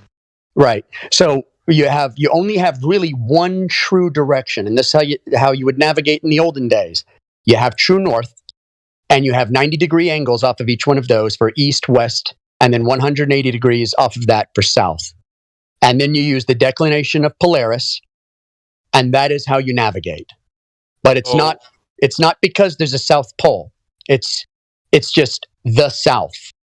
Yeah, because listen, if you have a piece of magnet, right, it spontaneously has a North Pole and a South Pole, right? The North is what attracts, like if you would draw a magnetic flux around that shows the flow of the magnet, it would be attracted to the North and repulsive to the South. So, you have lines that are going from South to North.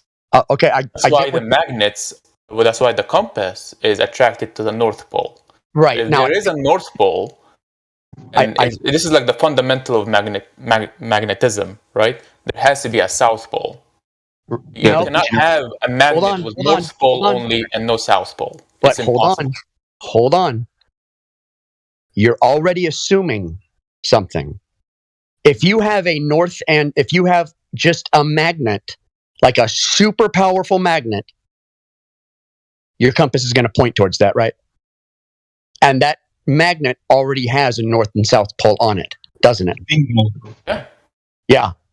But what is a South Pole? It's called a lodestone. No. What I'm saying is it's called a lodestone, right? Because that's where your magnetism is coming from. I don't know that the Earth is magnetic. None of us know if the Earth is magnetic. There does seem to be a very heavy magnetic attraction in the north. Now, I don't know if it's just if there is a super magnet at the north, everything's going to point to it, and it's going to have its own north and south polarity. So let's assume it's a flat Earth, and there is this one dense magnet right in the center, right? Yeah, sure. That magnet will have automatically a North Pole and a South Pole right in the center. Yes. Right? Yes. If you would put a compass on it, it will not look into the north because the north and the south are in the same position They will cancel each other out. Now, how many south would be under it? You're doing because the north and the south are right there, right? Like they're right in the middle. If you have a compass, it's just going to point to the magnet. And there is an issue. It's called the drop of the ring around the Arctic, where ships would always get lost because guess what happened? Their compasses would go to spinning or they would stop working. Okay, let me rephrase this question. So do you reject South Pole in a flat Earth, right? You don't believe there is a South Pole at all. Well, it's not about belief. It's that because of the measurements of the Earth, I can't believe it.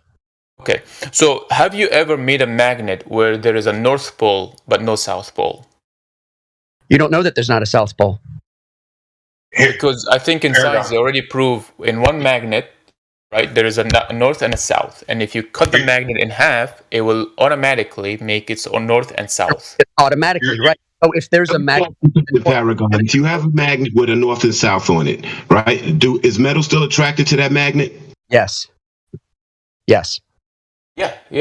Okay. So it's still going to point you. What I'm asking is, where is the South Pole in your model? You're not grasping this though. Let's just say this for a second. All right. There's a north. You go to the North Pole. Go ahead. Go ahead. I was going to say, like, this is something we can't prove. All right. I'm just going to throw this out there though, just for you to understand that you don't understand what's going on at the North Pole, and if there is even a South Pole that we can travel to. But if all compasses point to the north, and if you went to what would be considered the North Pole, and you went straight down, I'm sure there's a South Pole down underneath that North Pole, but who's to say that you're on a ball? Okay. Because if that is true, if somehow the South Pole is in 90 Well, you're saying the South Pole. You're saying the South Pole. Yeah, one singular location. Right, the one you can travel to. Who's to say you can travel to it? Okay, I lost you for a second. Okay, hold on. Let's say I have a picture of Earth and I put a magnet in the middle of it, right? Mm-hmm. That magnet has a North and South Pole and it's sitting in the middle of Earth, right? Yeah. Okay. And and where's my compass going to point? Regardless, it's going to point there. There's no South Pole. Right, the South Pole and the North Pole are part of the same load. Whatever the load is, the magnetic attraction, whatever it is, that's where it is. I would assume it's a traditional magnet, as in it's a magnet that has a North and South Pole. If it's even a magnet, not just some, like, I don't know, electromagnetic effect. I have no idea. Okay, I have no clue. And here's the thing. I'm going to tell you right now, we don't have a model of Earth. All right, we don't have a model of how everything works or anything like that. We're very willing to say we don't know. And that is because once the Earth measures flat, you have to reject everything else. You have to just out of hand reject, or at least anything that was derived from the shape of the Earth. So you would have heliocentrism. You'd have the distance of the Earth to the sun, the distance of the Earth to the moon, the distance of the stars, the size of the universe. All of those things that are derived from the flatness of Earth, you have to reject immediately.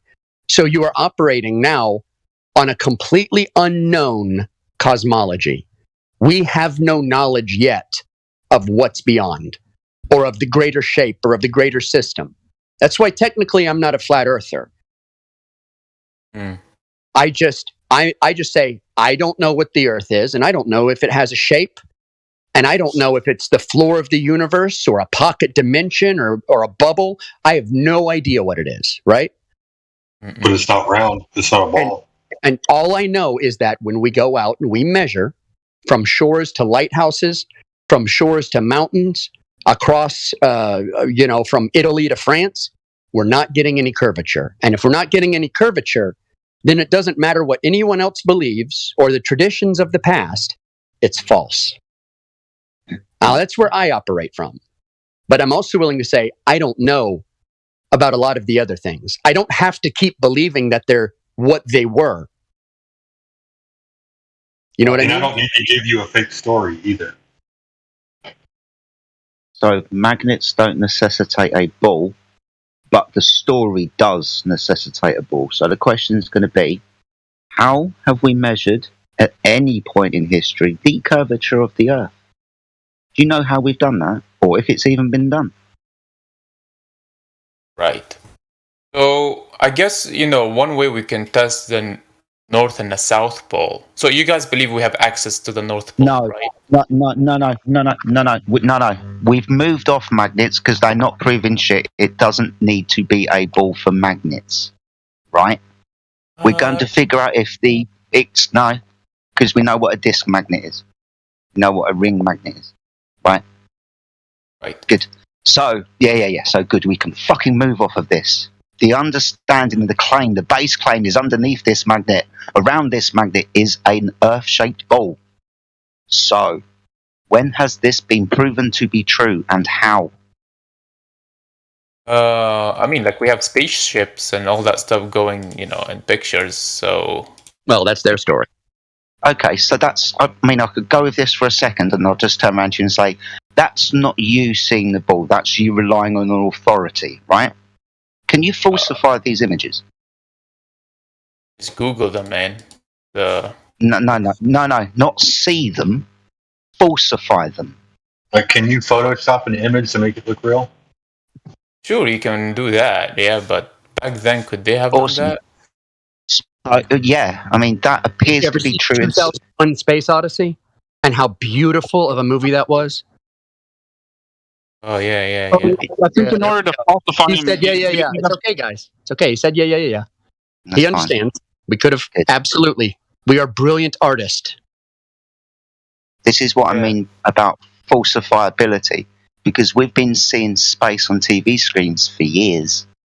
So images from space, let's Google them. You say, what? Could they be manipulated? Yes, images can be manipulated. That's why I said falsify. So how can we falsify these images? Have you falsified these images? No. But what's the motive for them to falsify images? No. We're not going to go back onto why would they lie. Trying to keep you on subjects that actually matter, right? Not why would they lie, not fucking magnets. Trying to figure out if the crime's been committed. Hold on.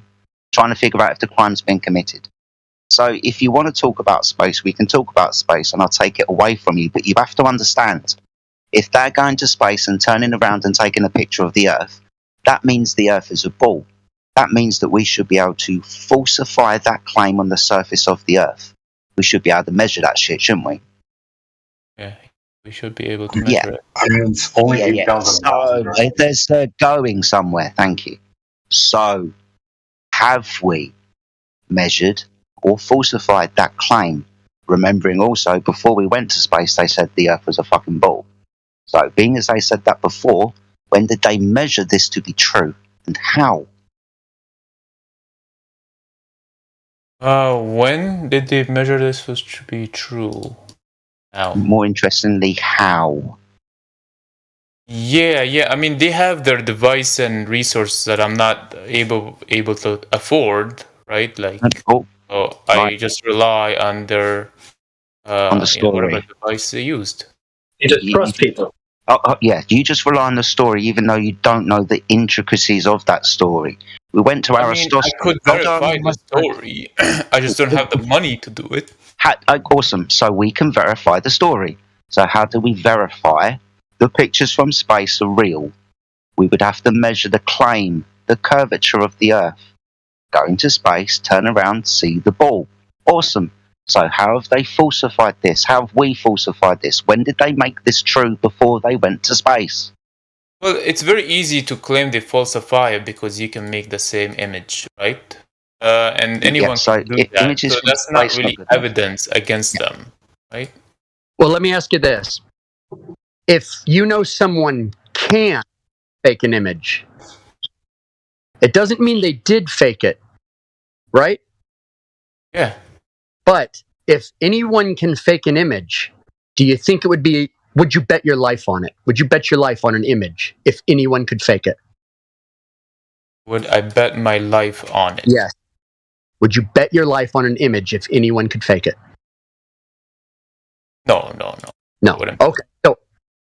just keep that mindset that because the ability exists for anyone to be able to fake these, they're not admissible as hard evidence. If it can be fake, how do you know that it's not? One step away from believing in Bigfoot and the Loch Ness Monster. No. I mean, you guys raise a good point. It just is. It's just like still, what is the motive? Like, if they somehow. I realize motive is very powerful. It is a very powerful thing because it appeals to our egos. It appeals to our emotions, right? It appeals to who we are and what we understand about the people who rule over us. I get it. I understand. Can I just say something quick? Paragon, I know you're a Muslim brother, okay? It's so clear that the motive would be to hide the clear proofs of God. I don't know why you always ask that question. So it's a satanic thing. No. NASA is not against Islam or Christianity or none of that. They care less about it, right? They only care about science and advancing in technology so they can make new things to sell to people, and you're done. I would contend that I actually don't think they're trying to hide God, personally. Yeah. The proofs. What I think is I don't even assign any malevolence to it. Right? Can we just focus on proving the globe? Let's just focus on that. That's what I mean is I just want to focus on where the proofs are. Because you're the one who came with it. If we get into motives, I'll just say this. Why does anybody lie? Yeah, because there's a motive, there's an interest in them. They want to benefit from the lie. What a billion reasons could you give me why anyone would lie? Power, money, control, status. Yeah. That's fun sometimes. But you don't really think that we're going to tell you why the government has done what they've done, right? You don't really think that any person can give you an answer for that, right? That's like that doesn't even require any further going into, because nobody can answer that. There are so many different reasons. Let's stick to what the topic is and let's see your evidence for the globe, right? Because you live your life like almost everyone else do on a flat stationary plane. That's how you've experienced this life. So I'm just waiting for the evidence for the globe. You've brought up a couple of things, and the guys in here told you how those things aren't really feasible for your argument. So what else do you have to present? And you even said so yourself that it could both work on a globe and a flat.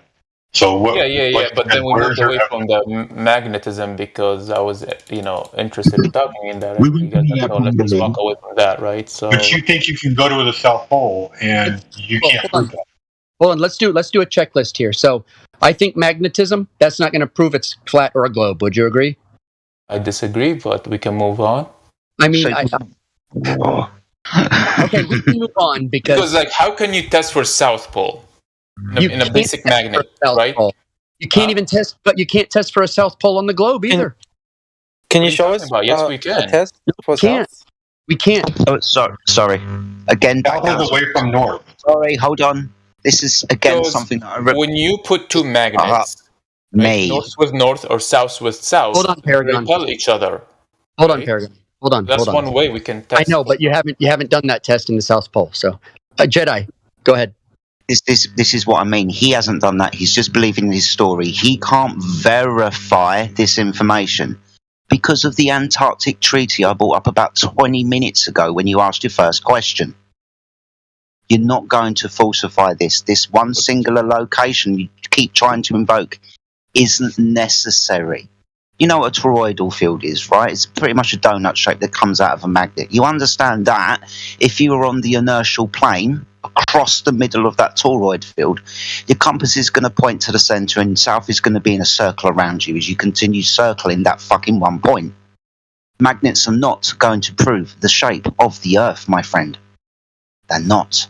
It depends on your orientation and what you stick within the magnetic field and how and where. So, back to the question. Educate about any of these things. Sorry, I'm going to ask the question again. Whether we've got pictures of space, from space, they claimed the Earth as a ball. So, when did they measure the curvature of the Earth? You've got Earth curve calculators, right? You know what one of those is, don't you? Yes?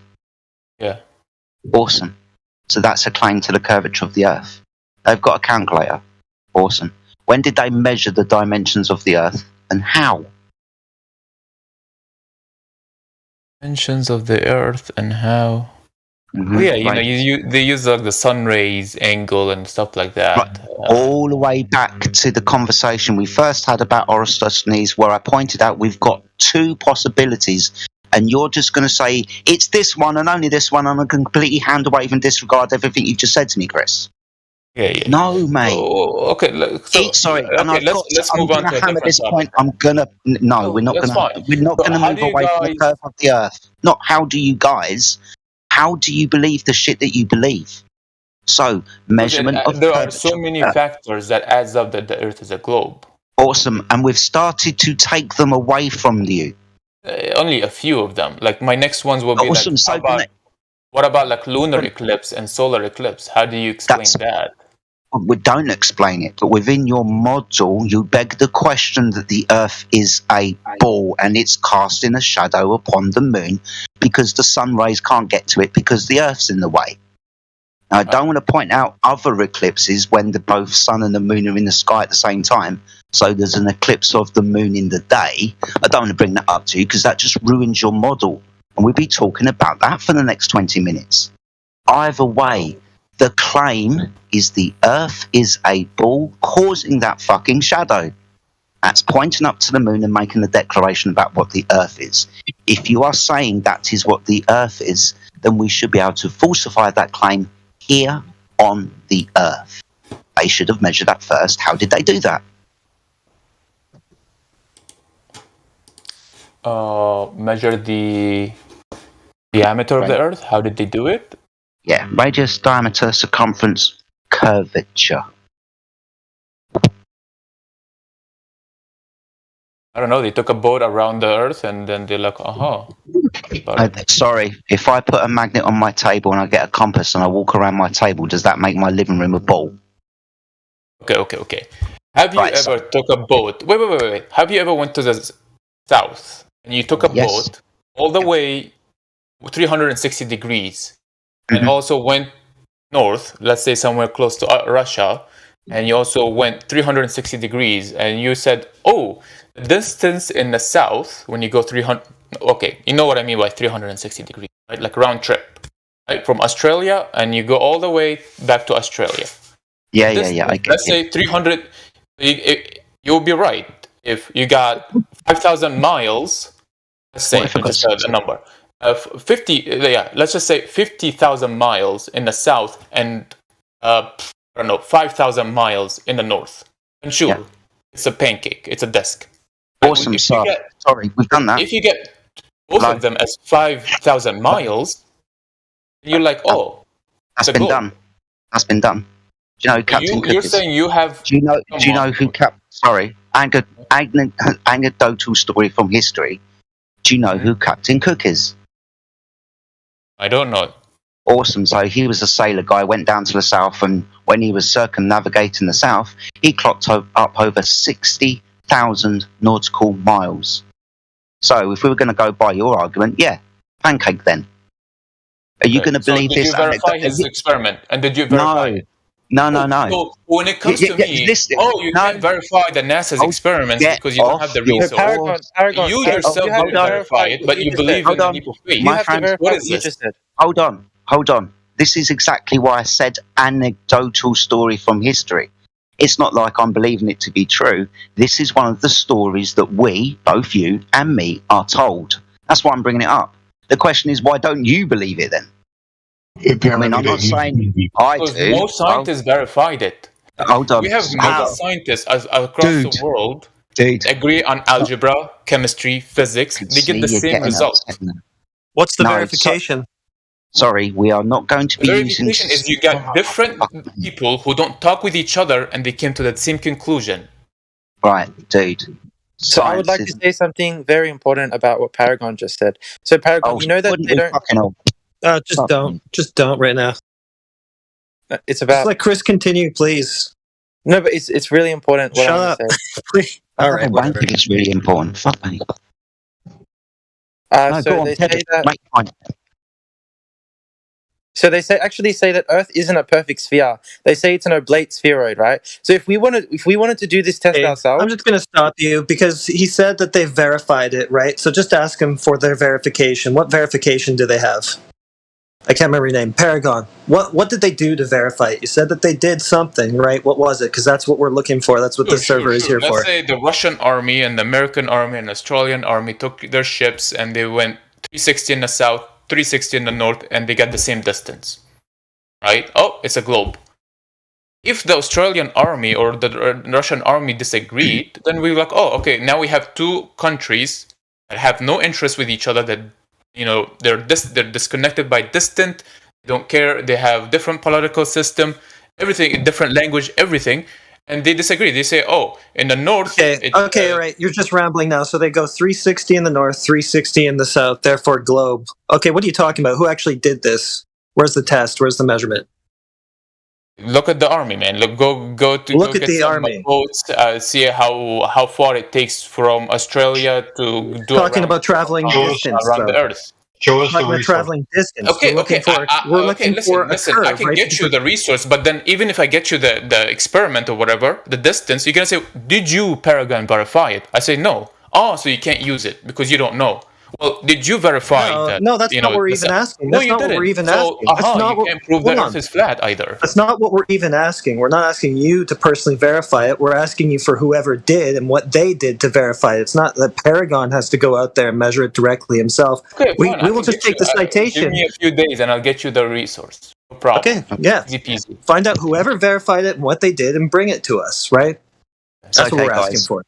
It's okay, guys. We just need a few more days. He's going to So go you and get the mentioned evidence. the proof is flat Earth? the point I was trying to make One is more that fucking person speaks through me.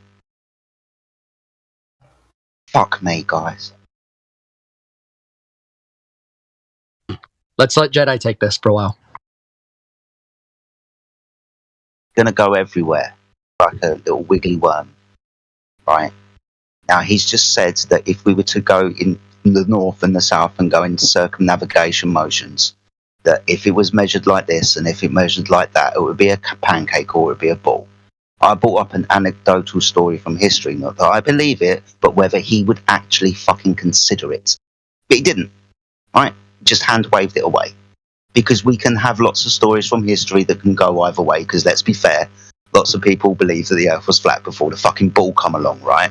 Not just these stories about the earth being discovered to be a fucking ball. No, it was demonstrated to be flat as well. But you keep bringing up navigation. You keep sailing around the earth on boats and talking about different navies and countries that don't agree with each other. Do you know how we navigate the earth, my friend? Or how we've navigated the earth before our more modern technology? Do you know what a sextant is?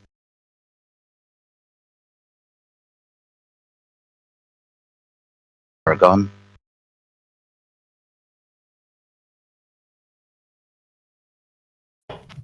I think he left. Yeah, he's not.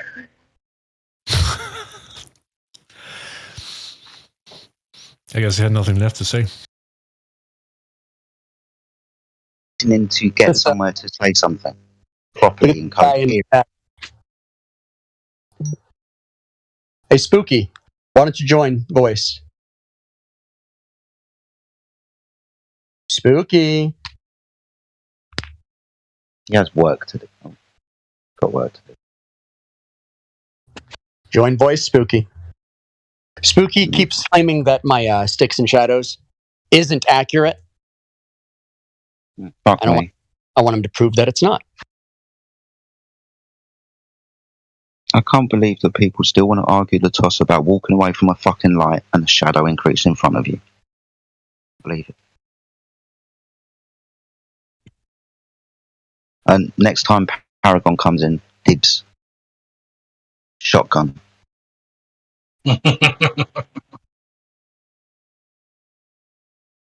Just wanted to get him somewhere, right? Make a claim, give us something to chew on. Curvature of the earth. I mean, if he was going to talk about fucking navigation, yeah, all right. Let's figure out what a fucking triangle is together, shall we? Let's walk down that merry road. You're right. What do you want to say? Hello, mate. How are you doing? Oh, I've just been banned. Just been banned, so I can hear you. Banned? Who was banned? Oh, is this Spooky? Yes. Oh, okay. Well, I wasn't looking at the chat. No. Hold on. Yeah.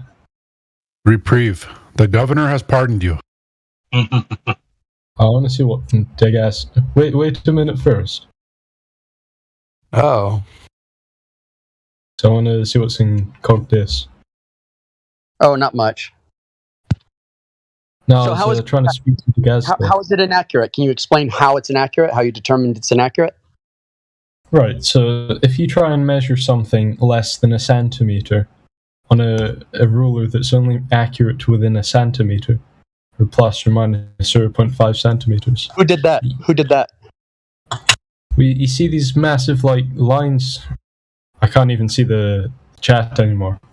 You see those massive lines on I your don't see piece of any paper. massive lines in there. I see a pilot pin stroke. That's a pilot pen stroke with Yeah, that's not a- separations that are Hold on. I'm asking you how it's inaccurate. You think the thickness of the line makes it inaccurate? Is that what you're saying? No, I'm saying the spacing between the lines. The is where you spacing in get your between the lines. inaccuracy. How did you determine those are inaccurate? Well, I'm saying that if you're trying to measure a change smaller than the spacing between those lines, Who was trying to measure a change? well, that's the purpose of bending the board, That's isn't not it? the purpose. No, that's not the purpose. What's the purpose? The Clearly, shadows. Armageddon. The shadows are the same on them both, right? How would you know that? Same measurements. Hold on, they follow the same measurements. One's flat, one is curved. Can you explain why? That's the purpose of it. I can't accurately measure those the distances. Look, there's 1 inch spacing on there. Uh-huh. Yeah, 1 inch spacing on there. They're following exactly on the lines. Mm-hmm. Yeah. Can you explain why they're the same? One on the flat, one on the curved. I can't see it because I've been banned. Okay, well, you've got one of those stupid weird names, so it doesn't prompt up right away. So let me get you unbanned. Explanation mark spooky. I do have work to do though, so I hope this doesn't take long. We all have work to do. It's only really going to depend on how honest you are. These conversations should be over in about 10 fucking minutes, as far as I'm concerned. Don't take long to destroy the ball. Just depends on you. If it would be over sooner than that. Hey, I'm back. There you go. Lord Mimas has brought you back. All right. So let's just repost it.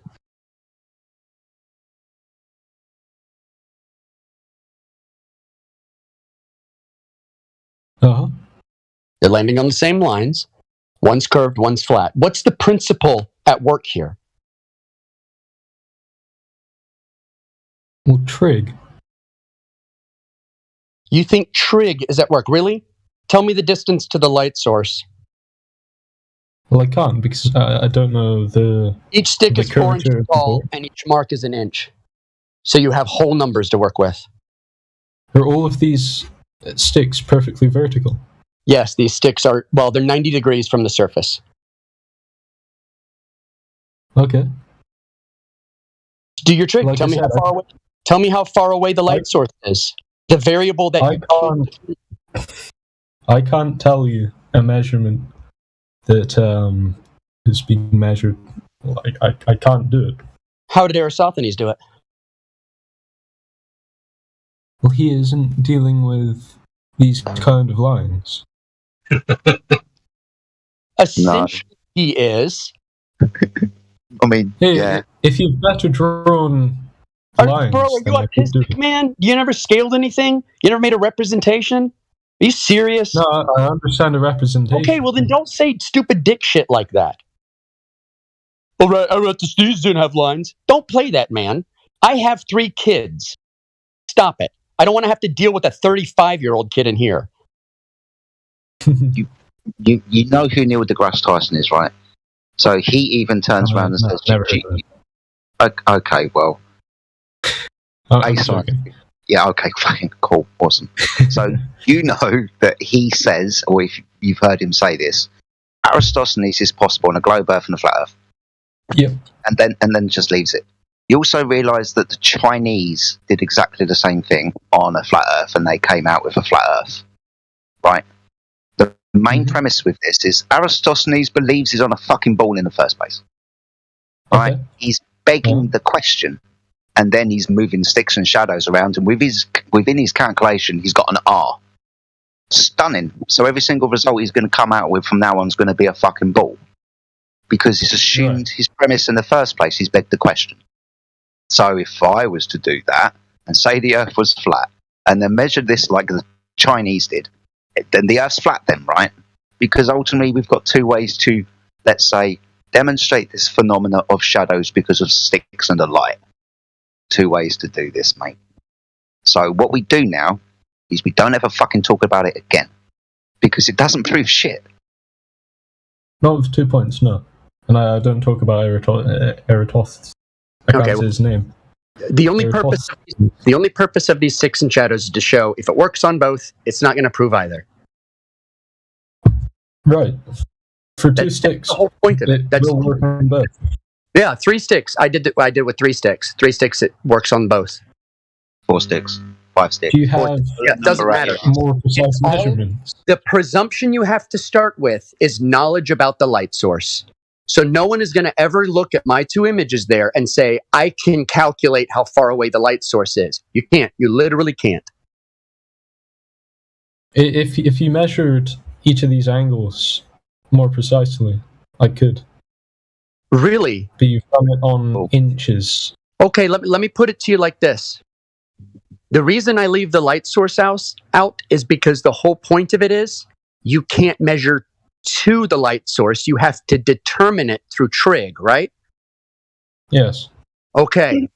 So if you can't see the light source, and both of these, one's curved and one's flat, do you think the light source is the same distance away on these? Well, if they're the same, then no. How the fuck are you using trigonometry on a curved surface in the first fucking point to get the distance to the sun? I mean, come on. Every single step every single step of the way with this one. It's just Chris, a nice. You can do calculus. No, we're not interested in calculations because you have to presume the light source, that you have knowledge of the light source. All we have is a light source. That's it. That's all we have. If you presume you're on a ball, then your light source is 90 million miles away. If you presume it's flat, it's way less. It's way closer. And smaller. I could try to do this myself once I've done this work that I've got to do. Okay. Do it with my... look, the sticks are 4 inches tall, and their spacing is 1 inch. So it's whole block numbers. Should be easy. And just tell me how far away the light source is. How do you measure something that's 4.7 inches, for example, on something with 1 inch increments? No. They're 4 inches. They're 4 inches tall. Oh, sticks are 4 inches tall. Yes. I can believe that. I can believe that they're exactly 4 inches. They are exact, yes, But because I sat there and I cut all these with a razor blade, and I marked this out. Uh-huh. And I work with lots of epoxy and stuff, and I just have a lot of polystyrene around. Sure. Okay. What I can't tell you is the lengths of these shadows. The shadows are falling on here. I can. Here. If you look at them, see those marks on the ground? Yeah. Those are 4 inch marks, or those are 1 inch marks. Oh. I can see that. Oh, and I am sorry. I almost gave you the wrong data. The sticks are 3 inches tall. Sure. Okay. They're 3 inches tall, and each mark is 1 inch apart. So you don't even have to do it. You don't even have to convert it because you can just work with the whole numbers, right? Sure. Okay. But the problem I'm having with what you've done is these shadows. They are not whole number of inches, are they? Yes, they're whole. Yes, they're whole. Look, if you look in there, zoom in on it. You see that on the second one where there's another little tiny scratch mark on there and something written next to it? Yep. That's not the inch mark. The shadow is actually right on the inch mark. There, if you'll notice that isn't the inch mark. That was from something else that I had written down. It's irrelevant. That little dash and where it says, whatever it says there. I don't remember what that was, but it was written down from something. So you're saying that these shadows fall exactly on these lines? Yes. The first one, no shadow. Second one, 1 inch. Third one, 2 inch. Right. Okay.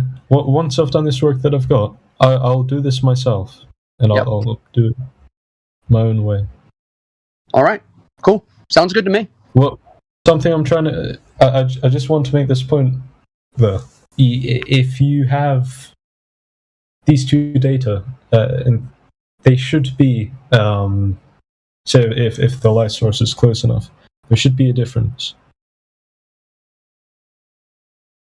Hey, Spooky, quick question. That's the trick, Spooky. Quick question. What good is it to have calculations that don't accurately reflect reality? Well, it's no good. Yeah. Without knowing you're on a ball in the first place, all you're calculating with this is an imaginary circumference.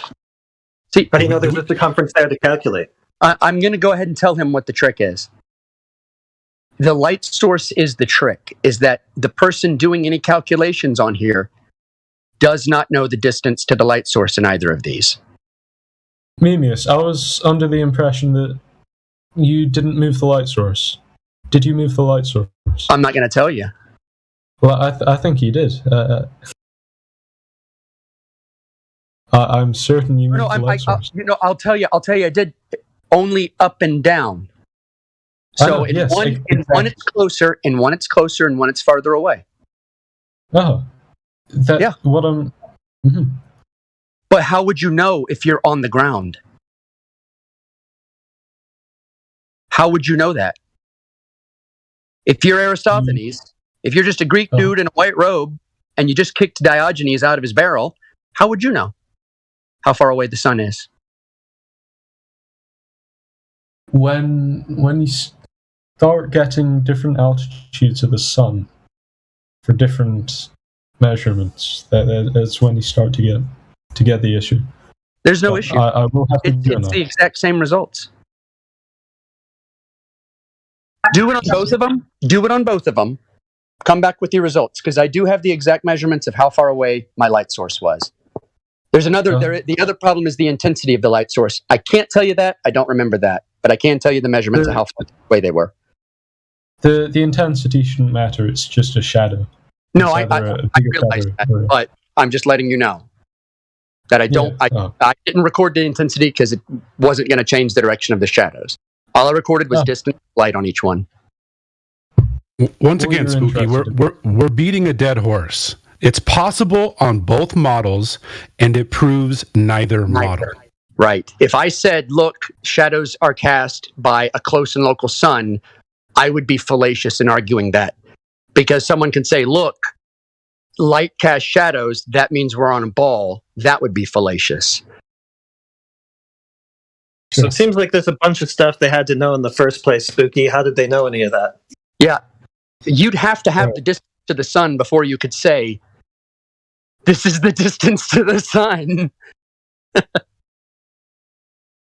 Yeah, you can't really figure out the distance to the sun unless it is close using sticks. I think the only way you can determine the distance to the sun is if God came to you, lifted you up and said, look, you're on a ball, sat you back down and said, now do your measurements. Or somehow, if you can go to the sun and measure somehow, and that's it. Yeah. Spooky. I don't have a tape measure long enough for that. I'm just letting you know. Right, last question, though, 'cause I do need to go. Sure. Well, I would just like to say, might you put the same level of interest and vigor into finding out whether the Earth actually has a curve or not? Well, I can't do that from within my room. Right. Well, hey, go to work. Go to work. Come back fresh. All right. Sure. Well, it's just like Excel sheets that I've got to do. The world isn't a calculation or a math problem. Just letting you know that. We don't live in a math problem. Excel. He's using Excel, and that's what the world runs on. So, pray he does a good job. No, it's just a lab report. Right, I'm going now. All right. See Take it easy. See you later, Spook. See, that went well. That was cordial. I like that. Well done. At least it went away. Thinks I'm mean, but I'm not. Mate, you're like me. You're a bit like a mirror, right? Yeah. Kind of after a while start reflecting the shit that they're giving you. Yeah. The moment I hear snark or smarm, that's it. Yeah. I sentence you to death. The moment people start respawning on that fucking point 5, 10, 15 minutes ago, I get fucking pissed off. I know that. Especially when we've gone over it for the last 5, 10, 15 minutes and there's no fucking reason, no how that anybody should respawn on Aristosthenes. No one should be respawning on fucking magnets. Right? Right. What are you going to do, though? I just ask him, shadows diverge on curved and flat surfaces. How did he know which one he was on? And usually the result is just like, I don't know, them melting down. I did bring someone over to Flat Earth on that point. That was a few years ago. Whereas, like, I asked Prof. Phil that. I could hear the gears grinding in his head from the other side of the line. Where he realized Aristophanes couldn't have known the distance to the sun to assume it was round. And from that point on, it was like, oh, got him. Like 6 months later, he was on board. Yeah, I love it. Because it means that they have to go back to something further in the past before him, and then they realize there's nothing there, and they're like, what?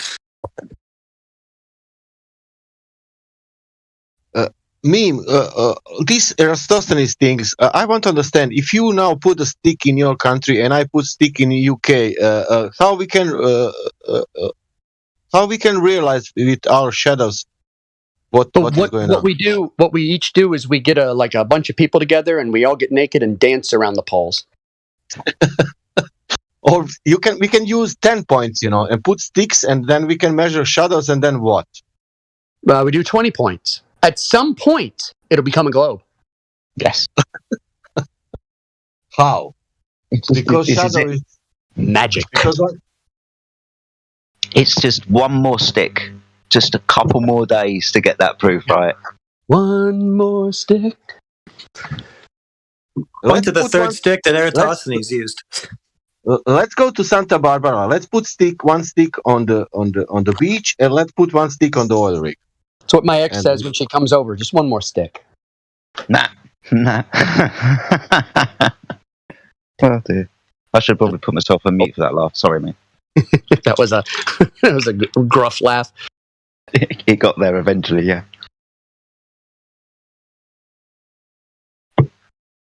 After Bad Boy, he messaged me, and I sent him a picture of Fiat.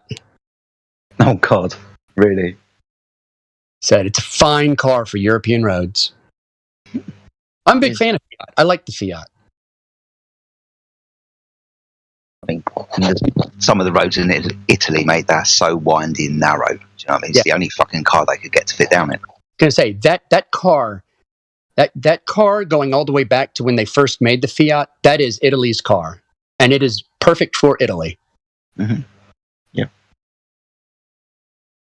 You just need a tank with good suspension for France, because they're like, oh, who cares if the roads were bummed? It's so bummed out. Yeah. Oh dear. I haven't checked the live stream for a while. I have no idea if we've got new people in or not. Let me take a look. I have no idea who's new or not. Let me go to the persons. Colors of country. Who's that? Let's see. Up there, Flat Earther. Ugh. All you Flat Earthers in here. Yeah, right. That's Who's this cut off the knees? Yeah, somebody better talk to him. Cut off the knees. Yeah, let's talk to him. There's Timbo down there. He's just trying to dodge stingrays and shelobs. The shelob spiders, that is. Such a hard lot down there, right? Not only have they got all of these deadly fucking creatures to deal with, but they've also got to hang on to the bottom of the earth as well. That's right. They're a hardy bunch, those Australians.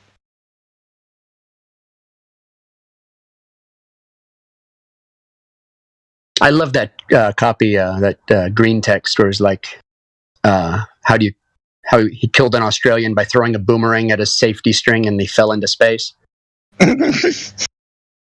Oh, God.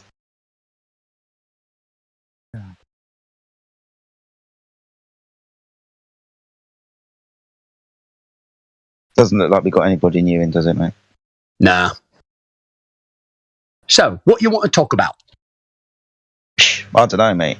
I mean, I'm glad that I tagged you in for that guy that came in earlier spouting Jesse Gordon's nonsense about the theodolite. I knew you'd want in on that. That was good. Oh, man, I just happened to check it, too. I was like, ooh, there's a lot of people in there. You'd only been in about 5-10 minutes as well. Hadn't been in long. Well, where was he from? Was he UK? Accent was a little off. Yeah, it's a little off. I think he's got a very good grasp of the English language, but I don't think it's his first language. German. I think maybe, German, Netherlands, somewhere around there. Yeah. Oh, you know what? Netherlands.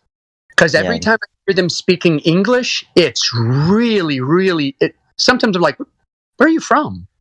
Because I'm like, I can't tell what your accent is, but it's very almost neutral. They've got like almost the neutral accent, like the Midwest here. God, that's where everybody thinks I'm from, is the Midwest. You're a southerner, aren't you? I am extremely southern. And I got my guns, and I got my truck, and I got my Bible. God, that's all you need, isn't it? Jesus. All you need. That tired guy came in this morning. You didn't catch him, did you? You'd already gone to bed.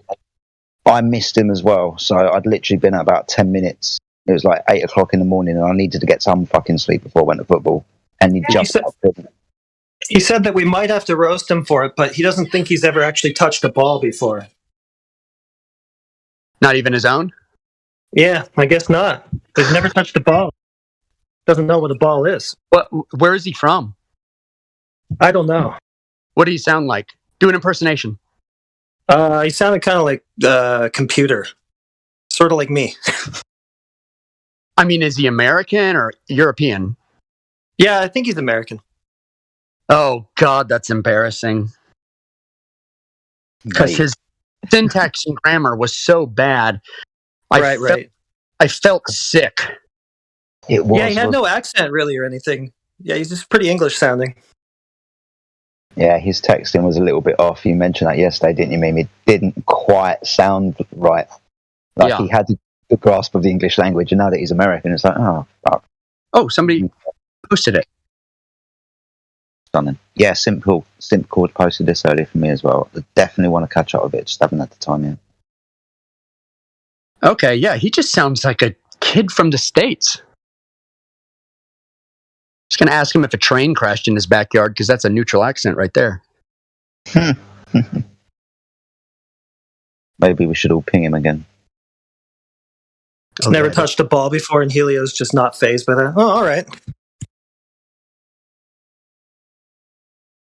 Why would you be roasted for never touching a ball? I don't know. Be a kind of weird, though. Never played soccer, like never played any sports. Like, I played baseball, football.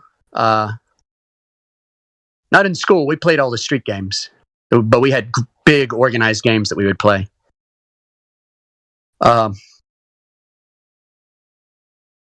My favorite thing to play was baseball. I liked baseball. This is quite interesting, right? On the afternoon of my father's funeral, I played baseball. Oh, yeah. Yeah. Yeah, we had at my sister's wake.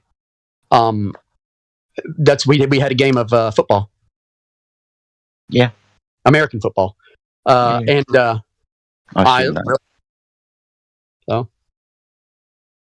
I like baseball. In England, we've got a variation of the game called rounders. It's the same principle. He said something else, like he's not sure about anything. He's not even sure if he thinks. He just thinks that he thinks. God. That's either really stupid or extremely self-aware. Right? I can go either way. He's not ever. How do you know you're thinking? Maybe you just think that you're thinking. I never thought of that. Yeah. Maybe my ideas aren't my own. Maybe he's saying that. That's amazing. Oh, God. That's amazing. We need some Jesse Lee Peterson clips in here when Creation Bear gets back. Need some Jesse Lee Peterson clips of him going, "That's amazing."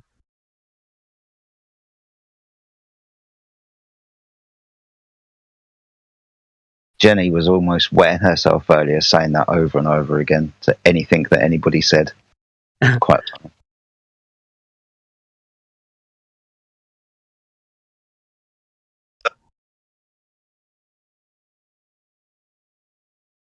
Oh my God. Did Helioskeptic stay up till this morning? Yes. Jesus Christ, we got to get him into rehab. Into rehab. I mean, I've got to be fair to him. I mean, he'd gone all the way through it. He sounded more coherent this morning, or at lunchtime for me. Like 12, 1, 2 o'clock. He sounded more coherent than he did like 8 hours before. Yeah, that's about time for Hair of the Dog right there. Mm-hmm. Better drink to get rid of this hangover. Fair play to him, though. Yeah. Oh. What's his poison? What does he drink? Just liquid.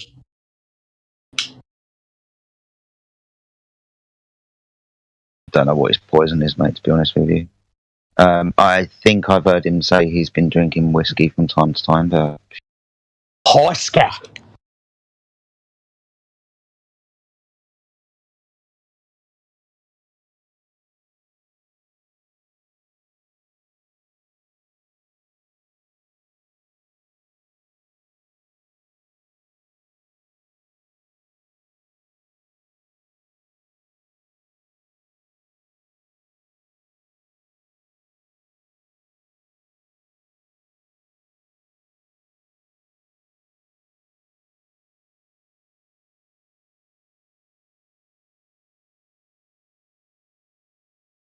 Oh.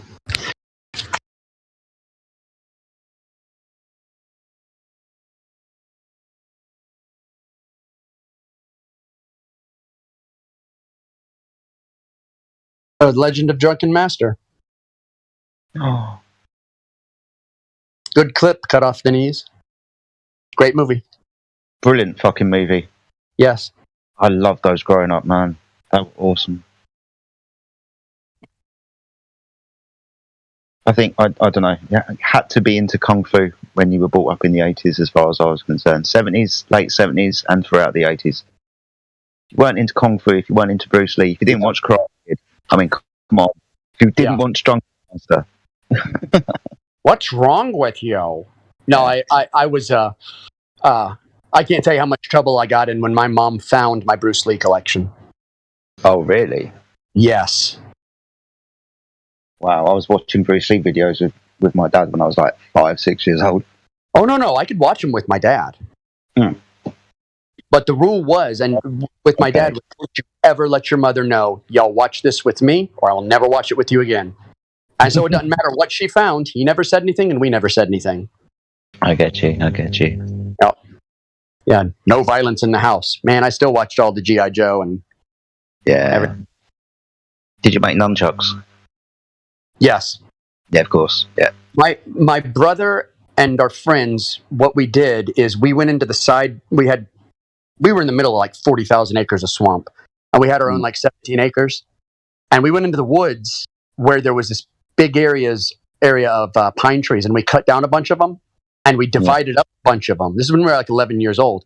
And we created a small Roman palisade fort, right, in the woods, using the trees to connect them. And then we built. It wasn't a stairway, but we used the timber that we cut down of the trees, and we tied them to the other trees, and then put a rail up so you could walk all the way up around the circle of trees into the canopy. Okay.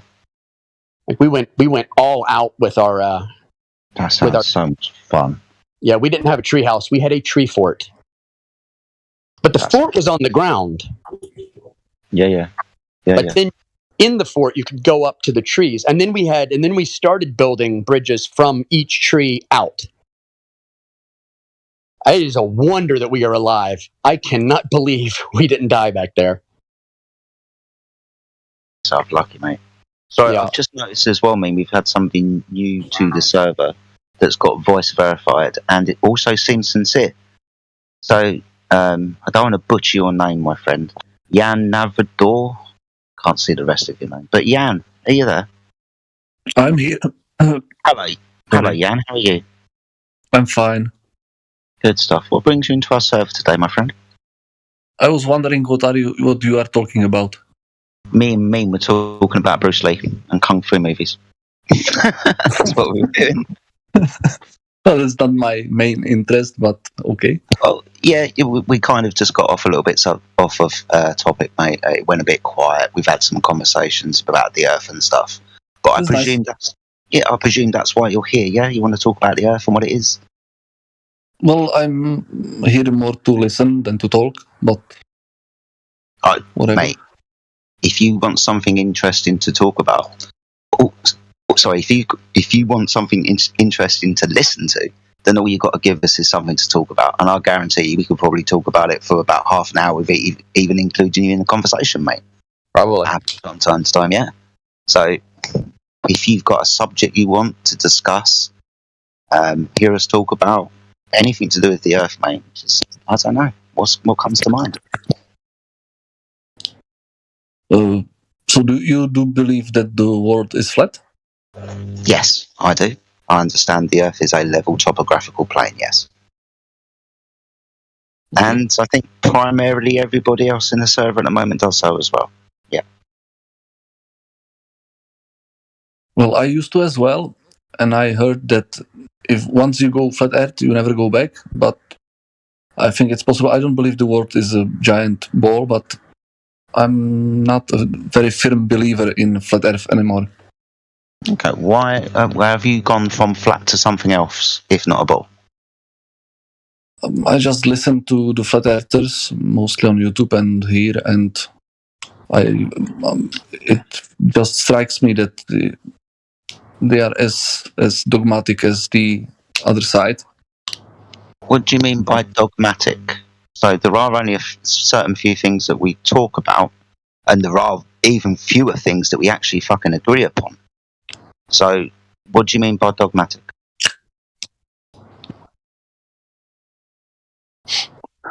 Well, whenever I ask a question outside of the... I'm sorry to call it dogma, but outside of the dogma, I felt very attacked. I think the only thing that I'm dogmatic about is, and I can't speak for everybody, is that we should only use something scientifically proven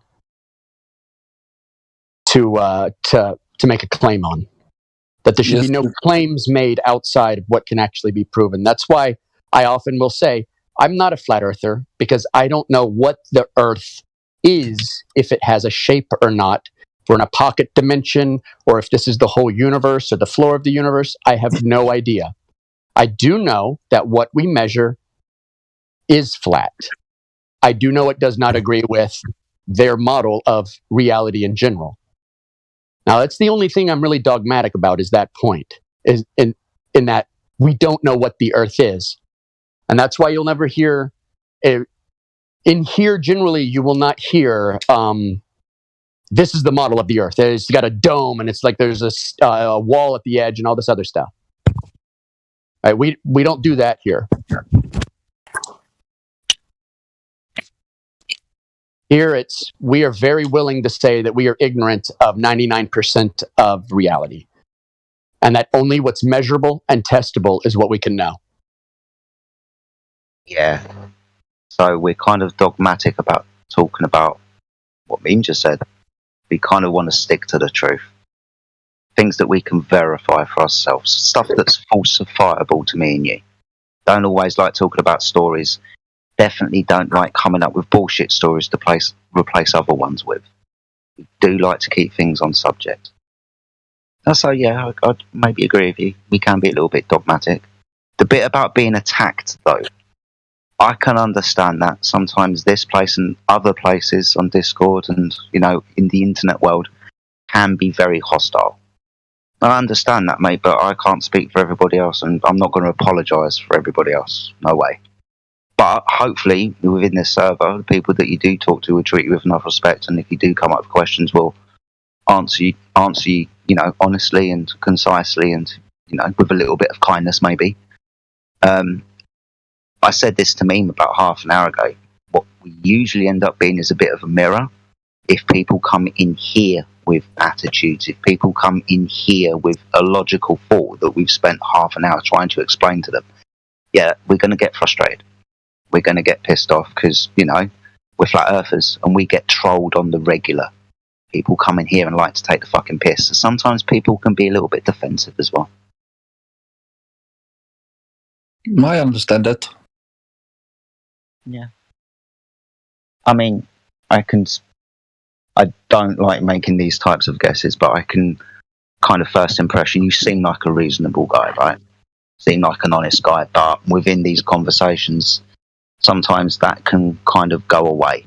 That's happened before. Conversations start cordially, and then within half an hour to an hour, the whole place is erupted and people are getting upset and in their feelings and stuff.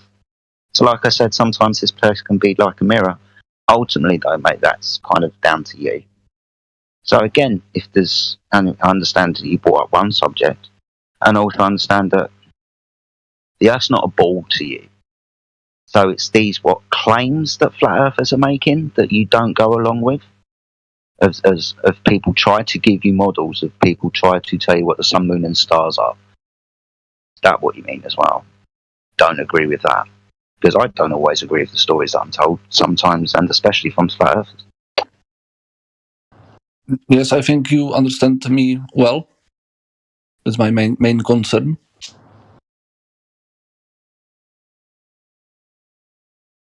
Good. I'll take that as a compliment. Das ist gut, ja. Where are you from, my friend? What part of the world? It's a question to me? Yes. Where are you from? What part of the world? I'm from Czech Republic, Silesia, to be honest. Oh, okay. Awesome. Czech Republic? Silesia. But you will probably know Czech Republic. Okay. Yeah.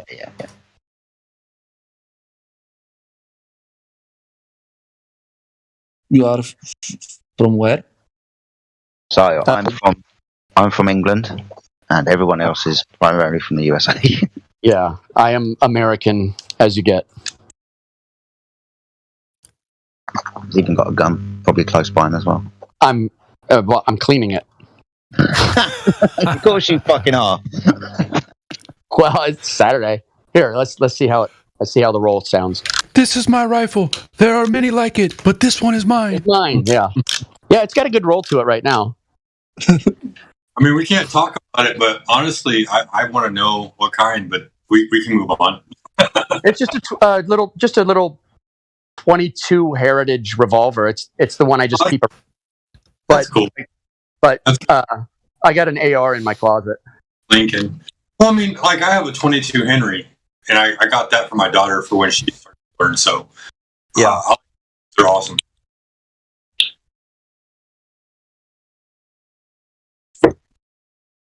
See, there's a tight spot on this one that I keep running into every once in a while on the cleaner.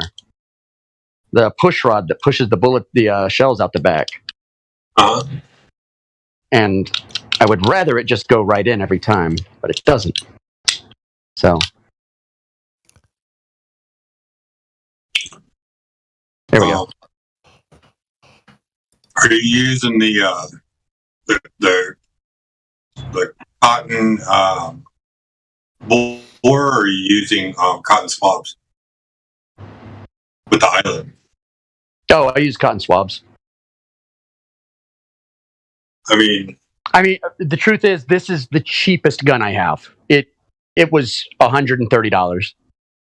Doesn't matter, man. It's still like 22s are awesome. Like I said, they're great for having fun.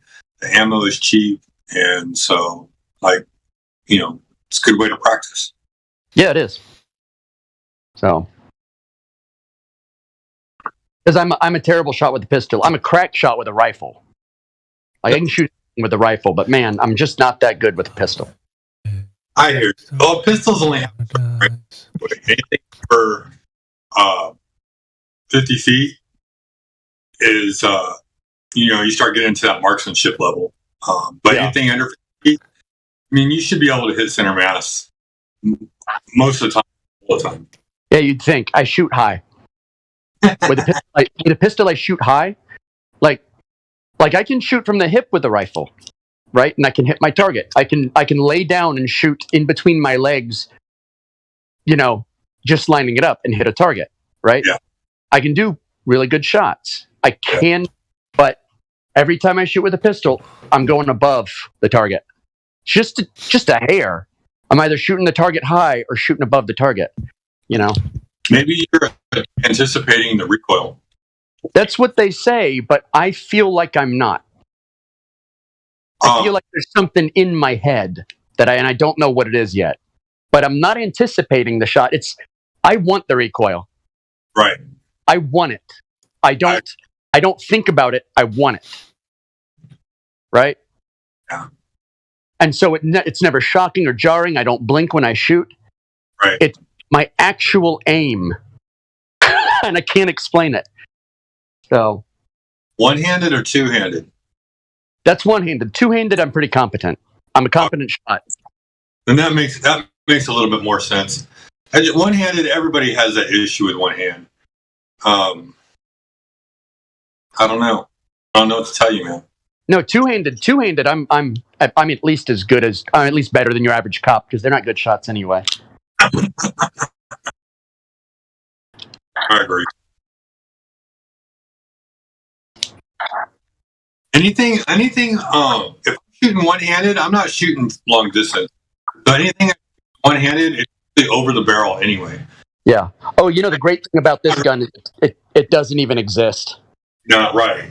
There's zero paperwork on this gun. It's 100% legal. It's not a gun. It's a firearm. So it's not like a black powder revolver. It's a firearm. Like, a lot of people get shocked by that. What do you mean it's not registered? I'm like, we don't register guns here. Yeah. Well, you kind of do when you purchase it. It does go into a database. It goes in the database that you purchased, yeah. But they don't track the gun after that. Right. Yeah. But if you if it was inherited, like if your father gave it to you or something like that, then there's no tracking it after that. Right, no tracking it. So it's the secondhand sales, yeah. Yep. And then what he does is he sells it to you, and you lose it in a tragic boating accident.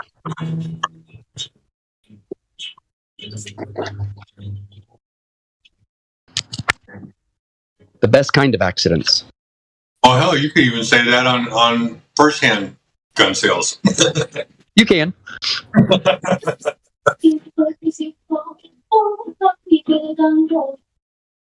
Is that Jenny? So naive, yet so how can this be done? Jan? Yes, I'm here. We can hear your anime. I'm sorry. Was that anime? I don't know. That's embarrassing. I'm sorry. It was Sailor Moon. But yeah, I love 22s, man. I got a 22. Octagon. That was a good guess on the anime, by the way. It was a good guess 10 years ago. Nowadays, I don't know. I don't know. I don't know what the kids are watching today. Well, sometimes we know things and we don't know how we know them. Yeah. Try that. Yeah, try that on.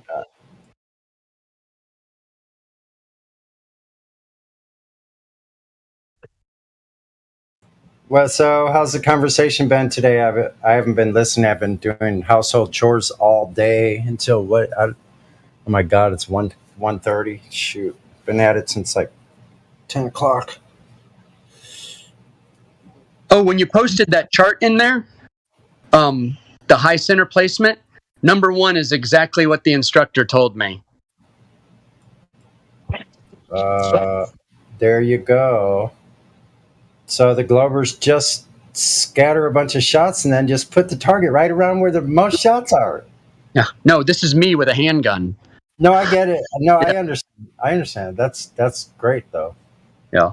I like that. I was in the military. We did that. How fast your shots? Each shot in between each other. Say. Oh, with the revolver? I mean, it's not really fast. This is a single shot revolver, so you got to cock it, fire, cock it, fire. That's still good. I've done that too. And how fast? Yeah. So I guess you rapid fire like on the top of the trigger, like didn't go do. No, I don't. You don't do that. I feel like having to wear a glove to fire my gun. Yeah. Hey, Jenny. Jenny, are you checking in from the south of northern Illinois? She's at work right now. Okay, thanks for the honey. I was listening. Right on. Yeah, there's nobody in the stove, so I can talk for a second. Right on. Well, wet again here on the West Coast, full of rain day after day, like almost every day for the last 3 or 4 days. Well, here next to the Mirage, we got like an inch of snow, and now today it's like it never happened. Yeah, that's what I remember from the Midwest. It was like that quite a bit, actually. You know what it does here most often? It rains, and I swear to God, I would say 8 out of 10 times that it rains here, it's full sunshine, but it's still raining on me.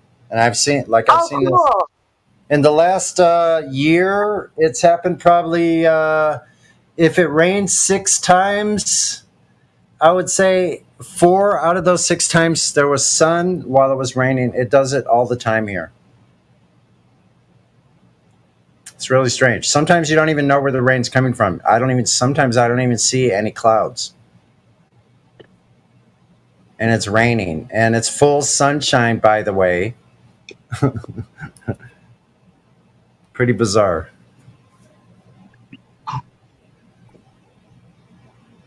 Well, it's Saturday. And the Discord was a hush.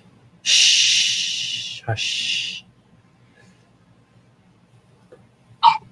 Nothing was stirring, not even a mouse. The earth wasn't revolving.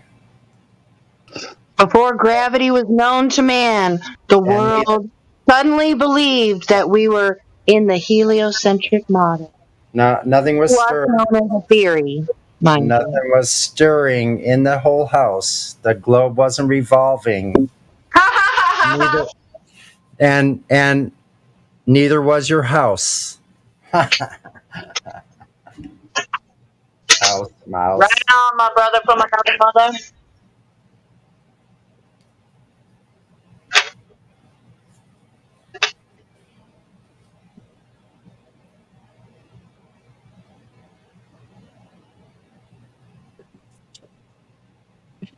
Mm-hmm.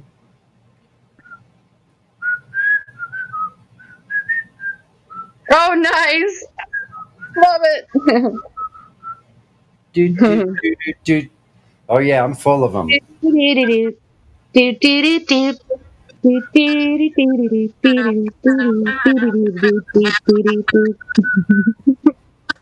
And we have Maxwell Smart. Dun, da, da, da. Da, da.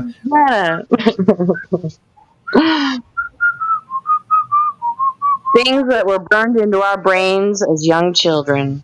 Things that I can whistle almost every single tune I've ever heard, which is freaking crazy, but I can't.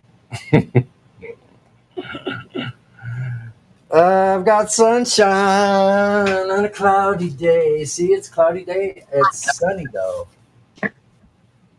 Hey, it's just sunny on a cloudy day. That's me. On a flat earth plane.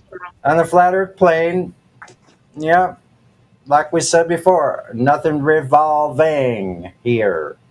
You don't see many things in nature revolving around something else, do you? Mm-hmm. You missed it earlier. I was amusing myself tremendously when Smurf was in here. And, you know, he was way off into the weeds. And he was talking with some other person. And when they said, oh, this dude, so-and-so, I said, oh, is he and, you know, it was off topic. So, and I said, oh, is that person a flat earther? And they said, no, we were just talking about this. And then they said, oh, well, we were going to build a website. Oh, it's got to be a flat earth website? So instead of saying, hey, you guys can't be talking about non-flat earth topics in here, flat earth only. You know, just ask them everything that they say. Ask them if it was from a flat earther. Oh, that was flat earth related. So what the hell? Yeah. And you remember a long time ago? Honey, you may remember this from a while back. I think we were cutting up on Globers and such and the crazy claims they make. So whenever they say something that's totally ridiculous, we can say, that's amazing. So I think it should be like a flat earth comedy show. We can just rip up on the poor sheep that are wandering around aimlessly across a flat plane thinking they're on a spinning water ball shooting through space. No. I mean, it's fair game. Yeah. The key words are like zombies across a flat plane. They're moving across a flat plane too, just like all the rest of us. That's amazing. Isn't that amazing? What? You think you're on a spinning globe and your everyday life is moving and working on a flat, stationary plane. Horizontal, if you will. Go ahead and ignore your senses. How much? Oh, it might be funny. I guess Jim Brewer is stepping it up on flat earth knowledge and whatnot. Hey, I gotta go. Oh, okay. All right. See ya, Jenny. Later. You said that Jim Brewer looks like he's stepping it up on flat earth knowledge.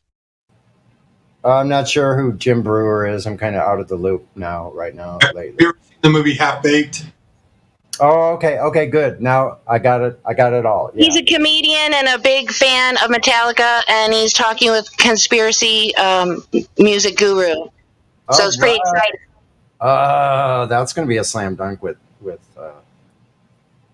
the conspiracy music guru talking to him. Heck yeah.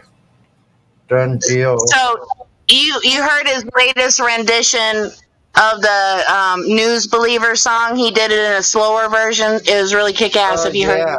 Yeah, the acoustic version. I sure did. Yeah, and Jim Brewer is a huge Metallica fan. Really? So Jim Brewer busted me up big time when he was talking about what we went through for 2.5, 3 years. And he went into his bit. I think the comedy stand-up was called Somebody Had to Say It. And he was going full on. I mean, he was like, trust the science, like a parrot. And he was, oh man, he was awesome. I love Jim Brewer so much. So I think Flat Earth needs more comedy. My dreams is coming true. Yeah, I like it. I like that idea. Like, That's amazing. I always saw myself as kind of a comedian, but I was never organized enough with the dialogue or the. Hey, you know what? But actually, Globers that blindly believe, in scientism, they themselves are what you just said. They're comedians. Oh, yeah, they don't even know it though. Like, so they're. They don't know what they're saying. They're saying all this stuff just to repeat it, and as it turns out, it just don't hold water. Well, the thing is, it's to us, it's really funny. Like, but they don't get that part of it. How what they're saying is so comedy infused for us.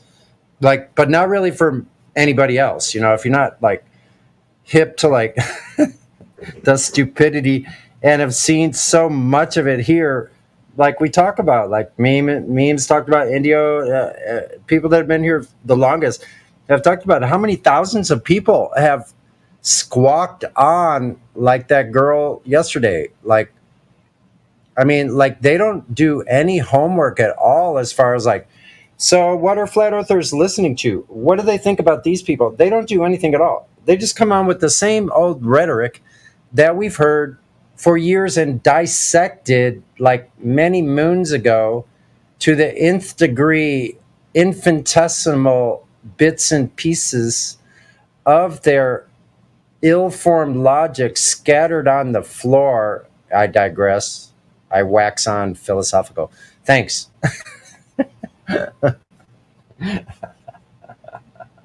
See, you need someone like me that can wax on philosophical sometimes. Mesmerize the audience. And then play some badass chord on the guitar. That's right. That's right.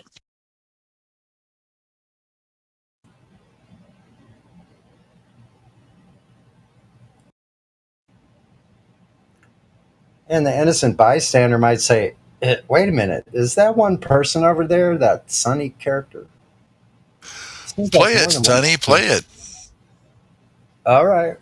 You asked for it. Let me turn off some fans here. What I got going? It's too hot.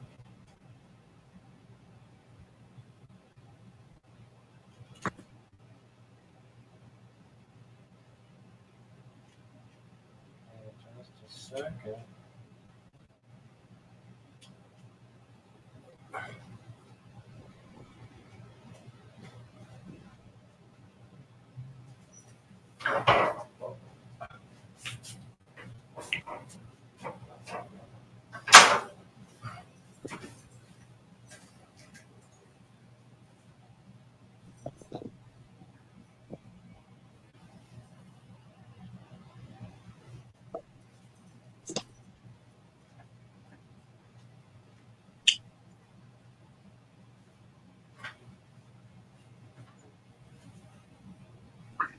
So I figured out how Earth is curving. Okay, do tell. Well, so the Earth is load bearing, right? And so it curves to support the weight of everybody on it. And because everybody's on it, it looks flat. But if everybody left Earth, it would bow back up into a curve.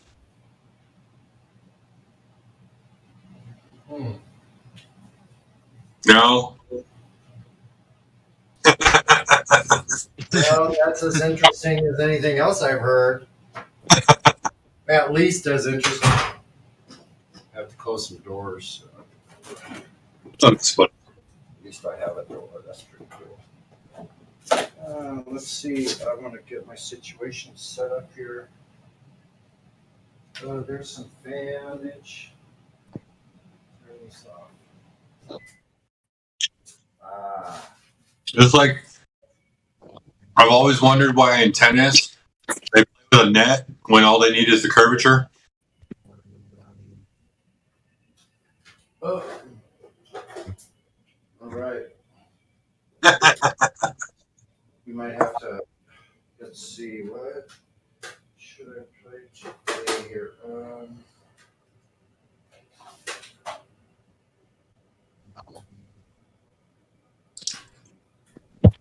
This lava pedal. Badass.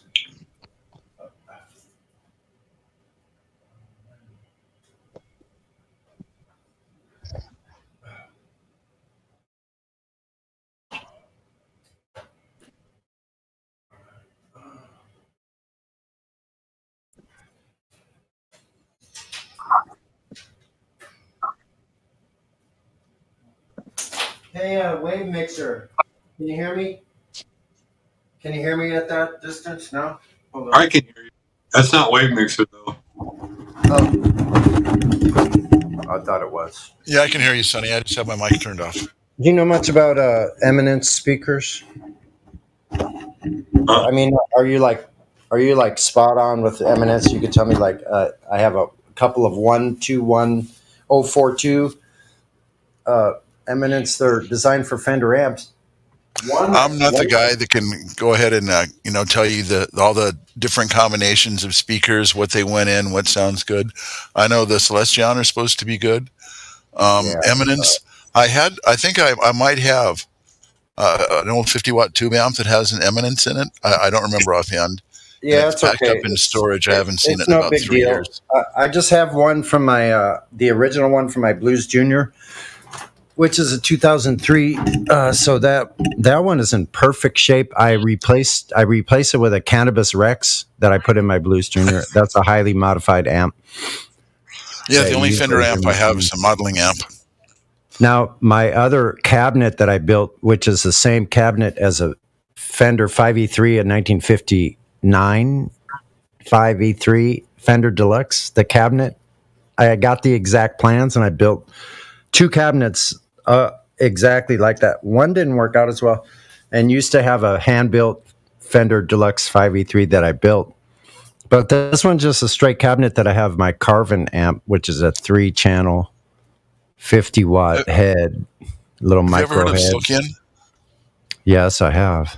I've got 2 of those. I've got 2 of the 50-watt Silkians. Oh, I bet those are nice. Yeah, my Carvin's pretty cool. One of the Silkians is totally stock, and the other one, there was a guy that was on the My Les Paul forums that originally had bought some, and he had done some modifications to it, and it cleaned up the dirt section. It did a few different things to it. I got about halfway through doing all the mods and ended up having the rug pulled out from under me and literally had to move. And they ended up going into storage, and they've been sitting there for about 3 years. But I bought 2 of those. And one of the problems they had was with the transformers going out. And there's this one company that originally made, I don't know if they originally made them or they could go ahead and make like a duplicate, but with an improvement on it. I think the company was the ones that originally designed the transformer, and they made like an updated version of it. And we had 100 of them built. It was like a group buy type thing. And I was able to get in on the tail end. I've got one of those transformers. So in case one of my transformers ever blows out, I can go ahead and keep it running. But that's all of my projects of stuff to do. Oh, that's cool. Yeah. I have some projects in mind. I don't know what I want to build next, though. But let's see. Here, let me turn on this Fender so you can hear it.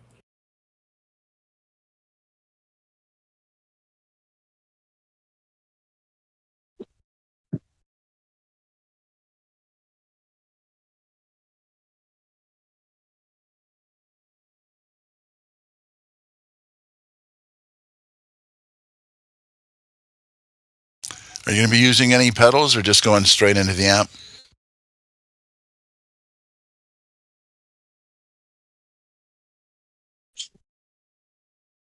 Straight into the amp. I could do either one. Like I'll do it straight into the amp with a little drive on the gain stage, so you could hear what it's like straight, and then I'll add some pedals, and then you could tell the difference probably.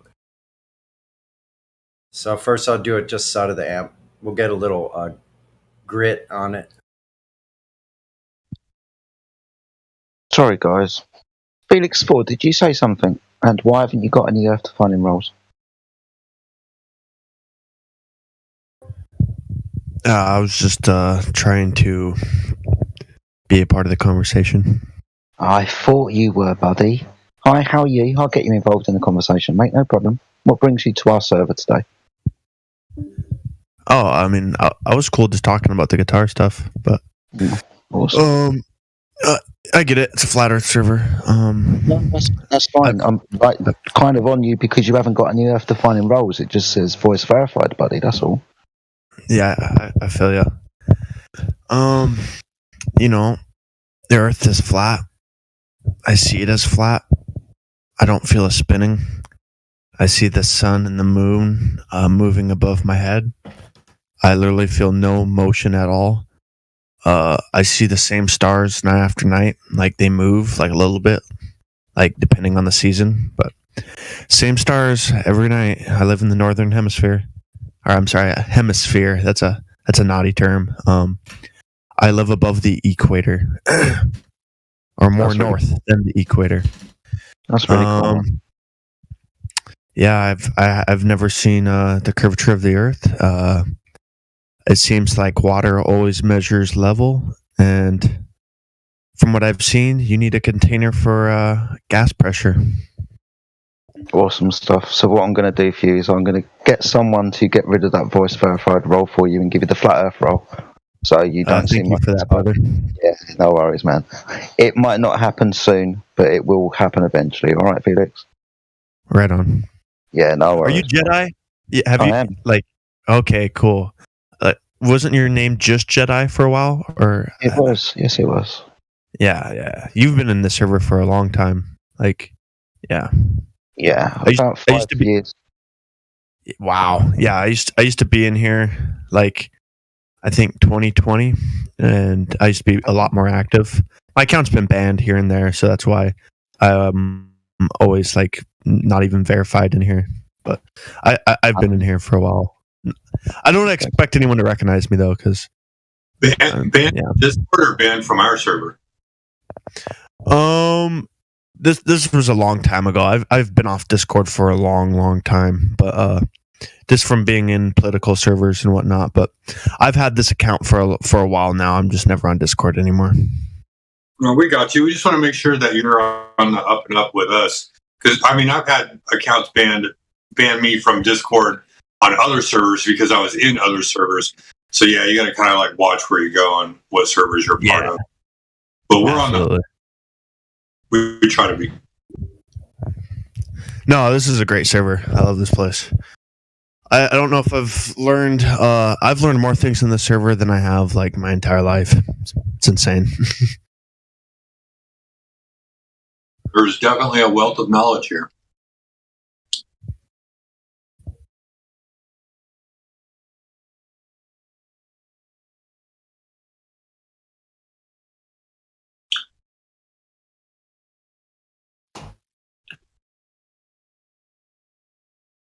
Sorry, that made me laugh. You made the statement, there's a wealth of knowledge here, and then it went completely silent. Well, I was just going to ask Felix. He said that he was interested in the guitar talk. So do you play, Felix? So I started to take guitar a little more seriously when I graduated high school, which was 2-3 years ago.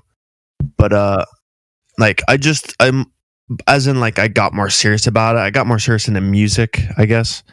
And I try to play guitar. I don't know much about music theory or anything, but yeah, I like to play on my guitar, if that makes sense. How long you been playing? I had like pretty surface level guitar lessons taught to me when I was like a freshman in high school and sophomore. And then sports kind of took over. And then once I graduated, I picked up the guitar again. So I've been like seriously playing for like a year and a half. What kind of stuff do you like to play? Like, classic rock, classical, or what kind of music are you into? So originally it was like kind of classical stuff, but I mean this is just what like the guitar teacher kind of made me like, because I had like a notebook and stuff that I'd play off of, but like of course I play like the cliche like rock and roll stuff, like Metallica and whatever.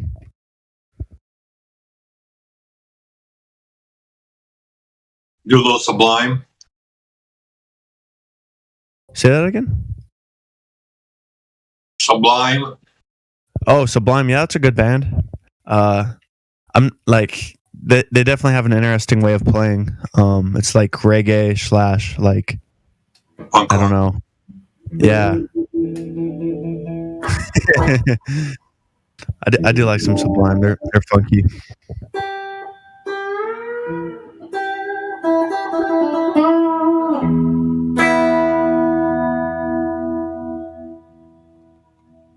some Stevie Ray Vaughan.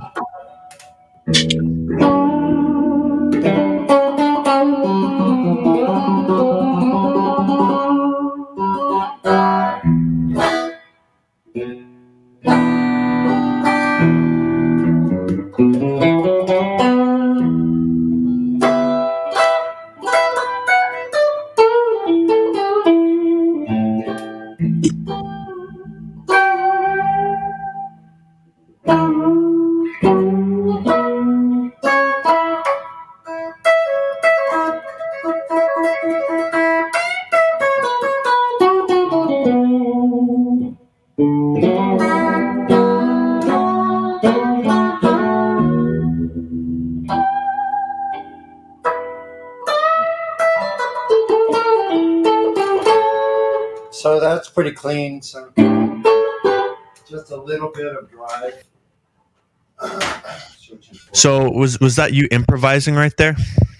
Yeah. So,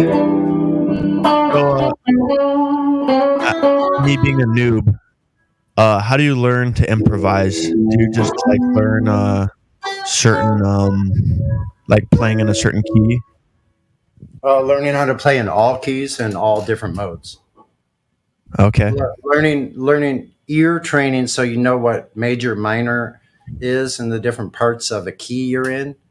You start connecting dots where there were no dots before, between the commonalities between chords in a sequence. If that makes sense. Hopefully it's not too complicated. No, yeah, that makes sense.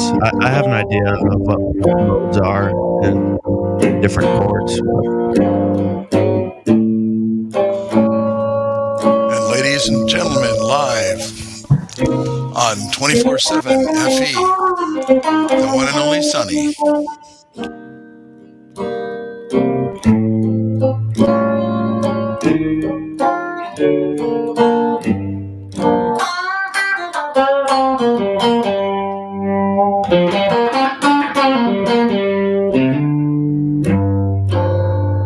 What genre of music would you say really propels guitar, like pushes guitar to its limits? Would you say jazz? I'd say jazz pushes it to its limits, but blues is the most common route for rock and roll.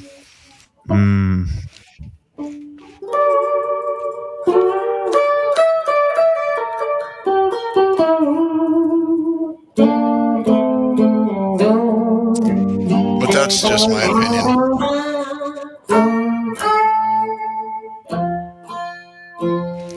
But I'll tell you, if you know how to read music and you take a look at the music that's being published nowadays, the actual musical notes written on paper, and then you take, a look at something like Bach or Beethoven, and it's just a whole different world. It's like having one person on a baseball team compared to having the whole team, and it's, the music is, I'm not a big musician. I'm not a famous songwriter. I don't know much about it at all. But I know just by looking at it, there was a lot more detail and intricacy put into music once upon a time as compared to what a lot of stuff is today. Once again, just my opinion.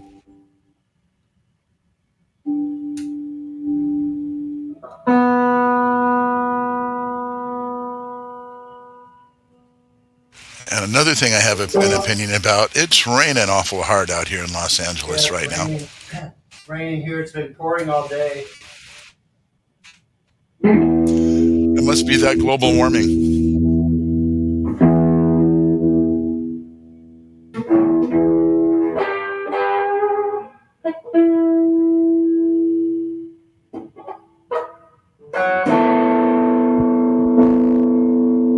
Everyone puts Bach on like a pedestal, right? I mean, it's well deserved because obviously Bach is a classic, but there's still music written like that today, isn't there? Or is there not? Well, that's not what you're going to hear on the radio. That's not what you're going to see. A lot of the popular music that's being played and downloaded nowadays, a lot of them just use like a backing track and a downbeat. I forget the term for the beat, but they're all using the same one. Click beat, I think is what it's called, or click track, something like that. And actual musicianship has gone down in music. It used to be that a band would play all their instruments, and sometimes they get like studio musicians to play. But now they can do stuff on a keyboard that'll emulate a guitar or a bass or whatever, and they'll just overdub tracks. And the music industry has changed. Joe Walsh had a song, called "Analog Man," and it pretty much talks about, the differences of how they made music when he was young and how they make music nowadays. So playing guitar is an art, and I don't hear a lot of guitar virtuosos out there anymore making new music. There's a few, but it's not like it used to be. But I come from the age of rock and roll. I'm old. I remember when the Beatles were actually together and playing music.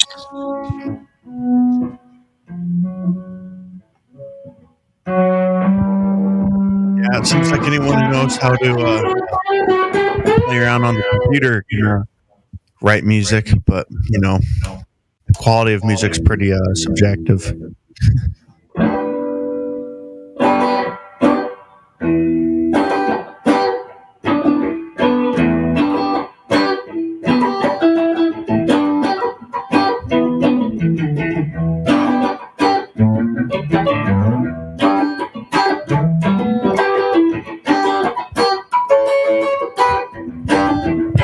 You see people on YouTube literally writing songs within 24 hours on the computer.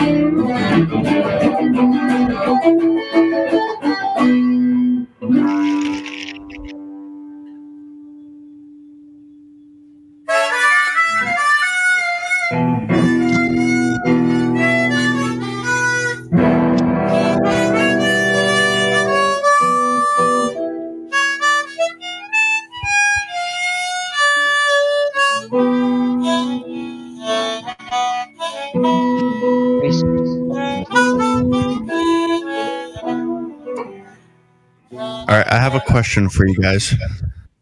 Do you guys actively go out of your way and preach flat earth to people? 2 seconds. Sonny, it's hard to hear what people are saying, mate. Cheers, buddy. Appreciate it. What was your question, mate? I was gonna ask if you guys actively go out of your way in real life to like preach flat earth in any way, or do you guys just like, this is more so just like a personal question. Like, I'm sure like everyone has their own way of going about it, but yeah, do you guys preach this like in your real life? Like, are you openly known of having or knowing that? Are you actively known in real life for being a flat earther?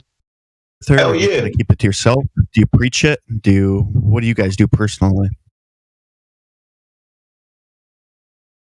Okay, well, being as nobody's jumped on this, I'm kind of half and half. Oh, okay. So with some people I am very open, and some people I am not. And you understand this, right? Flat Earth is a highly trolled and ridiculed subject, and it can even be so by your loved ones. To maintain certain relationships, mate. Sometimes you just have to let things go, I think. So yeah, with those that are interested in, not on Discord, those that are interested that I can talk to, yeah, I will do. And there are people that I won't.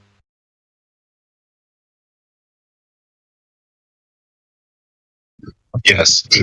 I go out and get ridiculed by my friends, and I bring my family over as much as possible.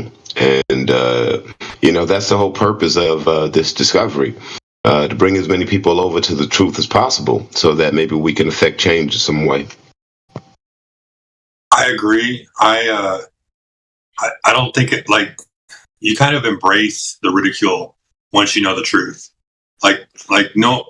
Knowing the truth and speaking the truth, it doesn't matter how much ridicule you get. You feel something great about knowing the truth.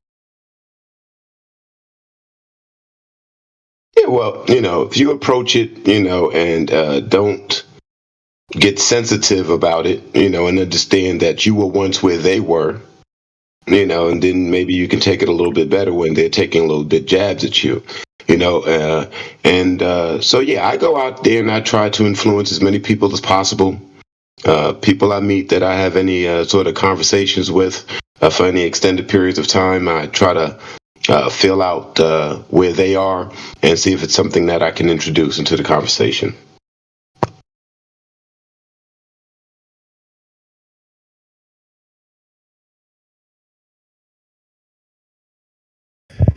That's awesome.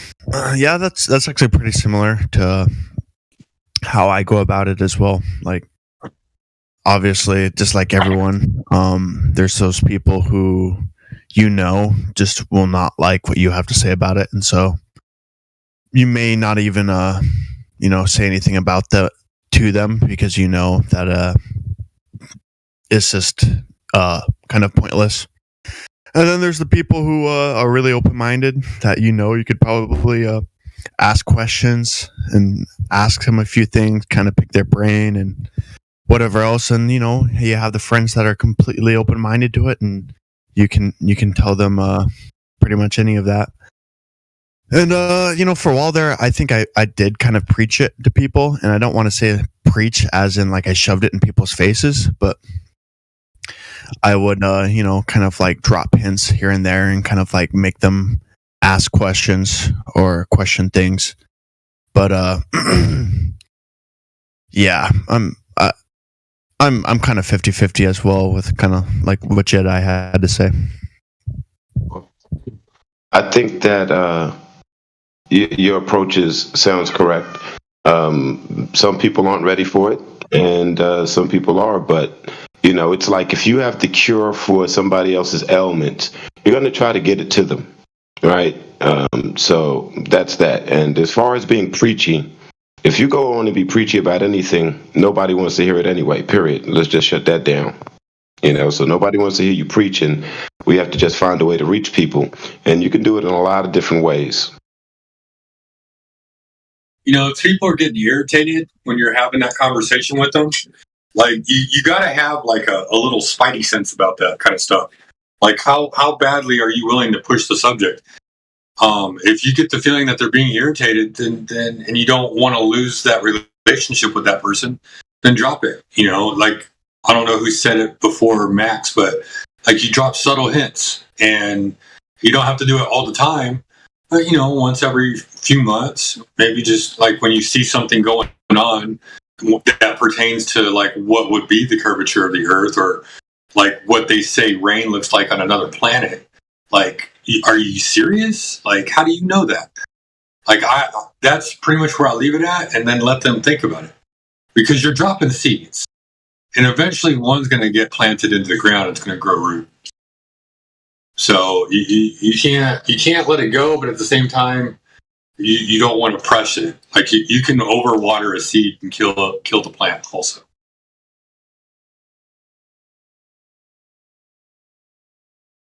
That makes sense. Yeah, absolutely.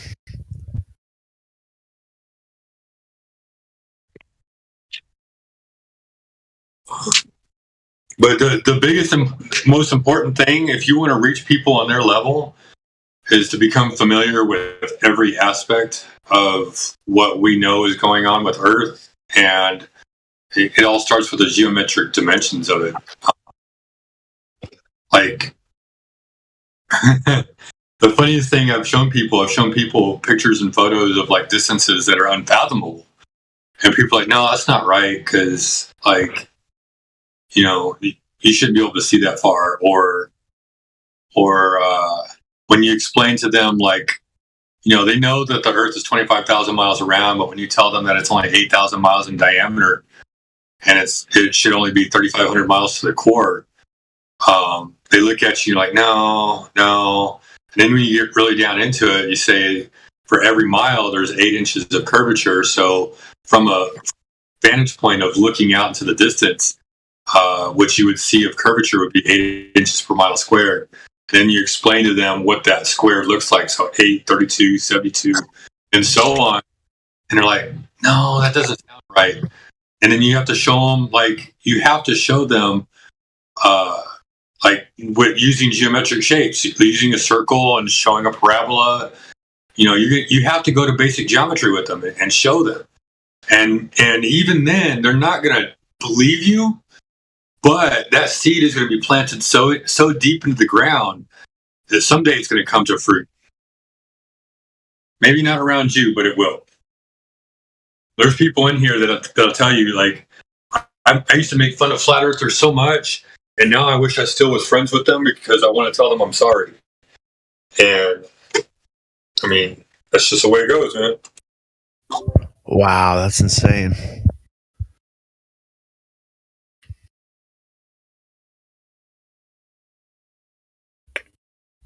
I mean, as much as I hate these people, who are lying to us and deceiving us, you got to give them credit where credit's due, that they really have an amazing system going on that's completely they've got everything covered just about. Like, obviously there's the cracks in the seal that people like me and you and everyone in the server has picked up on, but it's the fact that they have it so well immersed in this illusion, like since birth. Everyone here around us, we're just completely immersed in this illusion. Like, they've done an amazing job at it.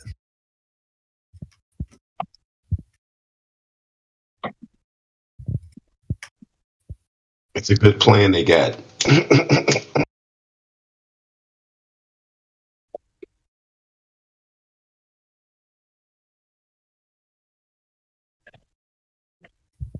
Hello, did I cut out? Nope. Oh, okay. I don't know. Did you? I don't know. What was the last thing I said? Anybody? Oh, fine. I don't care. If you did, I think you kind of made your point. It just Yeah, I think I did. But yeah, man. Even in, like, here we even come into our, like, little disagreements, because you'll see people cut in and say, well, let me ask something. When one person has this person kind of like basically nailed to dead to rights. Like, we're going to hold you at this location until you admit that you don't have the information that you say that you have.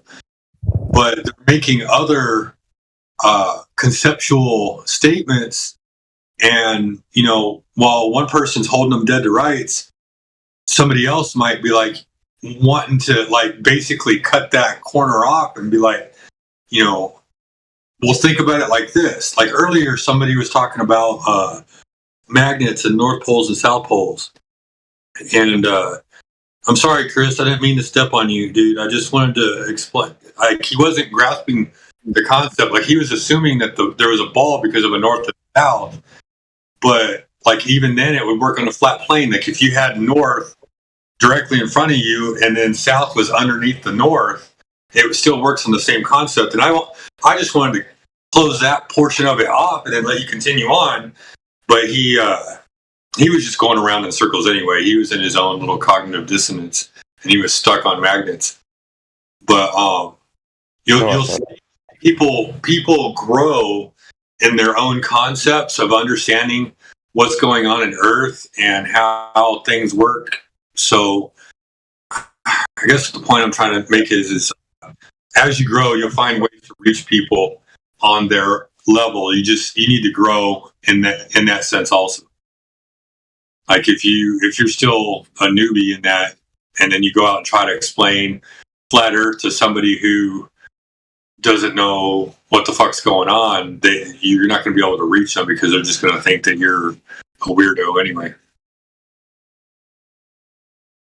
Always got to get down to our level somehow, right? Right. And Chris, you have a really great way of reaching people too. I'm not trying to take that away from you at all. Oh no, I appreciate that, mate. I do apologise. I'm glad you brought it up. I do apologise for, how do I put this, losing my fucking shit.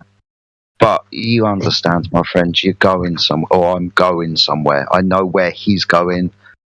There's a plan of what I'm trying to do. It's just, I'm one of those people that if you interrupt me, I'm going to struggle to remember exactly where I fucking was.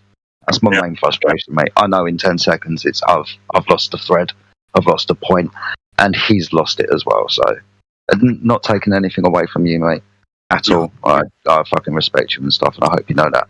But it happens in this server. Do you know what I mean? There's 5, 6, 7, 8 of us, kind of chewing at the bit sometimes, and it does feel like sometimes some people have more airtime than others. So I appreciate that. I appreciate that as well, mate. People do need to be given a chance to come in as well and join into the conversation when it helps. Let me say my piece, because you're like, fuck it, and because you're trying to be respectful in my sense also, and anybody else, you do it to other people as well. It's not like you just did it for me. So like, I appreciate that as well, and I'm sure others do as well too. But we definitely appreciate you, Chris, because you're very eloquent with your conversation. It's just because I'm English and I'm stoned and slow. That's it. No, you have a lot of knowledge, especially when it comes to like science and math. So like, I can't discount that. Like it if I'm going to interrupt you, only because I'm trying to make a quick statement and then back out. Like, you had him cornered, but he was reaching for like say a rope to pull himself out of that corner, and all I was do is kick his hand away from that rope. Yeah, no, I appreciate that. He was assuming that there was if you have a ball, you have the North Pole and the South Pole, but like on a flat plane, like the South Polar vortex or whatever you want to call it is underneath the North. Like it doesn't matter. Like he even said it when if you take a magnet and you cut it in half, there will be a new north and a new south on both of those. Yeah. And you'll have two norths and souths you have a north and south on each one. And that just tells me if you keep cutting that magnet into bits, you're always going to have a north and a south. So the idea that he thinks that there's a South Pole and a ball is irrelevant. Yeah. And that was the whole fucking point. It was relevant to what we were talking about. Like, he wanted to say that, he basically came in and said, how do you guys deal with the magnetic field of the Earth? Right. Fuck me. What do you mean, how do we deal with it? How do we deal with your idea? Okay, I understand where you're trying to go now. Right. But, sometimes these discussions get so convoluted and all over the place, and just like you said, Jedi, when you get that when you hear that point, and just like that idea will flood out of your head just as quick, so you want to kind of jump in, but somebody else is already making their point, and you kind of think that what you're saying is going to add some sort of quality or something to their argument, but what ends up happening is we end up stepping on each other's toes. Yeah. But I'll tell you what, guys, right? This comes with experience. This comes with knowing who's in the room and who's on your side and who you're working with. We should be like working together. It shouldn't always, in a conversation, just be one person talking to the other. We should be able to say use 2, 3, or 4 of us. But those 2, 3, or 4 of us have got to be on point, on the same page, and listening to each other and what each other's saying. Not taking the point away from someone, adding to it or restating it in a quicker way. Sometimes people talk and then the point's gone. You've been rambling for the last 30 seconds and he's completely lost you. He's completely forgot what I said, and what I said was adding on to what somebody else has said, and that was 2 minutes ago. Time passes very quickly, and we're dealing with TikTok brains. 15 seconds, 30 seconds at best of concentration time. That's why sometimes, I'm not telling you what to do, but this is sometimes why I do this. Ask them to agree with me. You understand what I'm saying, right? It's literally what I say to them. You're following me. If I don't think that somebody's following what I'm saying, I will eventually get that annoyed. I'll ask them to repeat what I fucking said. because ultimately we should all be walking people down logical paths. We're kind of limited to what we can do in Discord servers. We can talk and we can show images and videos. So pretty much everything is logical thinking. So these things take 1, 2, 3, 4. It's frustrating sometimes when you get to point 3 and you're just about to put the fucking knife in and someone comes along and, kicks the stool away from underneath your feet, so to speak. Yeah, I appreciate everything you just said. And Jedi, even being told to that I'm too loud, that's I do sometimes get off in my own world. But the point I was trying to make is we have a lot of very creative people here, and yes, sometimes we'll catch upon a point we want to make it, and sometimes I can be a little impatient, or not impatient, but spontaneous, and so I think what I'm trying to say is people like Jedi that maintain this place to where we can have this herd of cats, or us, pretty much, and keep it contained to the point where we can make have logical conversations and come to some sort of resolution. So yeah, I appreciate all of everything we have, the moderation and people that were here before me. Thank you for allowing this space to exist. For this space to exist at all is pretty a rare thing, and especially for us being very rare individuals. I'll stop there. How are you not gold right now, Chris? You're magical on the microphone, buddy. He's been a moderator here before. There was some issues. We fixed them all. He's working his way back up to that. Okay. Yeah, I still see Jedi as a moderator, actually. So he's always going to be a moderator in my heart. I'll tell you what, Trace. That's really kind of you. You jumped in and you said that. I take that as a personal compliment, mate.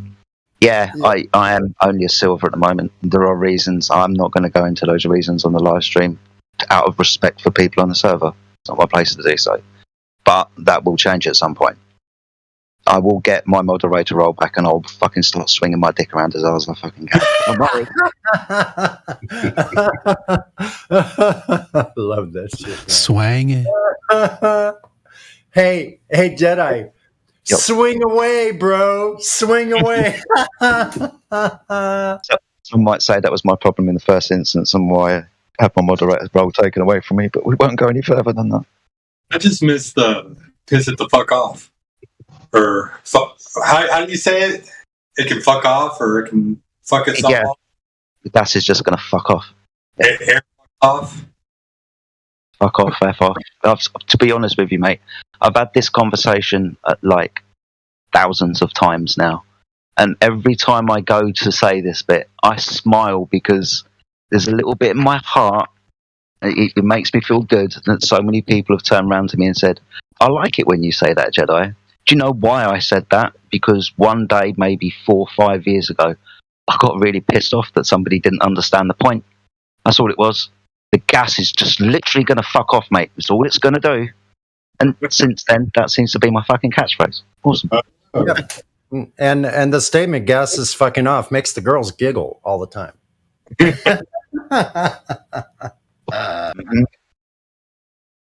And she did. She giggled last night when you said that. Yes, she did. Yeah. Yes, she did. Yeah, they always do. It can literally fuck itself off. Mm-hmm. I hear a rock song coming on right now. Jedi makes the girls giggle with that gas is fucking off every time. It sounds like I've farted, to be honest with you.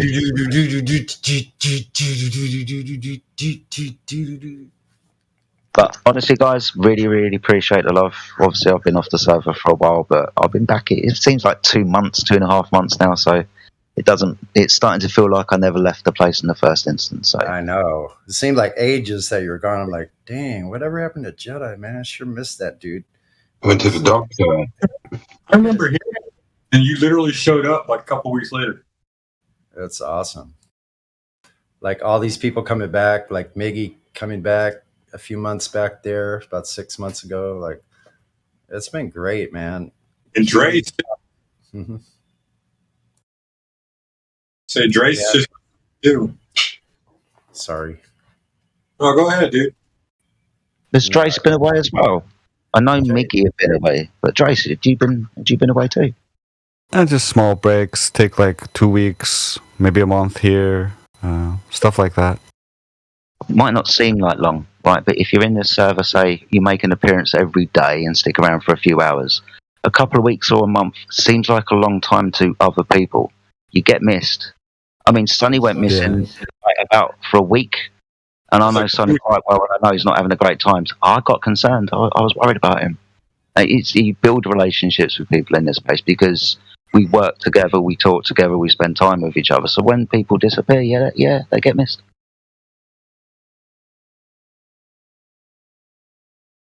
They're gonna make Yeah, me it's, cry.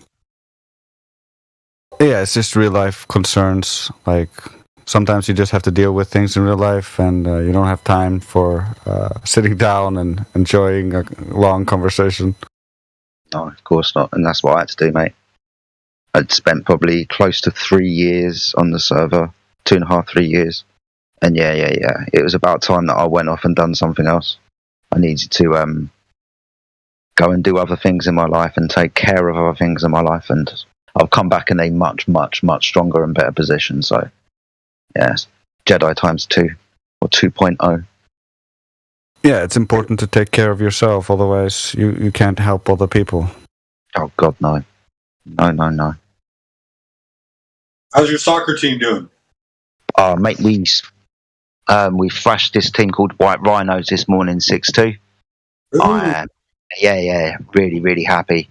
My son scored 2, and another 2 players scored 2 each. So, yeah, all across the board, my attacking players are doing phenomenally well. Awesome. And we only conceded 2 goals this week. We didn't concede any the week before. We only conceded 1 the week before that. To understand where we've come from to have those small achievements, man, I'm buzzing just off that this morning. So I'm in a really, really good mood today. They've done amazingly well. I'm very proud of them. Defense is a hard Coriolis. coach. But it sounds like your midfield is really awesome and your strikers are doing good. Yeah, but it's under 11s at the moment, so we play a smaller format of the game. It's 9 aside, it's not 11 aside. Oh, okay. But yeah, my midfield and my striker, who's my son, are absolutely fucking awesome. And I've also got a girl playing for my team as well. So we have mixed sex football. And yeah, she's phenomenal too. She's 1, 2, 3, 4. Yeah, she's right up there with my better players. She puts some of the other boys, men, to shame. This girl will get kicked, she will get pushed, and she will get knocked over all day. But she bounces up quicker than anyone and is running straight back after people. So yeah, she puts a lot of people to shame, mate.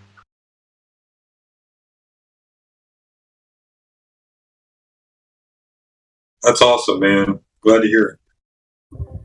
Yeah, I'm very proud of them. And we back, Sonny. I've been gone for a couple weeks myself, and I'm still gone technically. Out in the middle of nowhere right now. I'm just lucky that I have reception. But yeah, I noticed you were gone for a while, Sonny. You sounded really upset, so I hope everything's okay. I also noticed that you had disappeared for a while, mate. It was good to see you again today. Yeah, I'm literally like 17 miles from nowhere, and lucky you. Rig right now, so like you can imagine I'm out in the middle of nowhere on some farmland. Wow. Lucky you, mate. I'm kind of envious. It's nice out here, man. It's peaceful. You don't hear cars driving by every 5 seconds. I mean, it's a constant whirring sound from the engine of the rig, but other than that, it's peaceful, man. Like on average, I probably see about 10, 12 people a day. And it's the same people.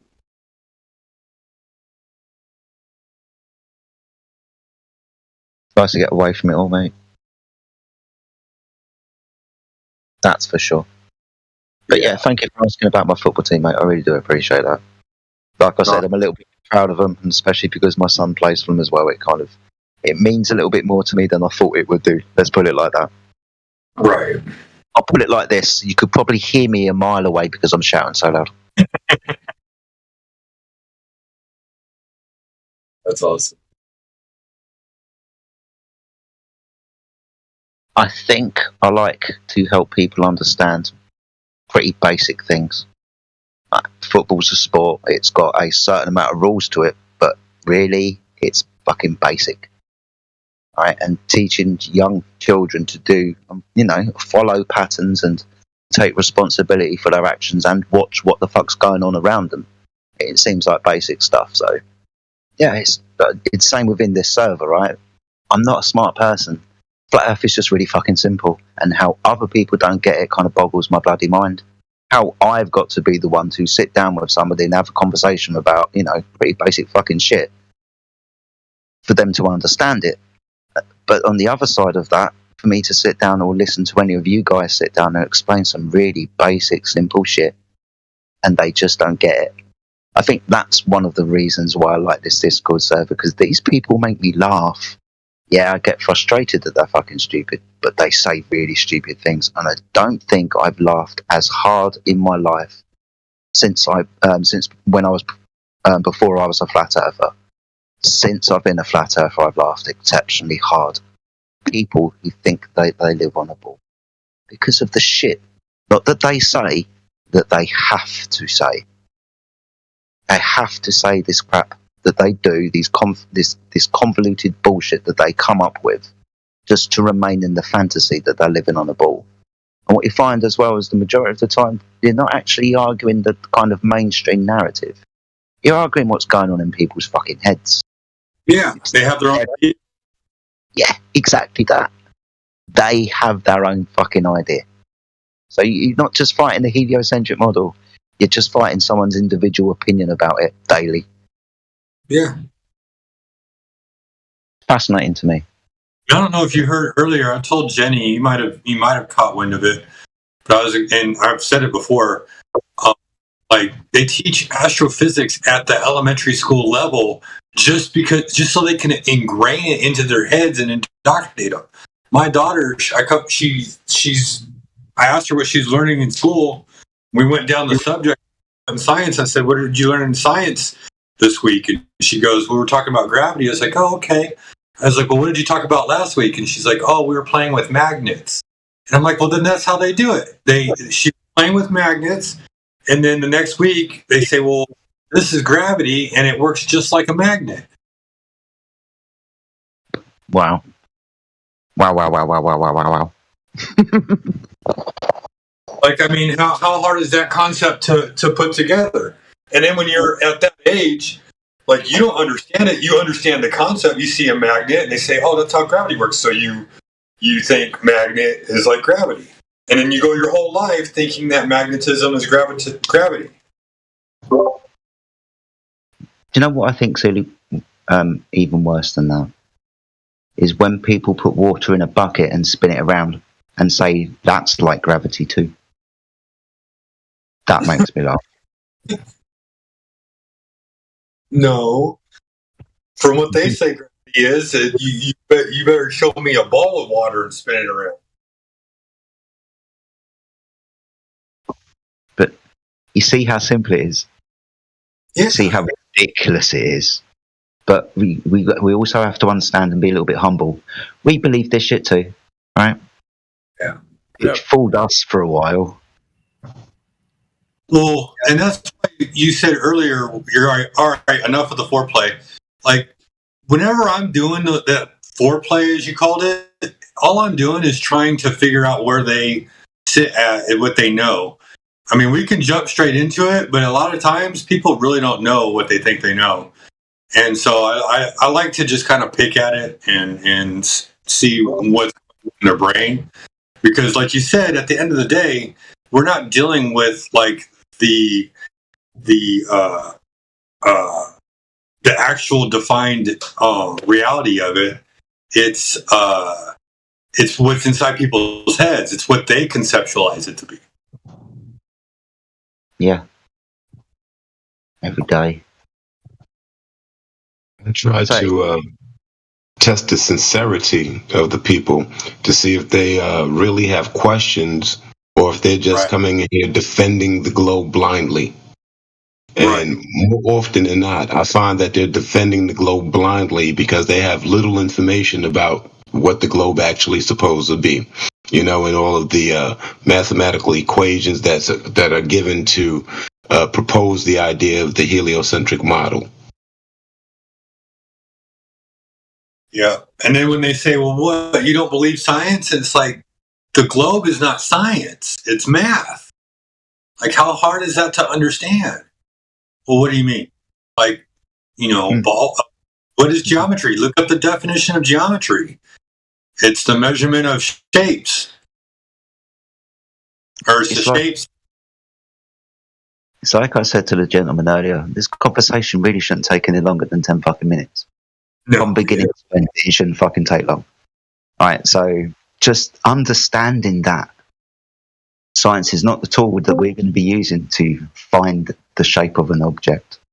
The conversation isn't really going to go any more than 1-2 minutes with that, just a quick explanation. And what the person needs to do is go, oh yeah, okay, thank you, Jedi. It's not like we're lying to these people, right? With this scientific method, it's not mine. I haven't pulled it out my backside. I haven't pulled it out of yours. It's just what it is.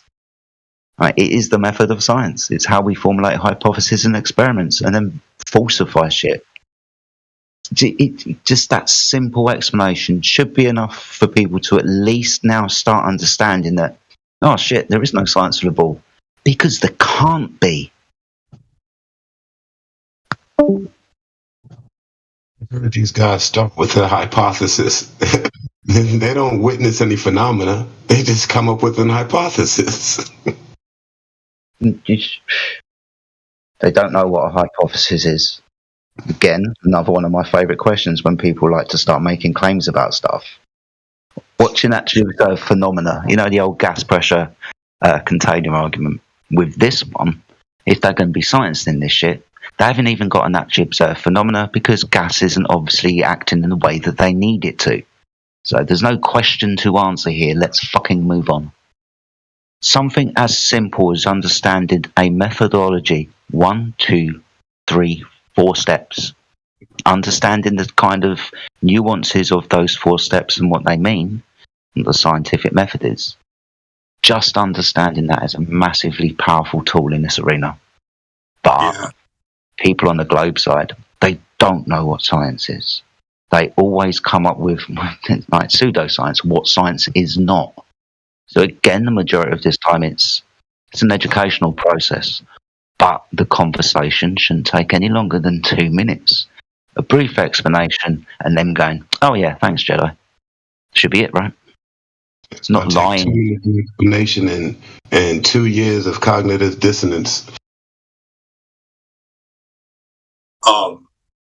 Yeah, I mean, like, even when I was in high school, so I'm 40, right? I'll be 41 in next weekend.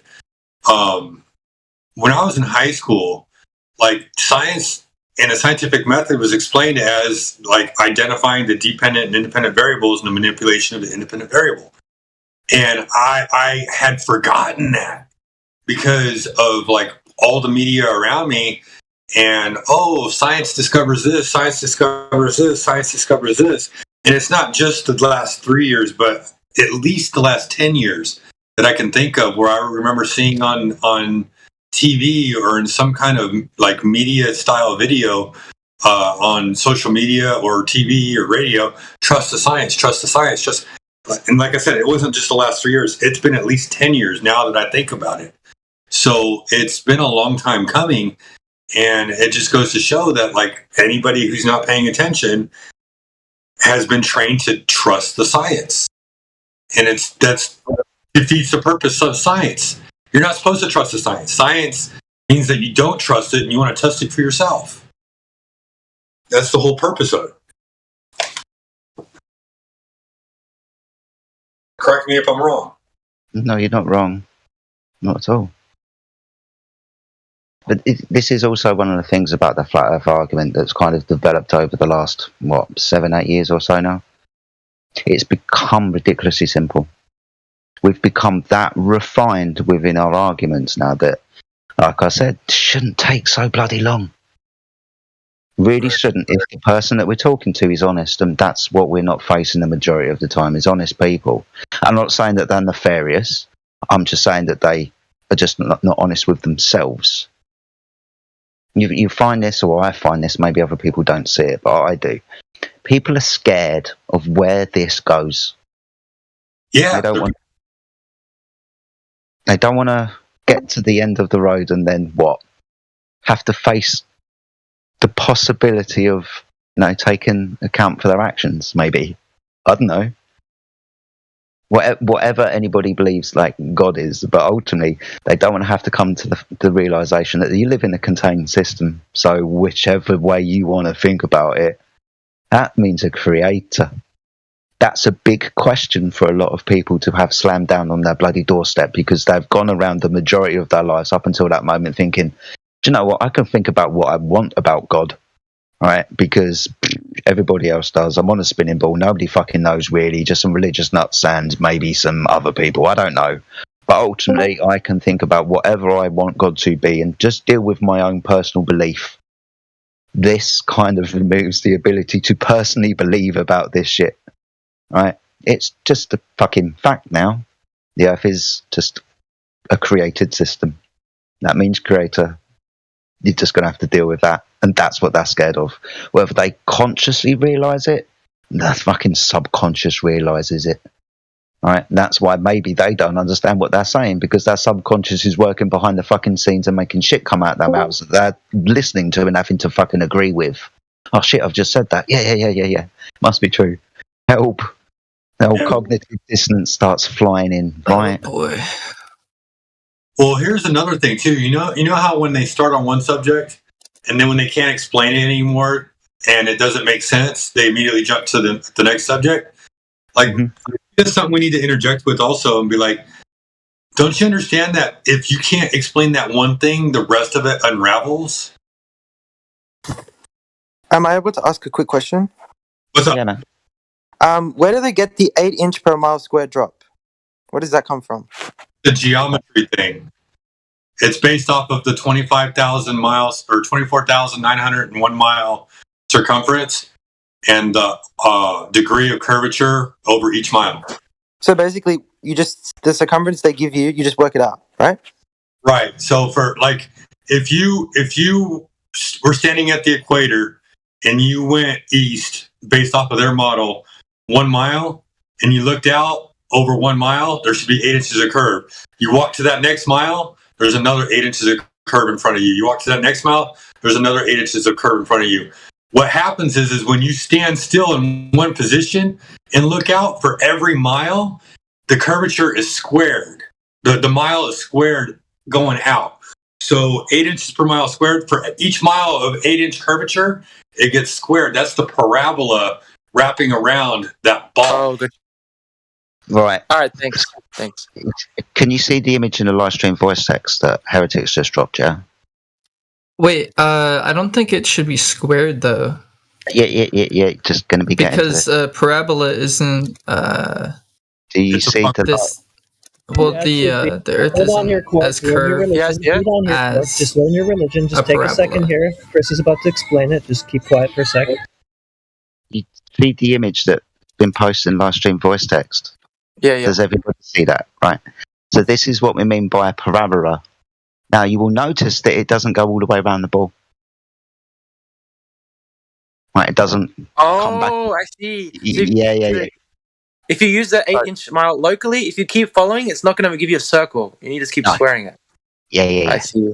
So not going to do that. So this is something that they like to bring up. Well, it's not measuring the surface of the Earth because it don't go all the way around it because it's a parabolic function. Yeah, but we're not going to be measuring all the way around the fucking Earth, mate. This is good enough for what, up to 1,000, 2,000 miles. Right. Oh, that's okay. And so local observations and local measurements, this is fine. But no, it doesn't wrap all the way around the ball. Like a quarter of the Earth's circle is supposed to be roughly 6,000 miles, right? Or 6,200 miles, whatever you want to call it. So, like, you look at that parabola and that's roughly around what 3,000 miles, 2,500 miles. If you were estimating the curvature around the Earth, so 8 inches per mile squared is a good equation for that All right, particular. thanks. Yeah, that was my question. Thanks. Bye, guys. Thank you.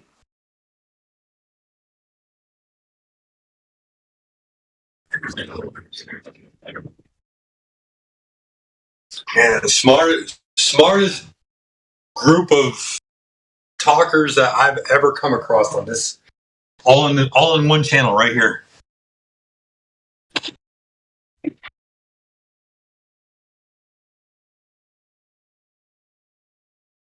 And anybody who comes in here gets to be part of that conversation.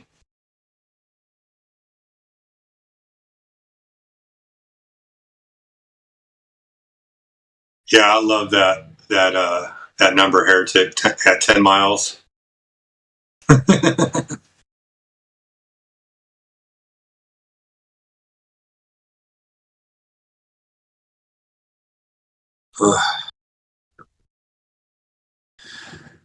But yeah, I agree with you, Chris. Like, and you're one of the good ones, buddy, of like nailing people into a corner and not letting them out. That's why whenever you talk, I'm just like, I have to let you talk because you have a way of like communicating with people on their level as well. So now that we can stop splitting hairs, yeah. about 100th of a foot, anybody found the other 66 feet? Quark, how about you?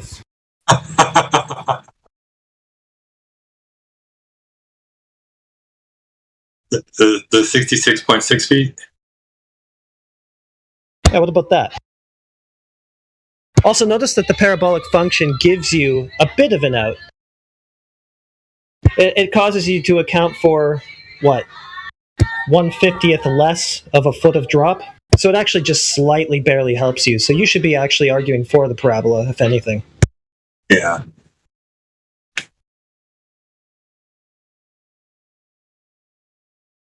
Slightly less curve to the parabolic arc than your circumference, according to this Bislin calculator. Just slightly less, so why wouldn't you go with that, Quark? And again, we didn't come up with this formula. Globers came up with this formula. And what's your problem with it? Well, you're the one who had a problem with it. I don't have a problem with it. You were like, I think you're just trying to make it a problem. I don't have a problem. You had a problem with it. You said it's a parabola, which is not a circle, right? Yeah, because you're trying to find the curve of it, so you would square it, because that's, makes it a curve. It's the same curve up to a distance, right? More or less within tenths or hundredths of a foot, Well, I mean, when you're trying to measure Earth's curvature, when you're using a parabolic function, especially when you're squaring it, there's going to be, some flatness that you're not going to take into account. So trying to use that function specifically for, one spot, you're going to have some errors. Plus, you also have to take into account what you're observing and where you're taking the measurements of the curve. What curve? Well, yeah, see, that's where the problem lies, We don't observe any of it, right? Well, So yeah, of course not, because we have small eyes, We're very small compared to the Earth. So You would agree, right? So I'm not really. So I wouldn't be able to see. You're bigger. You're very big compared to the Earth. Yeah, but do you think that we haven't thought Well, I mean, about come on, you gotta get some scale, Is the Earth we not did. big? We did. We got some scale, right? We've taken the Yeah. scale into account. So the we- claim so scale. we hold know on, that it's hold on, big, hold right? on. Yeah? No, we know it's not just vaguely big. We know that it has Exactly. specific claim dimensions: 3959 mile radius, giving us a 1.2 mile geometric horizon at a 1 foot height. You don't think that we can check over 1.2 miles or further than that from a 1 foot height? We're too small to do that. Yeah, you can use a camera, but I mean, your eyeballs suck, so. Yeah, but So you don't think you can see 1.2 miles? You can use a camera, and you could probably. So you can't look see at, that with your eyes. You can't see diffraction. 1.2 1.2 miles with your eyes. So please, I mean, depends on where you're what you're trying to look go at. outside and look at the ocean, for instance, or a big lake, and look at it. And yeah, look at it. Yeah, you can observe then you will know more mileage. What's your problem? Then you will know that your claim of only being able to see 1.2 miles is incorrect. That wasn't my claim. I asked you and you confirmed it. No. It's incorrect, sir. Doesn't matter if it's not your claim. You gotta take local conditions. Oh, really? I specifically said that, but I guess Also, you guys Quark, forgot about that one. Your argument's self-defeating because you're basically saying, oh, we can't see a curve, right? So whoever saw one, whoever knew it was there, how? Because we, how we measured it. Yeah, how'd you do that? You can't see it, right? It's too big. I know it's crazy, but before we had rockets and shooting shit out to space, we used the sun. No, you do sound crazy, Cook. You ain't lying about that. I know. That is crazy. That's such a crazy concept. Imagine using trigonometry. Right. Imagine shadows diverging. Imagine shadows diverging on both flat and curved surfaces, and then claiming you knew which one they were diverging on, even though the curve that you claimed that you measured was too big to see. So what's going on there? Well, I mean, again, you're failing to take into account observer dependency. He's not failing anything. Of a third dimension. You're just not listening very well. It's very, very easy to understand. I'm just saying. He had tried to explain it to you. You just didn't comprehend what he was telling you. I mean, that's fine. If I measure 10 miles of flat surface, well, how I will call that? Earth. I mean, I don't know what the problem here is, guys. Can I call that's 10 miles of flat surface? I mean, if it's super, super flat, sure. If it's observably flat, sure. You can say it's flat. Yeah, okay, but I mean... Okay, great. Oh, how about... Wait, can we all agree that the Earth is a circle at the very least? I mean, there's land all around us, right? Is it at least a circle, guys? Come on. No. It's not a circle. Just a second. Can we agree that if we see something on 10 miles, that is on 10 miles? And if we see that it's flat surface, it's flat surface. Can we agree on that? For what? Agree on what? For what purpose? If you are on the beach and you see the water or the ocean. Yeah, so you're observing the ocean. Yeah, and now I see object, and behind the object is the horizon, Yeah, that means that all that water is physical because that's water, I mean, again, we go back to the same claim. Again, depends on where you're looking at it from, as well as the current local conditions. Hey, also, what would happen? What would happen if the person on the boat observed the same thing, looking to the beach? I mean, it goes both ways, does it not? Yeah, it destroys your claims. No, it doesn't. That would be nice. That would be nice. To go from other side, to be on that boat and to look to the beach, Yeah, and eventually the boat will disappear if it goes out far enough. And the only way that you can actually... No, it does actually prove it, because that's literally... That's not how that works. Saying... just a second. Saying that just because you see boats appear to disappear bottom up, and you expect that to happen on a globe Earth, that does not become proof of that being on a globe Earth. You need to actually supply proof of that. Otherwise, what you just did is called a logical fallacy. Yeah, so again, the point is that on a 3D surface such as a sphere, when you're taking your observations and taking scale into account, everything can be locally observed as flat. I'm just saying, there's no evidence of the globe, then. No, there is. No, there is. See, I'm still arguing my point of a 3D sphere. So, I mean, if you want to stay in one place and be a Neanderthal and argue for like a flat... Yeah, sorry, that's not a logical, coherent argument either. trying to claim that we are Neanderthals just because you have a belief about a ball does not qualify as evidence of your ball. Well, let him give an example. So you think it's a globe, so you think, you know. No, you don't need an example. It's literally just logic. It's logic how you understand geometric properties. I mean, if you have 2 points on a sphere, those distances, the fastest point to them. Can you guys hear me? Yeah, you're a little scratchy, but we can hear you. That's why. Yes, that's why I had to mute him before, because he just constantly talks over people. No, it's okay. I mean, he can leave or, you know, get his hand held like this. It doesn't really matter. Whatever works for him. So you think that from the purview of a sphere, I'm assuming that you're going to give us a geometry to work with. I would assume you'd be using the geometry of the Earth that they claim, like the radius being 3,959 miles. So I'm pretty sure you're going to give us an example of how this works, right? You from the perspective of someone on the globe. You're going to give us an example of exactly when there should be obstruction and how much there is based on this geometry, right?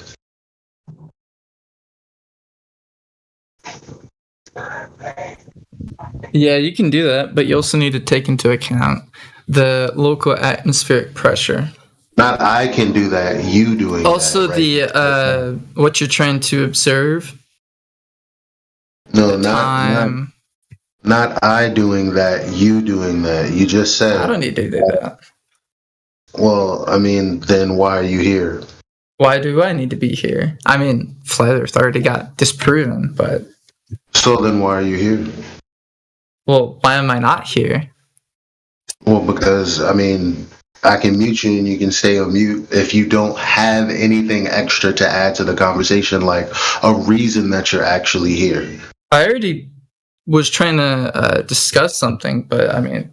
No, you're not discussing anything. Well, I have been discussing. It's just you guys can't understand basic observations. Do it again. Okay. I mean, if you guys can't handle what I'm spitting... You're talking about handling basic observations. I said, like what? Give me an example that's tailored to the geometry of the sphere.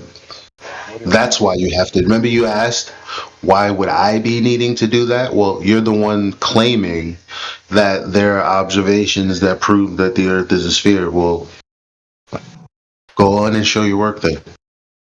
Go on and show your works.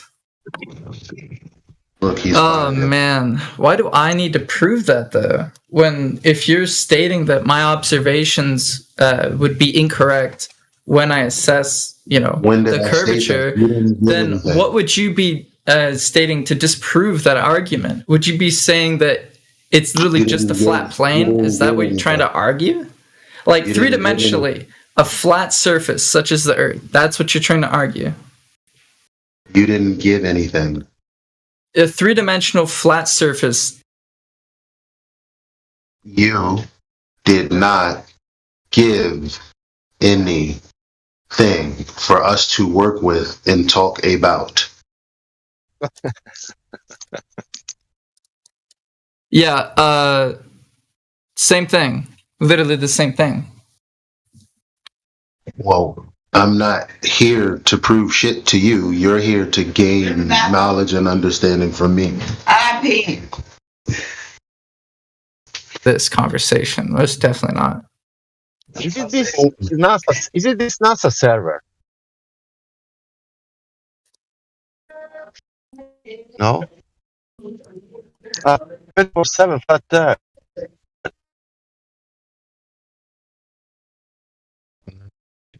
Well, it's up to you, man. I mean, this could be a conversation that goes somewhere. Or no, I'm literally just talking about how you observe things on a 3D surface, such as Earth. I mean, do you agree that the Earth is a 3D surface? No. So yeah, we do. What do you mean? So give us an example of what you mean 3D. That's the world we live in. You know, we everything has depth and all this extra stuff. Like we don't live in a 2D world. So you saying, you know, this is a globe is 3D. Yeah, basketball is 3D. So is a lighter. So is my body. But again, as far as the claim about it being a sphere of specific dimensions and what you would see over distance in the way of, like, say, boats disappearing from the bottom up, I need an example from you. Or you can stay quiet and we can move to someone else willing to engage and challenge what they believe instead of stay religious without any justification their entire lives. You kind of missed the point that I was trying to make. A 3D surface. I don't want a point. I want an example. I mean, at this point, you're not going to get unmuted until you like put something in the chat. I don't know. I know you're not hard of hearing, so I'm not playing games. Hey, you guys can do what you want. About maybe it's just bad at paying attention. I don't know, but there's something wrong here. Like, we don't know what is geometry.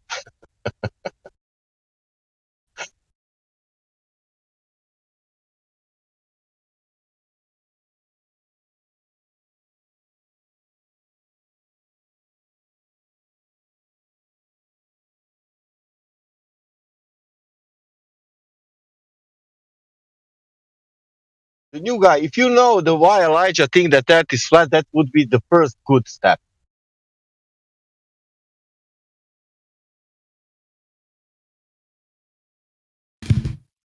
Who? I guess I'll ask ChatGPT how valid his arguments are, just for fun. No, I told the new guy he's still there. I'm driving. Because he spoke with Elijah, and Elijah told him that he has nothing. But I told him if he knows why Elijah think that Earth is flat, that would be good thing to start.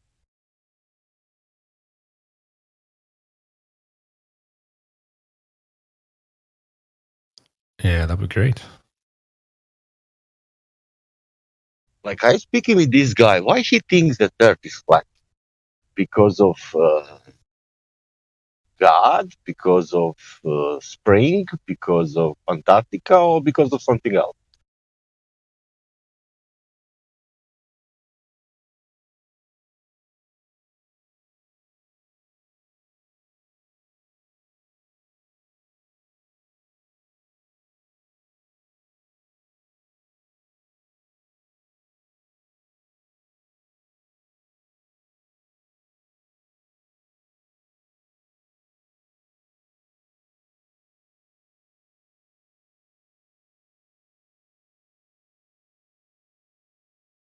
Anyway, how you doing, Elijah?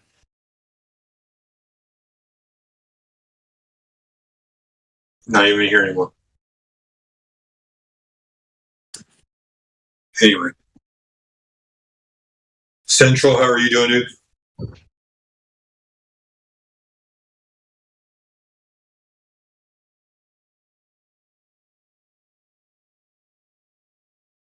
Okay, no problem, no problem. I hear you. You know, it's very funny. Like some of y'all's avatars for your accounts, you sound just like your avatar would look. Like Bong, he sounds just like Bruce Lee. And Heretic, I swear, man, every time you talk, like I got this mental image of Shooter McGavin in my head.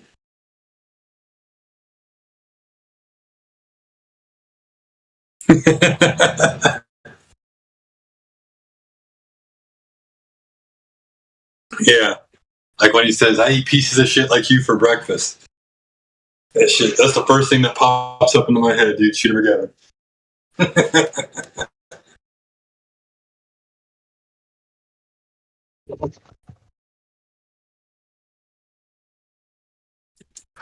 Andres, you'll always be known as the eyeball.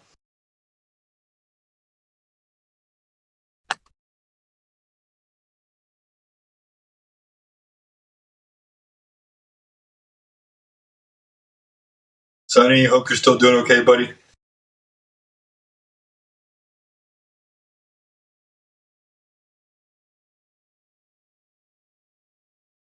Rion.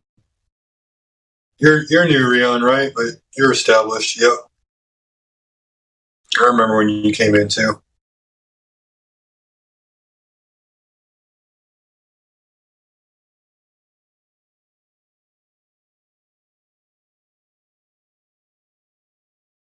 Yep, I'm doing pretty good. Household chores, washing clothes. Yeah. I need to do some cleaning up around here too. I'm getting ready to leave the job site. I never stop. It's like it never ends, but that's okay. Because I'll be doing all right if I can do like this little song says. And what song would that be, you might ask? Well, if I can come down on my throne and leave my body alone.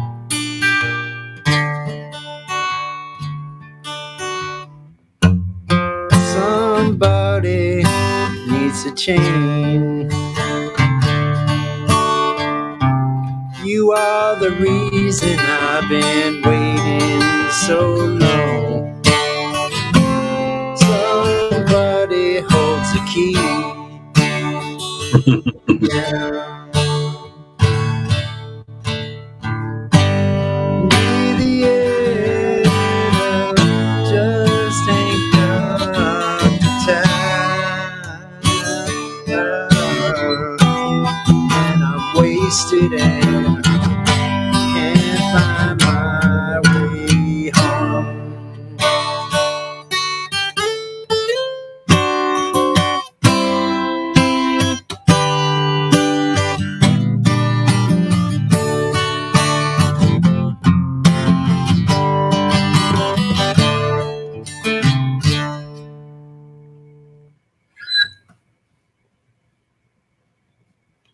You. For that original song by Sonny. It's actually a plagiarized song. But when the song gets old enough, you don't know it's plagiarized anymore because everybody forgot it. Right. Like a movie like that where everybody forgot all of the Beatles song and this guy was going around singing the songs like he wrote them all. Exactly. Oh, wow.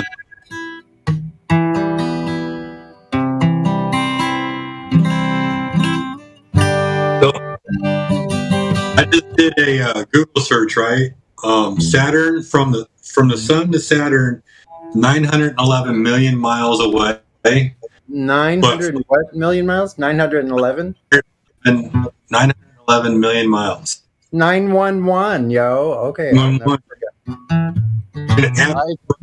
As it is currently, the distance from Earth to Saturn, where it is right now, is from what I'm seeing is 1.0028 billion miles.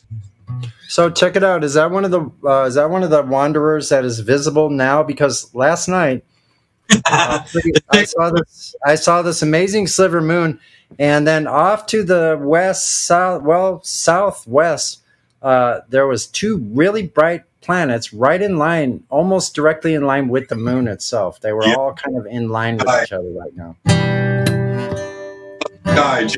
Saturn.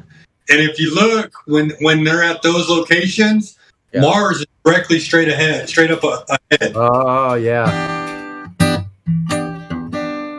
So kind of like rough from the moon will be Mars. I don't know if it's still there.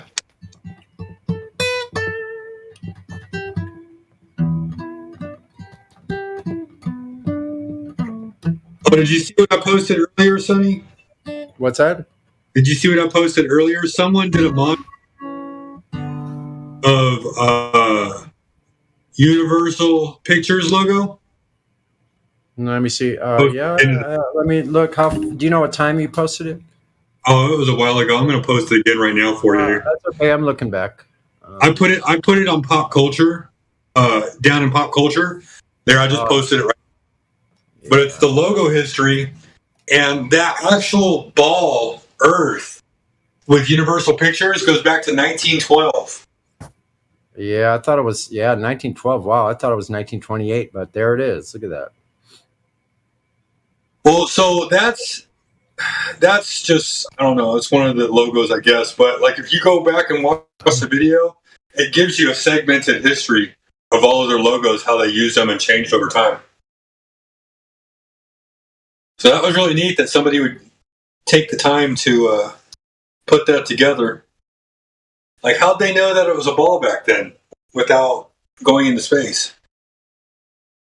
Not only did they know it was a ball, they almost have the placement of the continents almost are very similar. It's amazing. That's for Janae. That's amazing. That's amazing. They have no Antarctic. That's amazing.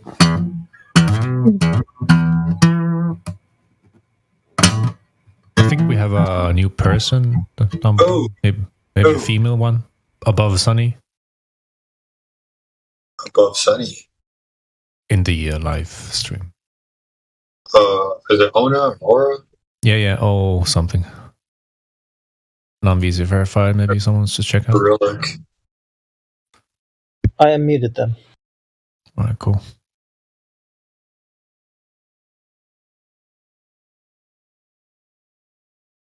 I don't know how to pronounce it, dear. Whoever you are, the blonde lady with the Cyrillic name.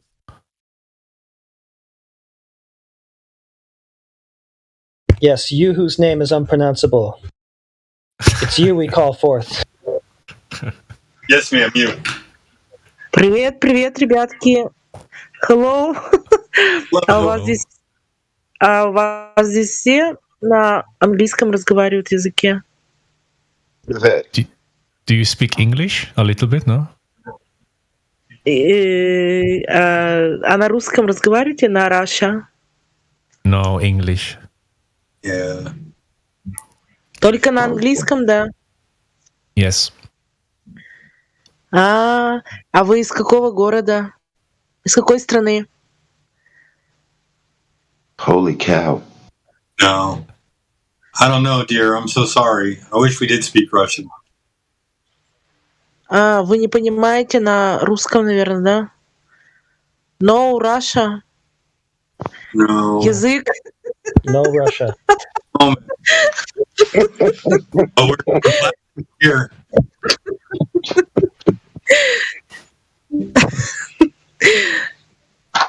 Понятно. А вы откуда? Из какого города? Из США? Калифорния? All right. Well, I think she's asking where we're from. Me? From California. Давайте споем. Давайте. She's having a good time. Yeah. Yeah. Language barrier. Sorry.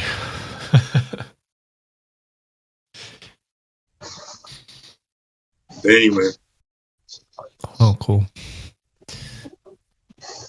So, what were we talking about? Понимаю.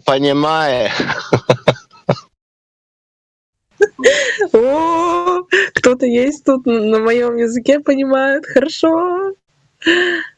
Давайте споем. Сыграем и споем. Тут кто-то на гитаре, по-моему, играл. I have to step away, y'all.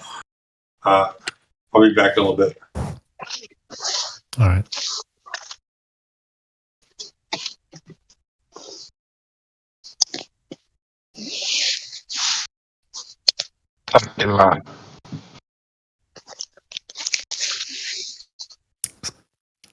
Sasha, did you comprehend anything of it?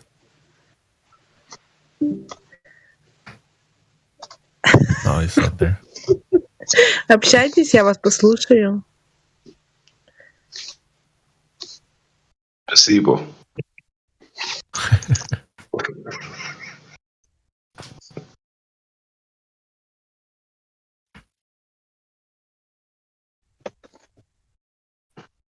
I'm surprised no one in this room speaks Russian. I can say. I mean, I think Sasha can speak a little bit. I understand a little bit as well, but it's not, it's not going to go well anyway. Shit. But yeah, she's just hanging out, I guess, listening to us. So. You would think Gregory was in here with the Как silky твоя sound and фамилия? silly voice of Раз, два, Gregory. три, четыре. Пожалуйста. My name is Оля. You need Vlad now. My name is Оля. I live in Russia. Which city? Так, что я еще знаю? Подожди, школьные программы. Надо подучить мне и фразы ваши.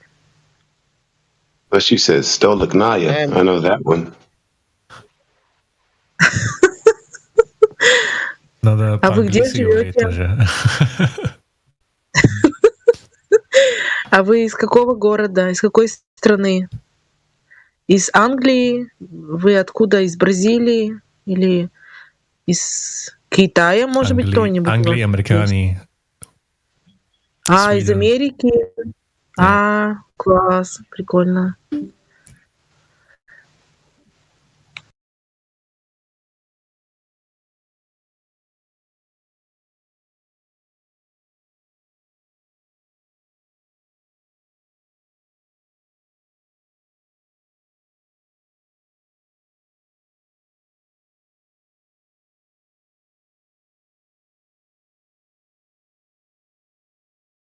Russia with love.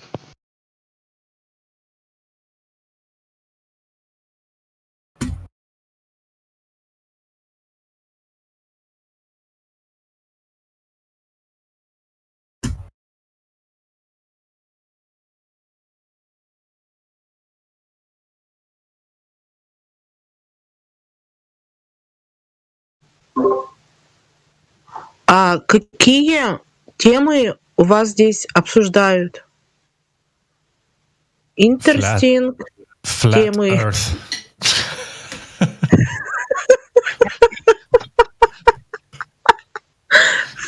Flat Earth? Yes, flat Earth. Различные. Beautiful. Flat meal. Ага. Political. Economic.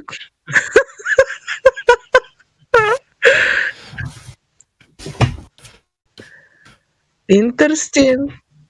Hello? How you say there this flat in Russia?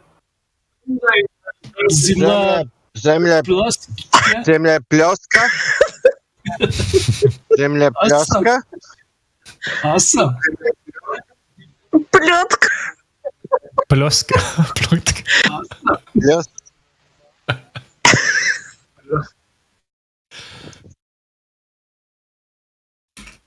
Прикольно.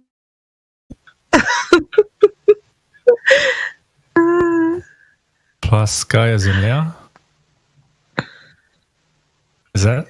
Земля равна. Плоская земля. Yeah. Ну, сотовая. Балтичко море, you know? Sea. Baltic Sea. Level. Море, yeah. Jadransko more. flat, ravno, pljoska, more.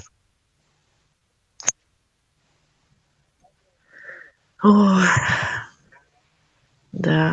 Maybe someone give her a visa Ну, verify so she ладненько. see the chat Bye-bye. at least. Bye-bye. Goodbye. До свидания. Yes.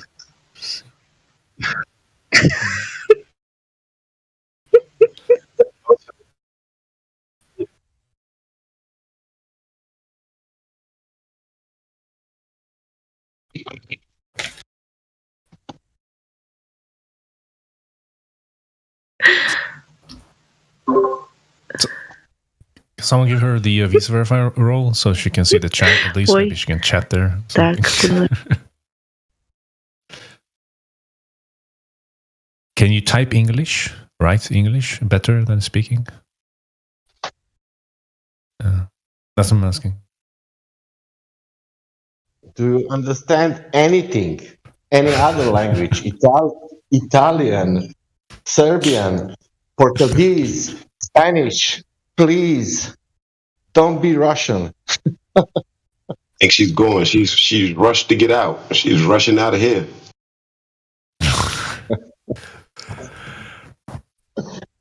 Interesting. She found the server though. She doesn't English.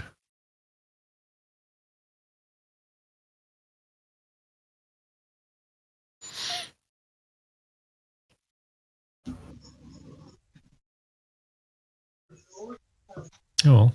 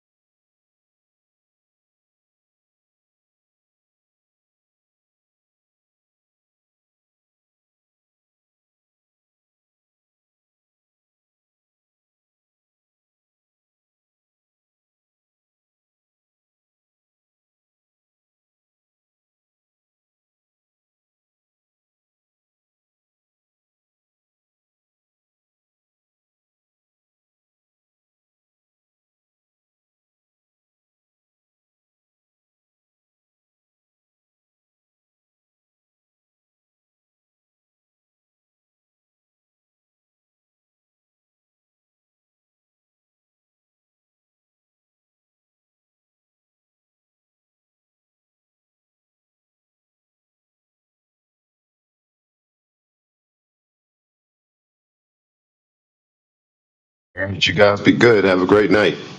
I'm out. All right, peace.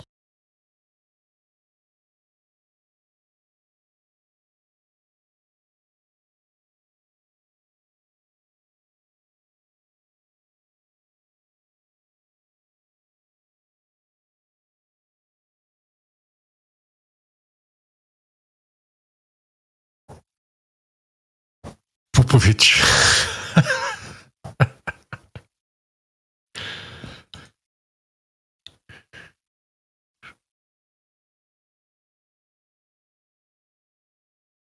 What is this video?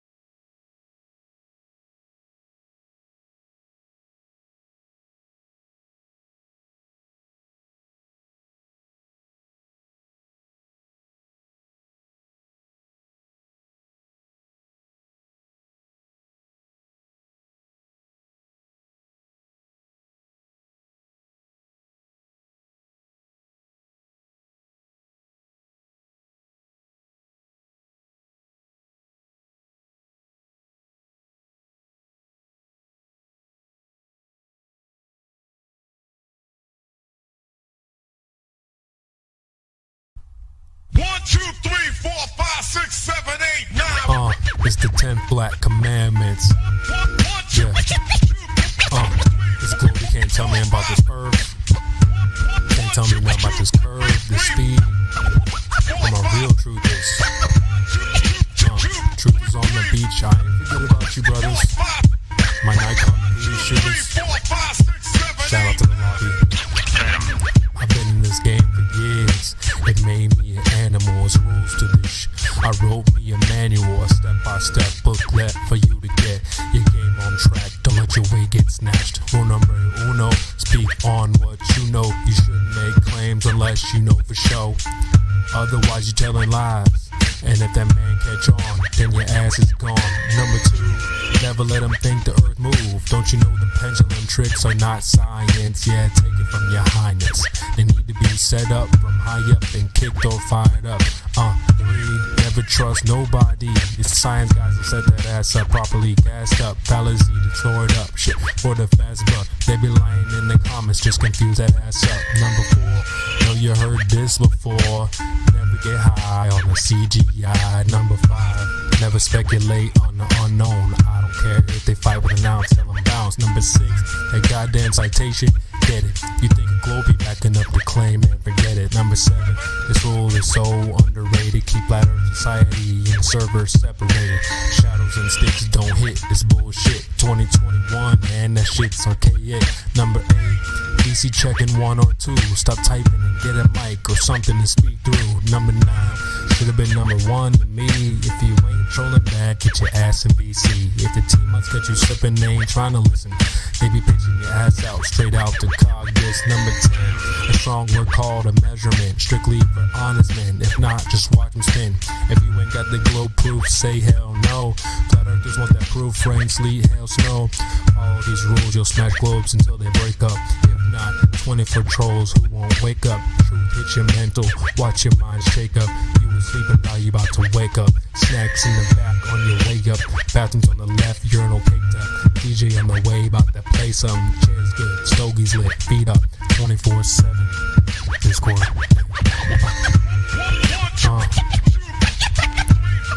CD. Yeah. Shout out to the mods, golds, silvers, values. Lobby gang. Yeah.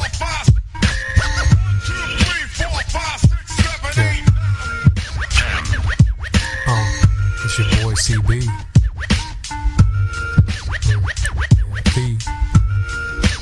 In the lobby. Catch me in the live stream.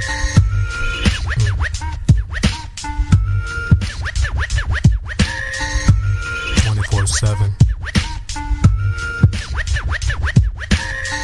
Shout out to India, CJ, Baba Yaga.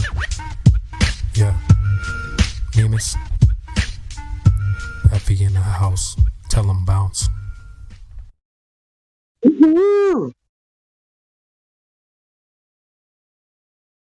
Oh, yeah. I got another one. Spin it.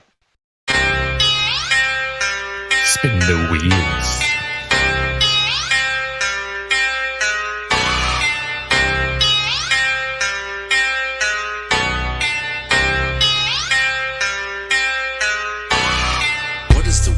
What is the world that we're living in now that we know we're not spinning? What is the world? What is the world that we're living in now we know curvature's missing? What is the world? What is the world that we're living in now we know flat earth is winning? What is the world? What is the world that we're living? It's like a brand new beginning. We know that most of y'all sitting there wishing, probably just itching for us to go away, completely dismissing things that we say like our minds have gone missing. Meanwhile, you're really the only one shifting reality as if it was switching, like it was some type of fantasy pitching. Next up to bat, but you wind up just whiffing. Nothing but air, you just can't do no hitting. Running around saying that water sticking to outside the balls, your logic is slipping. I understand that you might think I'm tripping. Pay attention to the words that I'm spitting. Only thing that really needs any fixing, your view of the world and the way that you're thinking. No need to go always screaming and kicking. No reason to think that Earth might be tricking. If it was spinning, then we would see drifting. If it was was curving, the ships would be sinking. Logical fallacy, keep on insisting. Probably just listen. How about you try some form of consistence? Ship disappeared due to angular distance. Makes a lot more sense that the curve's non-existence. Why the persistence? Why the pursuit of unending persistence? Fighting a war like a soldier enlisted. Really seems as though you got it all twisted. Why not just be a bit more optimistic? Lies you've been told, the veil has been lifted. Now you've been gifted, given permission to take a position. Not in opposition to the world that we're living. Create ignition, start up the engine. Choose to accept it now, this is your mission. Tell us why the damn curvature's missing. Maybe just call up the mathematician. Give him a listen. Have him tell you about his presuppositions. Talking about how it's not superstition. A vacuum and air pressure juxtaposition. Make a decision. Tell us how this model came to fruition. You have the right to enact your volition. Right up to the day of mental acquisition. All I could do is provide ammunition. Can't take the heat, stay the fuck out the kitchen. Judgment day or to the last demolition. You can see this is an act of attrition. On the condition that after admission, do you a favor and start the forgiving. Then go out and share your newfound position with everybody who's potentially victim. Falling for the global prisoner system. So many flaws, no woman can list them. Shout to my beautiful parents, I missed them. Taught me to think for myself, I could kiss them. Now to the day that I'm able to whisk them away in my arms, I will reminisce them. Yeah.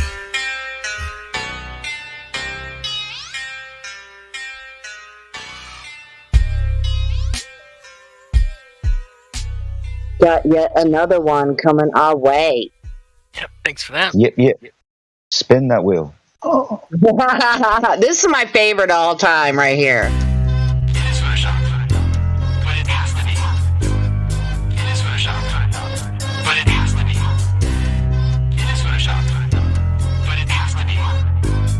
What you're seeing here is a mirage.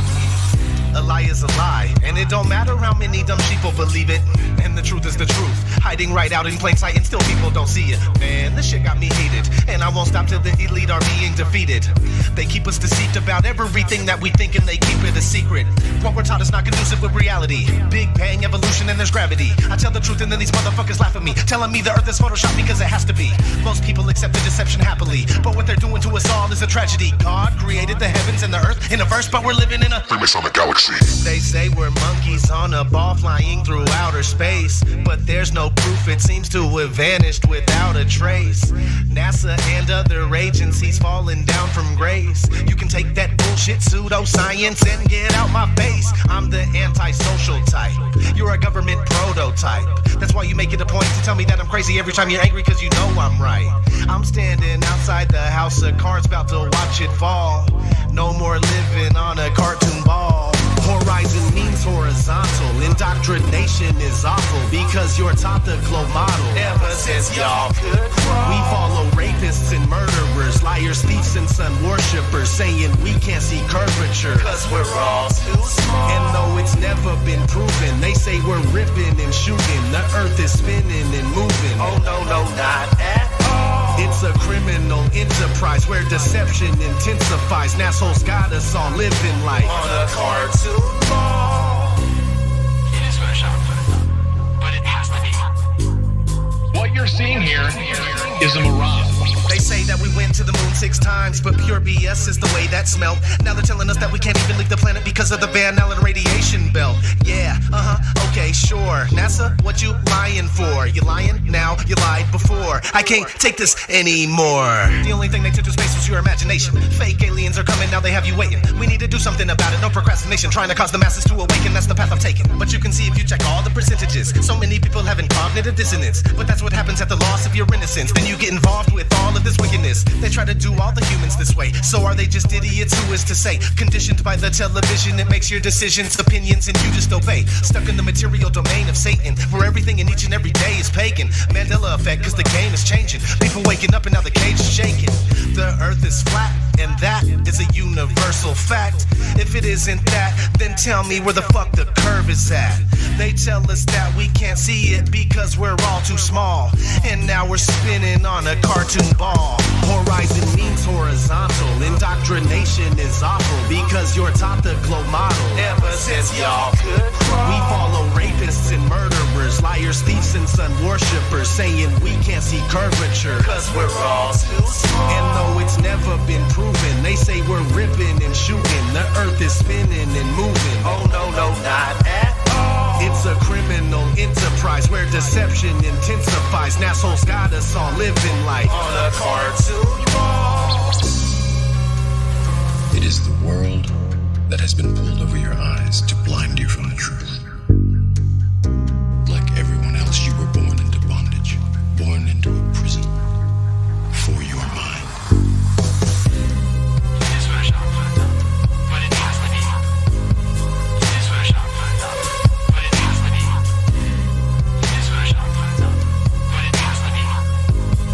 What you're seeing here is a mirage.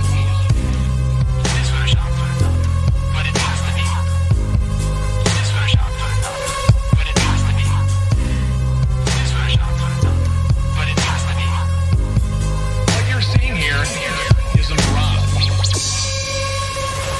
We accept the reality of the world with which we're presented. It's as simple as that. True that. I would have to say that wasn't true for me, though. And I didn't in my childhood.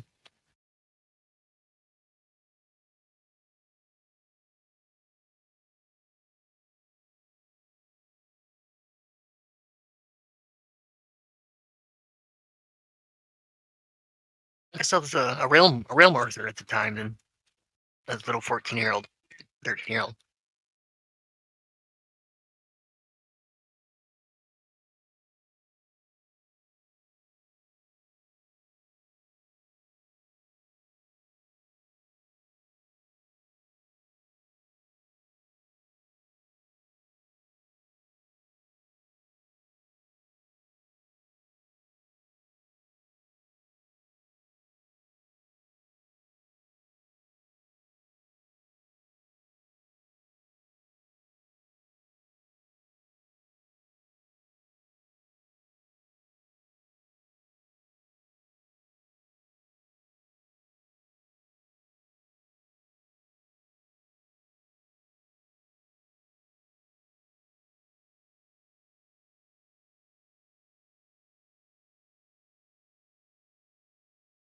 Hello, hello. Hello, hello, hello, hello. How are you doing, sir? Hey, I'm back after a scheduled internet outage. Yes. The fuck? It's funny that I don't find it strange that the internet goes out, but the timing that it goes out, like right after that song I played, like I find pretty striking. I don't know why that is. Same. Hey guys, before you get into it, sorry, just one thing. With that song by ODD, somehow that man was able to capture what it must be like if we really were in the heliocentric model. Because to me, the music sounds like you're going around in a circle, turning around, like as if in actual rotation. And then also the music conveys that you're shooting through space. So I think that song is pretty fucking kick-ass. What song? What song is it? The one we just played. Okay, I wasn't here. I was my Just a internet second ago. I just got back. So I'll check. I'll listen to it for myself. Yeah, well, play it again, man. I don't know. I don't think anybody's going to complain. I can't speak for anybody. Play it again, Sam. Hold on. I was going to ask Jenny if you could play Why Would They Lie for us, but that was if nothing else was happening. Do you know what I mean? Can I play? come back. Why can I play? Why Would They Lie? And then I'll play a Cartoon Ball again. That sounds like a proper way to do it, man.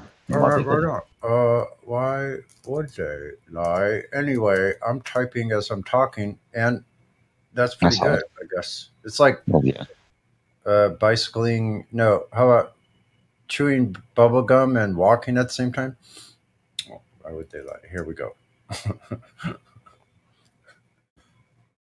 Except I'll be like juggling balls in the left hand, playing the guitar with the right hand, with my foot as the pick. Only kidding.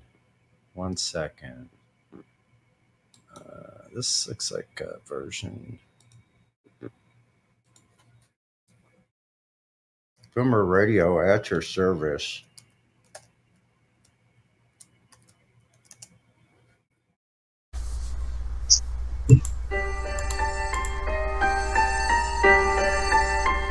Oh, okay, alternate version.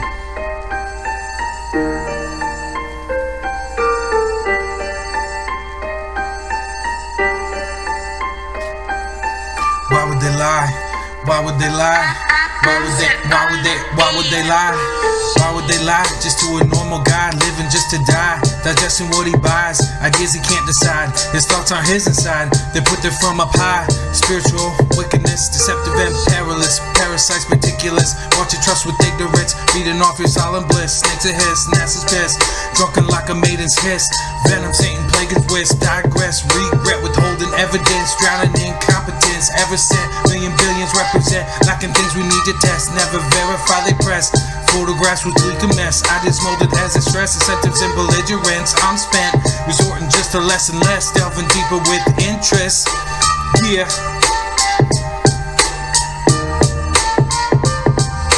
Since a boy, I was told that I'm spinning on the globe. Who we kidding? Now I'm old, and I notice that the whole world folds and can't think freely. What we witness, what we demonstrate clearly.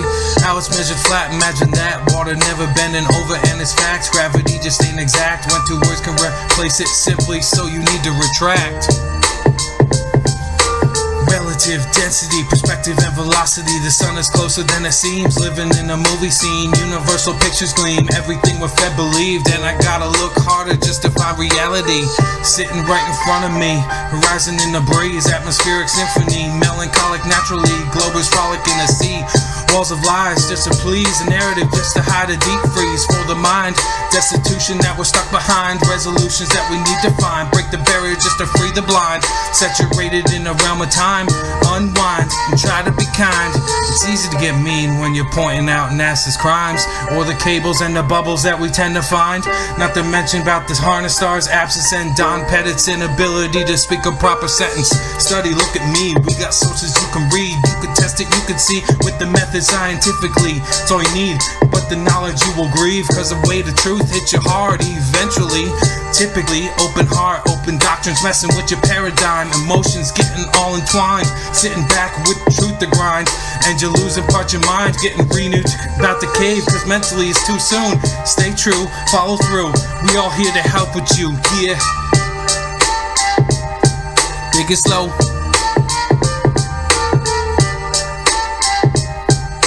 ADHD.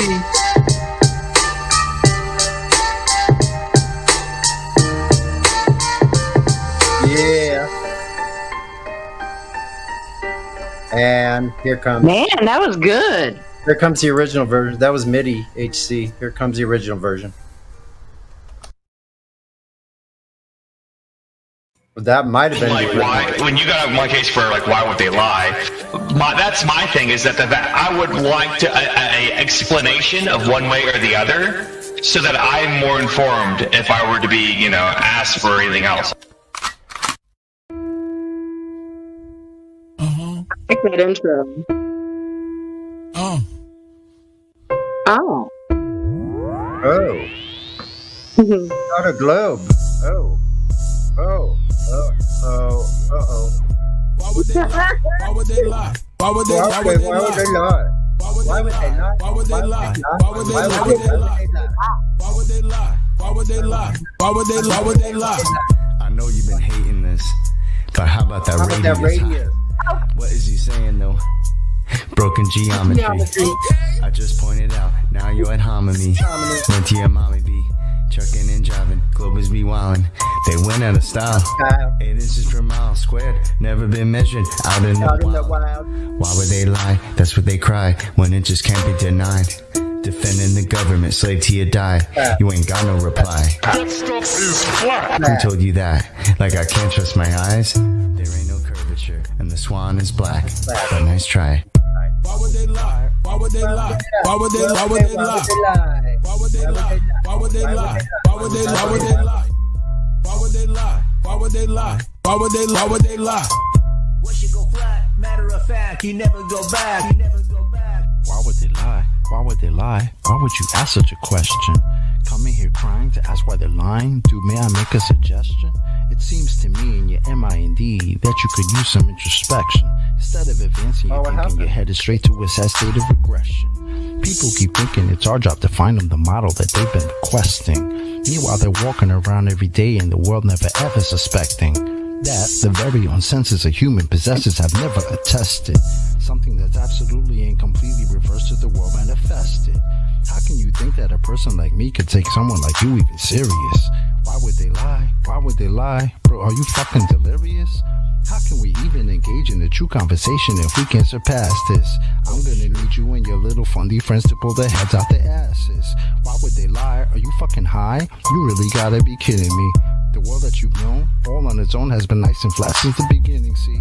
No 8 inch per mile square, that's why y'all scared to have this become mainstream. So as a result, we transform into nightmares, waking folks from the daydream. So, proceed to ask why they are lying without verifying your story. And at the end of the day, maybe all I can say is that y'all fucking bore me. Why would they lie? Can't even deny. You're sounding just like a baby. Maybe a hero is all that you need. Maybe else somebody save me.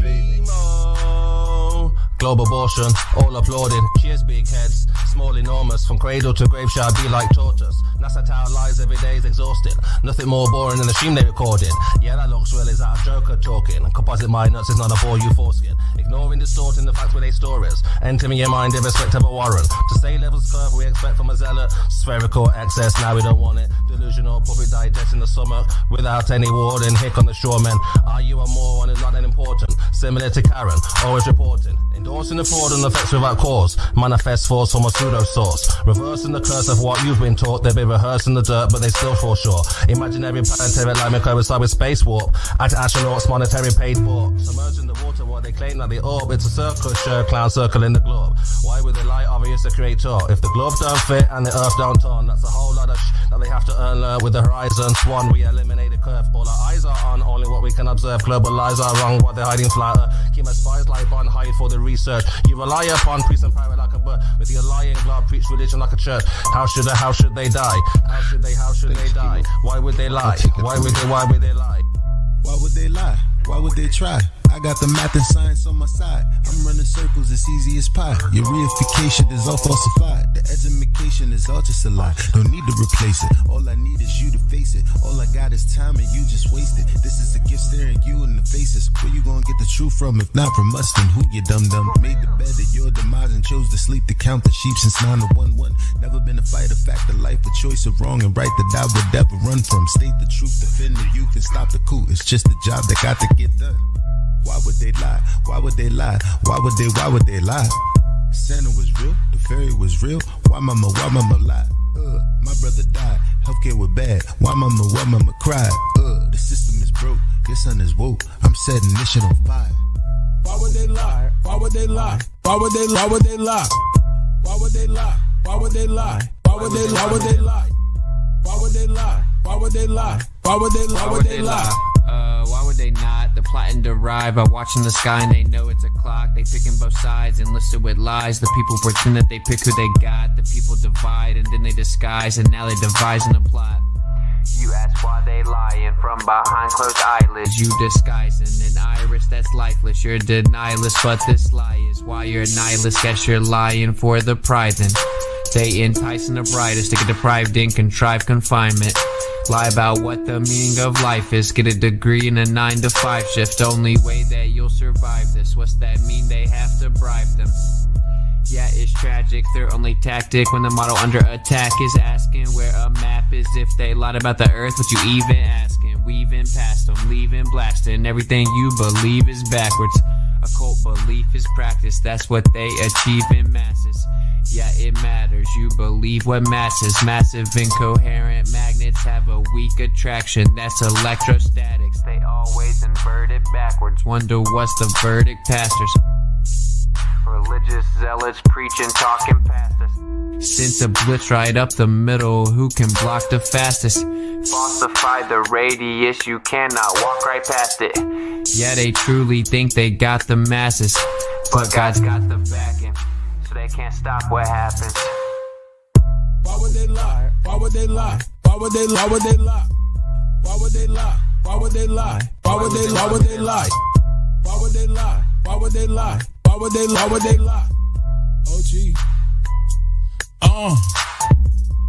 Why would they lie? I'll tell you why. They don't want to see you survive. They don't want to see you get live. Love on your queen till you hire you some kids and provide. They don't want to see you revive. Take an L, then come back harder than ever besides. Packing that hammer on side. How can I help it, bro? Second Amendment on mine. They won't label you a felon. That way you can't get your hands on protection. That way they come in and fake an election. If they want Caesar why assets, you can't stop or arrest them. That way the hood is simply a reflection of the design that they predestined. If you don't like it, they pop off your top like your last name was Kennedy in Dallas, Texas. That's right. Yeah. That's how that's done. This.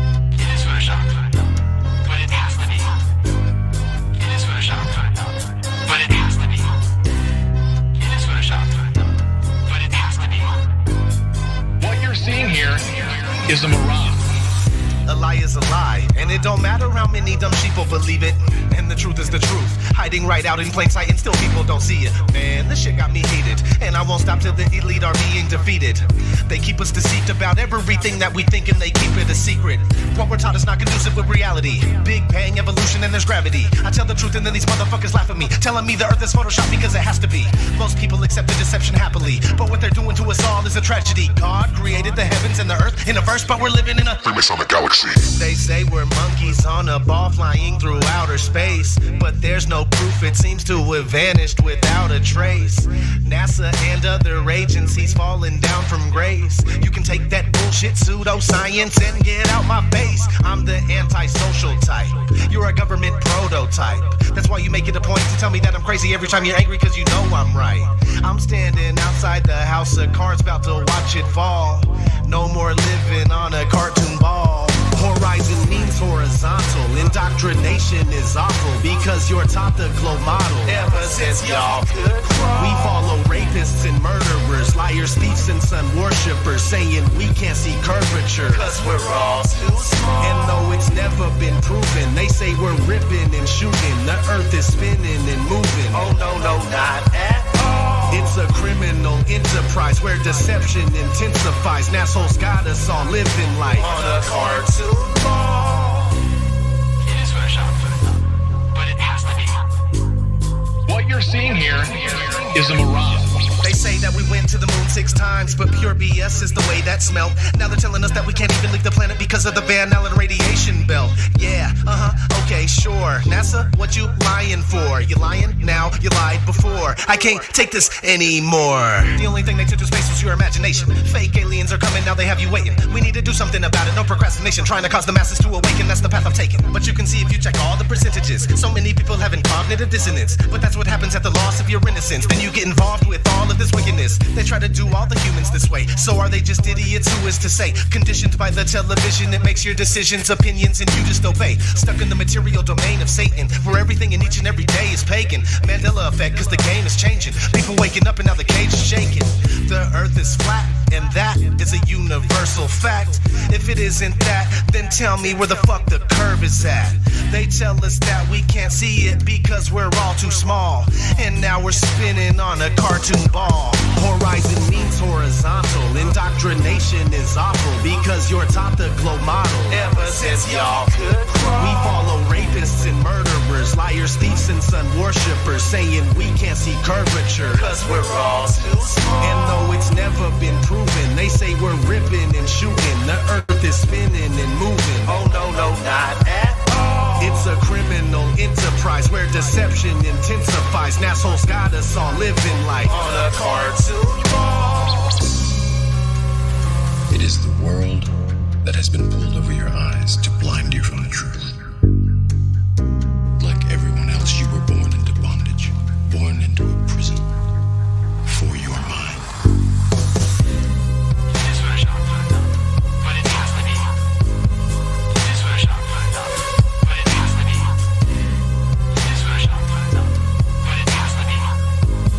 What you're seeing here is a mirage.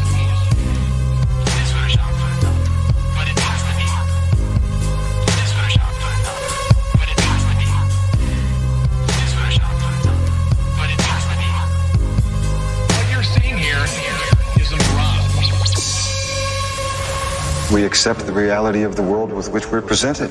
It's as simple as that.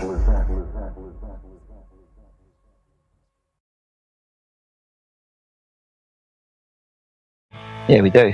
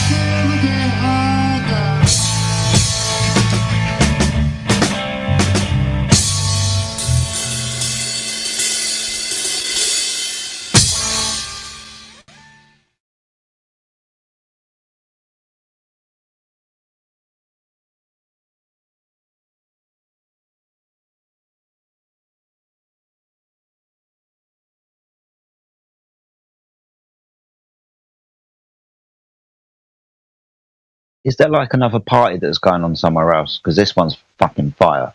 But there's not that many people in the room at the moment. It's fucking Saturday night. Where the fuck is everyone? Is there nobody out there on YouTube land that wants to come and prove that the Earth is a spinning ball in a vacuum of space? Is there no one out there? Do we just literally have to sit here all night and just party along to our fucking selves with music that fucking's been created by people who've got nothing better to do because they've stopped having to demonstrate the Earth is flat? That's how far we are in the argument now. We're sitting around, we're now fucking creating music, right? We've got nothing else to do. Ball's dead. Ball died in 2015. It's just taken you lot and some others some time to fucking realise it. It's been dead. It was never even there, but it's been dead since people started thinking about it. Started trying to verify and falsify the fucking claims that the Earth is a spinning ball in a vacuum of space. Since we've started questioning that, that's when the ball died, because the very first instant, when we couldn't measure that Earth curvature, no ball. Without a ball, you haven't got anything. Without a ball, you haven't got any motion. Without a ball, you haven't got any distance to anything in the sky, right? No orbital speed. You've got nothing if you haven't got a ball. No vacuum of space. No Mars being a planet with a little remote control car on it. No satellites taking pictures of the outer planets, Jupiter and